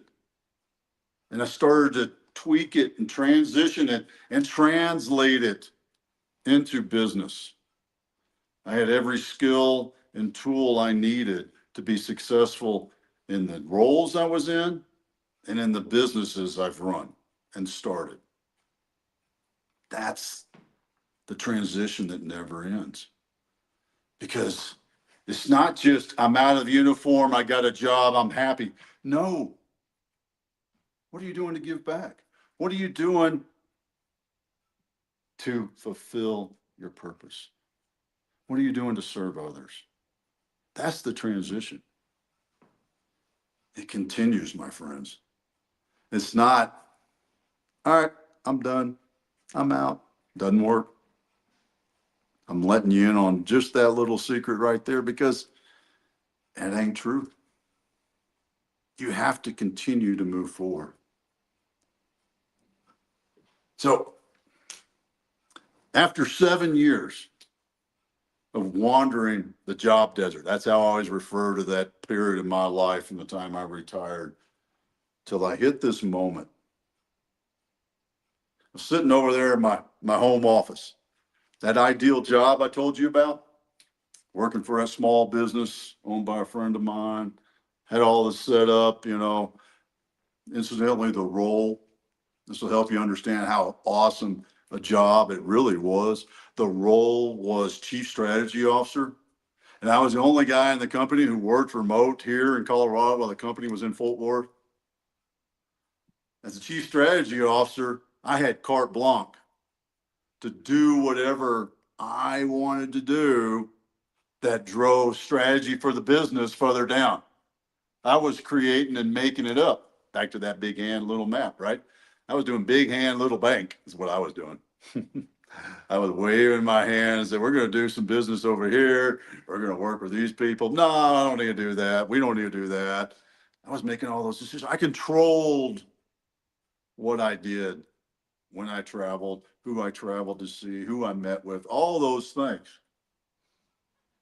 But I was just as frustrated in that role as I was in all the roles, companies, and jobs that I was before. And that summer afternoon, sitting there in my home office, I was feeling sorry for myself, wondering what the hell was wrong with me. Because I hadn't done that once since leaving the Army. I wasn't leading myself. I was going through the motions. Whatever job, whatever offer letter, whatever somebody else said, go do this. Okay. Go take this job. Hey, Otis, I think you'd be great. Okay, whatever, man. I didn't do this. And I had no clue how to even spell purpose, let alone have it. And that summer afternoon, sitting there in my home office right across the way, I was joking with Travis about it. If you ever see, y'all watch the Cam and Otis show, 10X Your Team with Cam and Otis on YouTube, you'll see the home office. It's not a bad place. That afternoon, I was sitting there feeling sorry for myself. I was like, what the hell is wrong with me? How come I can't have a job like all my other peers and buddies and guys I served with? They all got these jobs that they love and they're having fun and they're making bank. And here I am again, hating the role that I'm in and not knowing why.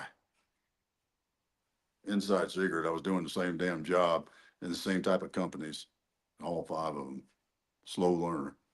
But that afternoon, as I sat here reflecting on my life since leaving the Army, wondering what the hell was wrong with me. As I reflected on my life, I realized that the only 2 things that had been consistent in my life since taking the uniform off were and are my family. I'm still married to my beautiful Texas bride, Miss Suzanne. Grateful for that every day. I was going to say almost every day. Every day. And number 2 was boys high school rugby. So I'll tell you, boys high school rugby, I didn't play rugby. I didn't know a damn thing about rugby. My youngest son, as I was retiring, decided he wanted to play rugby. So I did the dad thing, found him a rugby club, got him in, got him started. My wife and I did what I call the Mid-America thing. She'd pick him up at school, driving to the practice field, and I'd swing by the practice field on the way home from work. I started leaving work a little bit early because I thought that was kind of interesting. What are them boys doing out there? It's interesting. Then I started getting out of my truck, walking down to the practice field, standing a little bit closer, trying to learn a little bit. Introduced myself to the coach, started to talk to him. We became friends. Had a couple of whiskeys together. And one night he said, "Hey, Otis, why don't you help me coach?" I'm like, "Hey, John, I don't know a damn thing about this game." He's like, "That's all right. I'll show you. I will teach you how to do it. Teach you how to coach this game. Teach you everything you need to know about it." John's a Kiwi, in case you don't know about rugby. I said, "All right, I'm in." So I became a coach, assistant coach. Well, next season's coming around. Shortly before the season, John calls me up and says, "Hey, we need to talk. Come on over." Go over to John's house, sit down, have a whiskey. Says, "I got to tell you something. I need to step down from the club. And I was wondering if you would take over." And here I am, that guy who stood still when they asked for volunteers and everybody else stepped back. I became head coach of that rugby club. Back to that summer afternoon, sitting here in my home office, feeling sorry for myself, thinking about my life and the value and worth of it. I said, well, why the hell had I been spending so much time as a volunteer, 40 hours a week on top of my full-time job, turning down other jobs that may have been better, definitely paid better, but they didn't afford me the flexibility to continue to coach rugby? Why was I doing that? And I said, well, let me think about this thing, this boys high school rugby thing. I said, well, break it down into parts. Number 1, the game. Now that I know the game, by the way, there's some great rugby starting tonight and tomorrow. Women's World Cup in England, unbelievable. USA team did great, just fell just short, but what a showing. Game is awesome. Number 2, the boys. When I became head coach, because it was a club, our house defaulted to the clubhouse, which meant Miss Suzanne and I now had 35 extra sons in and out of our house almost every day of the week, year round. We had to have some extra air fresheners because that's a lot of teenage boys in the house. But then I realized the third component. The third component, being their coach. That third component was what was fueling me. That's what was driving me to spend all that time to fulfill that passion of helping somebody, to teach, mentor, guide, challenge, hold them accountable for doing what they said they were going to do, pushing them beyond what they thought they could achieve. That little nugget is what was keeping me going in that effort. And later that week, I went to a couple of guys, my inner circle of my network, told them about this moment of clarity I had. And they said, Otis, you should look into this thing called executive coaching, leadership development. I said, never heard of that. And I went back to my network and I found two guys I'm still very good friends with at the second and third levels of my network, if you understand networks. The second and third levels of my network who were successful business coaches. Got introduced to them, sat down with them, bought them cups of coffee, learned from them. How'd you become a coach? How'd you do that? How'd you start your business? How'd you learn from them? And that day, as I pulled all that together, after learning that, I pivoted. I took my consulting business and I pivoted it into an executive leadership business. And I said, this is who I am now. I know my purpose, to create a legacy of great leaders.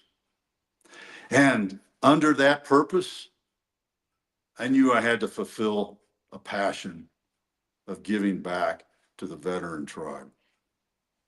I'm very passionate about giving back to the veteran tribe. That's why I get so passionate talking about these things in transition, because I do not want somebody to have that problem. Is it time, Henry? Otis. Just tell me. I can wrap. It is time, sir. Please wrap it up. All right. I thought we had an hour, so no worries. Hey, I just want to say thank you, brother. Travis, wonderful to see you, man. I've missed you. And Henry, good to see you. Thank you all for the opportunity. Every time you talk, every time I see you on screen, it is the greatest thing I've ever seen. Like the way your showmanship and your excitement for the things you talk about and things you teach is unmatched.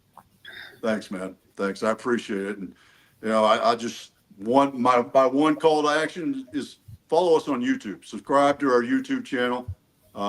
We aspire to be awesome in the podcast world like Travis. Every time I listen to Travis talk about podcasts, I'm like, yeah, I know. Because he's been pounding my ear for how long, Travis? And we're like, Cameron and I are like, okay. Hey, thank you. There's always so much more that can be done, and it's hard to do everything. I'm not the master at it. I just know that it exists. But hey, Otis, thank you so much for wrapping up a great day one here at the Veteran Social Summit. I know we're bringing up all our guys for the Guppy Tank pitch competition. Follow Otis. Is it that Cam and Otis, or is it Tribe and Purpose on YouTube? 10X your team with Cam and Otis. 10X your team with Cam and Otis on YouTube. Go subscribe so you can keep up with his great content. Thank you so much today, Otis. And Henry, you're kicking it off with the Guppy Pitch Tank. Yes, sir. Here we are doing that. And let me show some. So we're excited. We have 5 finalists coming on stage. We have Miss Delissa Jones with Bougie, Bougie Brush, Kara Kuracek, Kinder Cutlery, BJ Bronstedt with Vet Voice AI or vetvoiceai.org, Cal Aquino with Vala, and Jasmine Paul with the Wealth Playground. They have provided some amazing pitches, and like we have 25 applications, and we only had time to bring on 5. So and it was just amazing. Me and Leah and a couple other people just sat down and we went through all the pitches, and these were the 5 we decided to want to hear a little bit more from. So congratulations, guys. We look forward to hearing your pitch over the next hour and a half. So how this pitch is going to go is everybody's going to have an opportunity to give their pitch for 5 minutes. Yes, 5 minutes. I will mute your mic at the 5-minute mark. And then we're going to have 5 minutes Q&A, and the judges are going to have 5 minutes to fill out their forms. So are all the judges on right now? Let's see. I'm gonna move some people back to the backstage, and I'm gonna bring the judges on so they can just so I can tell them what to do. Let's see, Reggie and Rick. All right, so your judges today are going to be Reggie Ordonez with Warrior Rising. Say hey, Reggie, real quick. What's going on, everybody? Reggie Ordonez, it's a pleasure to be here. Looking forward to hearing your pitches today. Rick Brown with the Big Sky or Montana VBOC. Joe Palacios, serial entrepreneur. You guys already probably know who he is. And Dr. Mecca Nelson, she is a Gold Star spouse and also serial entrepreneur. Okay, so I'm going to bring up BJ up first. BJ, are you ready, sir? Yes, sir. Can you hear me? Yes, we can. All right, you got your pitch deck up. Let me add that to the stage. Boom. Okay. Then I got my clock up and ready.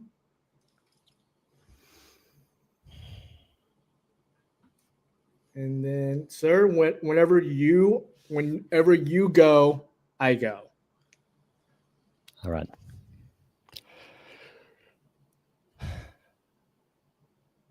First off, I want to say thank you to the sponsors. Thank you, Henry, Ryan. Thank you to everybody who's participated, and thank you to the judges.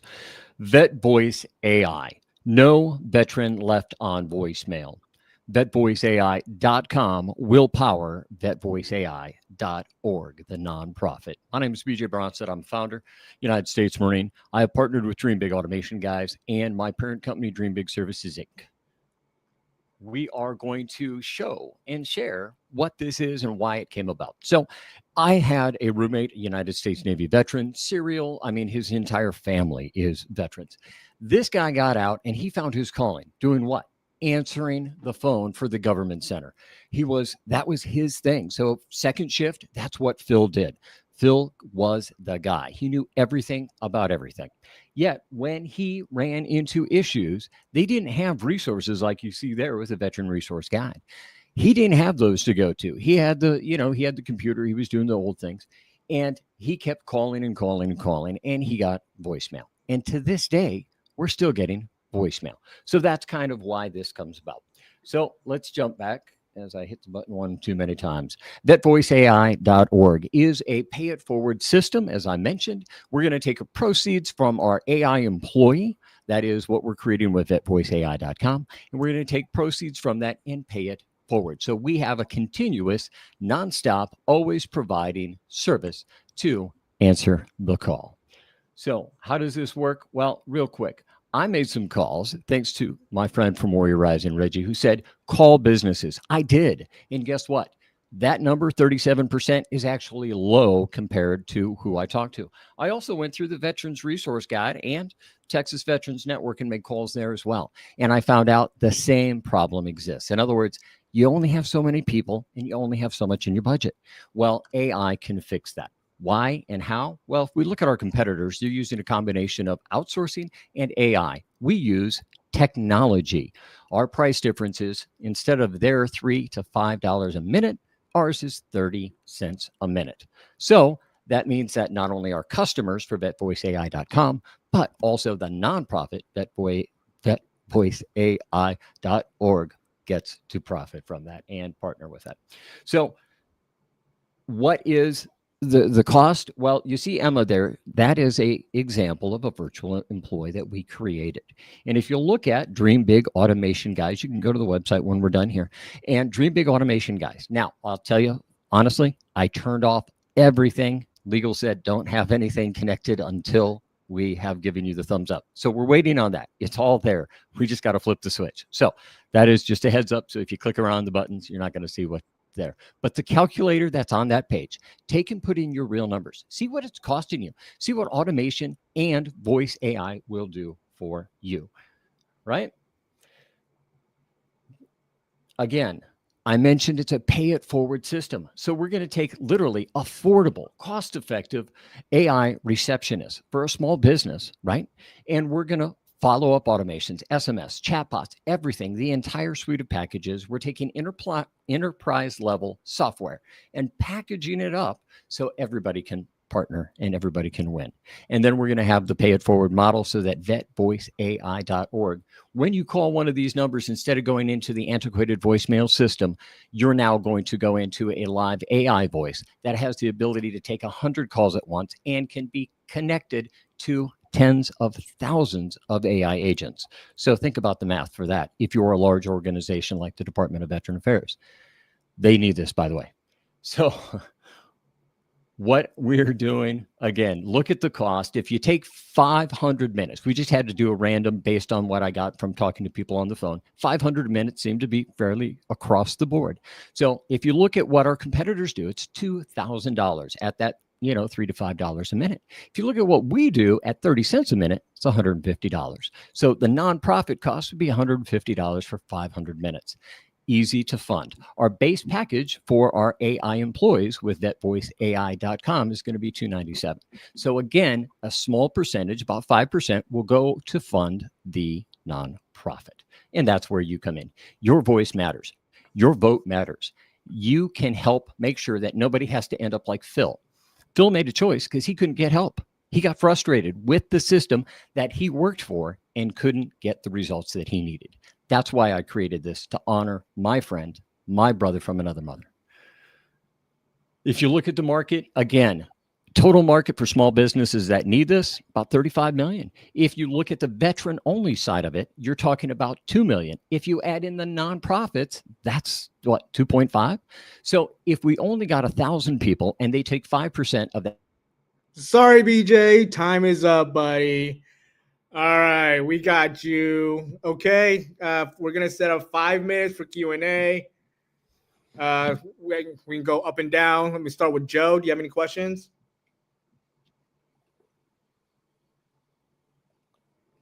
Joe, you're muted, buddy.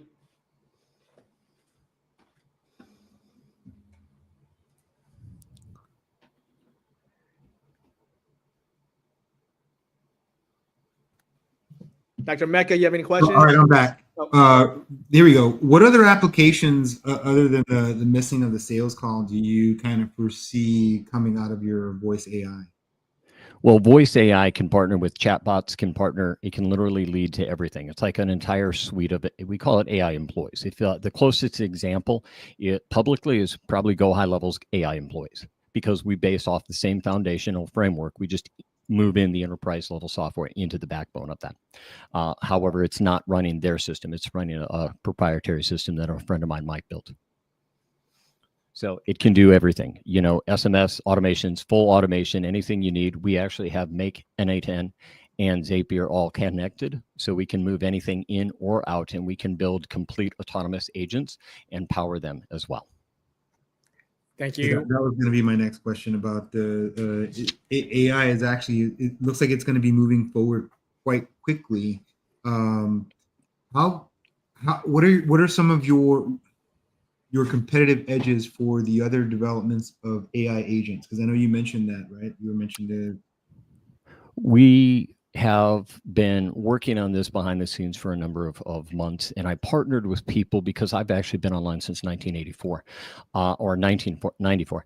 And so I partnered with people that I know in that space, and because they're top level providers, and most of them have actually retired, I've taken and connected to their automation teams and their people that develop their stuff for enterprise level things and that are in it each and every day. So people who actually are developing large language models, those are the people that I'm connecting to provide the back end service for everything that we're going to do. Thank you, Joe. Dr. Mecca, you got any questions? No. Reggie? They asked the questions I was going to answer. Reggie? Hey, BJ, it's good to see you. I'm curious on why. So I could see this applied to many different models, many different use cases. Can you just talk to me a little bit of why you chose this specific segment? And I'll pause there. Well, I had a great friend and teacher in a certain university who talked about, you know, the brand and the story, and talks about the mission. And for me, it's personal. Phil's no longer on this earth because he couldn't get the help that he needed. And I know too many other people that I served with that run into the same thing. So it's a very personal thing because of it. And because I also have had times in my life where I was reaching out and getting stuck on hold and getting stuck in the voicemail system. And I have the technology to take what was developed for the large banking industry, that's who my automation partners are, and put it to use for something that really means something. It's not just about making money. It's about saving lives. And my part two to this, and it's a challenging question, BJ, but I got to ask it, you know, and it's, do you believe that the solution is another automation when it's something so personal, you know, and what have you done to validate that? Can you talk to us a little bit about that? Because I just want to make sure, you know, if you're the winner, that there's something that's funded that's going to go towards, you know, a real solution. So my alpha partner and the co-contributor for this is combatbraintraining.com. And John Kennedy and Coach Papa Tim Stewart are and have been using a demo named Emma that I created for them. And it has been introduced to the Department of Veteran Affairs. It has been introduced at a hospital level up where they're located and where they already have contracts. He's been doing DoD contracts since 2007. So the people that he's introducing it to, and meaning Emma and what she can do, and in the, you know, alpha tests that we're running with them, non-publicly, if you will, to test and validate things, has been just absolutely blown away. Everybody from Parks and Recs, YMCAs, the veteran hospital up there where they're located at, and where Coach Papa's wife worked, all of them have said, oh my God, we need this. And that's coming from the director of IT who created the voicemail system that hospital uses. Great. And then Good, Rick, thank you. You're welcome. Rick, do you have a question? Actually, I'm going to piggyback on what Reggie asked a little bit deeper. One of the things that I'm aware of is that with AI agents, that the autonomy is good up to a point. Then you have the possibility of AI making decisions that should be monitored. So at what level or what's the range of decisions that this AI is going to be doing, and what's the backup if it gets to that point where, you know, it's really not supposed to be answering a question? Exactly. We've been prompting and playing around with Coach Papa and Combat Brain Training, and because a lot of their people are, you know, have combat brain issues, and so we've been playing around with how do we help and not replace things like the crisis line. And one of the things is exactly that. And what I've found from working with the engineers who develop these systems, right? They work for Meta and the other companies developing the large language models, is if you have the protocols in place, you can stop that and hand it off. And again, the AI is basically a receptionist. So, and because it's the closest example I can give you for there, Rick, it's like when you do a Google search, you know, I spent 27 years in SEO. It really comes back to the prompting is very similar to the Google search or to the keywords. It comes back to the instructions and how you phrase things, in the same reason that a spider no crawl or crawl works in websites is the same thing that we can do in the prompting and in the engineering side to ensure that. And that's part of the testing. That's actually part of that. When we talked about the $2,500 in the pitch deck, and that's actually the big part of it is A, legal, and B, testing. Great. Thank you so much, BJ. Thank you for your pitch. Judges, please complete your forms. Let me know when you have completed, and we'll bring up the next contestant. Thank you, judges. Thank you.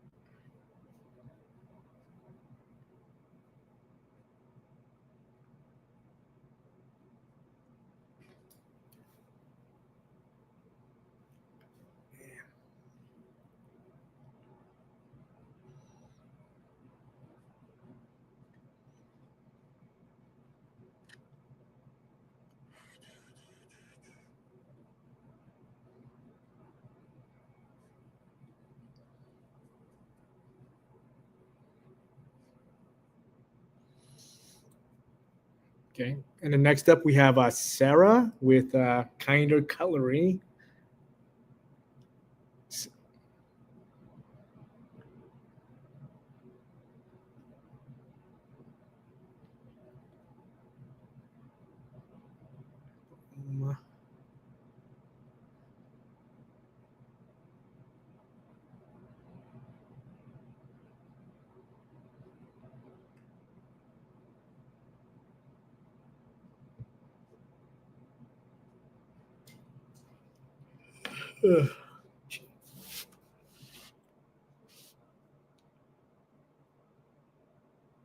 Y'all done, Reggie?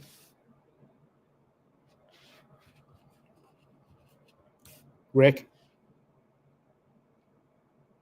Joe? Dr. Mecca? Awesome. All right, we're going to bring up Sarah. Hey, Sarah, do you have your pitch deck ready? Hi there, I do. Perfect.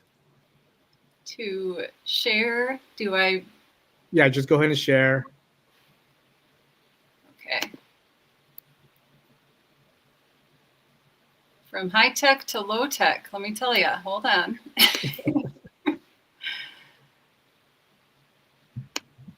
Okay, let's see. All right, can you share? Can you see my screen?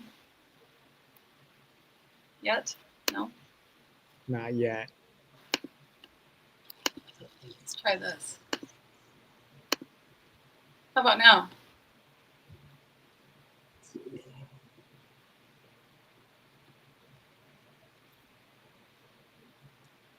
Any luck? Still don't see it. Give me a second. Okay.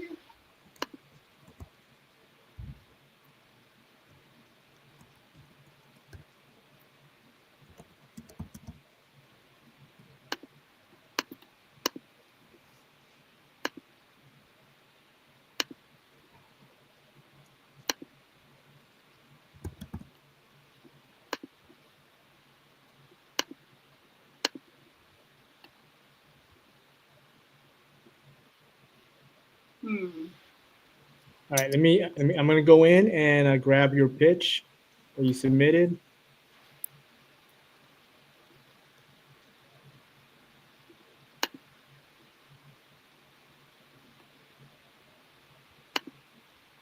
There you go. Boom. Slides.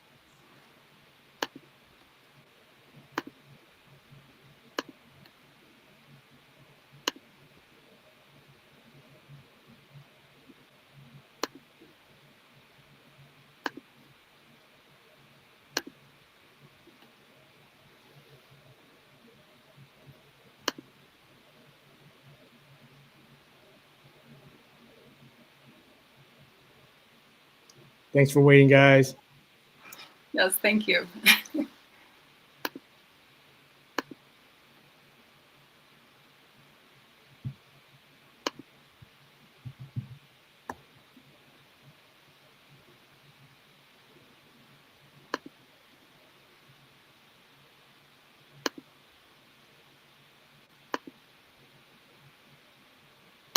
Okay, there you go. All right. Okay, Sarah, whenever you're ready, and just let me know if you need to go to the next slide. Okay. I actually had an updated deck I sent, but we'll just go with this. This is a we'll figure it out. Okay. Okay, so you can. My name is Sarah Kuracek. I'm a military spouse. I'm married to a full-time Minnesota Army National Guardsman. I'm also the mom to 4 very busy, active kids. I work full-time, and I somehow managed time to found this really cool niche company called Kinder Cutlery. Next slide, please. The core of our business is to help busy families have more meaningful meal times together. And the way we're going to do that is by creating fun, easy-to-use products that help children learn how to eat independently. You can go to the next slide, please. So the problem that is driving our business is that there is little time for family meals. I have data on this very fact. Many parents are reporting having 3 or fewer meals together during the work week. And when those meals are happening, they average between 15 and 17 minutes, depending on the age of the children in the family. And that's the average. So that means a lot of families are probably having less than that 15 to 17 minutes together.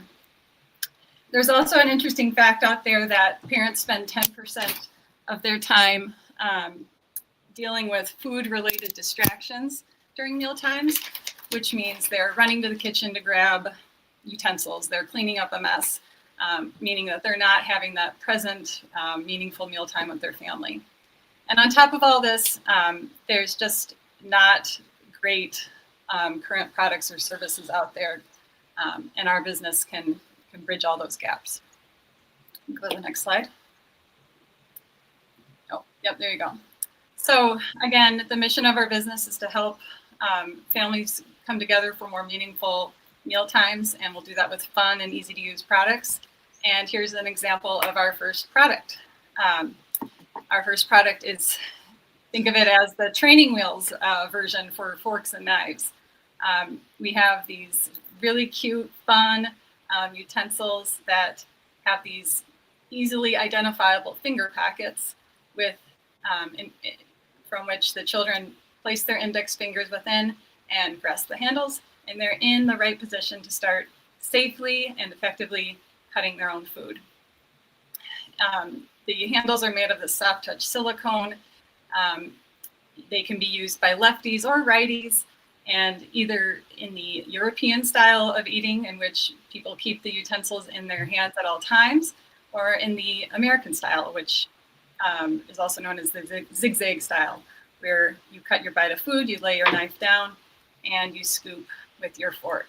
And again, we have this little nice notch to help guide children where they should place their hands when scooping their food. Again, they're really fun. They come in these, in our first run, we're going to have them come in purple and blue, and they have cute little details like the smiley face to make this task or lesson more enjoyable for children and parents alike. Go to the next slide, please. So I walked through some of the features of these utensils, but one of the biggest benefits that families will see out of using this product and our future products is that meaningful meal time, that food-related distraction time related to the parent placing or prepping the food bite to get from the plate to the child's mouth safely will be negated with these products. And with more meaningful family meal times, there's just loads of great data on the benefits of that. Better nutritional habits when the children get older, better relationships with families and social and psychological aspects as they grow older. And probably most obvious, they pick up a skill. There's no shortage of times where kids are going to grow up and have to cut their own food for themselves. And so what better way than to help them do so in a way that's safe and actually works. You can go to the next slide. So our target market, our target user are 4 to 8-year-olds with this product. We have other ideas for older and younger children. But for this first product, it's 4 to 8-year-olds. We find that that's the sweet spot for kids that are old enough to have those beginning fine motor skills and still are okay with using something that looks a little funky. When they get beyond 8, they seem to want something a little bit more subtle. You have some data on the number of kids that this age range represents in globally and within the United States. You can go to the next slide, please. This slide shows that I'm not afraid to admit there's competition out there. We have the big players in the children's mealtime market. We have some other more specialized companies, but our products are going to be better because they are super intuitive, really easy to use, and kids want to use them. They're really fun, and they actually work. This knife blade, while safe, does cut meat. All right, you can go to the next slide. Our sales channels, our ideal or initial customer persona is a busy working mom with multiple kids and lots of activities. And so we're going to use those sales channels that those customers frequent. So initially we're creating our website. It's still being built, but it's going to be really simple, easy to use. And then we're going to go through some of the bigger players in the retail space, like Amazon, all the... And Sarah, thank you. That is time. Thank okay, you. Judges, questions?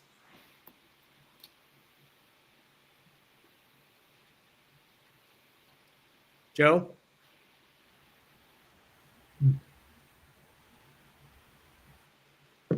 Dr. Mecca?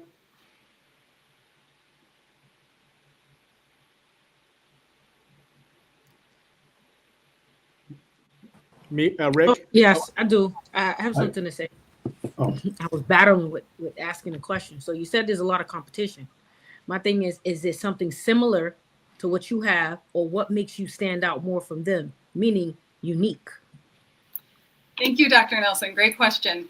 I would say my closest competitor is based out in England, and she has products that are geared towards this skill set, independent eating. The difference with her products are they are less, I think they're less easy to use. Her handle uses more like moldings or grooves. Ours are very easily identifiable. And that was one of the goals when I was making this for my own children, is I just wanted to be able to throw these things at them and say, cut your own food. And it's worked. It's very easy to say, kids, put your index fingers in the holes and they're ready to go. With the grooves, it's a little bit more, okay, use these stickers that you place on there, aim your finger on the sticker, and then hold the handle. So she's my prime competitor. And there are other less direct competitors, but again, they're less intuitive. I'm not sure they work because the blades are like plastic versus stainless steel and don't have this nice serrated or sawtooth edge to them. And so that's why my products are going to stand out. They're just, again, geared towards that lack of time, that lack of meaningful presence around the table, and trying to avoid that with making life easier for families. Thank you. Reggie?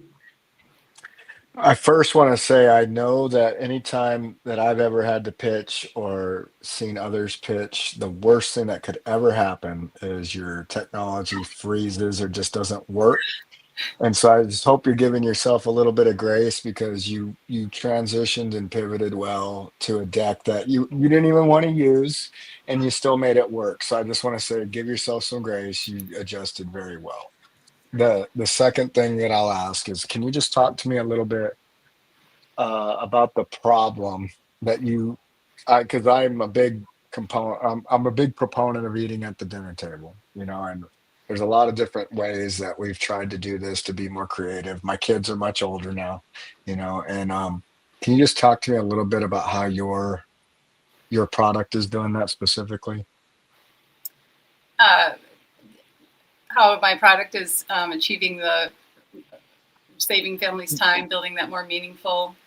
Yes, yes, and I'm asking this just because I just want to be super clear that I heard you correctly. I might have on my scorecard, I'll have some feedback, but I just want to make sure I heard it correctly. Sure. So there is, I'll say with the data that I have found, that there is this chunk of time, there's this chunk of time called food-related distraction time, where parents are spending time doing tasks or multitasking or prepping the table or grabbing something from the kitchen and bringing it to the table. This is part of that. Getting that food on the plate for your child into safely sized pieces so that they can eat it and be happy, full. Our product empowers the child to do that for themselves and reduces that difficulty associated with coordination, reduces the frustration that a parent might have trying to teach the skill, and keeping in mind that many of these families that we're targeting for this product have activities in the evening, extracurriculars, and I can speak to this personally because that's why I created this product.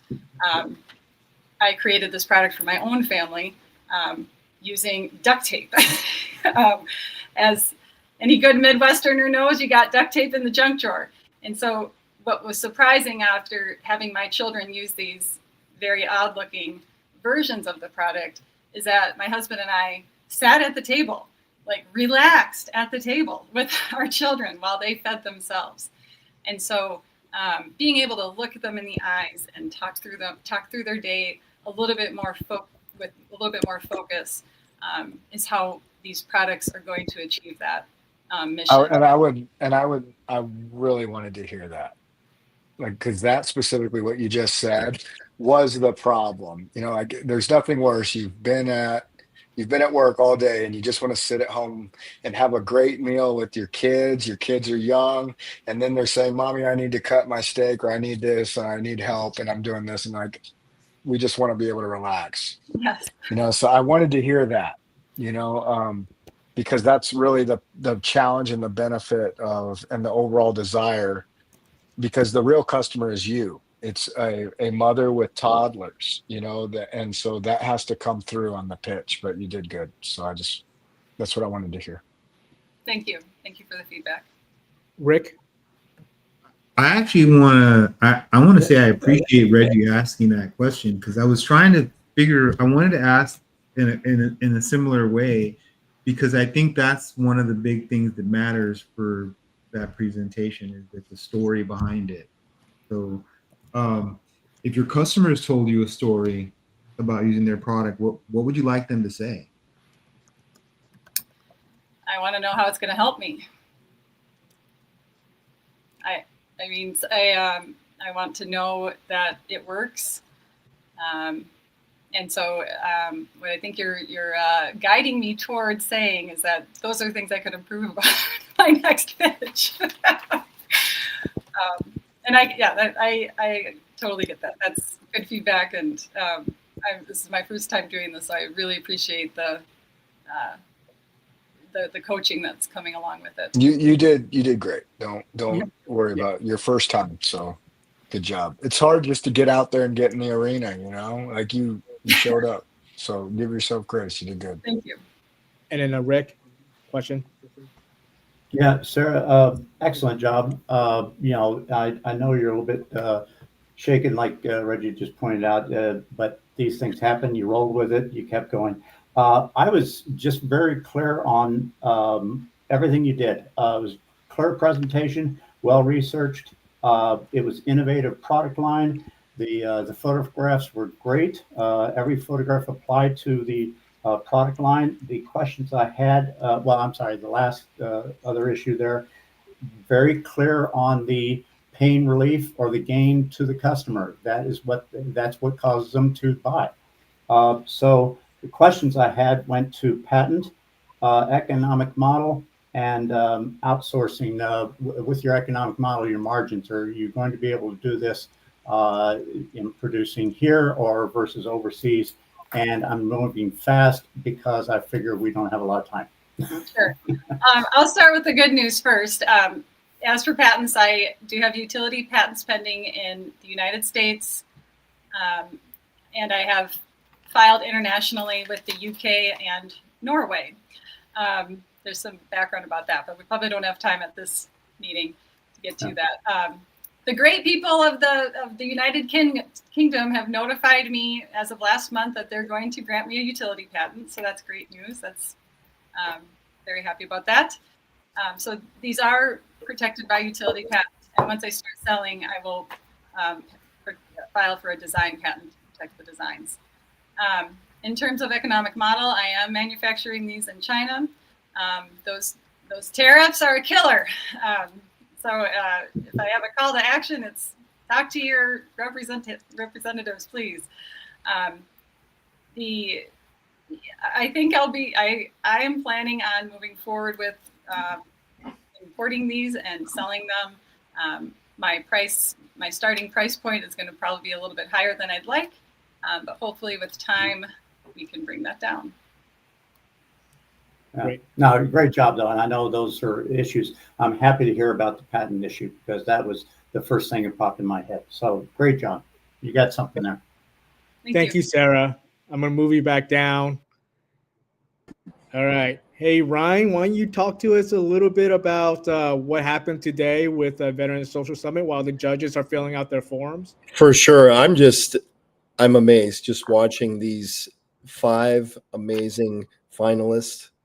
They're just, they're bringing so much value by allowing us to see what they're doing and having the courage, the grit to come on here and to tell us about what they're trying to get done, their visions. And today was just an amazing day. We had so many wonderful people. It's amazing as I look across to see so many collaborators. We have Reggie from Warrior Rising. I know he's not serving in that capacity, but he's here to help us judge. But still, that demonstrates the collaboration of our veteran community, which is what it's all about. We had Stephanie Brown earlier today, Donnell Johns from Veterans Growing America, just so many amazing veteran military Avengers that brought it nuclear value. And tomorrow, same thing. We're going to start again. And again, we're really bringing it again. Today, I think we had 4 virtual stages going. Tomorrow, there's going to be 8. Just real quick, Ryan. Hey, Delissa, let's work on your slides real quick. Okay, no problem. And yeah, keep going, Ryan. Yeah, I'm stalling them out for you, actually, while you get your slides up. I'm your warm-up act. So yeah, tomorrow we have a list. I mean, there's too many names to read off, but I'm looking at it. And Tara Ruby, Richard Kaufman, Andrea Singsas. Hopefully I didn't butcher her name. Becky from the Utah Business Veterans Center. Dr. Kayla Marie, Aaron Welsh from Chicago, Bill Barrington.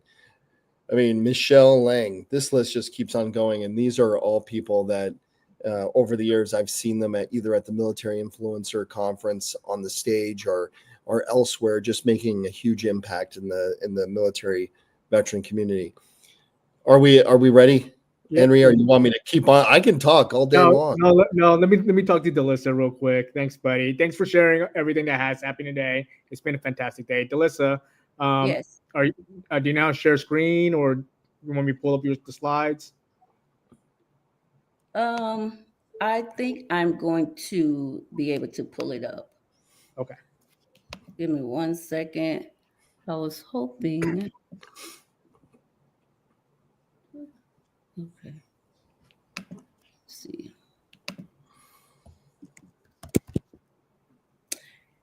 Can you see my slot? Can you see my screen? You should be able to see my screen. There it is. Okay. If you all can see my screen. We can see your screen. Okay. I see an email I screen. see an email screen. Is that what you wanted? No, it should. Let me get my slide out of the email because I had to email it to myself thinking that, let me see, give me just a second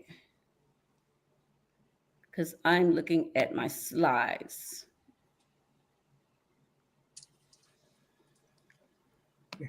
Those who are watching, what do you guys think of the pitch competition so far and the pitches being brought?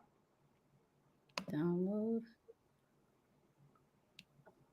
Open.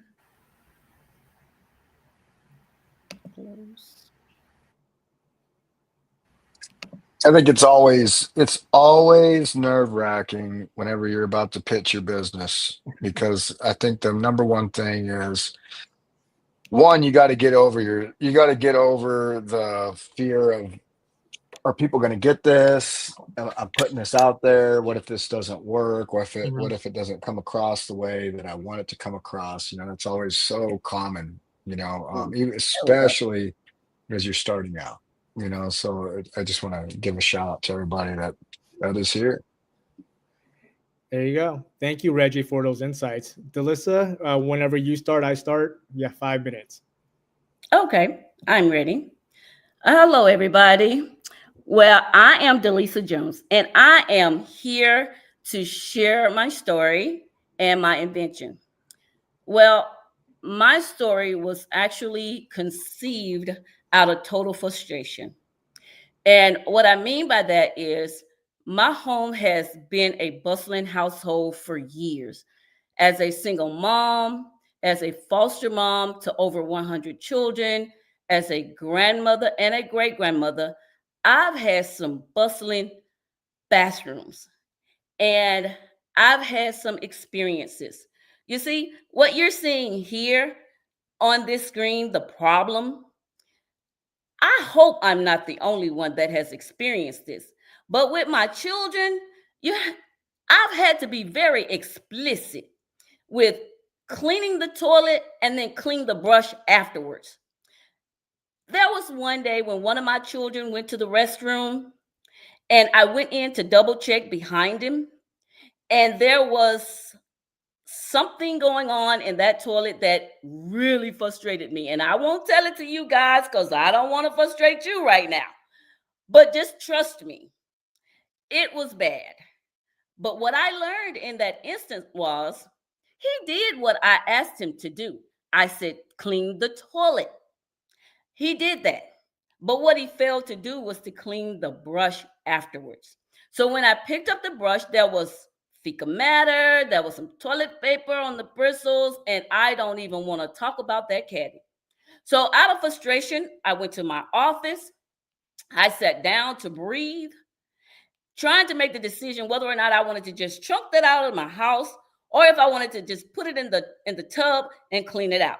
That was the decision that I was faced with at that time. So out of frustration, I said out loud, somebody needs to create a better toilet bowl brush than this. And sure enough, just as I'm talking to you guys, trust me, I heard something that said, you do it. It was clear. However, there was nobody there. There was no one in the room but me. But I looked around and I responded. I said, I can't do something like that because I've never done that before. I don't know the first place to start in doing that. But in that instance, there was a pen and a paper sitting on my desk, and I picked it up. And out of the frustration that I felt at that moment, I started jotting down some things that I would do if I were to create a toilet bowl brush. And the first thing was to get rid of that caddy. because that caddy had some stuff in it that I just didn't want to see in my bathtub. And then I wanted to get rid of those bristles because the bristles had that toilet paper clinging to it, had that fecal matter clinging to it. So I'm like, I got to get rid of that. So I wrote down all of these things that I thought about, and it was about 5 things at that moment. And then I picked up the phone and I called up my adult daughter and I said, "You're not going to believe what happened." And I started explaining to her what happened. And right away, in her sarcasm, she said, "If you made a toilet bowl brush like you just said, Mama, that thing will be quite bougie." And I said, "What you say?" She said, "It'll be quite bougie." I said, "Well, I tell you what, if I decide to make a toilet bowl brush, you just named it." So that's where the name bougie came from. And my invention was born out of that one incident that very day. I was too tired to see what I saw. So the solution that I had to that is a patent pending toilet bowl brush. At this time, I have the design and utility patents pending. The solution is the triple tiered antibacterial bristles for deep cleaning. The top bristles are hard V'd upward to clean those hard water stains, because I thought if I'm going to do it, I might as well do it to satisfy everything that bothers me. And then the comfortable, ergonomic, longer handle so that I don't have to bend down so far. I don't know about anybody else, but I don't like the splash. So I made my handle just a little bit longer so it can keep me up a little bit higher. And then I wanted it to be aesthetically pleasing. So I made it look like none other. That's why it's bougie. Then the no mess removable drip tray, so that the brush dries 360 degrees around. I hung the brush on a magnetic catch so that it drips down into a drip tray that you can just simply pull out, never having to move your casing. See, I don't have a caddy because that caddy. Thank you, Delissa. Time is up. Appreciate you. Sure. Let's go to judges. Joe, you have any questions?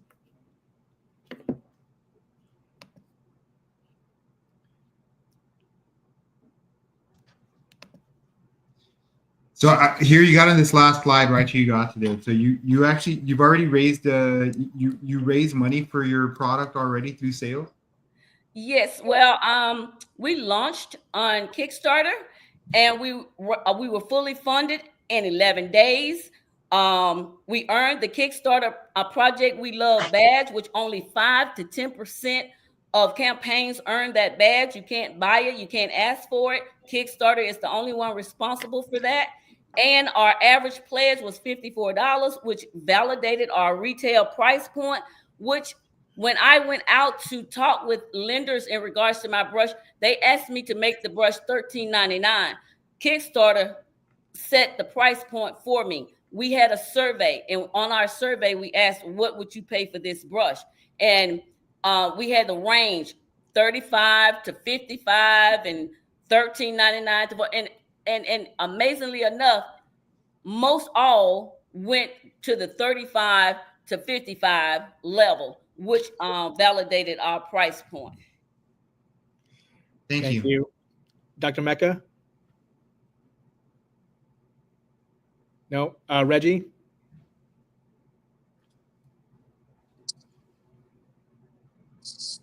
I'm thinking about the best way to ask it. Okay. Rick? Go ahead. I think Rick's got. You sure you don't want to go? You. All right, I'll jump in there. You know what? At least I will tell you, one of the things I always look for is you're pulling emotion out of the very beginning of a presentation. And boy, I never knew that cringe was an emotion, but I had it. that was, you had me. You had the hook. I think the design is great. Obviously you got to the point where you explained about the patent. That's super.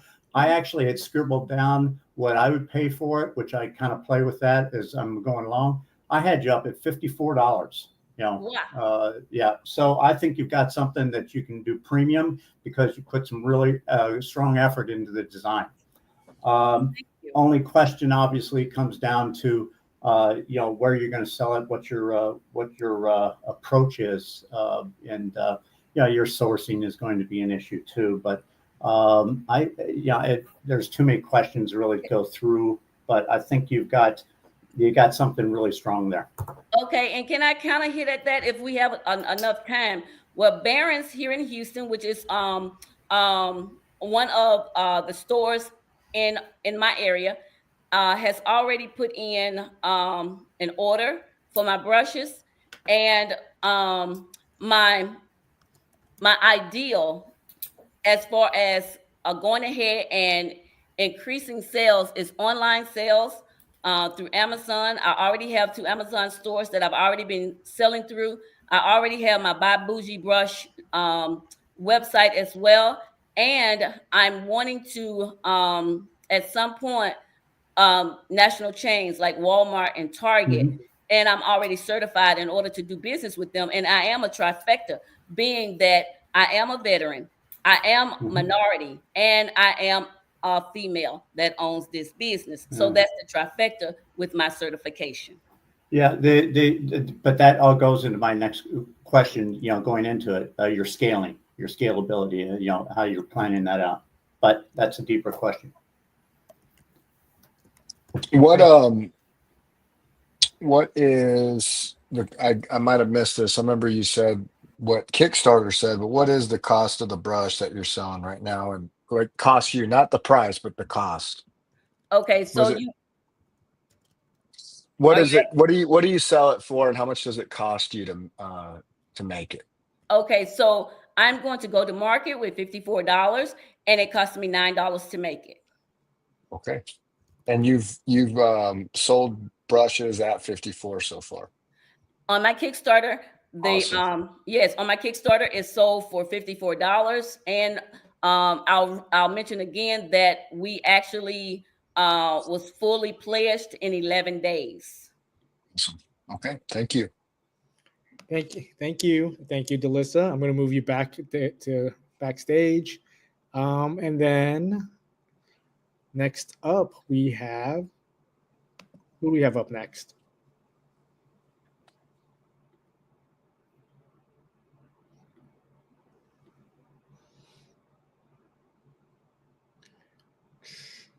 Kyle, my man, Kyle. Kyle, let's get your slides up and ready. For sure.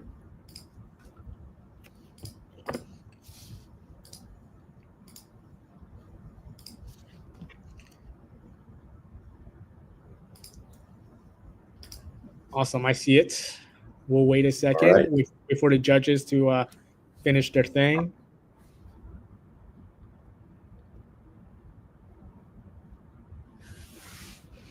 Hey, Rick, why don't you tell us a little bit about VBOC up in Montana, or just in general? Well, it's a big state. We currently have 54 wildfires going on. No, the VBOC, we cover Wyoming, Montana, and Utah out of this VBOC. There's 31 VBOCs around the country. We work, we do the Boots to Business, segment of TAP on the Air Force or military installations. We'll do them as they transition out, and also we have refresher courses. Plus, we teach other courses and do one-on-one counseling with veterans. Right now, we're sitting on, I think, about 150 active clients, active vets across the 3 states. And that's what we do all day, is work on business plans and financials. And you specifically are a Vietnam War vet and have helped other businesses get millions of dollars in pitch competitions, VCs and stuff. We have been. I wouldn't say that I have paid out of my pocket anything. Get pitch competitions going. We created one before I left the VBRC in Utah, and we called it the Minnow Tank because we couldn't really call it a Shark Tank. But we were able to get enough institutions, banks, credit unions, to have a package of for the winner of 15,000. And then we awarded first, second, and third place on those, and those are right now they're annual, but obviously it always depends on whether or not you have the financing relationships. Yeah, I've been around for a while. I got out, and for the longest time I just just kind of hid in the woods there as far as military service. When you got out back in those days, you really didn't advertise it much. Yeah. But really got it back into it when I started working with veterans at a university where I was. So Great. I'm glad I did. Boots on the ground always stay the same. Thank you, Rick. We love that you're here. Kyle, you are up, sir. Whenever you're ready, I start the clock. All right. Hey, everybody. I'm Kyle Aquino, CEO of VALA. We're streamlining veteran disability claims for the attorneys and agents who fight for them. So I myself am a service-disabled vet, and it took me over 3 years to fight for my correct disability rating. Now, this rating from 0 to 100% determines the compensation and medical care I receive for disabilities caused by my service. Now, going through this process felt like a full-time job in itself, and I wanted to quit way too many times. And that struggle, that is the norm. The VA claims process is confusing, it's slow, and it's frustrating. There are over 17 million vets, yet only 5 million actively receive benefits because the system is broken. Now, these vets can choose to file by themselves, but many choose to work with attorneys, agents, and VSOs, or veteran services organizations. This is the VA claims process in a nutshell. First, a vet files an initial claim, waits 4 to 9 months for a decision. Now, if they're denied or incorrectly rated, which happens often, the vet can then choose to appeal, which takes an additional 2 to 5 years. But one of the biggest problems here is that the attorneys and agents are overwhelmed by the sheer volume of vets coming to them asking for help. There's way too much time-intensive work. Now, with thousands of pages to review, it's so easy to miss the benefits that they qualify for and also miss deadlines. Ultimately, these vets go underserved. The system isn't broken because people don't care. The system is broken because it's not built to scale. But it doesn't have to be that way. You see, with VALA, we're revolutionizing VA claims processing to ensure that every vet gets the benefits that they honorably deserve. And we do this through our AI-powered claims management platform, specifically built for VA attorneys and agents. We enable them to, 1, serve even more vets by automating case prep, 2, identify all eligible benefits, and 3, hit every single deadline. We've already validated our product with design partners and just completed our MVP. We actually launched private beta yesterday in conjunction with the major conference for our ICP. And for traction, we filled our pipeline in just 1 month. We now have 5 design partners and over 95 firms in the pipe that represent 4 million ARR. In fact, we just made our first sale today, and we're now at 2,200 ARR. These are our design partners listed here. And as you see, we're not pushing, we're pulling them in. We started with a handful of design partners first, then scaled to over 50 firms in year 1. That's 10x growth. And at public launch, we'll introduce high-value features like DocuSign integration and advanced AI analysis, which meaningfully increases ACV per firm. And with over 95 firms in our pipeline, we're pacing towards $1 million ARR by year 2. Right now, we're serving attorneys and agents since they have the highest need. Then we expand to VSOs since we already secured 2 LOIs for us to be design partners with, and eventually direct to vets and the VA itself, thus encompassing the entire ecosystem. This is a $5 billion market full of outdated tools that limit their ability to scale their practices. And while others built in silos, we built VALA with actual end users, being connected with the needs of attorneys and agents. Our biggest competitor is called Page. They're just 2 tech bros with no VA or military experience. They don't know the space. They don't understand the mission, but we do. We lived it, and that's why we'll win. In fact, we have the best team in place to dominate this market. I was a naval officer and startup CEO who's lived this problem. Our CTO, James, was Air Force and built AI at Anduril and at Primer. We brought one of my college classmates, Steven, as head of product. He was a naval officer and 3-time founder. We brought on Alston, principal engineer, and was Air Force. And we have one of the best attorneys in the industry, Amanda, as our advisor. Lastly, we're backed by Forum Ventures. Not only have they invested, but they provided an entire studio team to help us build. So being veteran-led, attorney-backed, and VC-backed, we bring an unfair advantage to go to market and win. We've just been invited to an exclusive founder event in November with CEOs of major media publications, including influencers like Gary Vee that cost exactly $2,500 to participate in. And the media coverage and mentorship will accelerate adoption and strategic investment ahead of our major raise in the spring of 26, in addition to driving donations to our nonprofit arm. The future of veteran advocacy is faster, it's smarter, it's also built to scale. So let's make it happen together. Thank you. Thank you, Kyle. You got 9 seconds. You had 9 seconds left. Joe, any questions? Shot clock. You're muted, buddy.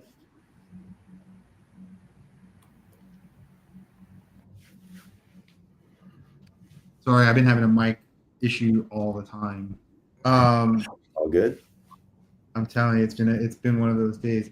So initially, in other words, what are going to be your end customers for this? I know initially you're starting with those agents, but how soon do you see you can get this type of product down to the initial veteran? It's actually getting out. Yeah. So we believe we could go directly to veteran within about 1 or 2 years. We're focusing on the attorneys and agents first because they have the most complex of all the workflows and all the tribal knowledge. I do have a lot of founder friends who are building in the direct to veteran space. And even though they do pretty decent being ChatGPT rappers and whatnot, but they're missing out on a lot of the key insights that the advocates face on a daily basis. And so especially when it's going off of the references that the VA uses to adjudicate a lot of these claims, and especially in the higher courts as well. Thank you. Dr. Mecca?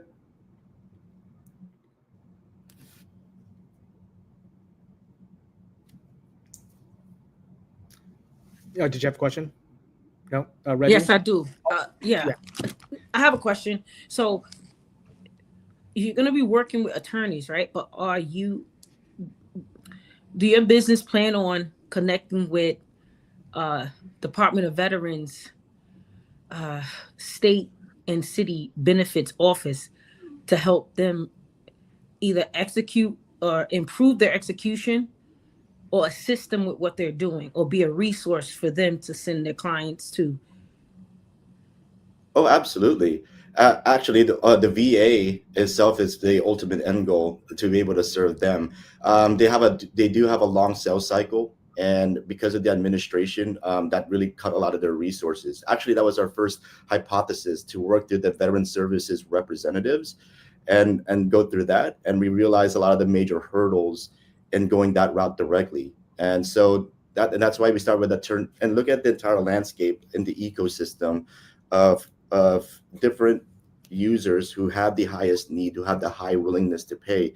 Right now, it's the agents and attorneys, since they're the ones who could legally earn income, through the work that they do in this capacity. But once we master a lot of those workflows, we're going to expand over to the VSOs. Those are the Veteran Services organizations. They have the state and local types. They also have the nonprofit types as well. And by that point, we'll be expanding to also include the initial claims process. Then we'll have mapped out the entire claims process end to end. And that's when we'll be ready to go directly to the vet, because then we would have mastered all of that, including all the tribal knowledge that goes into getting the best the best case possible for that veteran. No, thank you. Yes. Reggie? Kyle, good to see you, Kyle. Always a pleasure. Question, obviously. I'm really curious. this feels very disruptive in nature, and we know that disruption is the game when it comes to big, bold, and innovative ideas. Being familiar a little bit with the space, once as a veteran myself, too, understanding how all the players are, just because I've worked with a little bit of different organizations with their branding. I've heard of the Remedicals and the VBGs and the attorneys and the law firms that all do this. And then you got the VA, right? And obviously the VA is the best player and the best player and the most trusted player. But the problem is the backlogs and everything else. So I am curious on. I'd just love to hear a little bit more on why you chose to work B2B. Obviously, I know it's probably better for business, but B2B versus direct to veteran. I know you Right. talked a little. I know you talked a little bit about what others are doing, but I'm just kind of curious to hear more about your decision. That's my first question, and then I got one more. For sure. Well, like I mentioned before, they do have the highest need, and they also have a top of funnel problem. They have way too many people coming to them, and there's only so many 30 to 60-minute conversations you could have, for that. And for them too, they're also trying to determine, is this a case that I could even take on? Does this fit within my thesis of how I even go through a claim, or do they have a right fit? And some people even lie. So how do you even discern from all of that stuff? So so we wanted to help them with the attorneys and agents there first, and then as far as going directly to veteran, and most of us here are veterans. You guys probably been in conversations about the ethics behind, should you even file a claim for things that you honorably deserve, or people are saying, oh, a certain type of veteran deserves it more than another type of veteran and whatnot. And your opinion is your own for each and every veteran here. However, we don't have to get into those kind of conversations being in this space. So it's just easier to stay out of that right now while we're building a product that, when it does go down to the veteran at that point, we could have those conversations then, but it would be, at least we're delivering best in class service that is actually useful, and it's going to be producing the kind of result that is expected for them, where it's able to accurately depict and paint the picture of what disabilities that veteran has. What would you do with the money? At the 2,500. Well, we have the event. We got invited to this invite only event in November. It's with these major CEOs of major media publications like Bloomberg and whatnot, and Wall Street Journal, and even major influencers like Gary Vee. And what I found through that was they wanted to. They got so excited about what we have to bring to the table that they wanted to really share our story and really learn more about us, and provide a PR media plan to be able to essentially put our best forward to help share our story in a way that would be appealing to all audiences, and to help increase conversions on our ideal customers, and also to drive inbound investors, especially investors that are aligned with our mission, instead of asking the more venture-backed messed up question of how many more vets can be disabled so they could use your platform. Kind of messed up, but but now you're getting aligned with more social justice, socially aligned investors, which is who we really want, and provide strategic angel investment prior to our major raise in mid to late January. Thank you. Rick, did you have a question? Yeah, thanks. Nice presentation, really great. I've got some, in fact, the graphics are very clear, your flow, and I agree with you. Even the VSOs, some of the backlogs are, 4 to 6 months, even talking to them, much less get to the VA, which raises the question, and I know you had a 5-minute presentation, but this is much larger raise, much larger issue. I would like to see clarification on how your system is going to circumvent, or not circumvent, but accelerate the entire process. It's still going to end up with the VA and their system. And until you get into the VA and supporting them, you're not going to accelerate the thing too much. I'm sorry, that's my impression. You know, I'm sure you have answers, or probably do. But then yes, I did. the other, yeah, the other questions goes to you know, which we didn't get to, the raise, the phases, and since this is a bigger deal, you know, the benchmarks, you know, that type of thing. I'd be curious about that, and you know, digging into those things. But yeah, it seems like a great deal. You know, you got a good team there. I appreciate it. Well, the VA is employing AI solutions of their own, and because of, you know, they want to keep the competition alive with different players in there. There's a lot of disconnected tools still happening, and the VSRs, the raters, they're graded on both quantity and quality, which are both bad things to do at the same time. But they're also piloting new AI, and if the AI is messing up, well, they kind of have to go back and do rework. So that backlog just got worse, right? But you need to go battle AI with AI, and at the same time, the really biggest resource is time. See, the thing is, I don't want to do any do-overs. And you, as a Vietnam vet, like, that's what's especially more critical for those type of populations, where now the VA, it's almost as if they're kind of just waiting for them to just pass away before they even get the you know, the results of their claim. And also, so really the biggest, you're right there.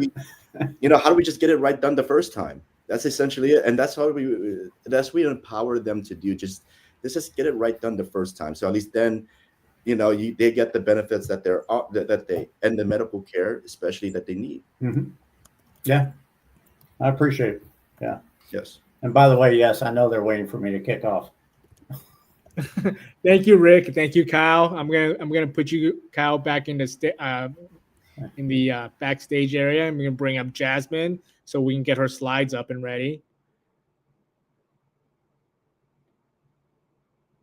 Hey, Jasmine, how you doing? Good to see you again. Let's bring up your slides for your presentation. All right. How's everyone doing? Doing well. Thank you. Why say saying I can't do that? Okay, there's got to be another way, right? Yeah, you can share the screen. If it goes to your Canva, you can share that screen for your Canva. Okay. Window.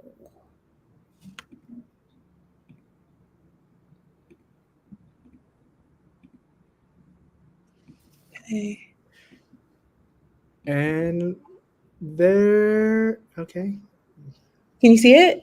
Oh, yes. Let me see that real quick. Can you see me? No. It says exit full screen. I can't see anything. I can see you, but this is what I see.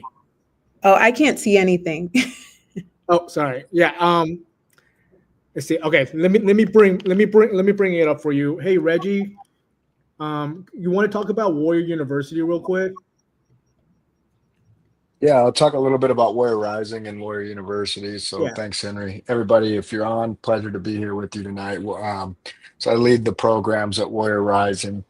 Warrior Rising was founded in 2015 by a Green Beret named Jason Van Camp, and the programs have certainly evolved in the last couple of years. So everyone starts at Warrior Academy. You could go to warrioracademy.org. It's 40 on-demand modules. Very well suited for transitioning service members because it takes the 5-paragraph order and puts it into business speak for you. So if you have no business background, no formal business education, it's put in terms that you can understand. Level 2 of that is Warrior University. So that's held 4 times a year. We'll get about 350 applications for it.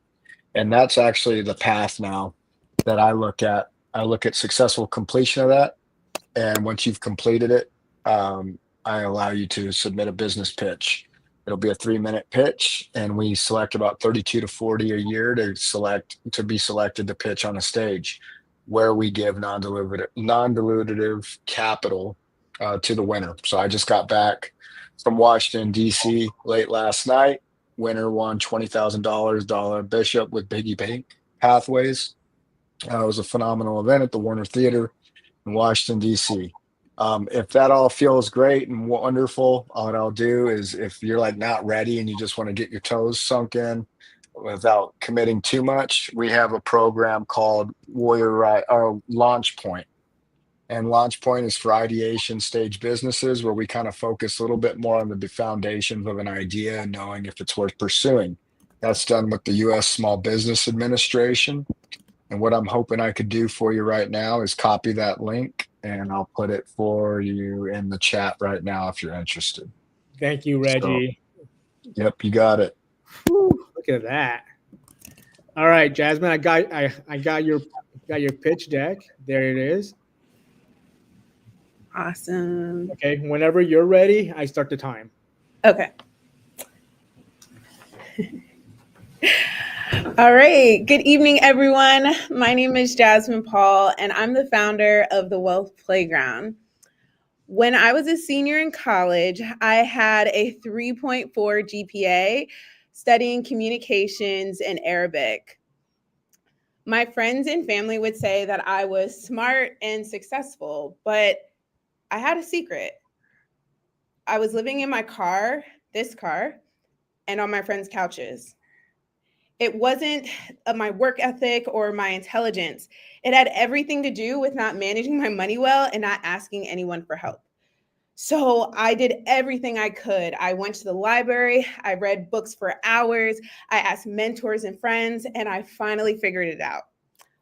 While holding the keys to nuclear weapons and managing multi-billion-dollar budgets in the United States Air Force, I started teaching my friends and my coworkers about money. And I was able to help 110 people repay $350,000 in student loan and credit card debt.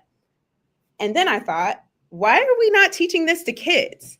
That's why I created the Wealth Playground, a youth financial education company teaching young people about money. Through our award-winning children's book series, our virtual in-person learning experiences, we combine interaction and engagement to make wealth building fun. We've been able to create a series of educational materials that we partner with schools, nonprofits, organizations, and homeschool co-ops to teach young people about money. We are starting to launch our curriculum licensing, and we started our pilot with a nonprofit in Baltimore, reaching about 10 students. And we're excited to do more pilots in the next couple of months. To date, we've been able to sell 20,000 units of our learning play kits, impact 11,000 students in our schools and nonprofits, and we've been able to do 179 plays activations. And those are both in person and virtual. One of the things that I'm super, super proud of is we were able to partner with Harvard through their Graduate School of Education to teach all third graders in Charlotte, North Carolina, Charlotte-Mecklenburg School District, from our learning material, A Boy, a Budget, and a Dream, and teach them about economics during the school year. And just 2 weeks ago, we were featured in Essence magazine as one of the top 10 best money resources to teach kids. I believe that the market for educational services, we have a prime opportunity to capture 5.8 million of that market.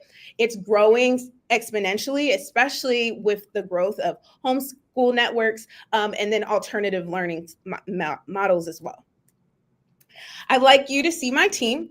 Myself, the founder, we have Marina with Outreach. Jose is our designer, and he creates our designs like Joey here, as well as Mike. He is a former Fortune 500 C-suite exec who has been giving great advice as well as advising and mentorship over the last couple of years.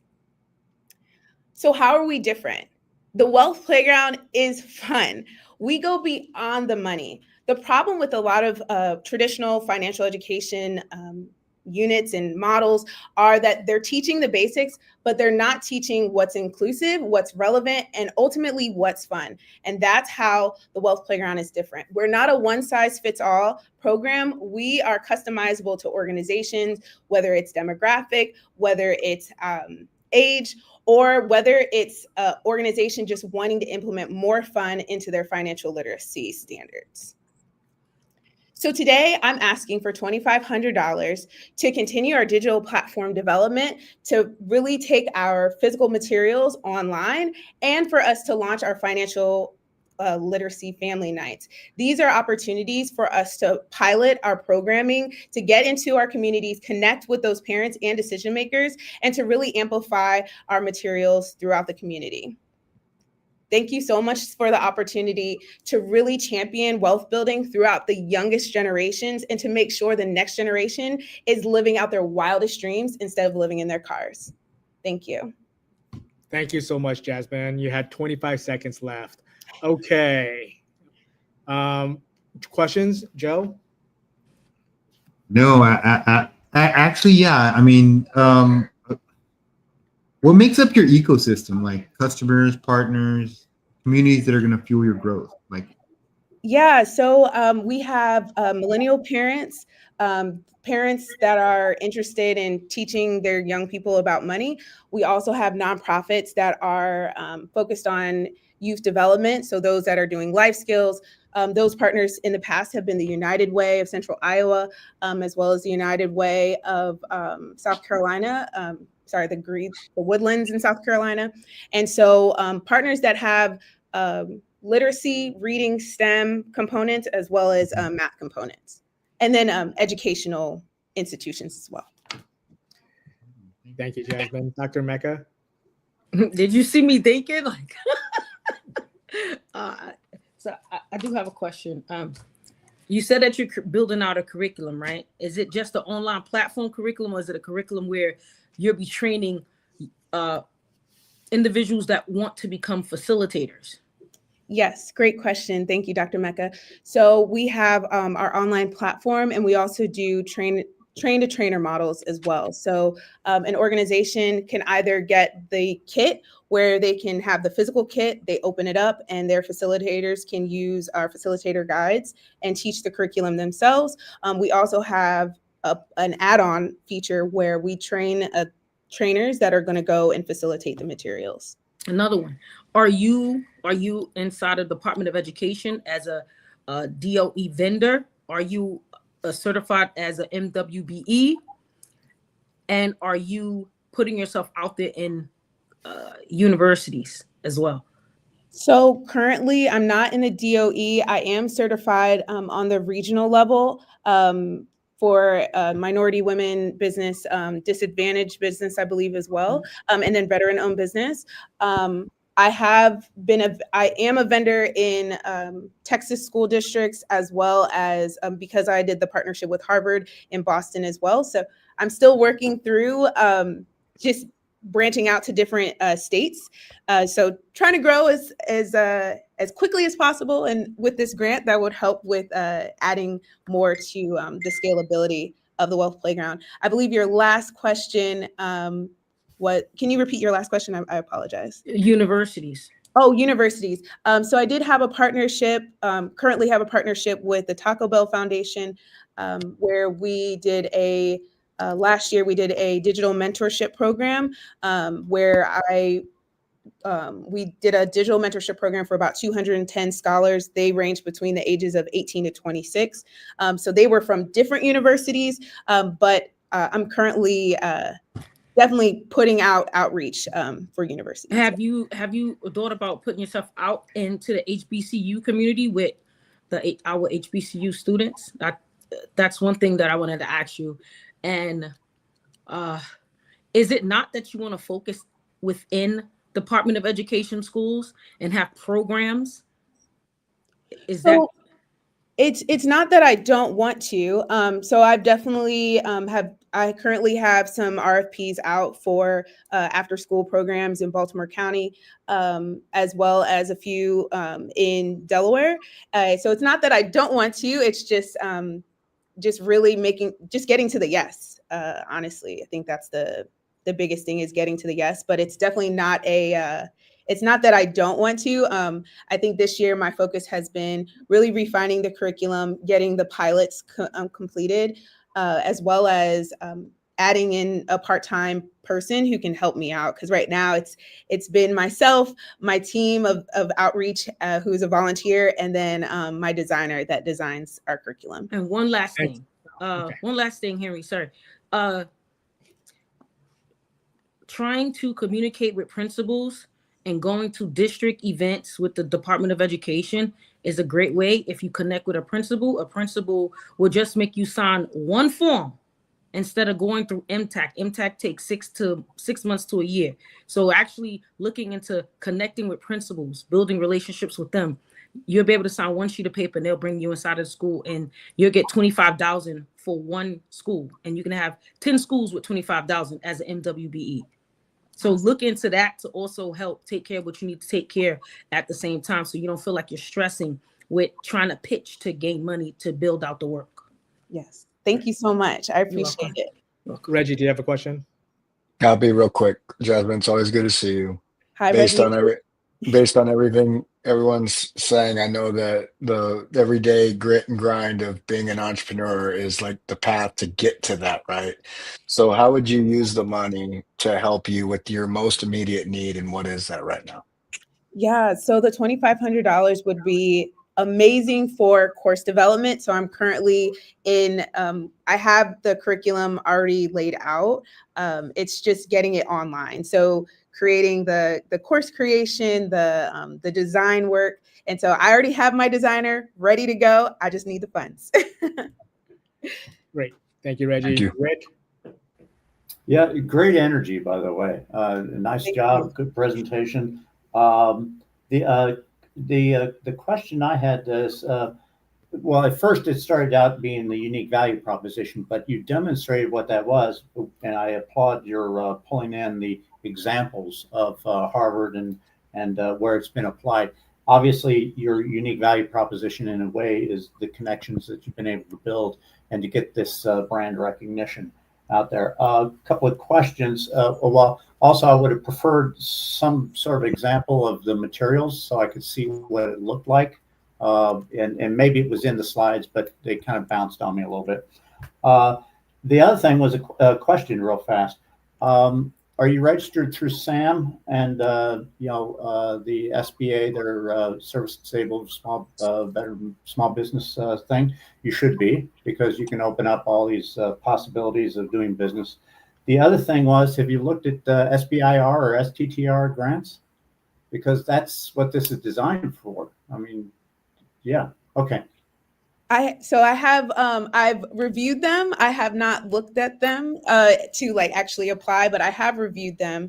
But it is, I will definitely take that into consideration for the future. I do appreciate it. Thank you. Yeah, I would definitely look at the STTR, SBIR, because you can get, well, 3 stages and, increasing numbers and good size, good chunks of money to do exactly what you're trying to do, which is develop it.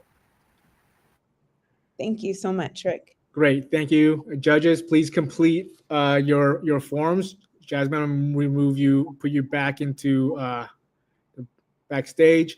Dr. Mecca. Are you with us, Dr. Mecca? Yes. Hey, I'm going to give you a couple minutes to talk about your present or your talk or your fireside chat at MIC. Please tell everybody what you're up to.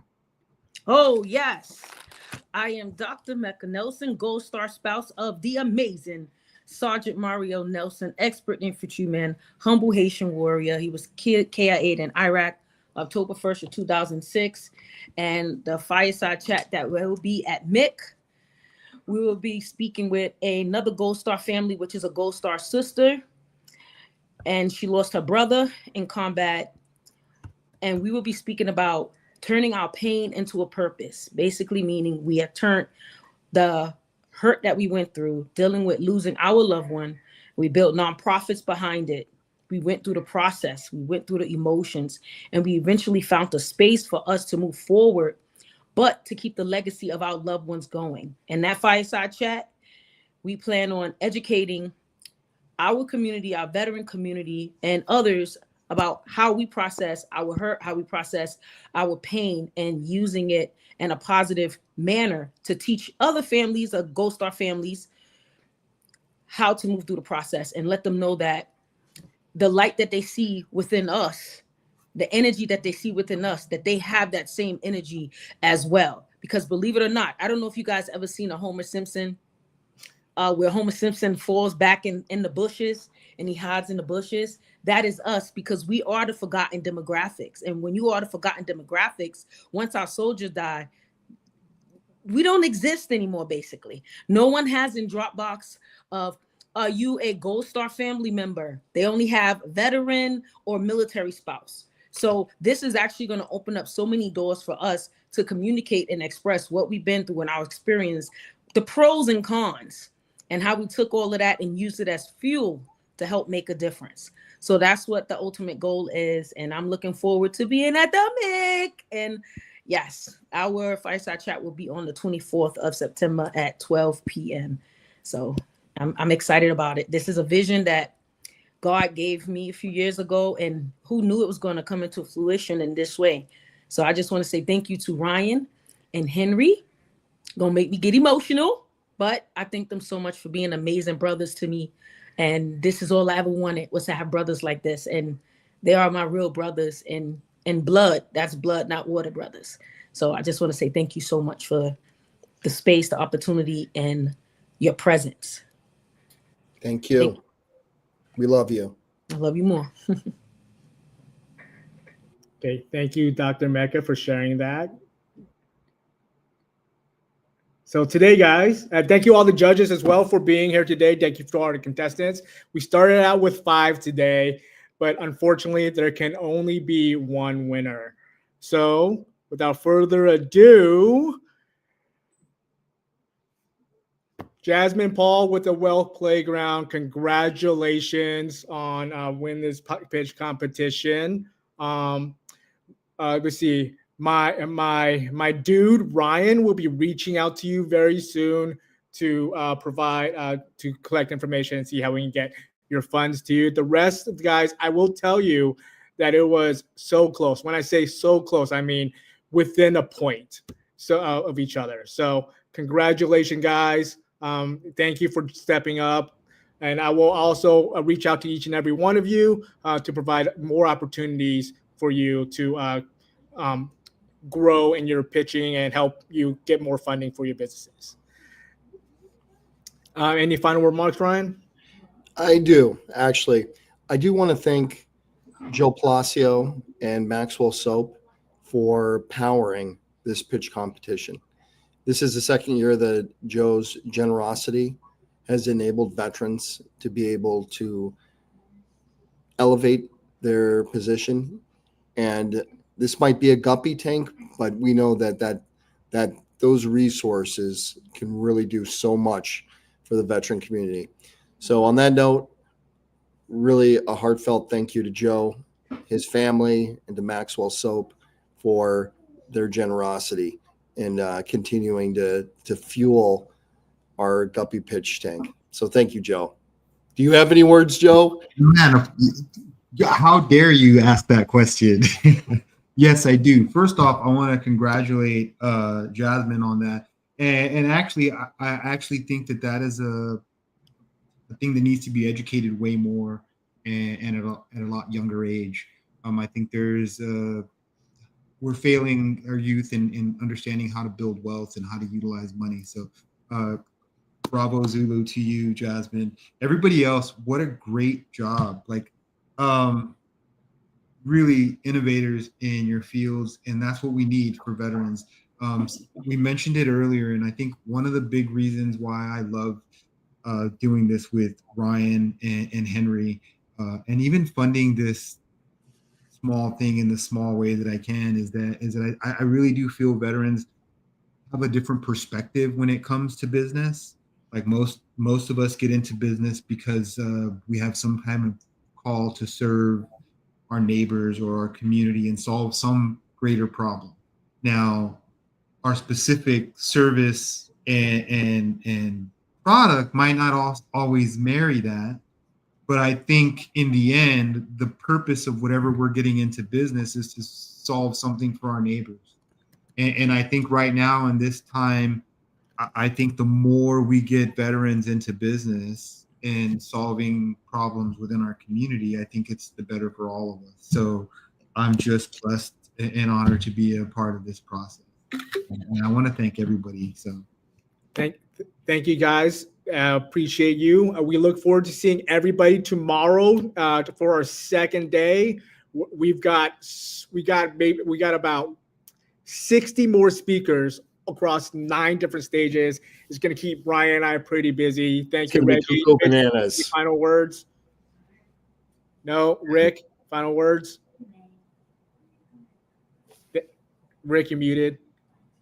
Oh, yeah, I was going to say thanks for inviting me. I really enjoyed it. I always enjoy looking at new companies, new ideas, the innovation, and as some of the stuff is really cutting edge. And I also want to thank for Becky Becky Gertner at the Utah Veteran Business Resource Center for throwing my name out there. She does a phenomenal job for all of us.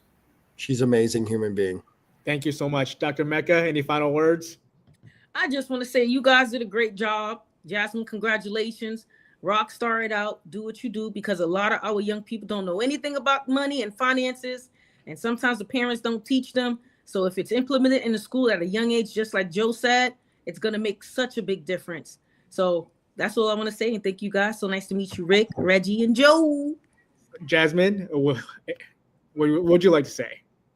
I just want to say thank you so much. The veteran community is so special to me. I really love my service, and I'm just so grateful for the opportunity to share